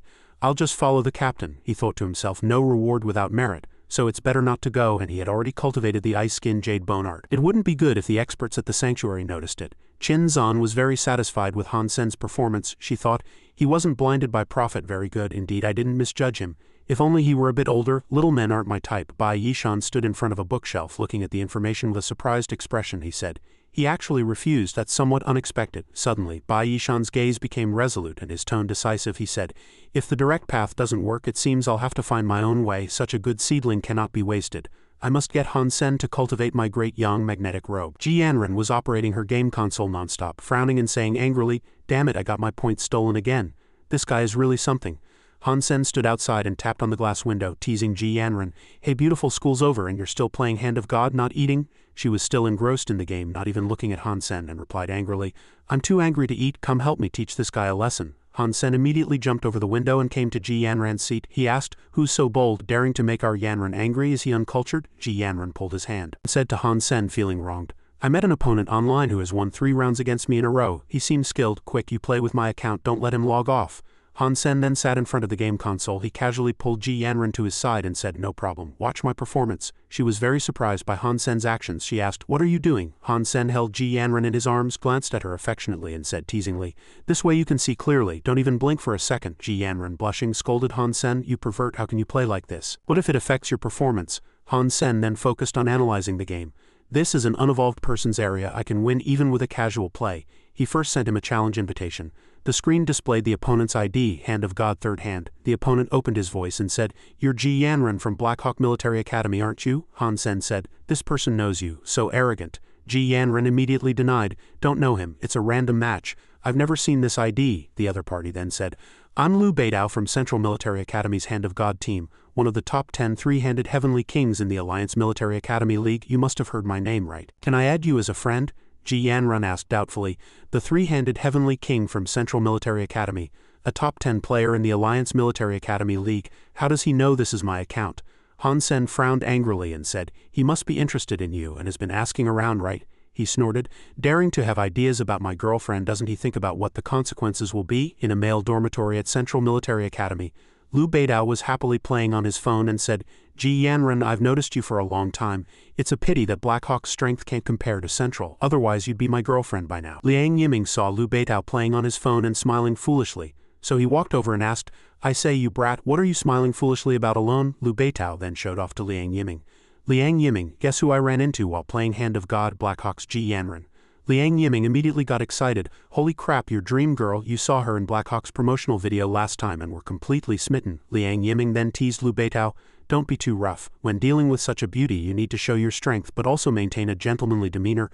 Liu Beidao smiled and replied, "Compassion for the fairer sex, I understand." The match began. Han Sen said with a murderous look, 4 light spots, I want them all." As expected, he quickly obtained all 4 light spots. Liu Beidao exclaimed in surprise, "So fast, Ji Da beauty has really gotten serious." Liu Beidao then got serious. He thought he couldn't be careless. He had to get his own points before thinking about letting her win. As soon as he finished speaking, Liu Beidao started trying to grab points, but he exclaimed in surprise, "What's going on? This speed is completely different from before. Ji Yanran's strength isn't weak, but it can't be this strong." Liang Yiming stood by and sighed, "I say, you brat, you're letting her win too much. The beauty will look down on you." Liu Beidao, sweating profusely, said, "I'm not letting her win. Her speed is much faster than mine. I can't grab a single point." The screen displayed 7 light spots. Liang Yiming exclaimed in surprise, "Holy crap, she grabbed points again. Is that really Ji Yanran? Not many people at our Central Military Academy can reach that speed." Liang Yiming thought, "How can this be?" Although Liu Beidao's skill level wasn't the highest in the school, it was definitely higher than anyone at Blackhawk, but now he was actually defeated. A screen displayed Hand of God, third hand, 0 points. Liu Beidao's eyes widened, sweat pouring down, and he thought in surprise, "No respect at all." Afterward, a few of them went to the Super Gene art shop. Ku Lily walked in front, smiling. "According to regulations, we third-year students can buy 2 B-grade and 4 C-grade Super Gene arts. Yanran, Han Sen, which ones do you two think are best for me to buy?" Ji Yanran, walking behind, also replied happily, "Lily, I think it's better to choose based on your physique and strengths." Han Sen nodded in agreement. "That's right, Super Gene arts are best when they have a high compatibility with your own body, as that will yield better results." At this moment behind them, Bai Yishan suddenly appeared and spoke. "This student, you can try kinetic acceleration and wind sprint." Ku Lily turned to look at him doubtfully. "How do you know these 2 are suitable for me? May I ask who you are?" The other party listened and replied seriously, "Gene Art. You are currently cultivating the primordial warrior's strength, right? It focuses on body flexibility and explosive power. Ku Lily didn't expect the other party to be an expert. Can you tell that too? Are you also an ancient martial arts teacher? Bai Yishan smiled and replied, your linear acceleration is probably close to 13 points. Muscle flexibility has also reached about 12.5. Cultivating kinetic acceleration and wind sprint will give you twice the results with half the effort. Ku Lily smiled happily after hearing these instructions. Teacher, you're right. How do you know my body's indicators? You're amazing. Ji Yanran looked at her happy friend and happily said to the person next to her, I remember that during the last physical examination Lily's data was indeed similar to what he said. They quickly decided on this matter. Ku Lily walked to the vending machine and happily chose, okay, then I'll buy kinetic acceleration and wind sprint. Han Sen couldn't help but have his own thoughts. These two new martial arts are indeed very suitable for primordial warrior strength. This professor is right. Bai Yishan smiled and spoke to him from behind. Student, I have a C-grade new martial art that is very suitable for you. Cultivating it will definitely bring great benefits. Han Sen didn't take it but instead replied with a polite smile, no thank you, C-grade martial arts are not very helpful to me, but thank you for the teacher's kindness. He refused because he knew that the super gene art level in the school was far below that of the sanctuary. They were all very ordinary new martial arts and he had already learned the ice skin jade bone art and super particle stream acceleration. So there was no need to learn these. Bai Yishan stood there, still trying to persuade him. You are wrong. The foundation of a martial art is very important. Don't underestimate a C-grade new martial art because it contains many foundational elements required for advanced super gene arts. If diligently cultivated, it can be very beneficial for evolvers and even transcenders who practice advanced new martial arts. Ku Lily stood there and also smiled, persuading, this mentor is so amazing, his recommendations definitely won't be wrong. Han Sen, don't hesitate, just swipe your card. Han Sen replied a little sheepishly, but I might not have enough money on my card right now, I think I'll just forget about it. Ji Yanran took out her card and smiled, saying, with me here, what are you afraid of? As long as it helps you improve, money is not an issue. Han Sen really didn't expect the other party to do this, and in the end he could only give a smile and reply, Yanran's card was swiped too much. I also feel embarrassed. I always feel like I'm being kept, so next time I must buy her a special gift. Then the system panel quickly appeared in front of him. This new martial art seems quite complex, similar in difficulty to super particle stream acceleration. How can this be? Han Sen held the gene fluid, somewhat curious. Although the gene fluid's configuration was very ordinary, once cultivated, the effects would definitely be extraordinary. Although he was very interested in the content of this new martial art, he always felt it was strange. However, in the end he ignored it, turned around and left, deciding not to cultivate it. He would use his free time to hunt mutant creatures in the sanctuary instead. At this moment, the screen behind him had changed. Bai Yishan was sitting in the monitoring room, pondering something. Fortunately, his relationship with the Blackhawk principal was good, allowing him free access to the school and allowing Han Sen to cultivate his great yang magnetic robe so easily. He picked up his teacup. You must hurry, boy. The sanctuary might recall this new martial art in the future. As long as he can complete the cultivation with the gene fluid, it will prove a new breakthrough in his research. However, at this moment, he had already sensed something was wrong. He quickly threw down his coffee cup and ran out. Is that Han Sen? Why hasn't his expression changed at all? Did he not cultivate the great yang magnetic robe? That's not the direction he was going, is it? Oh no, if he enters the sanctuary world, there won't be enough time. He quickly caught up with Han Sen, who was about to enter the teleportation station, and then shouted to the person in front, Student Han Sen, wait a moment. Han Sen of course remembered this person. You're the professor who recommended the super gene art, aren't you? Bai Yishan ignored those words and asked, Student Han Sen, why haven't you cultivated that electromagnetic robe? He listened and happily replied with a smile, Sorry teacher, I haven't had time to cultivate recently. Let's talk about these things later. Bai Yishan immediately disagreed with this. No, you must complete the cultivation within 2 days, otherwise it will be reclaimed by the sanctuary, and everything will be for naught. Han Sen also became serious upon hearing the other party's words. The sanctuary, teacher, who exactly are you? Bai Yishan had no choice but to introduce himself. To briefly introduce myself, my name is Bai Yishan, and I am a professor at the sanctuary. That electromagnetic robe is actually the super gene art great yang magnetic robe, and it's my latest research. Among the people I've met, you are the most suitable person to cultivate it. The sanctuary's plan is to reclaim things that have been listed as forbidden arts, but this martial art itself is not dangerous, it just lacks a little annotation, so I hope you can cultivate it immediately and not waste my efforts. Han Sen fell into deep thought again after hearing this name. Bai Yishan, is that the professor Bai Qin Zhan mentioned last time? I didn't expect him to like me so much. He even used this method to get me to cultivate new martial arts. Han Sen thought carefully for a while, and then retorted, Professor Bai, why am I the most suitable person to cultivate this super gene art? I thought evolvers or transcenders would be more suitable, wouldn't they? Bai Yishan began to explain. The great yang magnetic robe was modified based on the flaws of the yang demonic scripture. Those who cultivate the Yang demonic scripture must be young people under 20 years old. This is a mandatory condition. For those over 20, cultivation progress will be very slow, and there won't be much room for improvement. I originally intended to find Nalan Chengnu, but after watching your black-white fist match with him, I decided you were the most suitable candidate. Han Sen listened and nodded, indicating understanding. Thank you for your recognition, Professor Bai, but if I agree to cultivate it, what benefits can you offer me? While saying this, he happily calculated in his mind, he's an elder of the sanctuary, it would be against all reason not to get some benefits. Bai Yishan seemed not to have expected the young man in front of him to react this way. He asked in surprise, what? Han Sen smiled and replied, I'm talking about compensation. Although you say there's no danger, forbidden arts usually carry some risks, right? I'm taking a risk to cultivate for you, so it's only right that I receive compensation. Bai Yishan didn't expect him to reply so calmly. All right, just name your price. As long as you can complete the cultivation, I didn't expect you to have such a greedy side. Everyone else begs and scrambles to become my disciple willingly. This kid is really not ordinary. Han Sen began to state his conditions. I don't want money. I want 100 S-grade sanctuary cards. Bai Yishan couldn't believe he would make such a request. Are you joking? Do you know what you're saying? The sanctuary has a secret agreement. Even I can't get 100 S-grade cards. Even if I could, without personal gene fluid, it would all be in vain. Han Sen listened, smiled, and turned to leave. Then I'm really sorry, Professor Bai, I can't help you with this. You can find someone else. 100 cards was indeed a bit excessive, but if he didn't ask, how would the other party compromise? Bai Yishan of course took the bait. Wait, the sanctuary gives me 2 S-grade cards every year. I've used some and now I have 5 left. I can give them all to you, including the corresponding gene fluid. Is that acceptable? Han Sen naturally succeeded in his plan. Deal, for safety's sake, let's sign a contract. I won't back out. This was truly a huge gain. He then returned home to the sanctuary with a happy smile. Excellent, today's second surprise. The black crystal actually spawned a god-blood creature. He looked at the ugly monster in his arms and said happily, soul-absorbing, color-changing, miniature god-blood level. This beast soul is a fusion type that allows one to be invisible anywhere. If it's god-blood level, using it while moving should make it hard to detect, right? Han Sen happily held several daggers. These were assassination-type weapons. Truly excellent. Heaven and earth, grant me perfect execution. Blood quickly spurted out. Killed color-changing miniature god-blood beast soul. Obtained god-blood beast soul. Consuming its flesh may randomly grant 0 to 10 god-blood gene points. Han Sen noticed a significant change in his body and happily said, it seems heaven is helping me. I just obtained another god-blood beast soul. And now I have 50 god-blood gene points, already more than half. My entire body has also completed its mutation for invisibility in mid-air. He seemed completely invisible. This beast soul would also be quite convenient for doing bad deeds or having ulterior motives. Fortunately, I am a gentleman. From now on I can approach mutant creatures undetected. The next morning they gathered. Shi Zhikang, walking behind, inquired, Third brother, today is our department's midterm exam.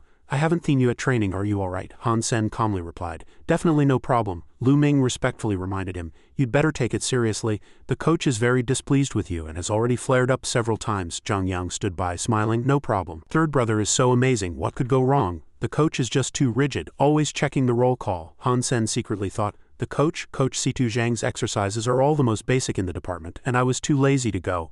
I think I've almost forgotten what she looks like. They quickly entered the examination room. Situ Shang, the coach, was already waiting there. Today is the archery department's midterm exam. I hope everyone takes it seriously.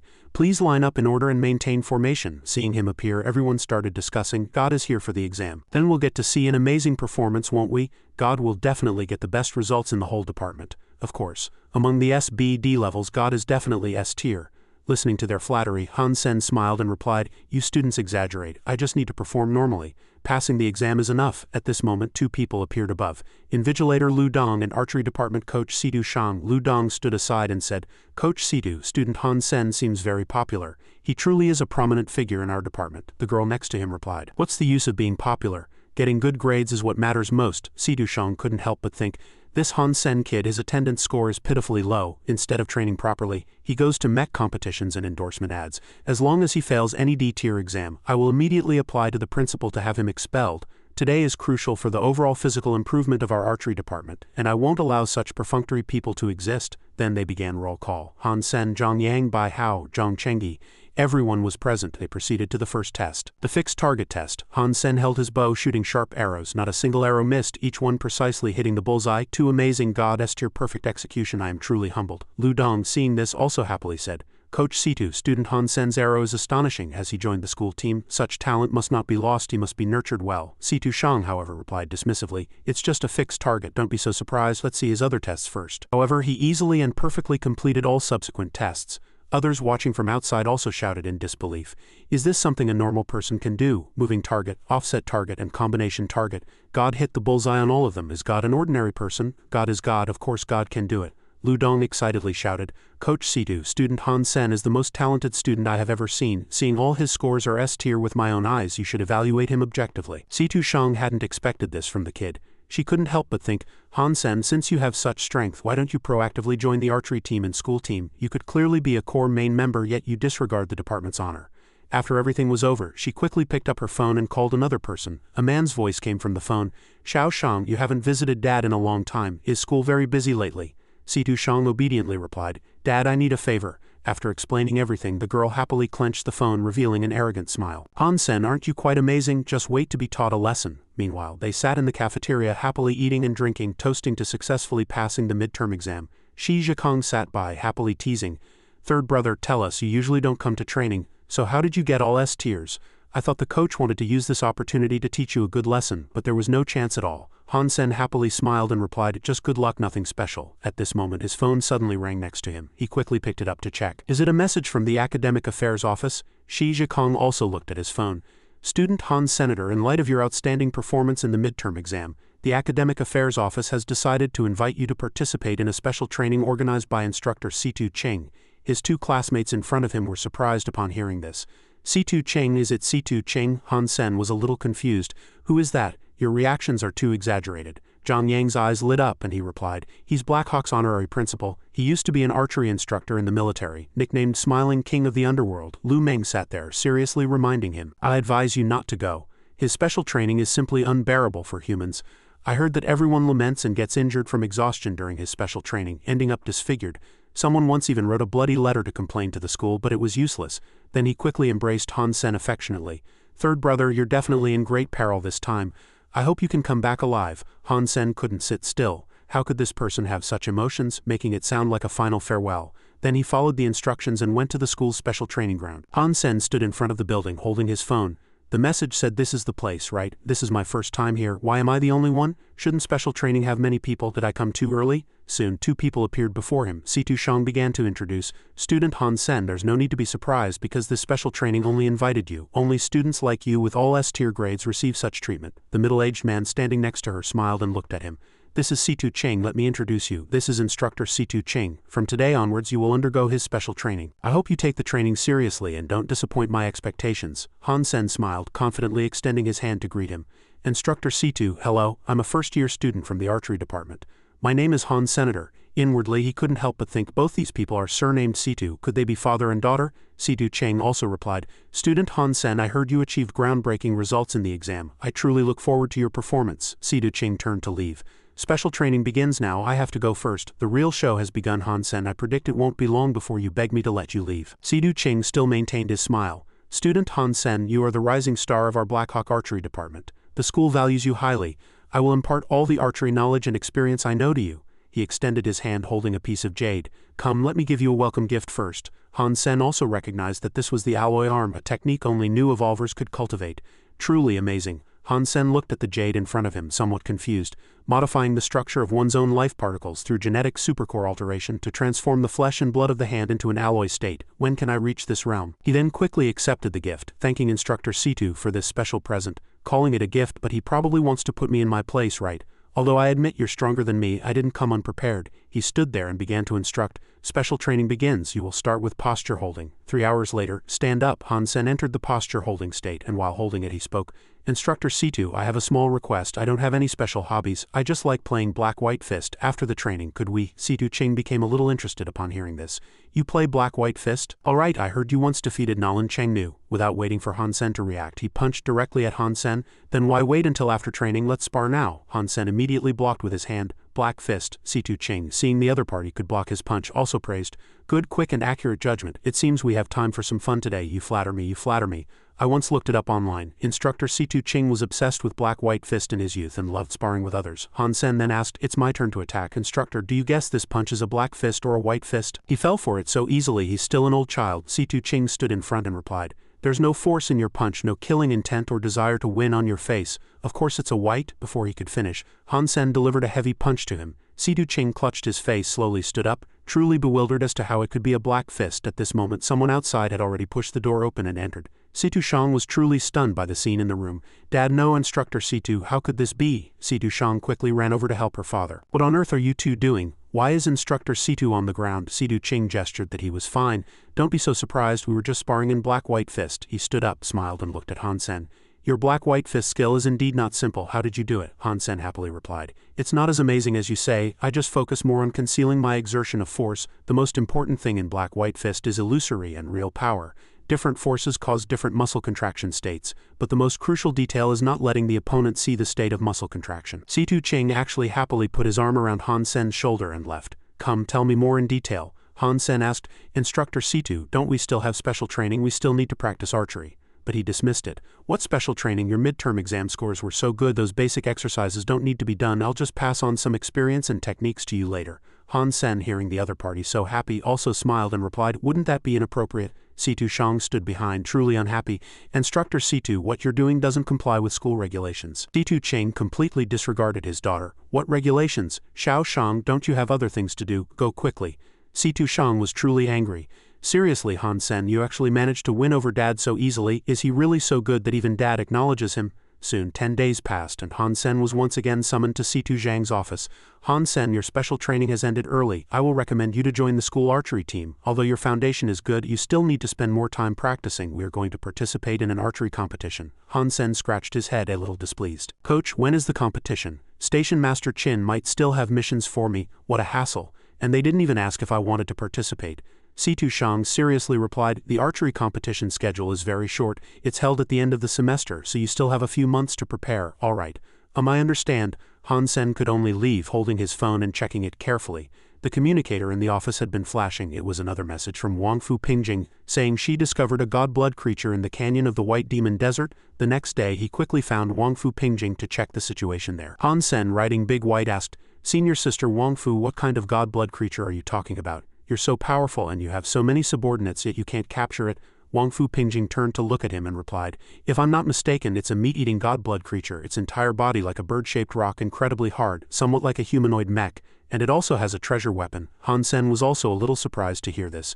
"This one is too rare," Wang Fu Pingjing replied. "Otherwise, why would I ask you to come along? We must kill it today, no matter what. But we also need to be careful. That strange beast is huge, but its speed is exceptionally agile, making it difficult to deal with." Soon they found the god-blood creature's habitat. "Junior brother, look, it's over there.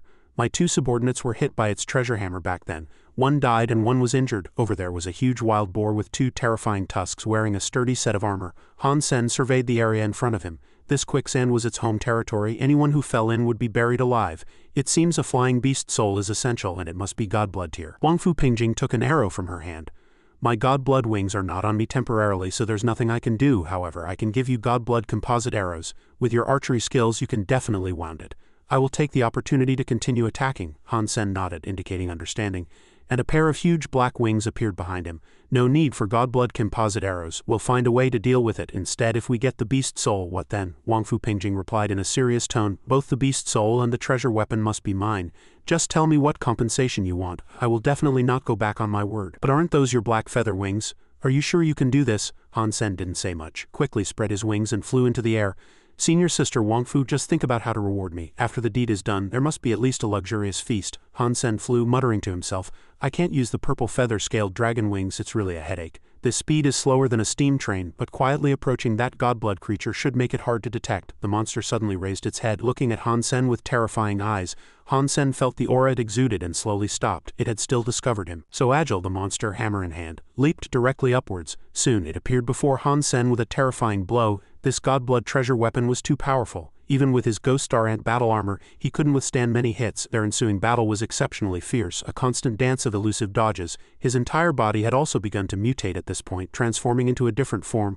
Wang Fu Pingjing stood in the distance, her gaze fixed on the battle. This godblood creature was too powerful. Perhaps only someone with enough godblood genes could fight it. If Han Sen were truly killed, she would definitely be heartbroken. She absolutely couldn't let that happen. She swiftly drew her bow, aiming an arrow in that direction.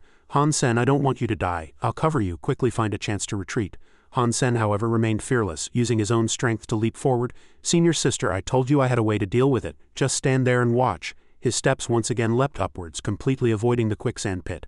Another equally terrifying and fierce monster appeared from below. Han Sen, weapon in hand, rode atop the monster's head and commanded, "Super particle stream acceleration." His battle strategy succeeded. The godblood creature then charged towards him, delivering a blow with all its might. Eager to see who was stronger, Han Sen quickly dived down from above, rushing directly towards the boar-shaped godblood creature. Everyone watching the battle was astonished. What? Han Sen, by his own strength, had completely dealt with the monster behind him. Then the monster fell. Han Sen picked up the hammer and turned to walk towards them. "Senior Sister Wang Fu, the mission is complete, but this godblood hammer is really too heavy. My arm is about to break." He flew towards them, still holding the weapon with great fatigue, then descended directly, his tone somewhat complaining. "This treasure weapon is so heavy, ordinary people can't even use it. Taking it back, it would probably only sell for a few million." Wang Fu Pingjing completely ignored his words and replied, "Junior brother, I truly admire you. Tell me, did you get the beast soul?" Han Sen could only shake his head and reply, "Unfortunately, no beast soul again. The godblood creature's flesh and blood were swallowed by the quicksand pit and couldn't be consumed. All in all, today's harvest wasn't much. I truly got nothing." He wondered inwardly, will she suspect me instead? Wang Fu Pingjing approached him very happily, smiling as she said, "No, I'm very satisfied today, because you've proven your worth to me once again. Just wait, senior sister will definitely repay you handsomely." Han Sen replied bashfully, "You're too kind." 2 days quickly passed. Han Sen looked at the crowded people before him, somewhat puzzled. "Everyone from the Steel Armor Group is here. What big event is happening?" Qin Zan stood above, solemnly announcing, "In just over a month, I will complete my first evolution and head to the second God Sanctuary. The matters currently in my hands also need to be clearly handed over during this time. I have recommended young Manly to take over as the leader of the Steel Armor Group, responsible for all its affairs, big and small. As for the position of captain of the Special Operations Team, I have decided to nominate Han Sen to take over." As soon as she finished speaking, everyone present was greatly surprised. Su Xiaoqiao stood there very happy. "Holy cow, brother Sen, you just snatched Sister Manly's biggest plum job. You'll be Captain Han now." Several people nearby quickly chimed in. "Unbelievable, brother Han, to receive such high regard from Captain Chen is truly enviable, but naming Han Sen as captain, is that right? Is he really stronger than Captain Yang?" Han Sen also hadn't expected things to develop this way. He awkwardly retorted, "Captain, isn't your decision a bit sudden? You're not joking, are you?" "Oh dear," young Manly's face just turned black. "I suddenly feel a little happy too." Young Manly, of course, was also displeased about this. "Captain Chen, I think I'm more suitable to take over as captain of the squad than Han Senator." Qin Zan immediately dismissed the matter. "Manly, your personality isn't suited for this position. This decision has been made. There's no need for further discussion. All right. The meeting is adjourned. Everyone get back to work." Several people below very happily found Han Sen. "Brother, you're amazing. From now on, we're all with you." Su Xiaoqiao looked at him with shining eyes. "If any opportunities come up, remember to bring me along. I'll definitely do well." "Haha, all right." Han Sen pondered this matter a bit. He had originally thought their sisterly bond would lead to some backroom deal, but he didn't expect Qin Zan to be so fair and impartial. Becoming captain of the Special Operations Team meant he could directly purchase good items internally. This was truly a massive windfall. Young Manly pointed her finger at him, who was standing there. "Captain, since you think he's more suitable than me, then let him prove his ability. I want to compete with him. If I win, I won't say another word." Qin Zan cradled her head helplessly. "Manly's temperament, honestly." Han Sen also replied seriously from his spot, "I accept. I'll compete in anything except having children." Manly looked at him with great displeasure. "I'm going to make you my complete and utter defeated opponent." They quickly arrived at the 3D equipment hall. Qin Zan was the host of this competition. The two logged into their accounts using 3D equipment to enter a virtual world for the contest. "I believe this will be a thrilling and fair contest," the two nodded, indicating their understanding. Su Xiaoqiao soon emerged from the virtual reality equipment. "Oh my god, the virtual reality training here is truly a hellish scene. My whole body aches." He suddenly noticed something. "Captain Chen, Captain Yang and Han Sen, why are they here?" Soon, the few of them entered the Midnight Whitebird Forest virtual world. Qin Zan stood by, assessing. Midnight Whitebird Forest is quite a classic training program. Upon entering, there's a forest path. The entire path is 2,000 meters long. Black and white birds will randomly appear on the trees lining the path. Shooting white birds will result in immediate disqualification. The outcome will be determined by the number of black birds shot. The one who shoots the same number of blackbirds in the shortest time wins. The two slowly entered the virtual reality equipment. Su Xiaoqiao stood by, secretly watching them. "Captain Yang is actually secretly competing with Brother Sen. Is this because of what happened at the meeting today?" He quickly opened his own system. "This is truly interesting. I'll have to pay a bit more. If I can only watch one person, there's nothing to worry about with Captain Yang's strength. Then I'll watch Brother Senator on his side." After entering the virtual reality game, Han Sen happily drew his bow and shot arrows. It was so exciting playing this kind of competition for the first time. The thought of young Manly as his opponent filled him with immense excitement. Each arrow, shot from below upwards, completely struck down countless black birds. He absolutely had to use this opportunity to make her admire him and never underestimate him again. The trajectory of this curved movement was precisely as effective as using a ghost flame butterfly beast soul. Quantity was one of the reference conditions, and he also needed to control the time, killing all blackbirds in the shortest possible time. Su Xiaoqiao watched this scene from outside, completely dumbfounded and disbelieving. Oh my god, I knew Brother Sen was strong, but I didn't expect him to be this monstrous. This is simply the god of archery reincarnated, not just some archer. Qin Zan also stood outside watching the match. Han Sen, you've exceeded my expectations. I thought you wouldn't find this type of competition so easy, yet Han Sen completely dominated inside, shooting countless arrows all aimed at those black birds. His predictive ability is truly terrifying, his vision incredible, and his reaction speed far too agile. Manly, your opponent isn't ordinary. The outcome depends on your own performance. The match quickly concluded. 10 minutes later, young Manly emerged from the virtual reality equipment, casting an angry glance at Han Sen, who was standing there. This is my best score yet, and a new record for this equipment. I'm absolutely confident I can defeat Han's senator. She truly couldn't understand how he could be faster than her. Qin Zan picked up the scorecard and handed it to the girl in front of her. Your score is A grade, 964 blackbirds killed. Not bad, better than your previous score. But unfortunately, he won. Saying this, she pointed at Han Sen, who was standing there. Young Manly truly couldn't believe it. What? Han Sen, holding his card, happily handed it over. Sorry, Captain Young, I'm just slightly better than you. Qin Zan was also very satisfied with this number. 1,000 blackbirds. Han Sen didn't miss a single one, and he used 10 minutes less time than her. Young Manly truly couldn't understand how he could have done it. Qin Zan smiled, turned, and left. The winner has been decided. This matter ends here. Everyone go back. You two will be assigned tasks soon. I hope we can complete our missions as quickly as possible. Han Sen looked at her gloomy face and his heart bloomed with joy. Captain Young, I'll be going now. Goodbye. Quick, run. This woman's about to explode. She might hit me. Young Manly was truly displeased. I'll honor the bet, I admit it. But if there's a next time, no matter what we compete in, I will definitely win. Su Xiaoqiao left with a happy smile. Brother Sen's competition was more exciting than a movie. If I don't spread this, I'll be doing a disservice to his incredible strength. But I still need to modify it a bit. Just blur Brother Sen's face. Soon that video titled Midnight Whitebird Forest Level 5, Full Throttle Unlimited Shooting, which was currently just a clip, was sure to have explosive click-through rates. The next morning, everyone saw that video clip and began discussing it animatedly. Have you seen this video? It's too exaggerated. It can't be special effects, right? The official account has pinned it, so this must be real footage. He's ridiculously strong. That accuracy looks truly terrifying. Who exactly is this person? Young Manly stood there, truly puzzled. Was that him? Han Sen's talent seems born for archery. No wonder I lost. Meanwhile, on the Blackhawk Military Academy training grounds, Shi Zhikong happily greeted him. Third brother, so you've also made it into the school team. Han Sen shrugged helplessly. Can't be helped. I'm from the archery department too, everyone. Just then, Situ Shang suddenly called out from above, gathering everyone. I've gathered you all here today to show you some archery footage. This is a competition video of a military academy student. He will be your opponent this year. Everyone was astonished and recognized him upon seeing him. What? Isn't that Jing Jiwu, the captain of Central Military Academy's archery department team? That's right, I also know his physique is almost on par with an evolver. Are we really going to compete against someone like that? Did the coach make a mistake? Jing Jiwu, captain of Central Military Academy's archery department team. In the past 3 years as a member of the archery team, mech team, ancient martial arts team, and hand of God team, among other multiple roles, he participated in most of the military academy's classified competitions.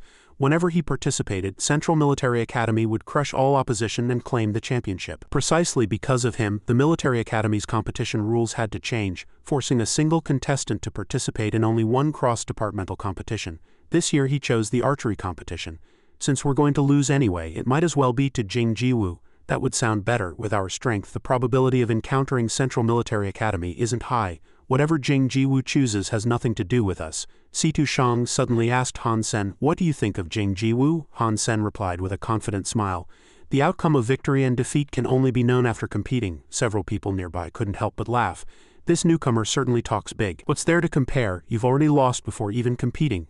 Zhang Yang, standing nearby, said, Han Sen, don't mind them. When the competition comes, we'll let them know that nothing is impossible. Han Sen cast a serious glance at the crowd nearby.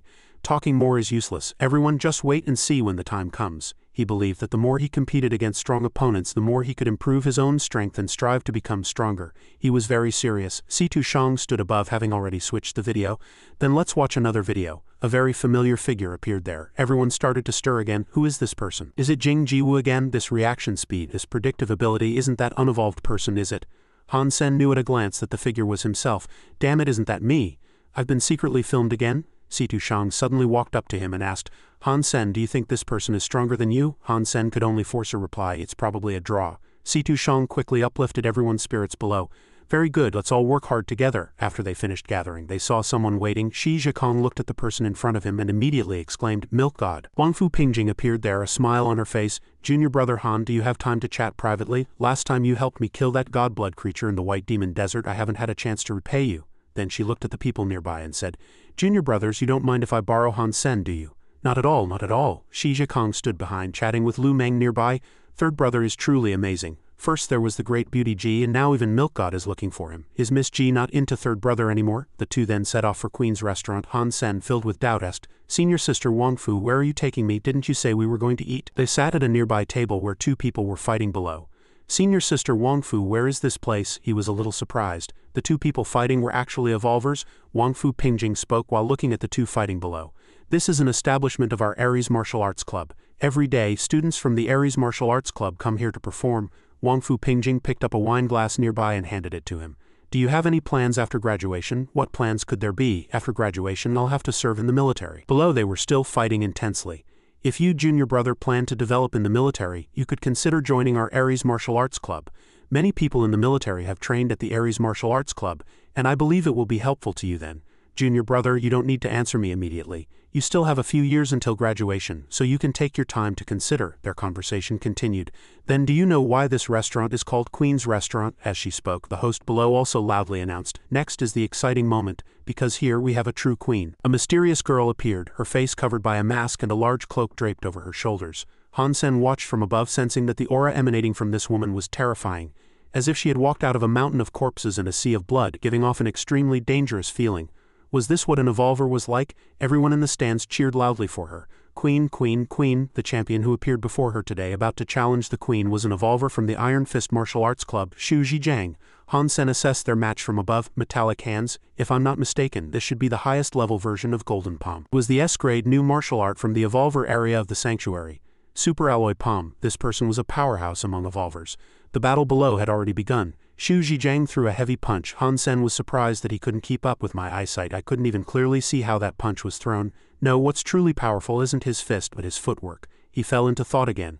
The queen didn't even dodge. Wangfu Pingjing gently raised her wine glass behind him. The queen would not lose. That person's super alloy palm was actually easily countered by the queen. He truly couldn't believe it. She extended her hand forward. Now it's my turn. Han Sen watched the battle from above. He attacked that spot with super alloy palm yet couldn't harm this woman. The battle below continued. Wangfu Pingjing calmly replied, 1,000 duels with evolvers from different martial arts clubs challenging her, and not a single person has been able to defeat her. Soon the battle ended. She was the queen here, and also a disciple meticulously nurtured by our Ares Martial Arts Club. Han Sen hadn't expected this. I've seen many combat videos of evolvers online before. There was no such terrifyingly invincible existence among them. So this is the true strength an evolver should possess. Wangfu Pingjing suggested, if you're willing, you can also receive the same treatment as the queen. With your talent, you might even become stronger than the queen in the future. Han Sen asked doubtfully, the queen is clearly a top figure among evolvers. Not an ordinary disciple, is she? Of course not. If you're willing, you can be even more extraordinary than her. Then marry me, become the live-in son-in-law of the Wangfu family. Han Sen, hearing this, was so shocked that he spat out the wine he was holding at this moment at the gates of Steel Armor Sanctuary. Han Sen seriously pondered the question. The queen was indeed incredibly strong. So this result certainly wasn't entirely due to the Ares Martial Arts Club's teachings. That peculiar murderous aura on her was pure killing intent. In the entire alliance, I'm still too weak. I need to quickly upgrade to the second god sanctuary. He quickly completed his transformation. Someone called from behind. It was Lu Weinan, shouting, Brother, you're here after we parted ways in the dark swamp last time. I really missed you. Han Sen, seeing him, turned and replied, Cut the nonsense, Lu Weinan. Are you sure there's a humanoid godblood creature in the dark swamp? Yes, I really couldn't kill it, so I came to ask for brother's cooperation. Tell me about it. Lu Weinan then recounted everything he had experienced. That humanoid godblood creature was entirely covered in a black helmet and armor. In its hand it held a black long spear, and it rode a black Qilin horse galloping across the swamp like lightning, not even touching the ground, appearing very formidable. Han Sen, hearing these descriptions, fell into thought and then asked, It has a long spear and a Qilin horse. What kind of godblood creature is this? Have you fought it? Lu Weinan replied hesitantly. That guy is too powerful. I almost died then. Fortunately, I still had my iron spirit bird which helped me escape. Han Sen turned to his friend behind him and said, Lead the way. Brother, let's agree first. The beast soul follows the old rule, whoever gets it keeps it. As for the rest, he interrupted. Let's see first, if we can't kill it, talking more is useless. Afterward he arrived at that dark swamp facing the gigantic monster. He held his weapon, swiftly turned and fiercely slashed. The huge wings behind him fluttered in the sky, adding to his momentum. Luwainen on his mount also cried out in surprise, "So dangerous, you scared me to death." It was an ambush, but he couldn't help but think, brother is so powerful, his thigh is too thick, I need to cling to it tightly. Afterward the two of them found another place to sit. Luwainen looked at the massive weapon stuck beside him and exclaimed in surprise, "Isn't that the treasure from the god-blood creature on Divine Sanctuary Island?" Hansen sat aside playing with his pet while cooking a very enticing-looking meal. Hansen knew it quite well. It was a pity he didn't get the beast's soul. Luwainen walked over and reached out to touch the little guy on the ground. "This little fellow is so cute, is it, brother's pet? Its fur." Before he could finish, it had already swiftly transformed into a mighty beast. Luwainen had no choice but to retreat in fear. It was actually a super evolution. "Brother, your luck is too good. The mutated pet you raised is actually a super evolver. This one is equivalent to a god-blood level combat pet." Hansen held the treasure sword he had just obtained, examined it, and then slowly replied, "Not bad. After eating and drinking, it's time to get down to business." The two of them started discussing again. "Brother, did you see that guy? What do you think?" In front of them a fully armored figure now stood. It was also riding a very majestic steed. Hansen assessed from the side. "Let's put it this way, you were definitely lucky to escape from its hands last time. It's perfectly integrated. There are no gaps in its armor at all. Because it literally grew out of its body, this is by no means an ordinary thing, but a terrifying humanoid god-blood creature." Through the outer armor, Hansen could still tell that the opponent was very powerful. A god-blood creature with a mount is truly unprecedented. "This guy will probably be very difficult to deal with." Luwainen stood behind him and reminded, "Brother, we can't give up easily." Hansen, of course, had never thought of that. "Giving up is not my style, but first the initial deployment needs to change." Luwainen, of course, trusted the other party unconditionally. "Whatever you arrange, I'll listen to you." At this moment that thing suddenly turned its head and looked in their direction with terrifying red eyes. It didn't give a warning but rode its steed, charging towards where the two of them were hiding. Hansen and Luwainen were also greatly surprised by this sight. They quickly signaled each other, "Not good, we've been discovered, retreat first." That thing, of course, would not let them escape easily. It unleashed a heavy blow, but it was ultimately blocked by Hansen with his sword. Hansen was fully focused in this battle, yet he easily discovered that even reversed heart slash couldn't gain an advantage. This long spear was truly formidable. Few in the first god sanctuary could rival it. Luwainen, riding his big black crow, quickly shouted loudly, "Brother, retreat quickly, this idea is too risky." Hansen was indeed repelled countless times by that monster. He himself realized that this thing was very powerful. Although its long spear looked simple, whether thrusting or sweeping, it spun extremely fast. Its rotation not only greatly increased penetration but also deflected his own attack power. This move was indeed very difficult to deal with. He immediately transmitted his power to Meow King below, and it transformed into a giant beast and charged forward. Hansen commanded it while blocking the attacks from above with his sword. Meow King tightly tangled with it. However, as soon as Meow King charged forward, it was directly thrown off by that thing's long spear. Luwainen, seeing the situation was bad from above, quickly reminded loudly, "Brother, fly up quickly, it can't fly." Hansen had no other choice but to jump up. "Meow King, come back, we're not fully prepared today, so I'll let you off for now." Then the two could only fly directly high into the sky. Luwainen couldn't help but exclaim, "Oh my god, its aura is too strong, how can there be such a terrifying god-blood creature?" They eventually found a safe place to land. Luwainen brought up the topic again. "Brother, this god-blood creature is incredibly strong. Do we need to find more people to help?" Hansen sat aside and calmly replied, "Correction, it's not one god-blood creature but two. That Keelin mount is actually an independent god-blood creature." Luwainen retorted somewhat incredulously. "You mean we have to fight two god-blood creatures at once? What's the point of even fighting then?" Hansen also recalled his battle with Meow King just now and couldn't help but ponder. "If I fight while riding Meow King, I can't transform into Bloodthirsty Butcher, nor can I use super particle stream acceleration. My strength would be completely unable to deal with that god-blood creature. I still have to rely on myself." Luwainen then saw him preparing to leave and asked, "Brother, where are you going?" "I've rested enough. I'm going back to challenge that god-blood creature." So they returned to the swamp where the two creatures resided once again. Luwainen watched the monster walking in the water and couldn't help but ask, "What's it doing? Taking a bath? Does it have germophobia?" Hansen on this side didn't pay much attention. He quickly picked up his weapon and signaled Meow King beside him. Seizing the opportunity, Meow King launched an attack. That thing quickly blocked his attack with its long spear. The more Hansen fought, the more abnormalities he discovered. Strange, it can actually tell where I want to attack. Why can it accurately predict the direction of my moves every time? He suddenly thought of another possibility. Is it some special ability? That thing once again picked up that long spear and delivered a fatal blow to him. Luwainen, observing the situation from the side, also frowned in disbelief. Even God isn't its match. What the hell is this thing? Hansen could only give up this time, turned and flapped his wings to fly upwards. "I'll be back next time. If I can't kill you once, I'll come 10 times. If 10 times don't kill you, I'll come 100 times as long as I can kill you." A few days later the two of them still hadn't found a way to deal with that monster. The two hid under a tree recuperating and waiting. LV1 sat nearby asking with concern, "Brother, it's been so many days and you're still just harassing it once in a while. That's not a solution. How about we find a few people to help?" Hansen gritted his teeth, truly unwilling to admit defeat like this, and recalled its attacks. "Don't rush, let me try one more time. I found a pattern in that guy's long spear. This godblood creature's long spear not only rotates but also has a clockwise and counterclockwise distinction. Clockwise rotation will deflect force, while counterclockwise rotation will pull force towards the godblood creature. It can predict your attack and then in a brief moment choose to use clockwise or counterclockwise rotation. For so many days it hasn't made a single mistake." Hansen was now lying exhausted on the green grass. "It really is like it can read minds. Ordinary attacks are completely ineffective against it." Half a month later, he was still immersed in this battle. These days of cultivation, my great young magnetic robe has finally reached the elementary stage. When he returned to the swamp there was no one in sight. Speaking of which, where is LV1? This guy didn't run off without me, did he? With my current strength I still can't use the great young magnetic robe on weapons. Without the Holy War Angel's sword I need to be even more careful. In front of him that godblood creature now appeared. It rode its companion Kilin horse charging directly towards him. Hansen was enveloped by a colossal force, a proud smile on his lips. "This time I'll defeat you with an empty hand." Hansen endured that blow filled with doubt. The same blow is delivered, but whether it uses yin or yang force, the effect is completely different. Even if you can completely see through my attack target this time, as long as I use different forces. This one-sided beating finally turned around. His fist finally landed on that armored man. It was swiftly repelled by this blow. Hansen smiled with satisfaction. "Too bad I didn't hit your face." This punch used yin force and the effect was thorough. It should have worked. This strike indeed worked on that guy. Over there it spat out a large mouthful of blood. He smiled happily, satisfied. "Great, this punch can penetrate the helmet and armor, directly damaging its internal organs." The Kilin horse, enduring the impact, also began to neigh in terror.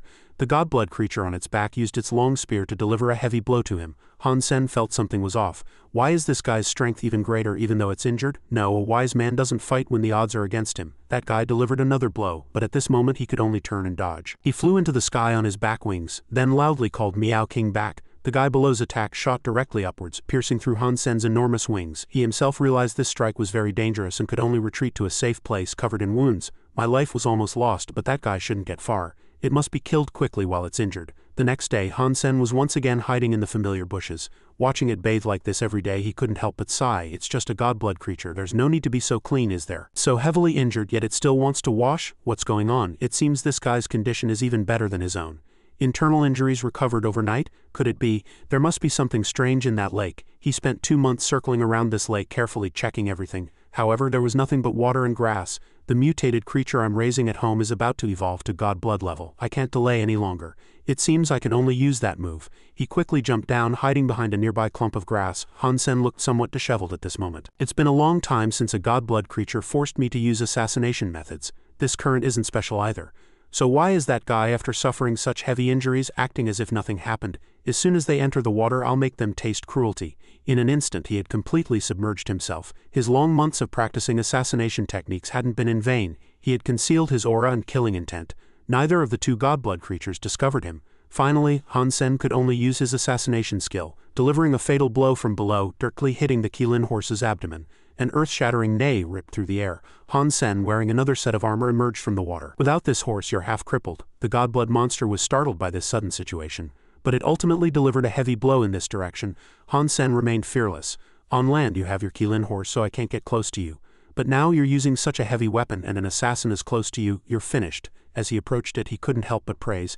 "You are indeed formidable. At such close range you can still suddenly change the position of your long spear to block my attack, but you can't predict what kind of force I'm using in this punch." Hansen once again jumped from the monster into the water, astonishing it. Immediately after it launched its next attack he appeared beside it, smiling mockingly. "Oh, did it just suffer a loss and change direction? Too bad, I'm aiming a direct punch at that thing's abdomen. I'm using yang force in this punch. Your reverse rotation when retracting will only make this punch faster and stronger." Hansen used his strength to leap into the air again. The godblood creature had already completely fallen into the mud pit below. "Die!" With just one strike he easily plunged his weapon into the monster, finally killing the godblood heavy armored knight, and this time he even obtained its beast soul. Of course the Kilin horse beside it was no exception. The godblood demonic horn beast was also killed. Hansen stood there smiling happily. Successful. 2 god blood creatures, 1 beast soul, 1 portion of flesh and blood. He struck it rich this time. The flesh and blood were quickly taken back by him and made into a sumptuous dinner. The little angel appeared beside him, eating with great relish. It was truly unceremonious, not even glancing at mutant flesh and blood, yet drooling over the god blood creature's flesh and blood. Giving you the god blood creature's flesh and blood to eat? I'm being too extravagant. The child glanced at him, didn't reply, still seemed hungry, her eyes fixed on the boiling food in the pot, not yet full. Han Sen could only say helplessly, all right, it's a waste if you can't finish it, so eat as much as you want. Suddenly, he felt something was off. Had her body gotten bigger? Was this just his imagination? To develop breasts, you need to eat flesh and blood. I wonder how many women would fight over that. Han Sen walked into the kitchen at this moment, also realizing that this beast soul couldn't be eaten and couldn't be summoned. What exactly is this pet-type beast soul? It's a shame this little cloud beast didn't yield a beast soul. I'll just raise another one then. I must get a beast soul no matter what. Meanwhile, Situ Shang had been anxiously searching for news of him. No news of Han Sen yet. It's been 3 months. Han Sen hadn't returned, having remained in the sanctuary all this time. The archery competition was about to begin. Just then, a loud announcement suddenly came from outside. There's new news. Han Sen has emerged. Situ Shang immediately turned to look. This kid truly kept her on edge. She quickly ran to find Han Sen standing displeased in front of him and saying, the archery competition is almost here. You've been hiding in the sanctuary for so long. Has your archery skill become proficient? Come with me. Han Sen was a little surprised to hear this, greeting Coach Situ. However, he himself had completely forgotten about it. He was then quickly taken to another place. Coach Situ, there's no need for closed-door training, is there? I just need to train with the team for a few days. Situ Shang immediately refuted him. Train with the team, 10 arrows at a moving target. If you can beat me, you won't need closed-door training. Han Sen asked back, very displeased. Coach, are you trying to bully me, the younger one? However, his attitude was anything but fearful. Instead, a proud smile played on his lips. You're an evolver, stronger than me in power, speed, and reaction. If I were to win against you, wouldn't you lose a lot of face? Situ Shang had no desire to listen to this kid's nonsense. She drew her bow, ready to shoot. If you win against me, I'll be thrilled, but student Han Sen, winning against me won't be easy. Han Sen also began to draw his bow, seemingly confident of victory himself. Coach Situ, the outcome of victory and defeat can only be known after competing. The moving targets were targets that suddenly popped up from different positions. Whoever hit the effective area of the target first scored a point. The targets had no rings, only an effective area and an ineffective area. Hitting the ineffective area scored no points. Ready? Han Sen remained silent but had his own thoughts. Although she was an evolver, no matter how much power she had for archery, that raw power wouldn't be directly applicable. As the command to begin was given, 2 arrows swiftly shot forward. Her advantage over me was her evolver-level reaction speed. A 0 quickly appeared on the scoreboard. This time, Situ Shang was in the lead. She glanced proudly at the young man beside her. Looks like you're not so great after all. Han Sen replied with a faint smile. Experience truly triumphs. Coach Situ is indeed an evolver. Your reaction speed is much faster than mine, yet you claimed you weren't good enough. You'll find out whether I'm good or not in a moment. Situ Shang seemed to not want to compete anymore. She put down her arrow and said, all right, your archery isn't proficient at all. The test purpose has been achieved. There's no need to continue. Han Sen replied dissatisfied, I haven't lost yet. There are still 9 arrows, aren't there? Seeing that this kid wouldn't admit defeat, Situ Shang also smiled and replied, all right then, continue. He still lost to her in the next few shots, his arrow speed a bit slower, but this time it was a bit unexpected. His arrow actually shot towards hers, knocking her arrow off course. Situ Shang truly didn't understand. What? My arrow was actually knocked away by his arrow. Situ Shang completely refused to accept this result. Was it luck? But the probability of that was too small. The same thing happened again. At this point their score was 3-1 with Han Sen leading. Situ Shang finally couldn't hold back and shouted, are you doing this on purpose? 3 consecutive arrows perfectly knocked my arrows away, and each time they accurately hit the effective area of the target. Han Sen smiled, replying earnestly, my apologies, there really wasn't any other way to win against Coach. How did you do that? Han Sen calmly and patiently explained, to knock your arrow away the hardest part is merely judging the arrow's flight trajectory. But our targets are the same, so the arrow's trajectory is fixed. With that, knocking your arrow away becomes quite simple. Of course, the prerequisite is to shoot as precisely as I do. Situ Shang watched the young man's departing back, unable to help but exclaim in her heart, Han Sen, I truly underestimated you. Perhaps our Black Hawk will soon have a monster like Jing Jiwu. Meanwhile, in the Steel Armor Sanctuary's captain's office, Han Sen had been called over by Qin Zan to discuss some matters. Captain, what's up? Why did you suddenly call for me? I called you here to quickly handle the work handover. Come and take a look. She then meticulously guided him through the daily work. This is the Special Operations Team's official website. Ordinary people cannot find it online. The captain's responsibility is significant, so the benefits gained are also greater. Every time a team member completes a mission, the captain receives points as a reward. These points are also very useful. Currently, after team members complete a mission, you can receive 9 points. Han Sen carefully pondered these words. Even an S-grade sanctuary card was so good yet only required 30 points. No wonder young Manly wanted to be captain so badly. The benefits were simply not on the same level as an ordinary team member. Chin Zan turned and left, smiling as she reminded him before she went, "From now on, you're the captain. You must lead the team to become even better." Vice Captain Yang is a bit proud, but she means no harm, and her workability is very strong if you utilize her well. She'll be your most outstanding assistant, but you also need to upgrade to the second God's Sanctuary as quickly as possible. That's where the true vast ocean of stars lies. Han Sen nodded and replied, "Thank you, Captain Chin," but a different emotion welled up in his heart. Young Manly. Now it was time to make her suffer a bit. Half an hour later, he found her with a pile of documents. "Manly, first look at these documents and see who in our squad is most suitable to complete this mission." Young Manly looked up and calmly replied, "Captain Han, please call me by my full name or my position. Also, this mission cannot be done. Captain Chin has personally investigated it, and with our squad's strength, even if we mobilized the entire team, we couldn't kill that godblood creature." Han Sen lowered his head and asked back sternly, "Who's the captain now? All right then, pack up and let's go." Young Manly stood up and proudly replied, "I trust Captain Chin's judgment. Your direct order for squad members to challenge this mission is irresponsible behavior." Han Sen turned to the person behind him and said, "I heard Captain Chin say you come from a military family. What is a soldier's sacred duty? Answer me." Young Manly couldn't argue anymore. Although she was very unhappy, she had to bow her head and obey. Before leaving, they also carefully checked all available information, taking the only existing source of information.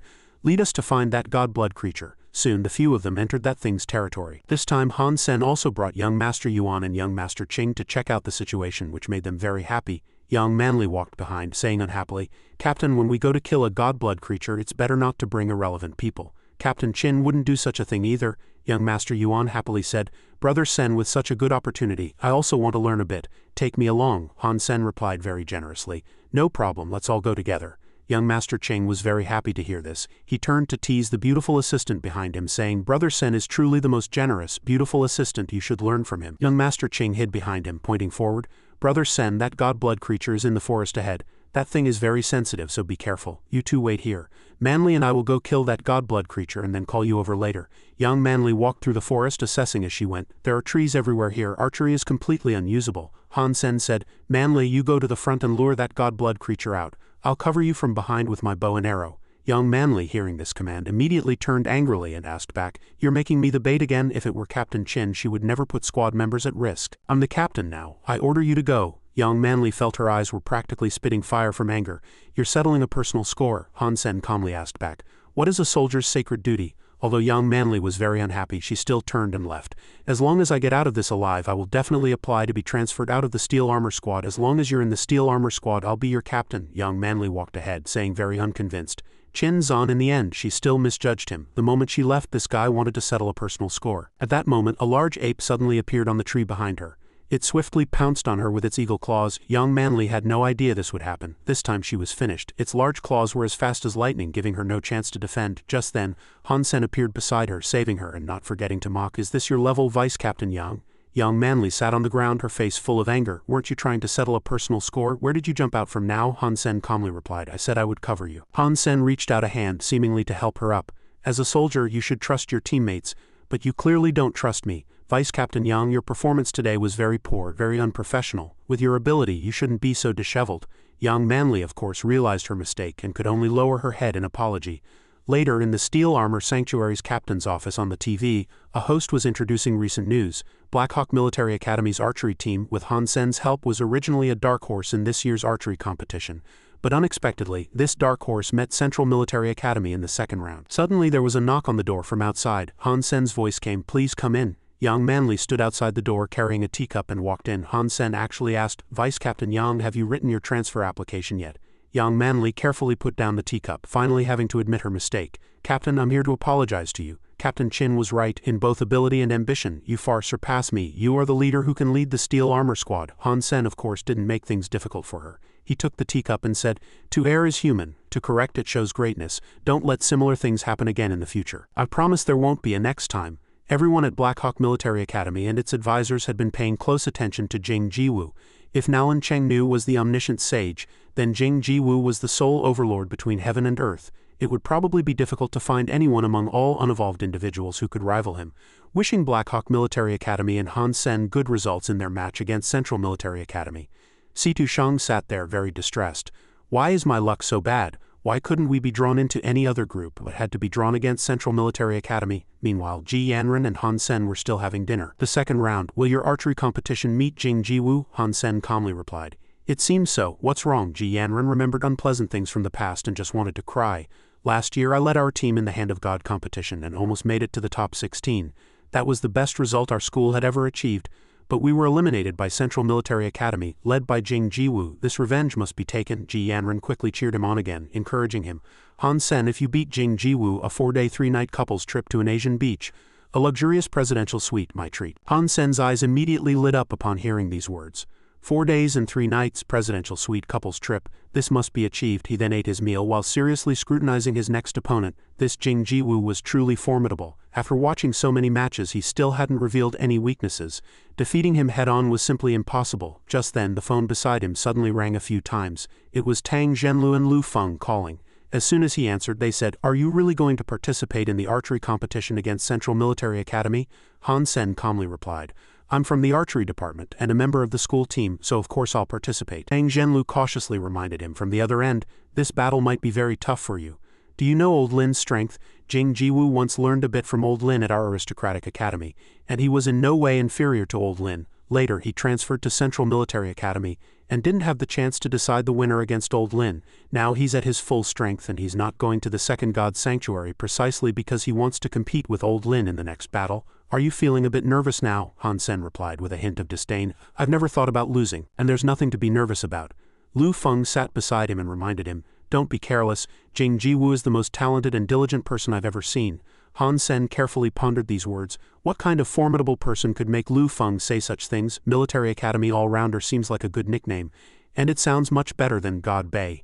Meanwhile at Central Military Academy, Jing Jiwoo was seriously watching a video on the screen. Someone pushed open the door behind him and called out, "Hey Woo!" It was footage of Han Sen from Blackhawk Military Academy. Chin Ching handed him a can of drink. Here, I heard he once defeated Nalan Chengnu in Black-White Fist, and is now a member of Blackhawk Military Academy's archery team. He then cautiously asked, what do you think of Han Sen? Jing Jiwoo replied with just one word, strong. For him to earn such praise from you, it truly meant something. Jing Jiwoo pondered seriously, only feeling a bit regretful that his teammates were too weak. Days later, several vehicles had gathered at the Jeed Star Arena, where the audience's deafening cheers erupted. Jing Jiwoo, I love you, go Chin Cheng, and there was also a beautiful girl. Shangwu Military Academy has arrived. It's Chu Mingmei. She quickly found Han Sen with a radiant smile. Are you Han Sen? I really liked your promotional video for Dr. Silverkill. Could I get your autograph? Han Sen, a little puzzled, retorted. Who are you? Shi Zhikong stood behind, smiling as he introduced her. It's Chu Mingmei. Is that Chu Mingmei from Shangwu Military Academy? She's very famous. Chu Mingmei flashed a brilliant smile in their direction. Thank you, I hope we'll have a chance to compete together. Shi Zhikong roughly put his arm around Han Sen's neck. Next to them was Chu Mingmei, the same Chu Mingmei who led Shangwu Military Academy to the semifinals as a first-year student. Third brother, your luck with women is just too good, isn't it? The few of them then walked into the Jeed Star Arena. Shi Zhikong pointed forward. It's Jing Jiwoo. Over there a black-haired young man was practicing drawing a bow and shooting arrows. Everyone was surprised to see that several arrows had perfectly hit the bullseye. Lu Ming exclaimed in confusion. Did he shoot every single one of those arrows? Jing Jiwoo was not only powerful but also terrifyingly consistent. Suddenly another arrow flew in from behind them. The arrow flew straight towards Han Senator. He of course sensed something. He turned and easily caught the arrow between 2 fingers. Ambushing someone on a training ground, that's quite unethical. At this moment another man walked over and asked, Are you Han Sen? This was Fang Wending, a man with an arrogant smile. Many people online are following you, and some even compare you to Jing Jiwoo. Unfortunately, the arena is where strength speaks. A hyped-up player like you will quickly be exposed once you're on the field. Shi Zhikong, hearing this from behind, was furious. If not for 2 friends holding him back, he would have already charged forward. Who exactly are you? You dare to ambush someone in broad daylight? Are you asking for a beating? He smiled and introduced himself. I am Fang Wending from Mons Military Academy, your opponent in the first round. Let me make this clear to you. It will be our Mons Military Academy that advances to the next round to compete against Central Military Academy. Han Sen looked at him with a grim expression. Then you also remember this. Central Military Academy is our target to defeat. Fang Wending gritted his teeth, a little surprised, and retorted, Are you still putting on an act? Jing Jiwoo suddenly appeared behind them at this moment. It seems our Central Military Academy is quite popular. He extended his hand towards Han Sen, greeting him with a smile. Jing Jiwoo and Han Sen of course didn't miss this opportunity, and Han Sen also reached out to shake his hand. Han Senator, Jing Jiwoo took the initiative to speak. He had originally planned to formally introduce himself once the competition began, but since they met here he decided to say hello first. I'm really looking forward to our match. Han Sen's face broke into a brilliant smile as he looked at the young man before him. That night, Manhua's star was ablaze with lights illuminating every corner. Wen Shusho was carefully checking Han Sen's black-white fist scores on her phone. If he were to compete in black-white fist, he would definitely achieve excellent results. However, due to the change in competition rules, Jing Jiwoo couldn't participate in black-white fist at the same time. So why did Han Sen insist on giving up such a good opportunity and choose the archery competition? Suddenly, she realized something and smiled happily. I've got it. Their handshake just now had already caused a sensation on social media. Below were countless comments with the title, The Fated Encounter of Monster and Emperor. What's going on? How can it be such a coincidence? Jing Jiwoo chose the archery department, and Han Sen also chose the archery department. There must be something fishy between these two. I once saw Han Sen defeat Nalan Chengnu in a black-white fist match. Didn't Jing Jiwoo also defeat Nalan 3-2 before? A clash of titans, truly exciting. Later, in the waiting room of the Jeed Star Arena, do you know what's most important in a competition? It's determination. The determination to win the match. Situ Shang inside was explaining the rules and boosting the morale of the team members preparing to go on stage. Why is this? Some older team members are more skilled than you, yet I still chose you rookies to compete.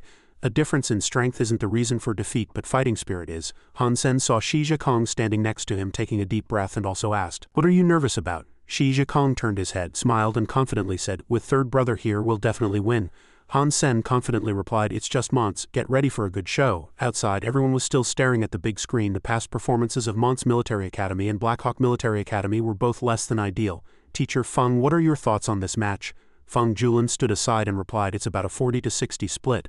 Wen Shusho countered, Does Teacher Feng think Blackhawk only has a 60 chance of winning? Unexpectedly, he smiled and shook his head. No, I think Mons has a 60 chance of winning. This year, Mons has recruited many students with archery talent. Fang Wending is one of the most outstanding among them. Wen Shusho then began to ask, but everyone online is enthusiastically discussing the fated battle between Han Sen and Jing Jiwoo. Upon hearing this, he commented and replied, That's merely a means of bragging and hype. Neither Han Sen himself nor Blackhawk Military Academy has the strength to contend with Central Military Academy. Qin Qing and Jing Jiwoo were now disguised and seated among the frenzied crowd below. All around them were the displeased shouts of cheerleaders. You're the one hyping things up, your whole family is hyping things up. Does our Jing Jiwoo need hype? I only know Han Senator. What is Fang Wending even? What kind of useless expert is this? Get lost, the further the better. Feng Julin continued to comment from the side. Fang Wending's chosen longbow has a strength of 12.5, while comparable to Han Sen, Fang Wending's talent and physical stamina are much more solid. Wen Shusho, sitting nearby, also felt a bit awkward. Is Teacher Feng implying that Fang Wending's archery skills are superior to Han Sen's? He then continued somewhat discontentedly. Anyone who knows about archery competitions must have heard of Fang Hua and Feng Yunmei, right? Of course, both of them are evolver archers. Feng Julin then began to promote the well-connected contestant. Fang Wending is their son, a true scion of a prominent family one could say. Moreover, Fang Wending has excellent aptitude and is truly a rising star among military academy contestants. As for an ordinary student like Han Sen, he simply cannot be his opponent. The girl next to him looked a little bewildered. Teacher Feng, isn't your judgment a bit arbitrary? The audience seems to have different opinions. At Blackhawk Military Academy's training ground, they sat in the room waiting, having heard all these words. Truth is often held by the minority. The outcome of the match will prove everything I've said. Ku Lili and Ji Yenren had both heard these words and they were truly angry. What a useless expert, absolutely no professionalism. How could Manhua Star invite someone like this to be a commentator? He was right, the match results would prove everything, but it was likely the outcome wouldn't be as he wished. Meanwhile on their side, Xu Qian was also discussing tactics. Let's first seize the high ground and look for opportunities to counterattack. Han Sen, holding his bow and arrows, turned to leave.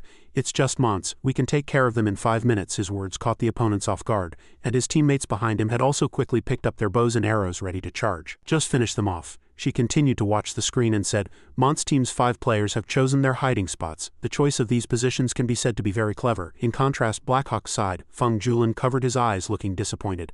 I truly overestimated Blackhawk's strength. They're actually attacking all 5 together. It's simply absurd, utterly absurd. It looks like Mons can end this match within 5 minutes. Qin Qing and Jing Jiwoo commented on the battle below. Blackhawk's people actually chose a frontal assault. Blackhawk simply doesn't take Mons seriously. Ji Yanren stood watching in the room, gritting her teeth in anger. 5 minutes, Han Sen can take care of them. Mons' team was still actively dodging, maintaining their stealth, and the entire team occupied advantageous shooting positions. Wait for my command before shooting. Once they reach that broken wood area, entering everyone's firing range, we'll launch a collective suppressive attack. Those few people had indeed entered the broken wood area and the person signaled readiness.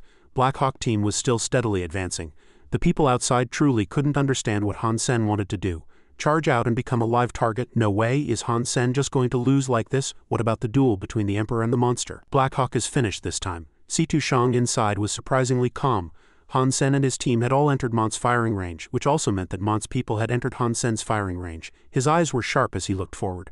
Before an assassin skilled in stealth, all hiding was ineffective. Over there, Fang Wending immediately signaled to shoot, but Han Sen was already a step faster. He quickly fired 5 arrows consecutively, shooting them in all directions.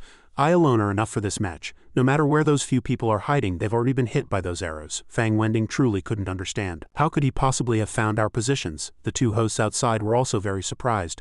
Feng Julin couldn't believe his eyes either. Right at the start of the match, Mons had already lost 2 players without even firing a single arrow. How did Han Sen know Mons' positions? And how could he fire 5 arrows consecutively in such a short time? Qin Qing and Jing Jiwu on their side stopped watching, turned and left. Let's go, there's no need to watch anymore. Han Sen is truly a formidable opponent. I kept wondering what I would do if I were on the field. Qin Qing walked along, lost in thought. Whether it was the speed of advance, the route, or the timing of the attack, every choice Han Sen made was identical to his own. And the match over there quickly drew to a close. All of them had been eliminated. Oh my god, is he a god? He actually knew where all 5 of Mont's people were hiding. Mons didn't even get a chance to make a move. Is this cheating? On the way home, Jing Jiwu also said a few words to his friend. It seems you're more eager to fight Han Sen than I am. I even wished his teammates were a bit stronger so we could have a truly satisfying battle. Above the arena, everyone was cheering excitedly. Emperor Han Senator. Soon several trending topics appeared online. Emperor's 5 arrows pacify the land. 5 arrows seal destiny, the Emperor's fury. From black-white fist to archery, Emperor Han Sen remained consistently strong. Situ Shang was very happy with everyone in the waiting room at this moment. You all did very well. The next match is against Central Military Academy. Everyone, brace yourselves, don't feel too much pressure. If we can take out 2 to 3 opponents in this match, that would be a decent result. Han Sen stood before her and sternly retorted, Coach, is your expectation for us merely to take out 2 to 3 opponents? Lu Meng, standing nearby, then said, Han Sen, after all, they are Central Military Academy. Han Sen ignored these words, turned to them and said, if you yourselves believe this match will be lost, then there truly is no hope at all. Zhang Yang couldn't help but say, Central Military Academy is different from Mons Military Academy.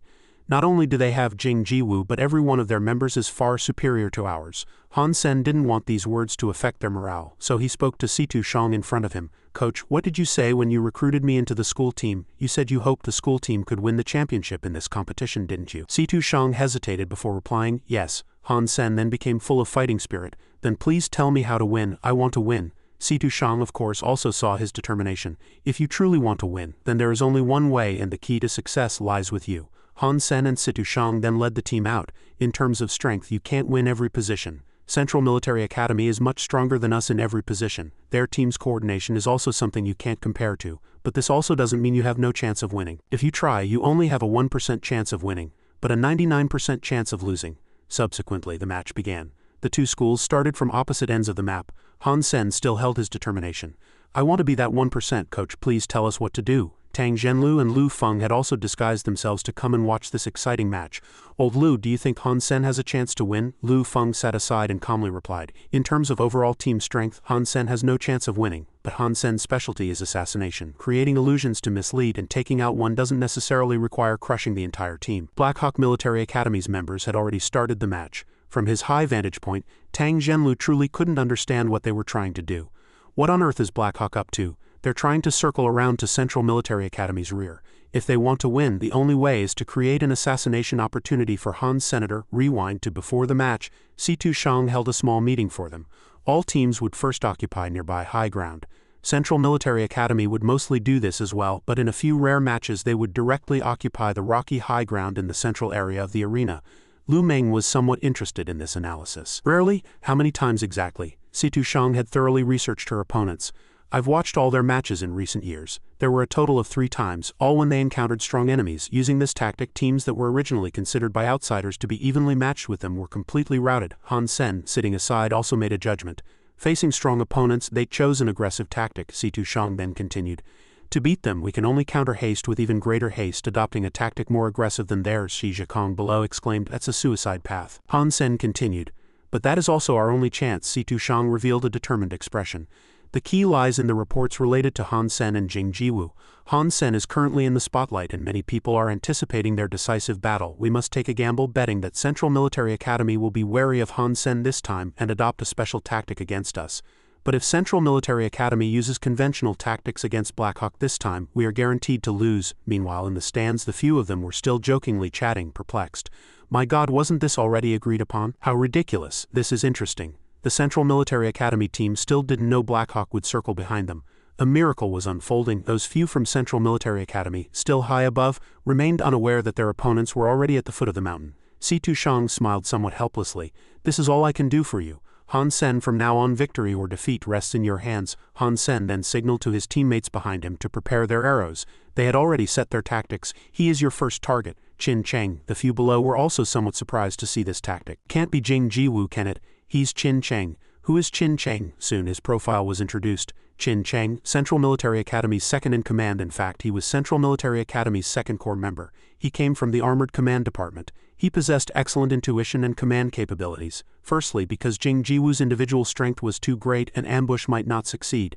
Secondly, eliminating Qin Cheng would have significant strategic importance for Blackhawk. Jing Jiwoo suddenly shouted a warning to his teammates. Careful! Qin Cheng also drew his defensive weapon, turning and firing countless arrows consecutively. An ambush? You're really underestimating me with this level of attack. Countless arrows flew out. Everyone watching the match was stunned. Oh my God, can you even do that? He actually managed to shoot 3 arrows consecutively in an instant, even knocking away the ambush arrows. This Qin Cheng is strong, too strong. This Qin Cheng seems no weaker than Jing Jiwoo. He smiled happily. Blackhawk's plan went awry this time, but then he himself was also stunned. Wait, what is this? Han Sen's expression was serious. My goal in this match, if there's a 1% chance of winning, then I am that 1%. Han Sen tightly gripped his bow and shot a deadly arrow. The host outside quickly announced, Qin Cheng of Central Military Academy has been eliminated. The eliminator is Han Sen of Blackhawk Military Academy. Situ Shang, observing the match from above, finally let out a sigh of relief. Their plan had successfully taken its first step. Only Han Sen could shoot such an arrow in the entire archery department competition. As Qin Cheng left the match, he quietly reminded Jing Jiwoo, be careful of that Han Sen, he's far more terrifying than we imagined. And Qin Cheng, when eliminated, was still in disbelief. The 3 arrows before were all a cover. Han Sen's deadly arrow was hidden behind one of them. It could only be seen after the leading arrow was shot down. Jing Jiwoo loudly commanded the others, there's no cover here, we can't wait until daylight to descend the mountain. Immediately, a few of them grabbed their bows and arrows and jumped straight down the mountain. An arrow shot through the tree where Han Sen was hiding, and this arrow by chance also hit Shi Zhikong nearby, blood gushing from his chest, soaking a large area. Han Sen had no time to react, turning in surprise to look. Old Shi, can a 16.0 arrow be shot that fast? Only then did Han Sen truly realize. Jing Jiwoo, this person is truly too strong. Wen Shusho, sitting outside, actively commented, Central Military Academy is waiting for battle on the mountainside with no cover at all. Now they have only 2 choices, rush to the mountaintop, or, before she could finish, Jing Jiwoo had already ordered, charge down the mountain. Blackhawk also quickly counterattacked. We now have the terrain advantage, we can't let them charge down the mountain. Fire, stop them. Wen Shusho, closely monitoring the situation from the periphery, continued. Less than 20 minutes into the match, Central Military Academy has already had 3 team members eliminated, while Blackhawk Military Academy's cost this time is only 1 member. On Central Military Academy's side, they were calmly rallying. Blackhawk's tactics are truly interesting. Such a situation, our Central Military Academy has never experienced. The king of Central Military Academy has encountered an unprecedented crisis. Han Sen, while drawing his bow, thought to himself, even you, Jing Jiwoo, cannot remain dry under this rain of arrows. Meanwhile, another opponent from Central Military Academy was eliminated, and Jing Jiwoo could only desperately fire countless arrows in retaliation. Wen Shusho exclaimed in surprise, Blackhawk is incredible, Han Sen is incredible, this is an archery match that will go down in history. The mighty Central Military Academy had never been pushed to such an extent, however. Should even a single opening appear, Blackhawk could eliminate 2 players in an instant. Even in this difficult situation, Central Military Academy still possessed the strength to turn the tide, truly worthy of being the archery team's ace. Their resilience was undeniable. Blackhawk was just 1 step away from victory, but that step was an insurmountable obstacle, because standing before them was Jing Jiwoo, the greatest player in military academy competitions, unrivaled by anyone. Lu Meng also worried about this. That guy is really not human.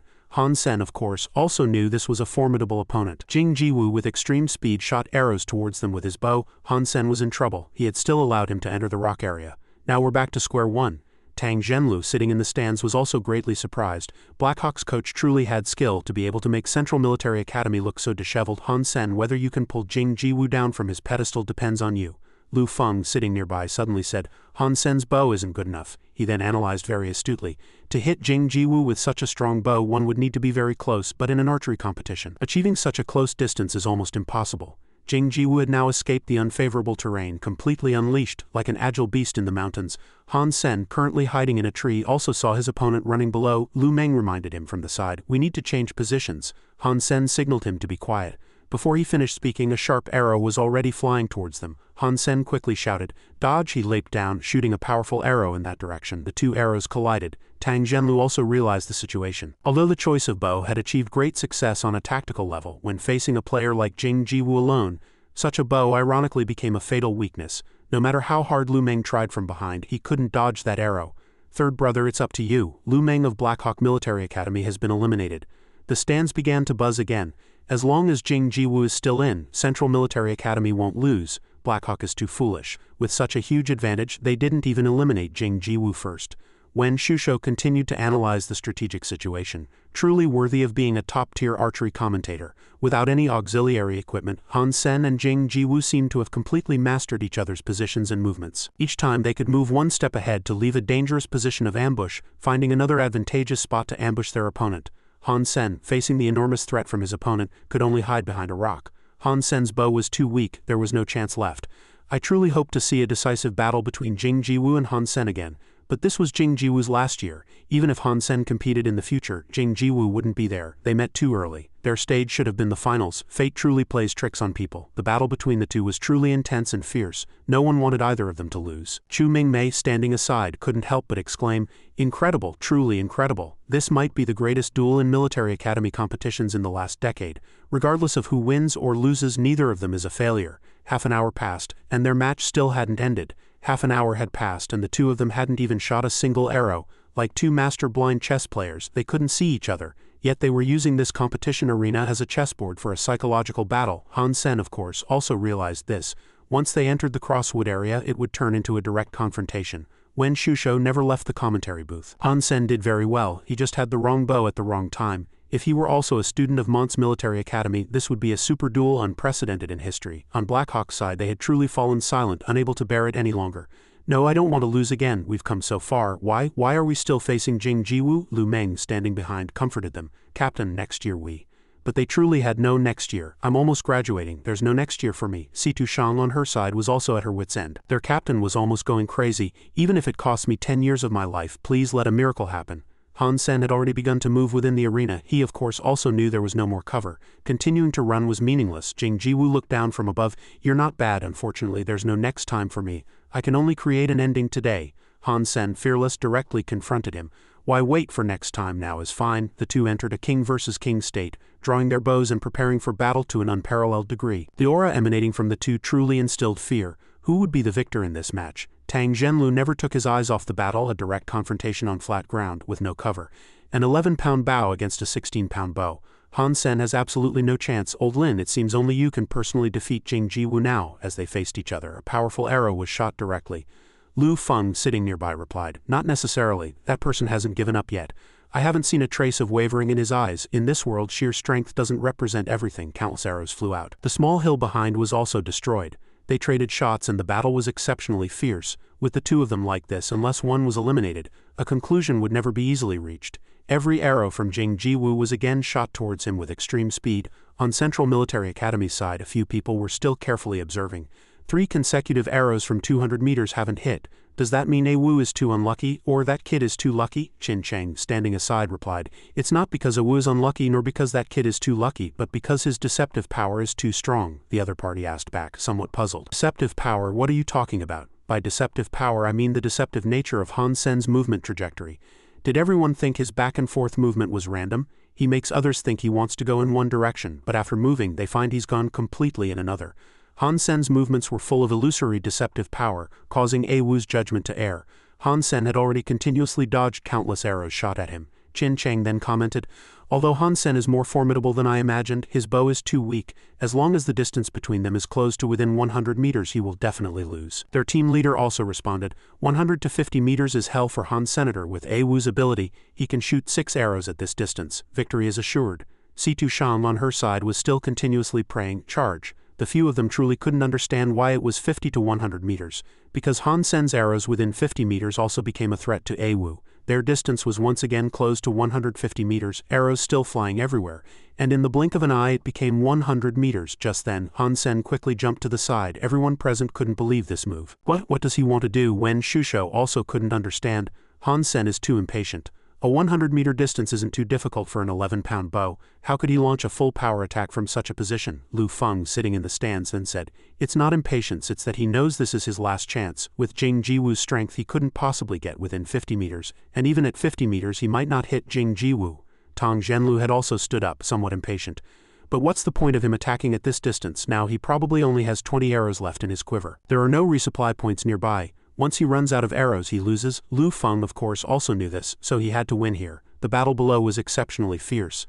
So how will he win? I don't know. Han Sen on his side was still desperately dodging all the arrows. 75 meters. Damn, can even a weak arrow achieve this effect? Han Sen retreated, attempting to shoot another arrow. Jing Jiwu continued to observe the match coldly. "It's over, honorable opponent." Every arrow shot by Jing Jiwu was truly powerful. Situ Shang cried out worriedly. Han Sen. She was truly in agony. If you had a strong bow, if you had a chance to truly duel Jing Jiwu, you wouldn't have had to lose the match like this. But it's all too late now. Lu Feng and Tang Zhenlu also looked down in surprise. "Is it over?" Wen Shusho finally continued. "The Emperor in the end cannot defeat the monster." However, it wasn't over yet. Han Sen swiftly extended a hand, picked up his arrow, preparing for another shot, still silently shouting in his heart, "It's not over yet." Jing Jiwu turned to dodge that strike. "At this point, do you still need to struggle?" Suddenly he himself also noticed something was wrong. He clearly should have been hit by my arrow, so how is he here? The Central Military Academy team truly couldn't believe it. Was there a mistake? Qin Chang in the lounge also exclaimed, "Impossible, a Wu can't make mistakes." Jing Jiwu, although a hint of panic in his heart, looked forward with cold eyes. "Too close. This distance makes shooting impossible. I can only throw the arrow forward directly with my hand." Han Sen, hiding below, revealed a confident smile. "It's over, honorable opponent. The force of this arrow now has a different spin. I learned this only after battling that monster for 3 months, and I never expected to have to use it here." Combining the techniques of the all-night assault spear art and the great young magnetic robe, the arrow spun, and the two arrows collided. But Han Sen's arrow actually deflected that arrow, shooting directly towards Jing Jiwu with astonishing speed. Jing Jiwu of Central Military Academy has been eliminated. The shooter is Han Sen of Blackhawk Military Academy. Everyone who saw this scene exclaimed in shock, "What? How could this happen?" Wen Shusho also couldn't understand how Jing Jiwu had been hit. A few of them quickly and happily rushed onto the field. "Damn, I didn't see that wrong, did I? We won. Third brother hit Jing Jiwu. Third brother is amazing." The remaining few still couldn't believe it. "Coach, did we win?" "Yes, we won." The stands also descended into chaos. "Jing Jiwu, can Jing Jiwu lose? Han Sen is too dominant." Tang Zhenlu also couldn't help but ask, "Did Jing Jiwu make a mistake?" Lu Feng sat aside, analyzing the situation from just now. Jing Jiwu couldn't make a mistake. It was the arrow itself that dodged Jing Jiwu's arrow. Wen Shusho, standing below, also happily announced, "A miracle. Blackhawk has created a miracle. Han Sen has created a miracle. Jing Jiwu, the king of Central Military Academy, the undefeated monster, has fallen to a miraculous arrow. The Emperor has crowned himself with that miraculous arrow." Their figures quickly appeared on the big screen, and to everyone's applause a new era began. "Hail, Emperor Han Sen. Jing Jiwu is an outdated king. Now is the era of Han Sen." Blackhawk's tactics were too dominant. That night, on a high-rise rooftop, several beer cans lay scattered. Lu Feng and Tang Zhenlu seemed to have found Jing Jiwu chatting like friends. "How does defeat taste?" Jing Jiwu calmly replied, "Not bad. That kid Han Sen truly exceeded my expectations. I lost. What exactly happened with that last arrow?" Jing Jiwu of course recognized it as a spinning arrow. Tang Zhenlu asked, somewhat puzzled, "Spinning? The arrows used in the competition are specially made according to regulations. It's impossible for them to spin."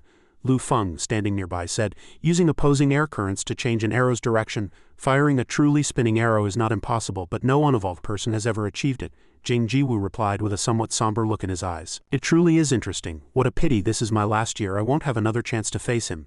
Jing Jiwu then stood up and left, saying goodbye. "I hope I can return alive to see you all again." Lu Feng, standing by, asked, "What are your plans for the future?" Before leaving, Jing Jiwu also turned to his friends and said, "I had originally planned to go to the battlefield after the league. Now there's no need. I'll leave tonight." "All right, we'll wait for your return. Have you ever faced that person?" "Are you talking about Han Sen?" Tang Zhenlu watched Jing Jiwu's retreating back, puzzled. What did he mean? Lu Feng smiled calmly, replying, "He said he couldn't beat Han Sen, and I might not be able to either." Tang Zhenlu grew even more confused. "What? And afterwards your trip with Ji Yanren truly happened. The weather was beautiful. You always keep your word. A couple's trip, presidential suite, 4 days and 3 nights. It's my treat." Han Sen was lying on the beach sunbathing, very happy. "Life truly was beautiful." Ji Yanren walked over, displeased. "Why aren't you going down to play?" Han Sen happily replied. "How come I don't see anyone else? Don't tell me you rented out this entire beach." Ji Yanren quickly explained. "This beach is private anyway, so of course there's no one else here." Han Sen picked up a can, thinking carefully. Could this beach be yours? This beach isn't mine. This planet belongs to my second uncle. The water he was about to drink was instantly spat out by Han Sen. He was utterly shocked and he excitedly hugged her, flattering, "Fantastic, from now on I'll follow my rich wife and live a life of luxury forever." Ji Yanran really wanted to push this guy off her. "Are you looking for death?" Just then a voice suddenly came from behind. "Yanran, it's been so long since you remembered your third brother?" "Third brother?" A man emerged from a nearby spaceship. It was Ji Lingfeng. He smiled and greeted, "You've made a new friend. Why didn't you introduce them to me?" Ji Yanran quickly ran over, hugged the man's arm and happily introduced, "I'm still studying in school, aren't I, third brother? This is my boyfriend Han Senator." Han Sen also seized the opportunity to step forward ingratiatingly, smiling as he called out, "Third brother."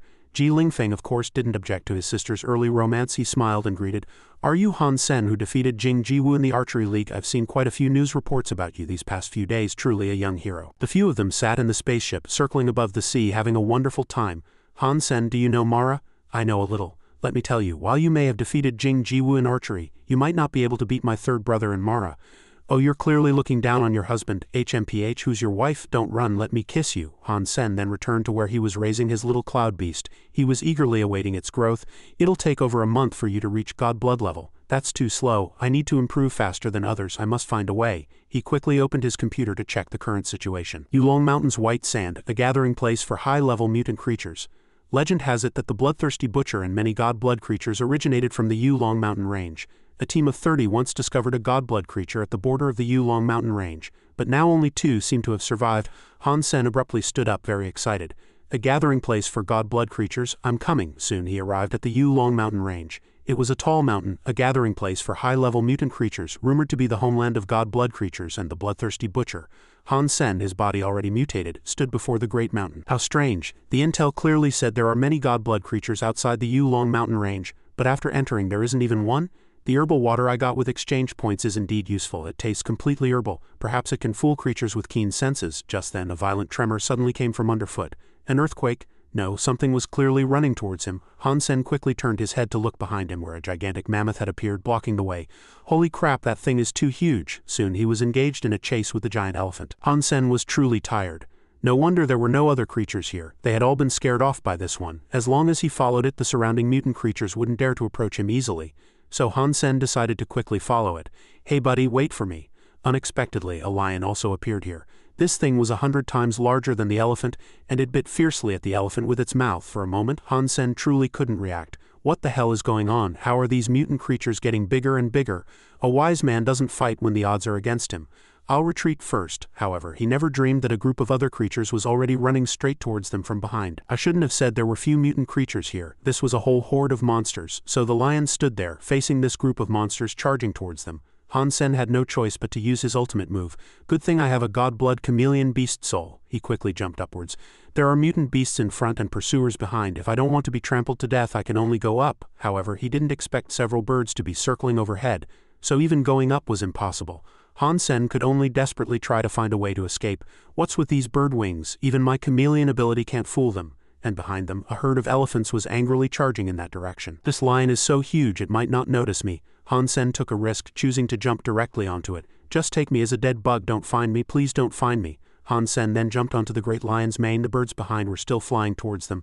Oh, no danger, however, that great lion was not to be trifled with. In an instant it swatted the bird away with its claw, and Han Sen smiled with satisfaction. "I have a place to hide now, finally." He was temporarily safe. He let out a sigh of relief. "Good thing I gambled correctly." Then he whispered to the lion, Hey, don't get excited. I'll die if I'm thrown off. Good thing I had the demonic armor." Han Sen chose to sit on the lion's head and wait, and it easily defeated the herd of elephants approaching it. Han Sen observed the situation from the lion's mane. "It's over. Such huge monsters, and that lion killed them like stepping on a bunch of ants." The birds high in the sky, seeing that scene, also flew away in fear. They knew they were no match for the lion and immediately left. Han Sen muttered to himself again, "This Yulong Mountain Range is too terrifying." Those birds circled overhead for a while, then flew down to find food. Han Sen was truly torn between laughter and tears. "Oh God, why did I come to a place like this? Why is that crappy intel so reliable this time?" He hid in the lion's shaggy mane, looking up, and the birds were still circling around. How long are they going to follow? Days later, he was still here. He had to find a way to leave. But no, he had to calm down. There were simply too many birds, at least 2 of them god blood level. Going down now would only make him their food. Just then, he suddenly noticed something strange about the lion. It seemed to never change direction. Where was it going? It came to a small river. Under the calm surface of the water, something seemed to be emerging. Before them appeared a terrifying giant snake. Han Sen was completely dumbfounded, unable to understand what was happening. But the lion easily sent the snake back into Mother Earth's embrace with its paw. The opponent had no chance to resist. In an instant it became a nourishing meal for the lion. Han Sen also found a small piece of meat and happily ate it. Good thing there are these overconfident little monsters providing me with food. The birds overhead also began to dine. Han Sen lay happily on its head, belly full, thinking, it seems those birds also treat this guy as a meal ticket now that it's grown. They get to eat meat without doing anything. Another god gene point was quickly added. Han Sen smiled happily.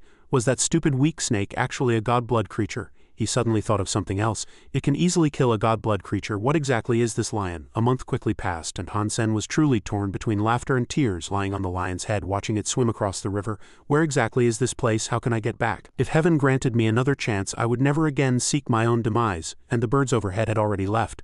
Are they not pursuing anymore? Han Sen watched them leave, saying with satisfaction, without these birds following, I can finally go back. But now he himself had to calm down first because he had no idea of the direction.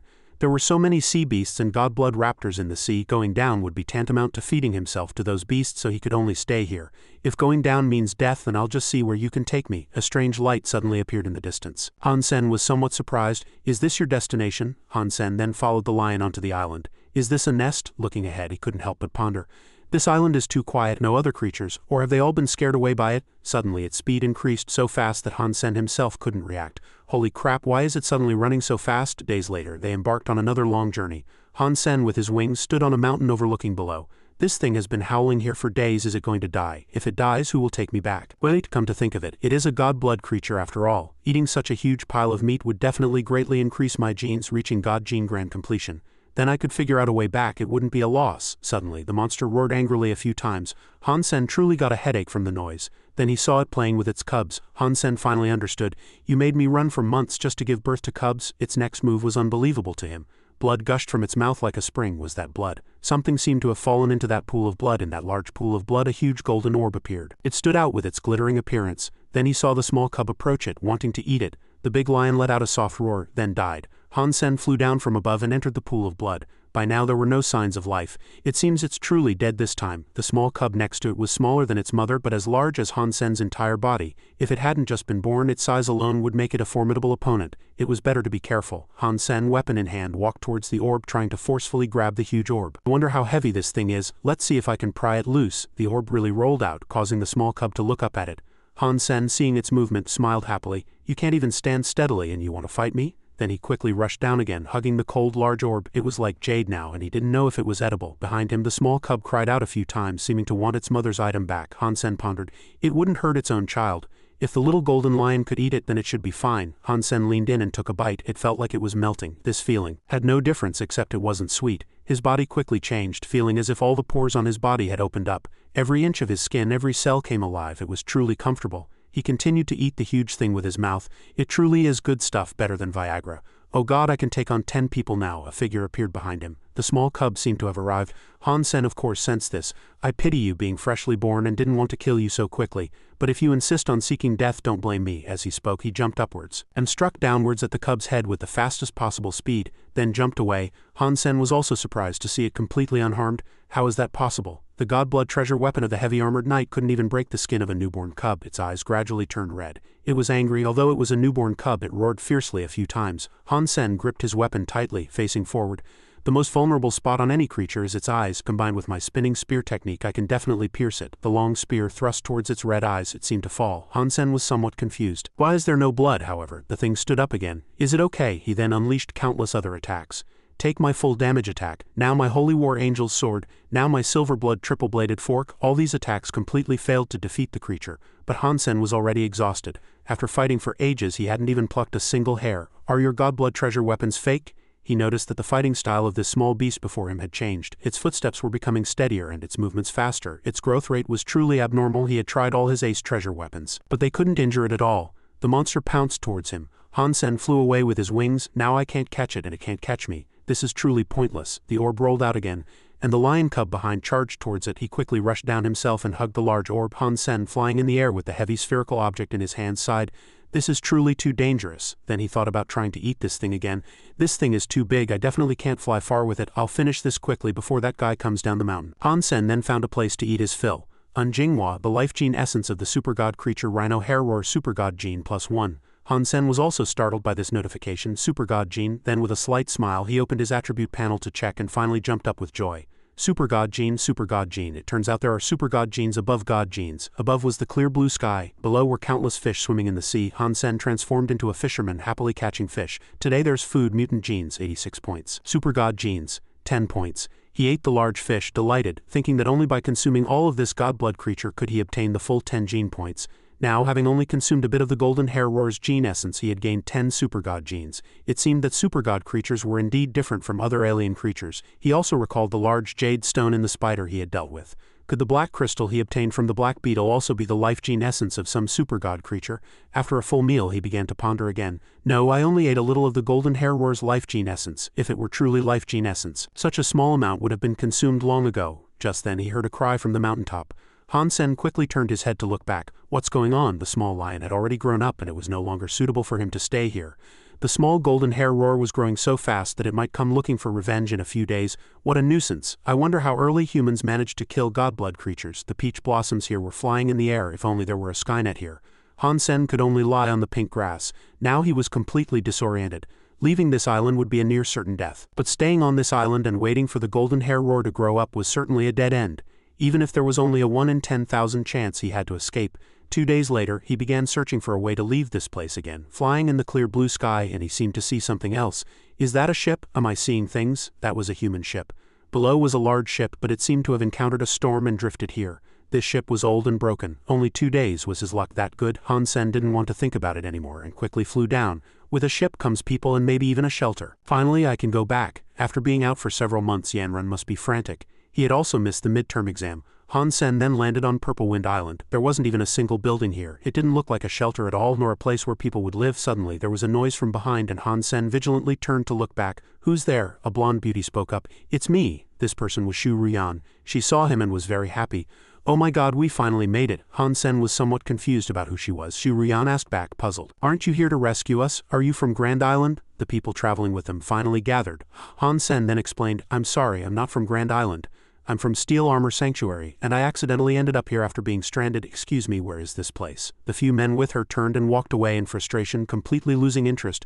Don't wait anymore, they won't come. Let's just wait to die here. Han Sen didn't understand anything and could only ask the girl beside him. Wait, beautiful lady, what's going on? Shu Ruyan replied sadly. Coming here, Luluo, is no different from being sentenced to life imprisonment. From now on, the one thing you won't lack is time. You'll find out soon enough. After speaking, she turned and left again. The more Han Sen listened, the less he understood what was happening. First, tell me where this is.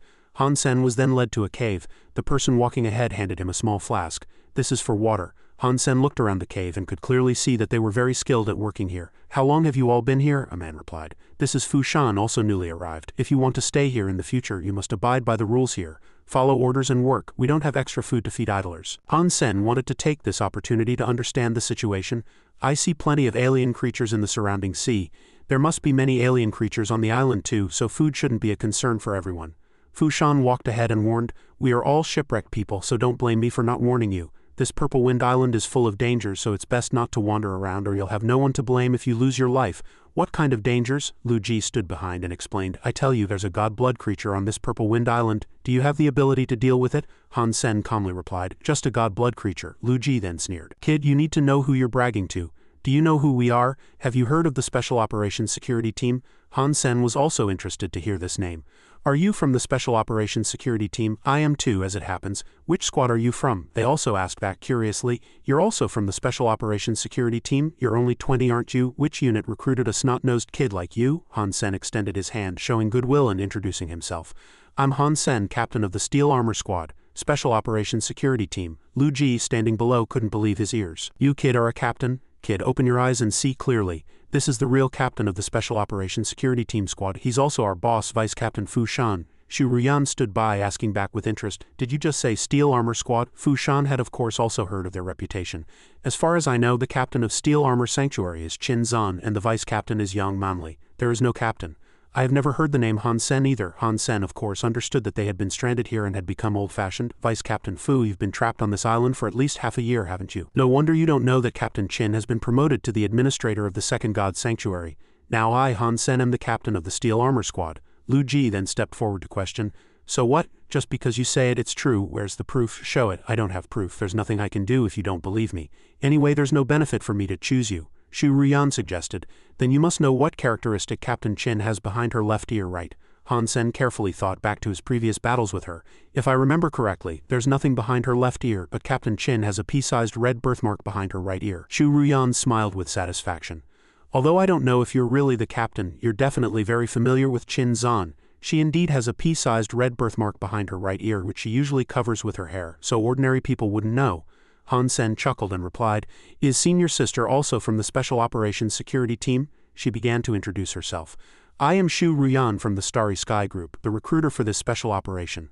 Han Sen was also interested to hear the name Starry Sky Group. He thought of a certain man's figure again. The few of them then sat in the cave discussing their situation. "About a year ago, we were attacked by a giant god blood creature during our flight and crashed here. Where exactly is this place? Where is the nearest human settlement? How far is it? A year. No wonder these people didn't know him. In the past 6 months, anyone living in the human world would have some information." It was impossible not to have heard the name. Han Senator Lu Ji sat aside and replied disdainfully, "It's no use telling you, even if you can fly, you can't fly here." Fu Shan sat ahead and replied, "There are indeed no flying alien creatures here, but there is a giant god blood sea beast that often roams the nearby waters. This prevents us from hunting alien creatures in the sea. For the past year we've only been able to sustain ourselves with wild grass and mushrooms." Han Sen was also somewhat puzzled to hear this. "Is it that terrifying? There are many alien creatures on the island, so even if you can't go to sea, you shouldn't have to be vegetarian all the time, right?" Shu Ruyan was so scared at this point that she hugged her own body.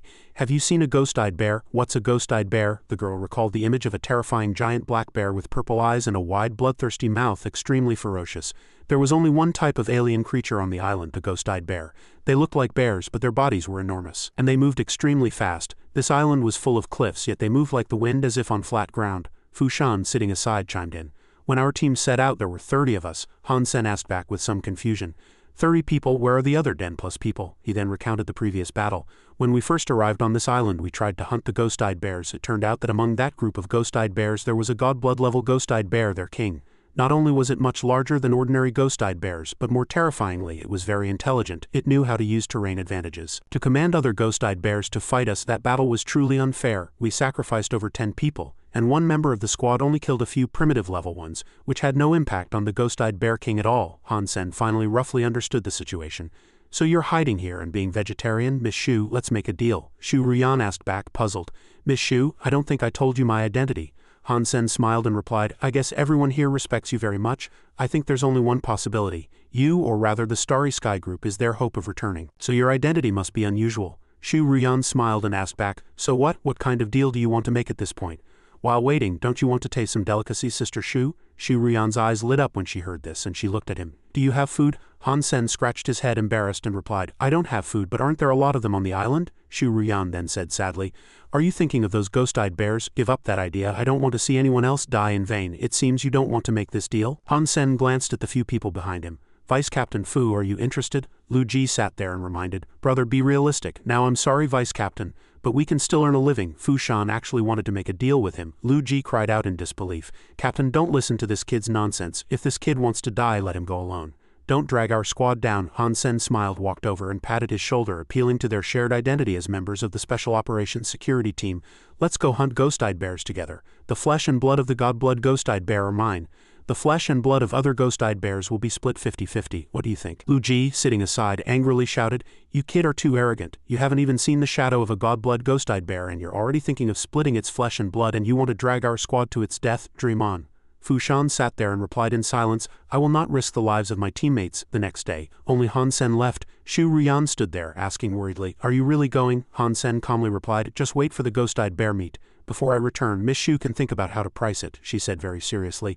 "I hope you don't die in the mountains." Han Sen then plunged into battle with those creatures disguised as large bears. Han Sen, clinging to the cliff with one hand, couldn't help but ponder deeply. No wonder the Grand Squad was helpless. This terrain was indeed too dangerous. A large bear then appeared before him, the ghost-eyed bear staring fixedly with its terrifying purple eyes. Was I discovered? It swung a powerful claw mark in his direction. Han Sen clung to the rock face, thinking, "I can't exert any strength in this damn place while these beasts climb like they're on a ladder." Here he saw another unusual ghost-eyed bear, a mutant ghost-eyed bear. He quickly grabbed his weapon and leapt towards it. It must be you. Their roars came from the mountain wall. The few of them also heard the sound. Fu Shan couldn't help but say, "That kid actually went." Xu Ruyan sighed tiredly while picking mushrooms. A living person finally came, but he insists on seeking death. Just then, someone over there suddenly shouted, "Ghost-eyed bear!" Everyone went into a defensive stance.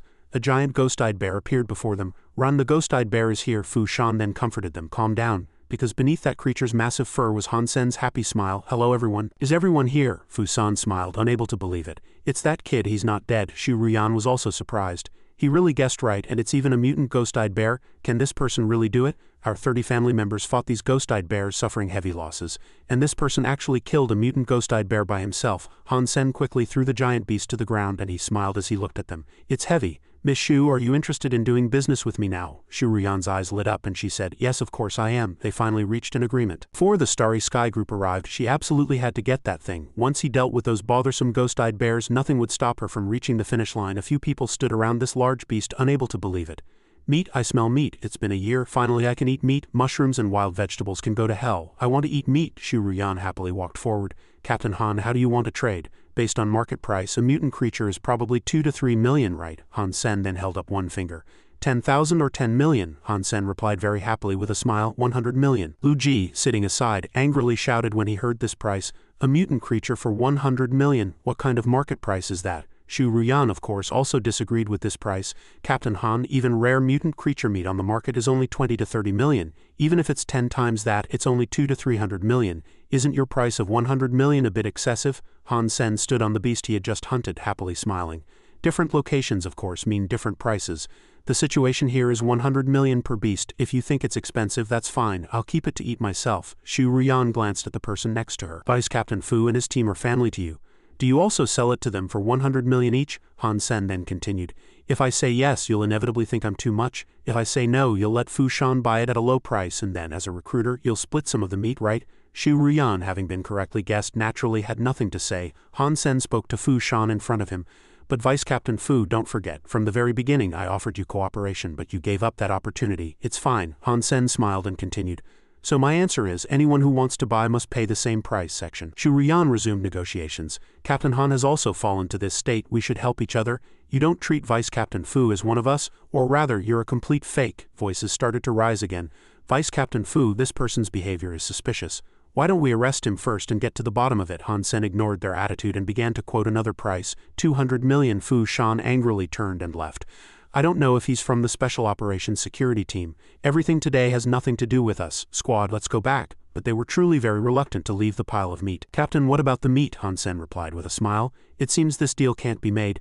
Then I'll take this ghost-eyed bear. It's so big I can eat it myself for 3 to 5 months without a problem." Seeing the large beast being taken away, several of them almost burst into tears. "My meat is gone. Miss Xu, please have mercy on us. I've forgotten what meat tastes like." Xu Ruyan couldn't sit still either and finally had to agree. 100 million it is. 100 million. I'll buy this mutant ghost-eyed bear, Han Sen calmly replied. 100 million was the previous price. Now it's 200 million. No bargaining. Xu Ruyan's face turned black with anger. 200 million it is. I don't have that much money, but I can write an IOU, and I guarantee it can be exchanged for that much money when I return to the Alliance. The Starry Sky Group won't default. Anyway, any amount of money is fine. When reinforcements arrive here, he, along with those IOUs, will have to be buried in the sea." Han Sen put the item down and replied, "Sorry, I only accept cash, or I can reluctantly accept a beast soul as cash. How do you want to exchange?" "The market price of a god blood beast soul is about 100 to 200 million. A god blood beast soul for a ghost-eyed bear." The few people behind discussed again. "Are you crazy? A god blood beast soul? If you have the ability to kill a mutant ghost-eyed bear, you can also name an exorbitant price." Xu Ruyan was completely displeased with this suggestion. "It seems you're not sincerely trying to do business with us." Han Sen didn't think this was a big problem at all. Doing business, of course, you have to ask for the sky. If Miss Xu thinks the price is high, she can make an offer.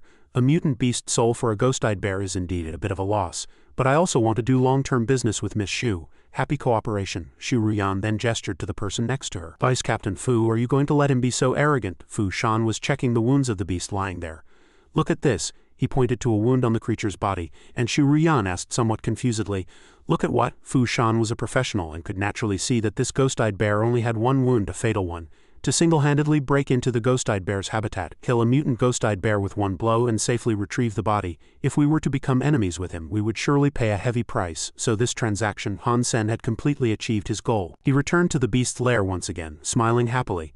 A mutant beast soul for a ghost-eyed bear's meat. Shu Ruyan, you're really generous. Or rather, your goal is to use me to eliminate these ghost-eyed bears, and you can easily eliminate countless monsters here. Han Sen of course knew that those people weren't stranded on this island, rather this island was their destination. He flew high into the sky with his wings. Shu Ruyan cared so much about these ghost-eyed bears, it seemed these monsters were related to what she wanted to do. The entire species only had one godblood ghost-eyed bear. Inviting the Grand Squad for this one godblood ghost-eyed bear would be too extravagant. Suddenly he realized something. Could this island be shaped like a strange six-petal flower? So that's it. This must be the cave of the alien lotus creature. The moonlight from high in the sky shone down, reflecting a shimmering silver white on the clear water. He quickly flew all over the area looking for an entrance. According to Skynet's data, the entrance to the lotus life is located in the mountains in the center of the petals. But logically, creatures would not come directly out of the lotus life entrance. These ghost-eyed bears, Han Sen finally shouted, found it, then descended to the center of the flower. The rocks around the entrance were black and smooth, just wide enough for one person to pass through, exactly as described in the data. Before entering, he carefully checked the surroundings. Are there any ghost-eyed bears nearby? It seemed these ghost-eyed bears were not here to guard the entrance, it was just a coincidence. Han Sen happily prepared to walk in. Since you can't get in, I won't be polite. He walked into this cave again and actually fell into a large pit. Oh god, my butt, Han Sen then slowly managed to stand up. This cave is actually so deep, I almost fell silly. The alien creature's lair is tens of thousands of meters underground. Every so often, a large number of alien creatures are born from the cave. Alien creatures do not enter or exit the cave through the Lotus Life Gate. To this day, humans still don't know how they are transported to various parts of the sanctuary. The passage to the lair is about 10,000 meters long, probably going 3,000 to 4,000 meters underground with no alien creatures along the way. Han Sen walked cautiously, turning his head to look around. Fortunately, Skynet's data didn't trick me this time. I've already changed my battle armor, but I still need to be careful. A protective film suddenly appeared ahead. As long as I break this crystal wall, he could enter the interior of the alien creature's lair. The interior of the alien creature's lair would naturally have many alien creatures and even godblood alien creatures. Han Sen held his weapon in one hand and with powerful force quickly delivered a strike. Are you kidding me? I've already come this far. Dragon's Pond or Tiger's Den, I'm going in today. The protective barrier in front was broken by that strike. What's going on? Why is it so quiet? Completely abnormal. Han Sen cautiously walked in. Never mind, just go in first. Suddenly he himself was surprised by the sight before him. What before him were gigantic jade embryos, and inside several alien creatures were slowly being born. What kind of lair was this? It was clearly an underground city. There was also a large hole in the ceiling. If I flew up, I could see the entire alien creature's lair, but I would also be clearly seen by the alien creatures in the lair, so I'll forget it. His hands gripping the weapon uncharacteristically trembled before this magnificent sight. Heaven above, earth below, I'm only here to take things. Please don't let me encounter any strange godblood creatures. He carefully walked past those green light orbs. Just a few primitive creatures will do. He looked at this shell again. It was actually empty inside.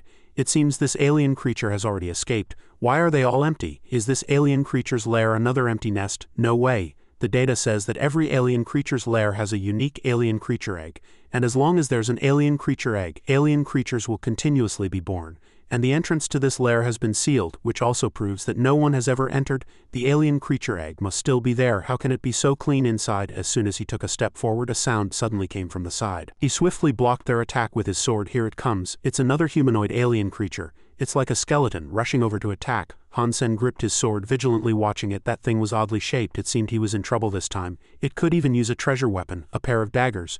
Your treasure weapon isn't bad either. I'll take it. Their two attacks collided, emitting a deafening sound. Han Sen saw with his own eyes that this thing dodged his attack. He truly couldn't believe it. What? How could it dodge? Its claws pierced his battle armor. Impossible. His other hand could only summon another weapon. It swiftly used its entire body to send the attacking skeleton flying. Get lost. It then used its entire body to rotate flexibly. The bones on its body transformed instantly. Han Sen was so surprised by its attack method that he cursed. This works too. Its daggers are too sharp. Even godblood armor was scratched. That thing was too flexible. Its position constantly changed and its attacks were exceptionally sharp. No, absolutely not. Its attack rhythm was completely chaotic. I had no idea what its next move would be. Han Sen could only try his best to block all attacks with his sword, and his battle armor was inevitably damaged. This feeling was like a person who mastered rhythm and music hearing a completely out-of-tune song. Han Sen was facing this monster for the first time, and all his proud judgment skills completely failed. Han Sen could only try his best to keep his distance from it. This skeleton was too strange. He could only summon Meow King to help. A large cat suddenly appeared behind the skeleton covering him. The creature didn't expect such an animal to appear behind it. Then it was chased all over the place by Meow King. Han Sen then picked up his weapon and quickly left. Meow King, you hold it off, I'll retreat first. Meow King was nervously facing the big skeleton inside. After Han Sen left the barrier, Jade shouted, Meow King, come back. Meow King was then quickly retrieved, but the skeleton behind them didn't let them go and chased after them. Han Sen smiled with satisfaction. Bastard, if you've got the guts, come in, and that thing really chased him out of the protective film. Smile on his lips deepened. Do you know teleportation? How will you dodge in such a narrow space? He then used his long spear to rotate, unleashing his signature attack. Die, an inch longer, an inch stronger. This long spear had already combined the power of the great yin-yang magnetic cannon. The more you retreat, the deeper it will pierce. Han Sen shouted with absolute resolve. Die! That thing was really hit by this strike, even more bizarre than the super particle stream acceleration movement technique. Han Sen picked up his weapon somewhat unhappily. A huge loss. There's actually such a powerful creature in the alien creature's lair. I'd better go back and figure something out first. Having been gone for so long, Shu Ruyan suspected he was tired.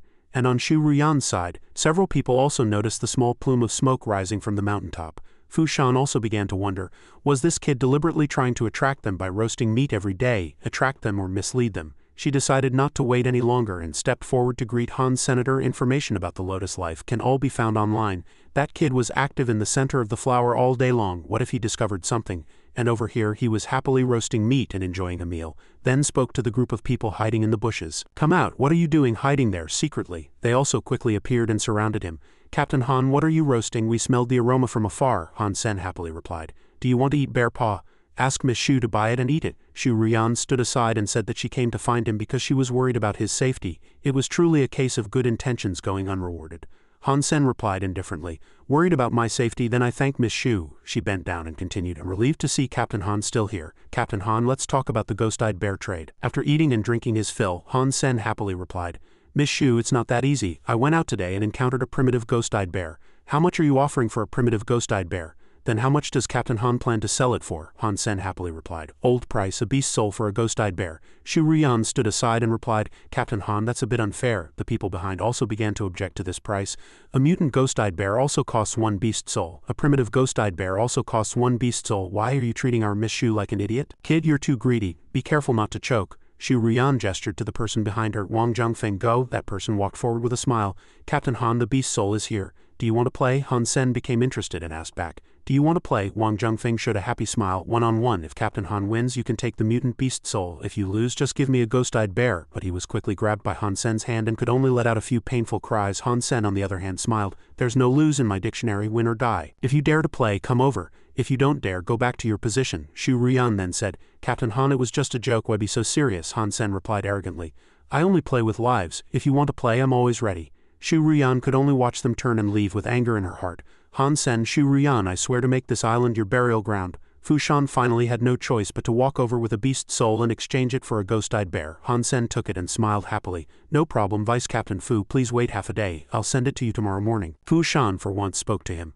I don't know who you are, but if you want to stay here and get out alive, you can only hope for the Starry Sky Group's reinforcements, so don't go too far against Shu Ruyan. Han Sen calmly replied, I haven't done anything to Shu Ruyan out of consideration for her being your superior. I was afraid it would be difficult for Vice Captain Fu to explain when you returned. I can see that your strength is very impressive, but this represents the highest combat power of Sanctuary. Are you sure you want to go against us? Han Sen took a bite of meat and asked again. It seems if I clash with Shu Ruyan, you will definitely side with her, won't you? Fu Shan replied seriously. My brothers went out and I must bring them back safely. Although one person has already been lost, she hopes that their affairs will stop here. Fu Shan stood up and turned to leave. If you need anything, come find me. I can help you reconcile with Shu Ruyan, and when reinforcements arrive, I'll guarantee that you leave with us. Han Sen replied unhappily with a dark face. I appreciate Vice Captain Fu's kindness, but I've never been one to bow my head. If I don't treat Shu Ruyan well this time, how can I face Shenxianzi and the Starry Sky Group's continued care for me? Time passed quickly. 3 months had already gone by. The plush bear was still sitting inside the barrier waiting. Then it raised its head again, sensing something approaching. Han Sen, wearing his battle armor, appeared here once more. Die! A powerful attack was unleashed. It seems chaotic movement and blade techniques also have a rhythm, a unique rhythm. As long as I understand this rhythm, I can definitely control its every move. Han Sen finally showed a satisfied smile. I've seen through your rhythm. If you have no new tricks, then it's time to end this boring battle. A fatal slash was unleashed. The Godblood zombie skeleton king was finally eliminated after several months. There was no flesh or beast soul, but the bone daggers were a good harvest. Han Sen quickly tried out his new weapons. These felt better to wield than the silver-blood triple-bladed fork, perfectly suited for a top-tier assassin like him. Afterward, he slowly delved deeper into the interior. Every alien creature's lair contains a very peculiar alien egg. The danger of alien eggs shouldn't be high, and breaking them would surely yield a beast soul. At this moment he finally found an egg of a strange color. The purple light radiating from the egg was truly beautiful. Beast soul. The beast souls born from alien eggs have a high probability of being god-blood beast souls, which is what Shu Ruyan desires. However, there's also an extremely low probability of obtaining an ordinary beast soul. I shouldn't be that unlucky, right? Han Sen tightly gripped his weapon, raised his longsword, and fiercely struck the egg, killing the alien egg. A strange something emerged from the egg. Wait, the beast soul from an alien egg is random, so is it possible to get a super god beast soul? Han Sen knelt down in excitement. God, Great Elder Lord Jade Emperor Guanyin Bodhisattva. Buddha, please give me a super god beast soul. This might be the first super god beast soul in human history. A huge light emitted from the egg. A super god beast soul, but this time he obtained a god-blood crimson-faced commander beast soul. Han Sen received it with a hint of melancholy. I asked for a super god beast soul, didn't I? Never mind, let's see what kind of beast soul this is. A huge flame monster appeared before him. This was a god-blood crimson-faced commander, god-blood tier, and aura-type beast soul. He actually got an aura-type beast soul this time. All those prayers to various deities really paid off. Let alone a god-blood tier aura-type beast soul, even a mutant tier aura-type beast soul would fetch an exorbitant price in the second god sanctuary. The entire steel armor sanctuary only has one mutant tier aura-type beast soul, and now I have a god-blood tier 1. He quickly absorbed the item into his body. I'm really looking forward to seeing Shu Ruyan's expression when she sees this. On their side, Fu Shan led the way and said, why don't we wait for reinforcements? We've already waited here for over a year. What's a few more days or months? Shu Ruyan replied from behind. What do you know? It's precisely because they're coming soon that I can't. I absolutely cannot become a laughingstock for the Starry Sky group. And you've already had Han Sen hunt ghost-eyed bears to attract their attention. What else do you have to be afraid of? Fu Shan, leading the way, could only nod in response. Indeed, they instantly lost 3 mutant beast souls in exchange for 3 mutant ghost-eyed bears. The Starry Sky group is truly generous. At this moment, they suddenly heard a loud bang from a distant valley. They of course realized they were already surrounded. Shu Ruyan spoke up to reassure them. Don't panic. It's just a group of primitive ghost-eyed bears. Fu Shan then ordered all his team members to jump to a defensive position. Everyone quickly jumped onto a rock where they could stand, signaling readiness for battle. They were already surrounded by countless primitive ghost-eyed bears. That kid had already killed most of the mutant ghost-eyed bears. Killing these things was truly pointless. Fu Shan signaled his team to leave a few corpses. We'll have a good meal when we get up there. Suddenly they heard another loud bang. This time it was the sound of a god-blood ghost-eyed bear. Everyone was on high alert. Han Sen stood above, smiling contentedly. Finally, it's here. You thought you could trick me into feeding a god-blood ghost-eyed bear with 3 mutant beast souls? Dream on. They then fell into fear. It seems these god-blood ghost-eyed bears disdained that useless Han Senator standing together. A mutant ghost-eyed bear appeared above, charging directly towards them. Han Sen stood there, looking down with interest. Shu Ruyan, an alien creature's lair isn't something you can just enter. She had already transformed, ready to enter battle mode.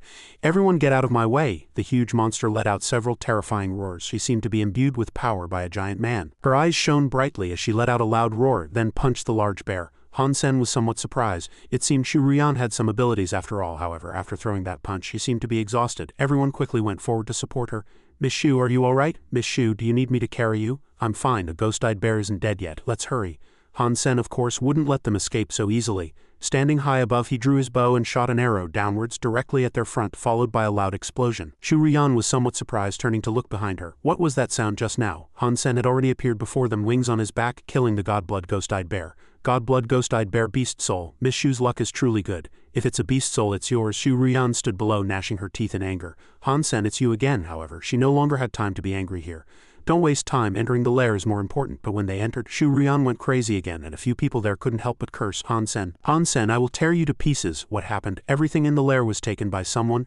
Bastard, we've risked our lives for so long, and it was all taken by that guy? Half a month later, Han Sen was lying alone on a large rock, then noticed something else. A group of ships was approaching from afar. Ships? Han Sen was so excited to see the appearance of several ships that he almost cried. I'm going home. Fu Shan, leading the way, cautiously looked back. That kid, what are you still looking at? They were then taken ashore by the rescue ship.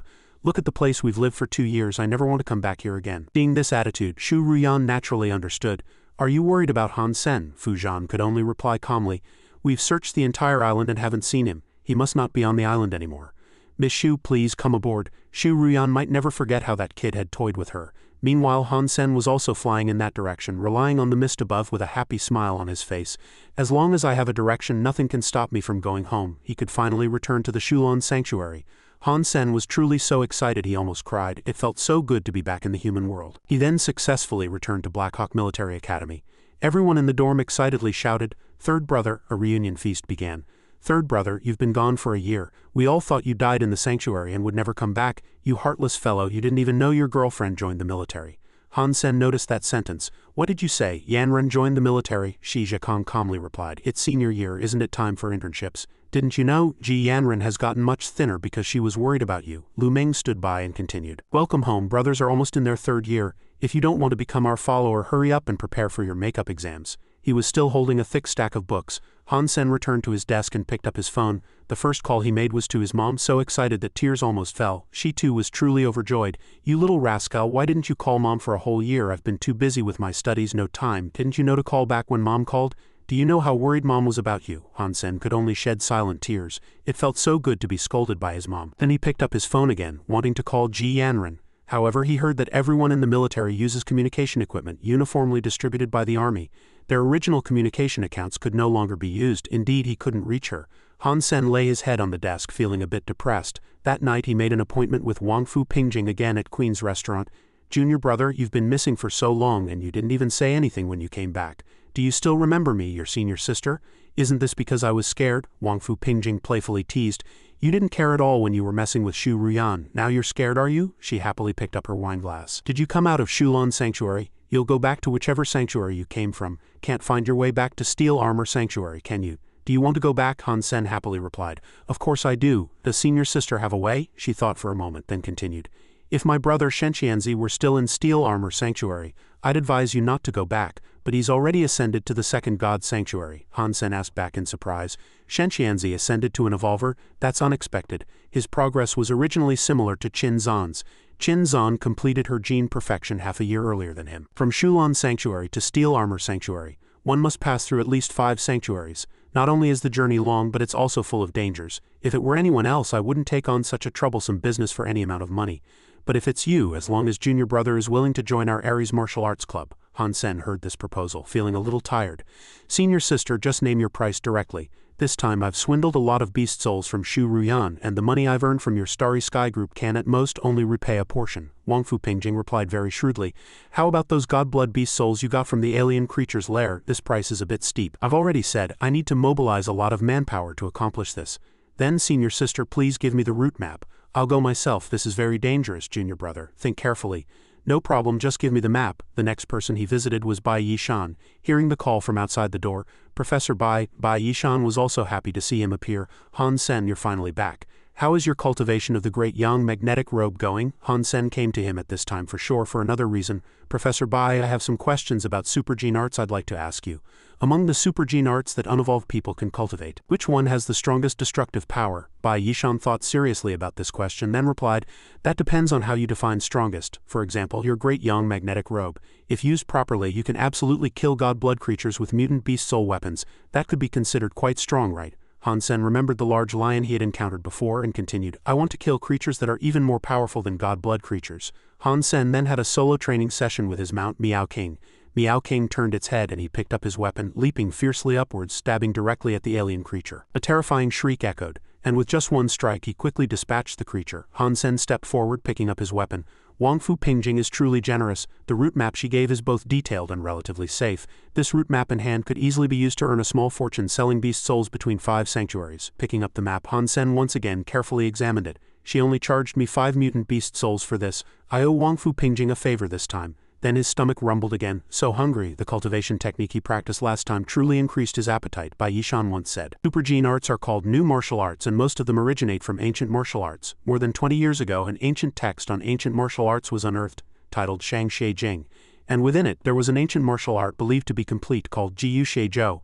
The Shang Shi Jing recorded that if one successfully cultivated Jiyu Shi Zhou, a single palm strike could shatter jade and split stone. Han Sen listened and happily asked, "Is this Jiyu Shi Zhou available in the S-grade area of the sanctuary?" Bai Yishan calmly replied, "No, many authoritative professors have participated in the research of Jiyu Shi Zhou, hoping to transform it into a new supergene art." Listening to the professor's hesitant tone, Han Sen understood about 7 or 8 tenths. Did they fail? Was that Jiu Shizhou not as powerful as described? He turned and replied, no, people who voluntarily cultivated Jiu Shizhou indeed experienced a significant increase in physical fitness, but depending on the degree of physical enhancement the volunteers would exhibit some strange phenomena. Everyone who attempted to cultivate Jiu Shizhou felt abnormally hungry. No matter how much food they ate they still felt hungry. The volunteers could not endure this hunger and gave up before completing the first stage. At this moment, Han Sen and Miao King had just finished eating a huge beast very happily. Rather than the stomach calling out in hunger, it was the entire body wailing in starvation.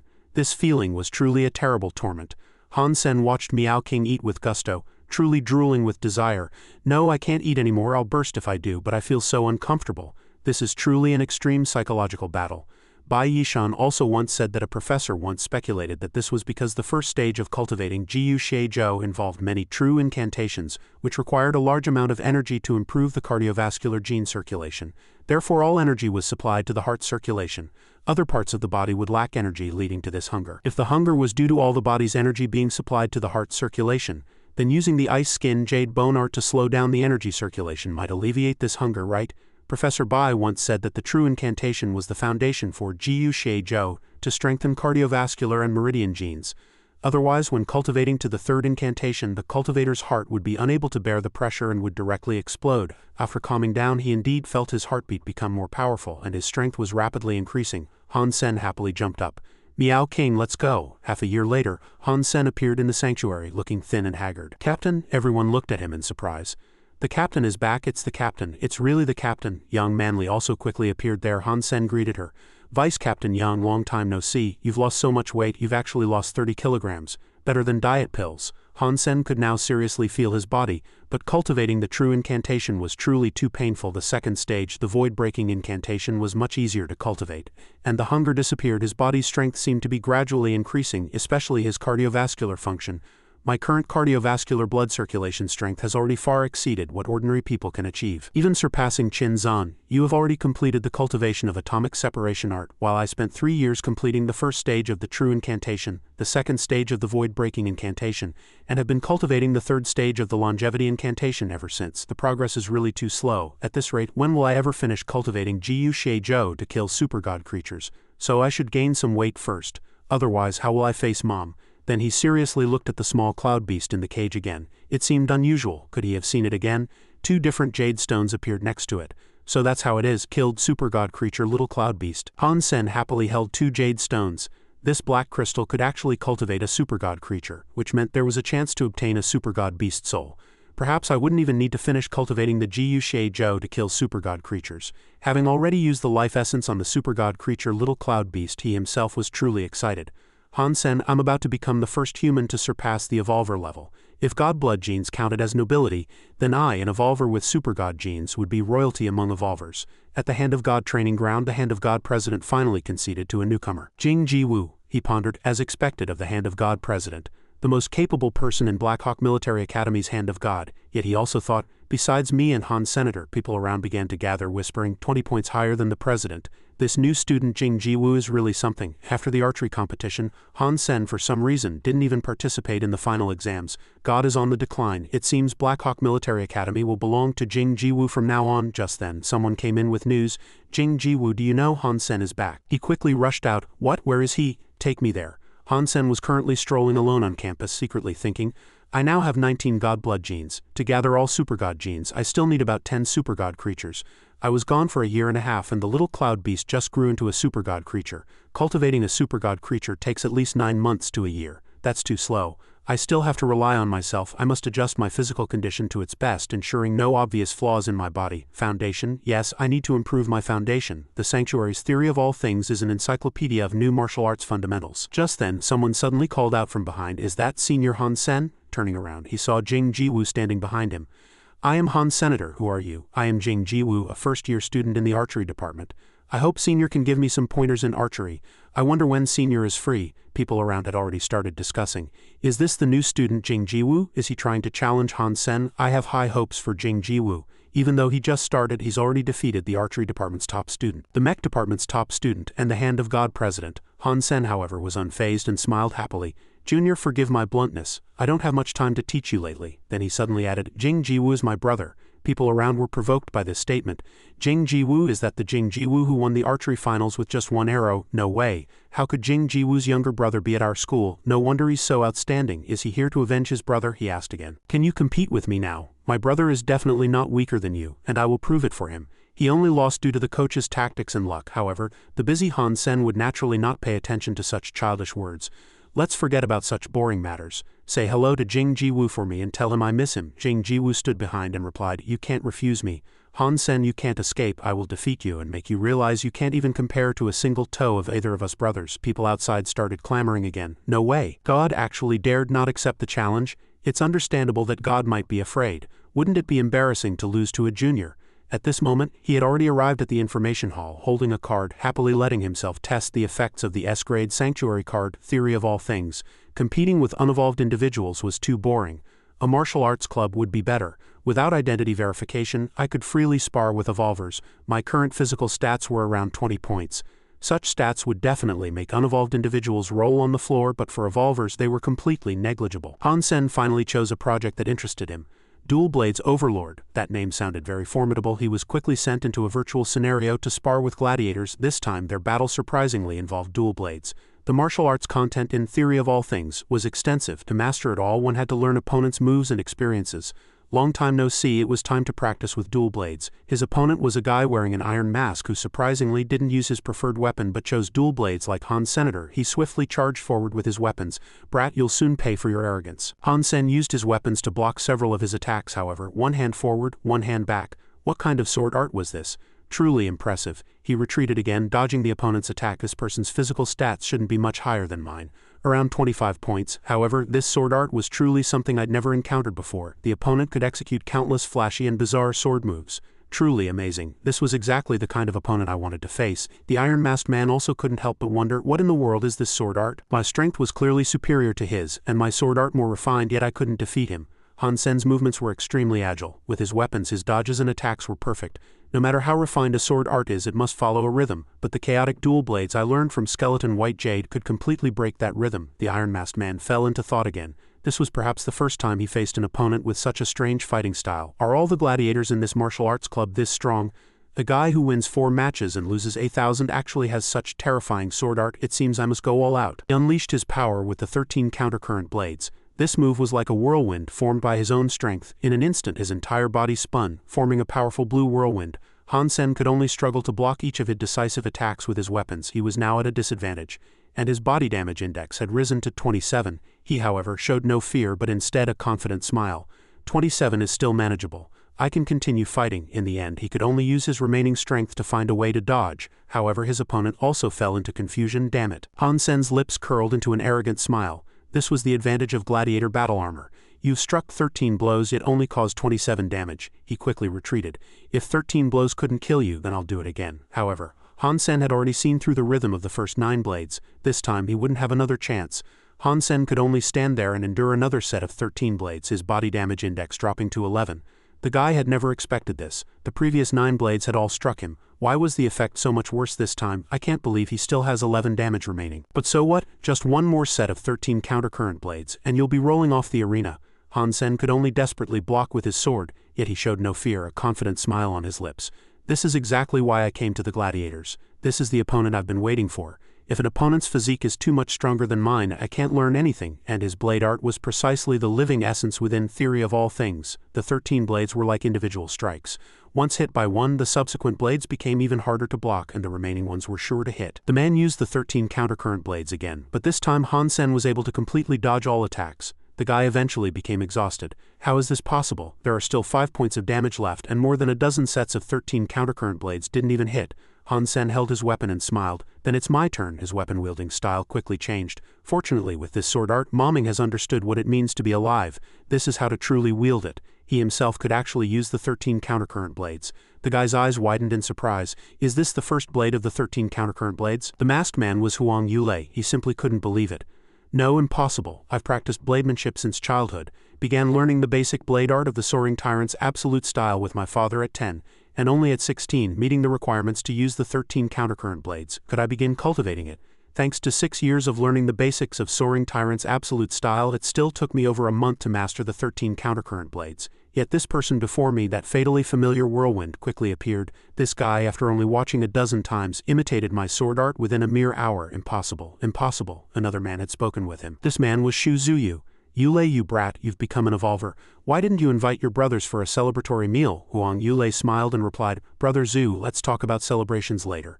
Is Big Sis here? Big Sis went to perform at the Queen's. You usually act like a mouse seeing a cat when you see Big Sis. Why are you suddenly looking for her? What happened? In Han Sen's room, the phone on the table suddenly rang a few times. Who's calling in the middle of the night, not letting me sleep?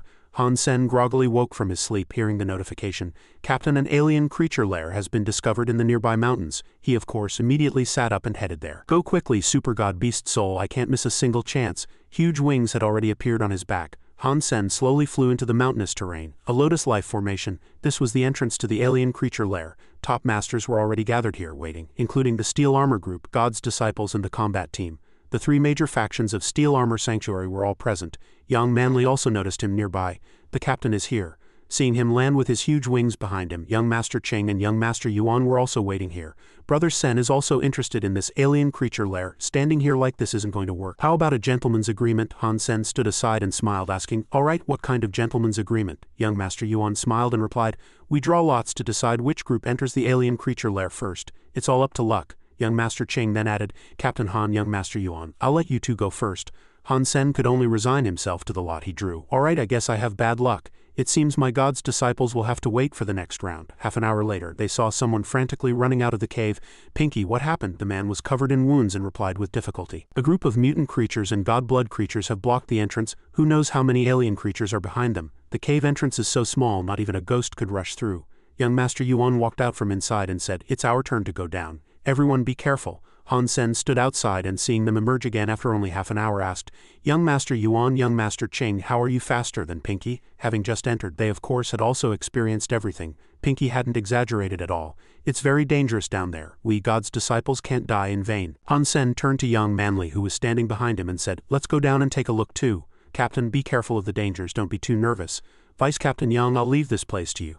Then he cautiously asked the few people around, Squad, does anyone want to come with me? Let's go. How can we not fight for such a good thing? They quickly walked in with flashlights, their dim light illuminating the entire cave. This path is so narrow, if we encounter danger it's fine, I'll walk in front to block it. The captain is so handsome. However, everyone saw a strangely shaped object. It was directly pierced through its entire body by several pieces of wood. What in the world was this? There seemed to be a few terrifying spiders moving there. One person from their squad walked ahead to check the situation.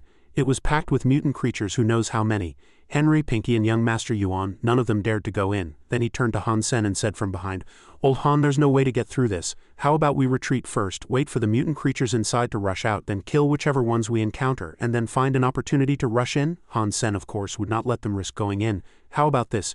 You all go back first, I'll go in alone and take a look. A few people behind started to object to Captain Han. However, he had already swiftly made his decision. He changed into a powerful battle armor, giving them no chance to object, because only with danger comes the opportunity to obtain alien creature eggs. Once these alien creatures rushed out, those outside would scramble to get in. Then the alien creature eggs might not be available to us. Everyone retreat to the cave entrance. I'll go in alone and take a look. If it doesn't work out, it won't be too late to come out. Old Ghost spoke from behind. It's too dangerous here, Old Han. I'll go with you. Han Sen quickly refused the offer. No need, there are many alien creatures inside. I'll just go break the alien creature eggs and come out. They could only comply and leave. Then we'll guard your rear here. He then signaled the remaining people to retreat so he could move easily. Retreat. Soon the emerald protective film in front was broken, revealing countless terrifying monsters. Indeed, there were many. Will Captain Han be in danger? Han Sen stood inside, loudly commanding, Don't just stand there, quickly guard the entrance. They of course dared not be careless. Don't worry, Old Han, we've got this. They seemed to have complete trust in their captain. If he dared to go in, he could definitely do it. Han Sen had already completely defeated the group of monsters inside behind him. A gigantic two-headed dog appeared, opening its terrifying black cavernous mouth. People behind called out worriedly, Captain Han, be careful. No sooner had they spoken than he himself had easily defeated the large dog. They simply couldn't believe this miraculous power. Brother Ghost, has Captain Han always been this strong? Well, what can I say? I used to teach him sword techniques. The two heard this and truly couldn't understand, really. Han Sen on his side had also successfully defeated countless alien beasts, catching his breath, feeling somewhat tired. Finally, he continued to walk forward. Phew, finally I'm in. I'm exhausted from killing so many alien beasts. Suddenly a gigantic purple egg appeared before him, emitting a dazzling light. Super God Beast Soul, please give me a Super God Beast Soul. A powerful slash was unleashed, easily splitting the egg. Han Sen received all the power that emerged from it, obtaining a godblood demonic sword beast soul. This power seemed too immense even for him to believe. This was a sword-possessing beast soul, if one could only use godblood weapons to kill those super-god creatures. With the protection of the sword spirit, it was slightly more powerful than an ordinary godblood treasure weapon. Meanwhile, on the other side, Shu Zhu was happily greeting his younger brother. Yulei, the Steel Armor Squad's online fighter, is here. Come quickly and watch this match. They soon arrived at the arena. How are you here? Huang Yulei asked, seeing his old friend appear early there. Why is he here too? Did Shu Zhu call you? The other person replied somewhat unhappily. Is Shu Zhu fighting the Steel Armor Squad's fighter? He then explained, it's not Shu Zhu, I'm a friend of the Steel Armor Squad's fighter. Seeing him enter the match, I came to watch. He saw Shu Zhu and Han Sen's match and happily said with a smile, how do you know? He's already played a few matches and I found it very interesting, so I added him as a friend. Shu Zhu had already carefully researched his opponent, but he hadn't seen him use dual blades, which was a bit strange. What's strange is, why isn't he using dual blades, but instead trying to use grappling to counter my grappling? He's truly courting death. Outside, the two discussed while watching the match. You mean he learned your 13 countercurrent blades after only watching it a dozen times? The 13 countercurrent blades can't be learned by just watching once. I suspect he's from the martial arts club. It would make sense if he had already known the 13 countercurrent blades beforehand. Shu Zhu blocked several of Han Sen's attacks, but a confident smile remained on his face. In the martial arts club, there are many skilled in grappling, but none of them are my match, because I am not only skilled in grappling but also know how to deflect force and neutralize the opponent's strength. Han Sen finally felt something was wrong, as if his arm was completely disobedient. My arm isn't listening to me, Huang Yulei commented from outside, because he had already seen Han Sen's shoulder suffer several fatal blows from Shu Zhu's Overlord disarming armor, which is an ancient martial art of force deflection. Golden Cicada sheds its shell and bone-binding art, besides being able to deflect force, making the opponent's attacks less effective, can also use the opponent's force against them, returning an eye for an eye. This time the body damage index reached 93. Han Sen, after being hit by this strike, could only retreat with difficulty. This is precisely the method of force deflection recorded in Theory of All Things, which must be diligently practiced. And this match really made his whole body ache, causing him to frown. Master, truly a master. Your revolver's techniques are indeed so ruthless. Luckily, this was a virtual battle, otherwise they would use supercore gene arts to change the atomic structure of their bodies. Then he would have no chance of winning. The two outside started chatting again. This person's physique isn't high. I had easily defeated him in many matches, but he still made me feel a bit strange. Although I easily defeated him, I wasn't happy about winning. That's why I wanted to watch his battle more closely. Shu Zhu, the opponent before him, also praised without reservation. Amazing. For those who haven't practiced grappling and force deflection techniques, recovering joints is difficult. It seems you are like me, but with your physique you still have a long way to go to defeat me. His entire body was once again enveloped by a special force. His physique was about 10 points higher than mine, and I didn't even have a chance to resist. But his heart seemed to beat faster and stronger. The heart's strength, enhanced by the Jiu Shizhou, could precisely compensate for this roughly 10-point difference. The two outside also sensed something was off. Is he really pretending? His physique isn't low at all. Has he just become an evolver? The battle inside actually lasted half an hour, and the current damage index was 39. The more they watched, the stranger it felt. This feeling is like when I used to fight him. It started very smoothly. Later it didn't work. No, impossible. The damage index Shu Zhu inflicted on him was getting smaller and smaller. Hoping Shu Zhu's speed could be a bit faster, Han Sen once again unleashed his physical strength. Huang Yulei also recognized that this was Overlord disarming armor, and he had actually learned to use it. The other person also couldn't believe it. He actually learned Shu Zhu's Overlord disarming armor during the fight. Maybe he really learned the 13 countercurrent blades while fighting you. I understand now. I understand why it didn't feel good to defeat him. Han Sen quickly and skillfully grabbed his opponent's foot with his hand. It can be said that his learning ability is outstanding. The people outside completely couldn't understand why he had such talent. Why he's learning me? It was the same when he fought me. He's learning my moves. He wants to use my moves to defeat me. Shu Zhu was completely suppressed inside. Truly in a difficult situation, Huang Yulei shouted from outside. This guy, Shu Zhu, has been forced to this point by you. He can only bow his head and admit defeat. There's no point in continuing. I give up. As soon as the match ended, the two outside quickly rushed into the arena. Brother Zhu, did you lose? Huang Yulei, standing aside, couldn't help but ask. Did the Steel Armor Squad's fighter really learn your Overlord disarming armor during the match? Shu Zhu also hadn't expected to fall into such a situation. He really learned it during the match. This person's learning ability is truly terrifying. I watched your match. He probably learned the 13 countercurrent blades while fighting you rather than already knowing it. The few of them continued chatting about that mysterious young man. Yeah, I wonder who this Steel Armor Squad fighter is. Didn't you add him as a friend? Ask him which branch's disciple he is. Although they added him as a friend, they had never spoken. Huang Yulei suddenly asked. Do you think that person might also be interested in the Steel Armor Squad's fighter? The two seemed to recognize who the other was referring to. That person is Tien Hujun, the one our supervisor considers a lover. They finally found some fun in their lives. Good idea, he asked me to fight every day. It's annoying, let him go bother this fighter. If he really takes a liking to him, then we'll be free. After Han Sen finished that match, he was already sitting tiredly in a chair holding his forehead. After prolonged activation of the Gu Shui Zhou, it was already close to the body's limit. Just then the broadcast suddenly sounded. Today a powerful god-blood creature appeared in the mountains near Glory Sanctuary. All the masters from Glory Sanctuary took action, but not only failed to subdue the god-blood creature but also suffered heavy casualties. Witnesses said this alien creature looked like a turtle. Its entire body was as black as ink and its size was equivalent to a small car. Its body surface was hard and god-blood treasure weapons couldn't cause it any damage. Han Sen fell into thought upon hearing these words. God-blood treasure weapons can't cause any damage. Is this a super god creature? Someone kindly handed him a bottle of water and asked. Senior, you've sweat so much, training must be tough, right? Drink some water to ease up. It was Jing Jia who appeared here. Seeing him happily finish that bottle of water, he was also a bit surprised. Senior, aren't you afraid I'd poison it? Jing Jiwu's younger brother can't use such despicable methods. Besides, there are cameras all around here. Afterwards, he sat on a nearby chair and calmly continued. I indeed wouldn't dare to poison it, but if Senior doesn't give me a chance for a one-on-one fight, then I don't mind using a few small tricks. How high do you think my success rate would be if I pursued Shi Zhikang's girlfriend? Han Sen somewhat unhappily returned the water bottle to the boy. You kid, some things can't be said and some things can't be done. Jing Jia started tempting again. Is Senior angry? Then come to the training ground to teach me a lesson. Han Sen turned and left, a smile on his lips. Jing Jiwu didn't teach his younger brother well, then I'll teach him for him. Situ Shan, on her way to the training ground, saw her colleague Professor Chen. Are you also here to watch Jing Jia and Han Sen's match? Yes, after all, Han Sen was once a member of our ancient martial arts team. They paid special attention to this test match between the two students below. It seems new students, especially girls, highly regard Jing Jia. Coach Situ, who do you think is more likely to win between the two of them? Uncertain.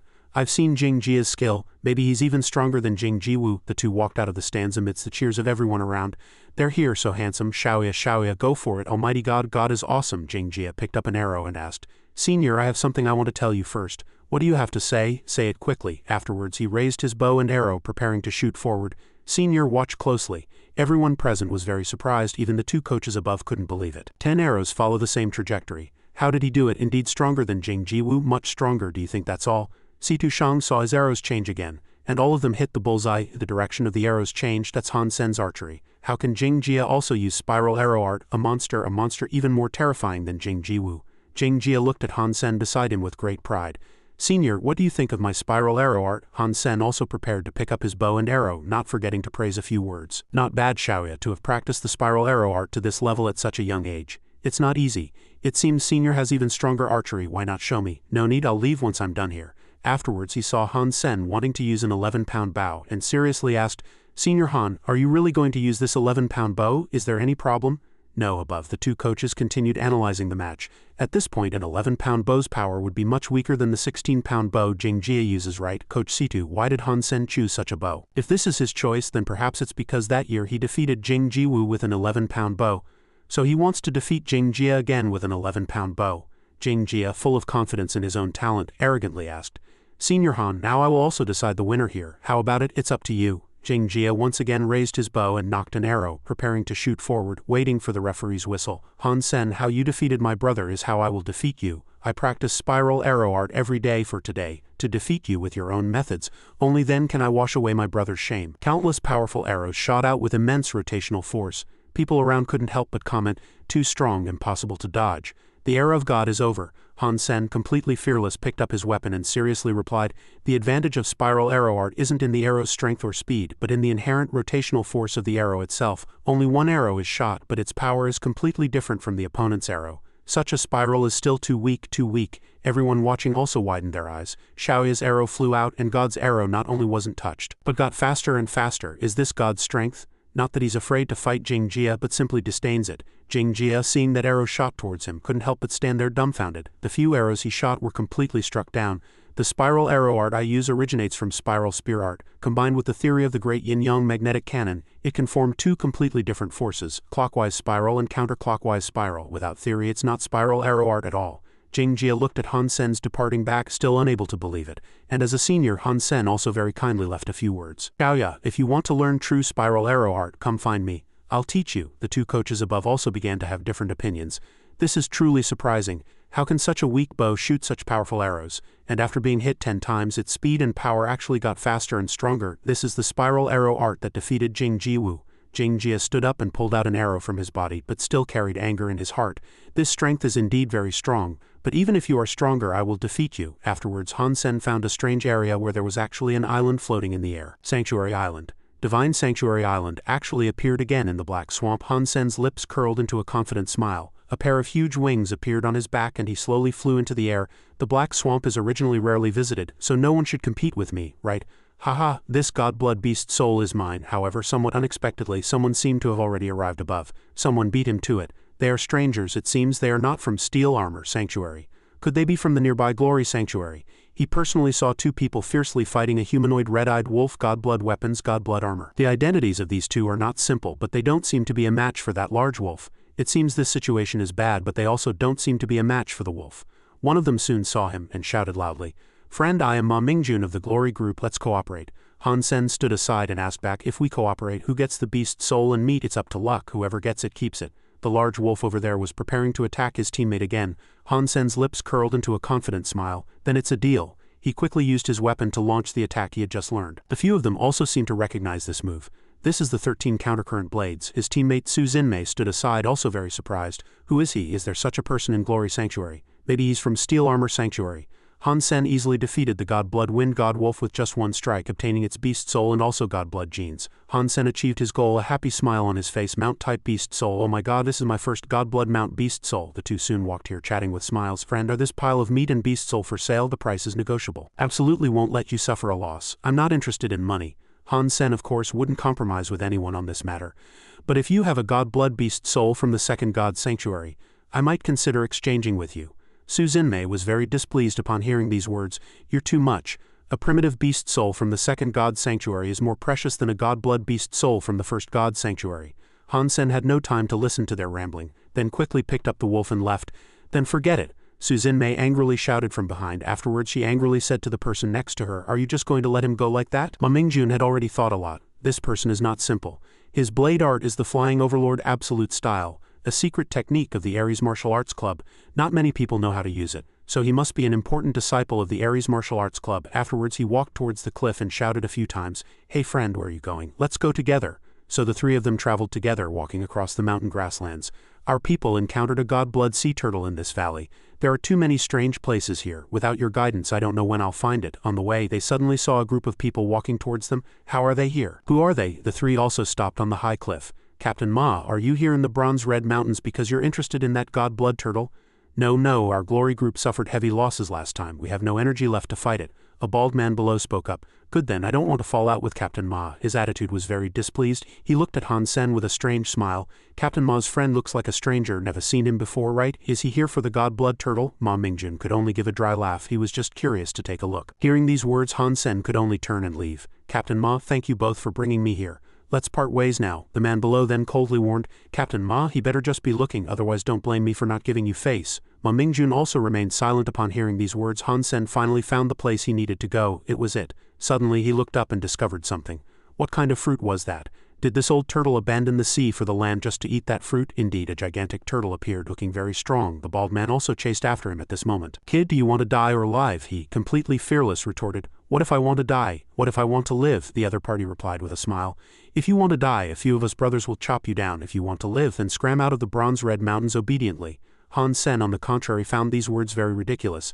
Don't you think treating your benefactor like this is too ungrateful? Lu Heiju Phonetic picked up his weapon and stood there asking seriously, Benefactor, what, is this kid crazy? Stop trying to claim kinship and feign illness here. We brothers only have enemies, no benefactors. Han Sen prepared to draw his sword, his expression grim. Because not killing is an act of kindness. The man, seeing his arrogant attitude, also replied angrily, The kid wants to die. Han Sen swiftly used his weapon to leap forward, delivering a powerful attack. I don't have time to waste here. If you want to die, I'll grant your wish. That group of people was of course no match for him.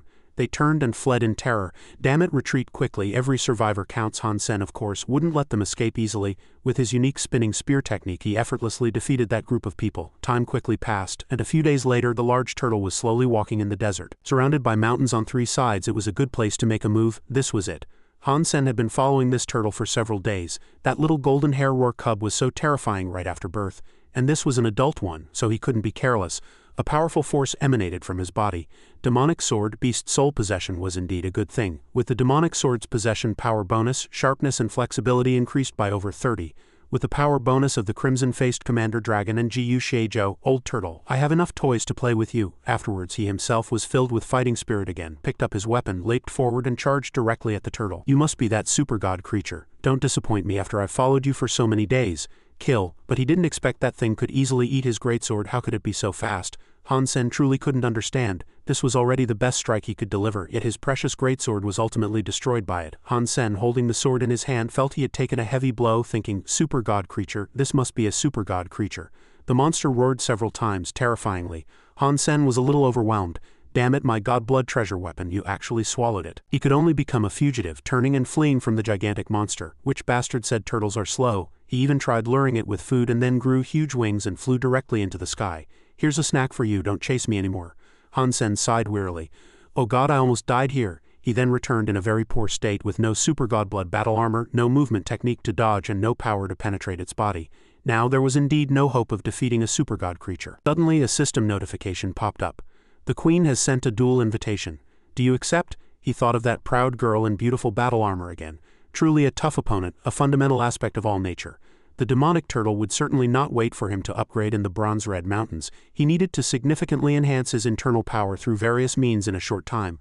Oh, could it be the Queen? After being sent into the gladiatorial arena, Hansen finally confirmed who his opponent was. It was her. It must be her. Some people don't need to see a face. That aloof, transcendental aura of looking at the world with half an eye could never be anyone else. After the battle countdown began, Hansen didn't give his opponent a chance to strike first. Instead, he quickly charged forward. Because he already had his own thoughts, he had to strike first, otherwise she wouldn't give him the chance. But that attack was actually easily dodged by her.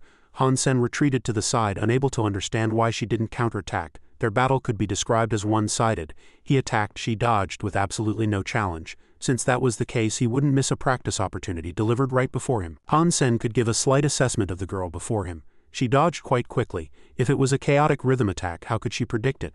But something seemed off. The rhythm changed. How could someone casually change rhythm? Chaotic rhythm attacks were completely ineffective against her. In the blink of an eye, she appeared in another position, giving him no time to react. How was that possible? She was clearly always dodging, yet she had unconsciously led him into a blind spot. The opponent then delivered several heavy kicks, heading straight for him. Hansen could only try his best to take the hits with his body, unable to mitigate the damage. Afterwards, the battle quickly ended. The victor this time was the Queen, delivering a fatal blow. The opponent's strength was completely out of his league. Hansen then made a relative assessment of the battle he had just fought. Movement, that's right, movement. She didn't use any skills, but every step she took to dodge was calculated, leading him unknowingly into her preset positions into dead ends. He must make new friends. This woman was even more terrifying than a super god creature. If he could fight her a few more times, it would be very helpful for eliminating super god creatures. On the other side, the Queen was also somewhat surprised after receiving a friend invitation. But she actually agreed to accept his friend invitation. Afterwards, she found Wangfu Shangcheng, the curator of the Ares Martial Arts Club. A person with their back to him spoke, asking for an opinion. Queen, in your opinion, is that steel armor squad soldier qualified to be Tian Luo Zhen's opponent? This person was precisely Wangfu Jing. With her mask now removed, she nodded and replied, he has passed the test. Meanwhile, Hansen was happily checking his overload genes. The overload genes he obtained could make his body operate at overload, breaking through limits, and when combined with the heart power enhanced through Gu Sheijo cultivation, it would surely double the effect. The system then chimed. Someone added me as a friend, Tianzi he. I don't know them. Soon he was sent into the gladiatorial arena. Hansen had no time to react. He entered the battle as soon as he accepted. Too impatient, aren't they? Are they launching a surprise attack?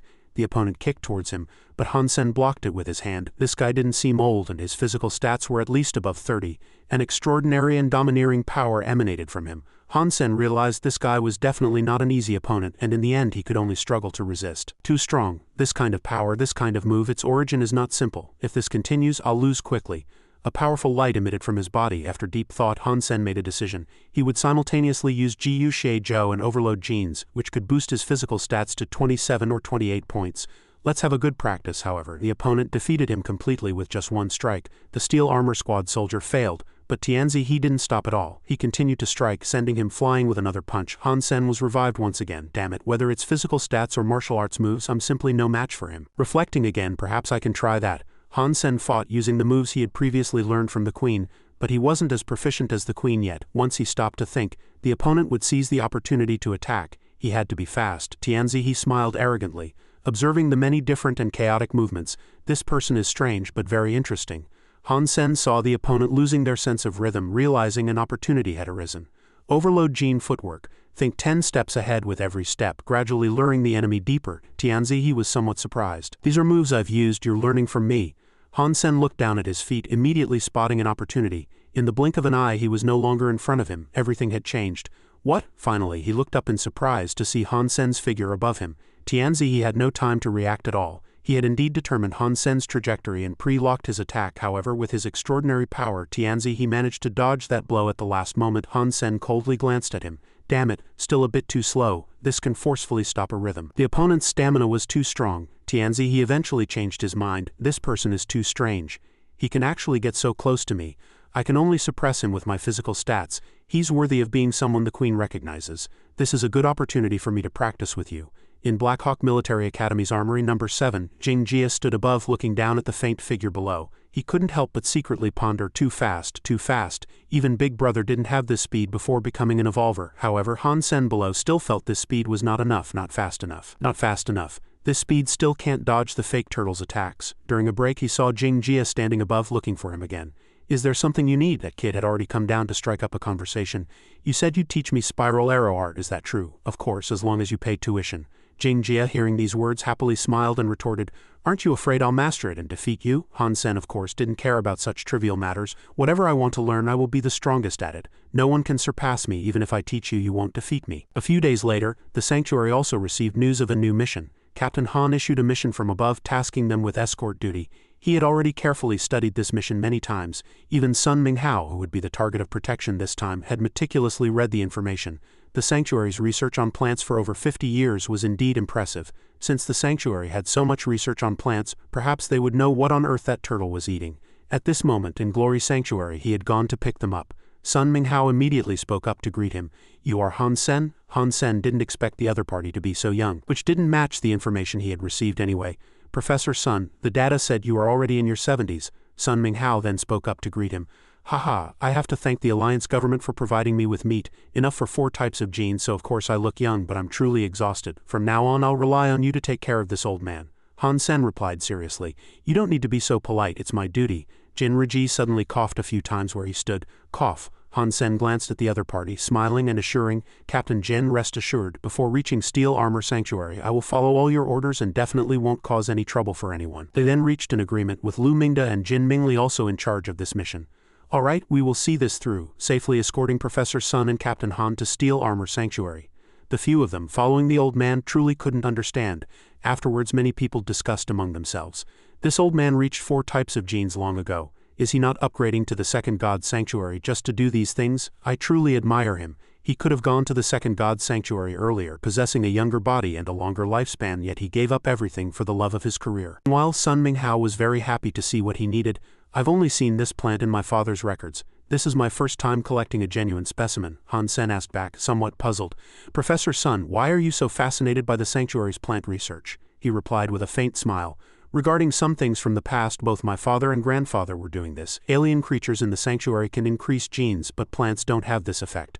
Don't you want to know why? Why? Many plants in the Sanctuary are harmful to the human body. However, in traditional Chinese medicine, due to different conditions, herbs have different effects. So do some plants in the Sanctuary also have medicinal value? Han Sen suddenly remembered the large turtle he had encountered earlier. Medicinal value. Professor Sun, have you seen alien creatures eat plants? Hearing this, he happily smiled and explained. Alien creatures don't originally need to eat plants to sustain themselves, but based on decades of research I've seen quite a few such phenomena. According to my observations, this is related to their reproduction. Han Sen was somewhat surprised to hear these words. Reproduction? Are these plants aphrodisiacs? He couldn't help but think of the large lion he had encountered before. If that old turtle was truly about to lay eggs, would it leave its life genes to the next generation? Then I wouldn't need to kill the old turtle to get super god genes. Professor Sun, of course, was very happy to hear everything he recounted and suggested, Little Han, can you take me to see the alien creature you mentioned? All right. They then went to the Bronze Red Mountains. He pointed at the gigantic creature that had appeared on the hillside. That's it. The few of them walked happily on the high hillside. It's the god blood turtle from the news, Han Sen spoke up, suggesting, Professor Sun, let's just watch from here. That god blood turtle is very dangerous. Sun Minghao on the contrary was very regretful. But we can't see anything from here. Lu Mingda stood behind, indicating with his large hammer. If the professor wants to see, then see. It's just a god blood turtle, isn't it? Han Sen, are you questioning whether our glory squad can protect Professor Sun? Suddenly, he noticed something was off. The large turtle had actually woken up. Not good, the god blood turtle is enraged. Run. Lu Mingda picked up his weapon and spun it a few times. It's just a turtle, watch me smash it to pieces. He quickly charged forward, slamming his large hammer violently onto its hard shell. However, things were not that simple. He was quickly flung towards the distant rocks with no time to react. The people here anxiously shouted, "So fast, Mingda?" But Han Sen quickly leapt over, swiftly saving him from a fatal blow. Jin Riji also quickly rushed up to support, blocking the turtle's large mouth with his weapon, but they hadn't expected its biting force to be so powerful. Captain Jin! Just then, a figure suddenly appeared, directly smashing the large turtle's head with a hammer. It's Han Sen. This time he appeared in a different guise, holding a large hammer. They surprisingly called out Han Sen's name. Seeing them standing there stunned, he also gritted his teeth and unhappily retorted, "What are you standing around for? Run!" The turtle once more mercilessly charged at him, targeting his precious great hammer. Someone over there shouted, "I'll help you." However, Han Sen didn't need any help at all. He loudly shouted, "Help with what? Quickly take Professor Sun away." Another fierce battle erupted between him and the turtle, astonishing everyone present. The strength was truly terrifying. A hammer that I had to wield with both hands, yet he used it with such ease. They could only turn and flee, trying their best to dodge. "Little Han, can Captain Han get away? Let's retreat first." Han Sen glanced at the large turtle, gritting his teeth in anger. Damn it, so fast, even the dual cannon type and super particle stream acceleration couldn't keep up with it. He had no chance of winning this battle at all. From beginning to end, he could only desperately dodge all its attacks. But an alien creature is an alien creature. If I want you to go that way, you'll go that way. If I want you to attack here, you'll attack here. Right here, the little turtle definitely won't jump off the cliff to chase me. I still can't deal with it now, so saving my life comes first. Han Sen could only temporarily leave, dodging the large turtle. "Goodbye, little turtle. When I get stronger, you'll become my lunch." Lu Mingda felt very remorseful after returning. "It's all my fault for enraging the old turtle. I should have gone to save Captain Han. At worst, I would have died with Captain Han. I shouldn't have let Captain Han sacrifice himself for us." Han Sen slowly walked in, a smile on his face, teasing, "You want to die, but I don't." Everyone who saw him happily shouted, "Captain Han, you're alive." Lu Mingda quickly stepped forward. "It's all my fault. Captain Han can scold or hit me all he wants. I, old Lu, apologize to you. It's a small matter, but we lost quite a few godblood weapons on this trip, and old Lu is injured, so he can't continue for now." When he returned, he was happy to see that person was online. "The Queen is online. Quickly schedule a new duel. Please accept it. You must accept it. Let me see your movement style more clearly." Wang Fujing was somewhat surprised after receiving this invitation. So she eventually accepted the challenge from the Steel Armor Squad soldier. The two of them once again fell into a one-sided battle. However, in this battle the Queen had some different thoughts. This move was contrary to my predictions. Did he see through my intention? It seemed she had already discovered that he had made some progress. What a clever kid. Not only did he see through the characteristics of my positioning, but he also wanted to use this move to counterattack me. Too bad he's still too green. Han Sen was once again in a difficult situation, and also somewhat surprised. "Huh?" She stood over there, smiling as she replied. "From the 7th step you went wrong." Han Sen truly couldn't believe it. From the 7th step, every move she made targeted my flaws. Was she teaching me? Although Han Sen's heart was full of doubts, he still couldn't stop the girl from leaving. "Hey, don't go. If I can master movement like the Queen, I can dodge the old turtle's attacks. As long as it can't kill me, I'll always find an opportunity to kill it." Back with Professor Sun and the others, they felt some emotion about the situation here. What a pity that godblood turtle got away. This is probably what the godblood turtle left behind, and we couldn't defeat it anyway. What's there to pity? Suddenly, a giant purple scorpion appeared in the distance, charging towards them. Han Sen immediately shouted a warning, realizing something was wrong. "What is that?" Jin Riji drew his weapon, blocking in front of them, warning that it was a bronze-red demon.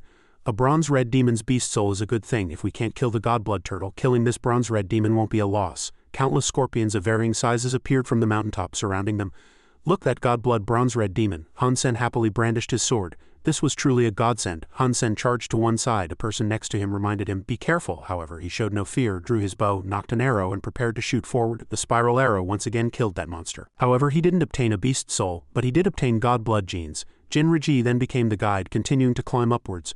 "Professor Sun, stay close to us." "Alright, just keep up." Afterwards, they entered the dark cave with faint light. This cave went deeper and deeper. Was it the bronze-red demon's lair? If it's a lair, that's even better. The bronze-red demon's beast soul is a fusion-type beast soul, very sought after. Getting a few mutant level ones back could sell for a lot of money. Here, several strange alien beast cries appeared again. Jinriji stood aside, asking for instructions. "Are we still pursuing?" "Captain Han, look at the river below." He looked at the river below the cave, always feeling that this river was not simple.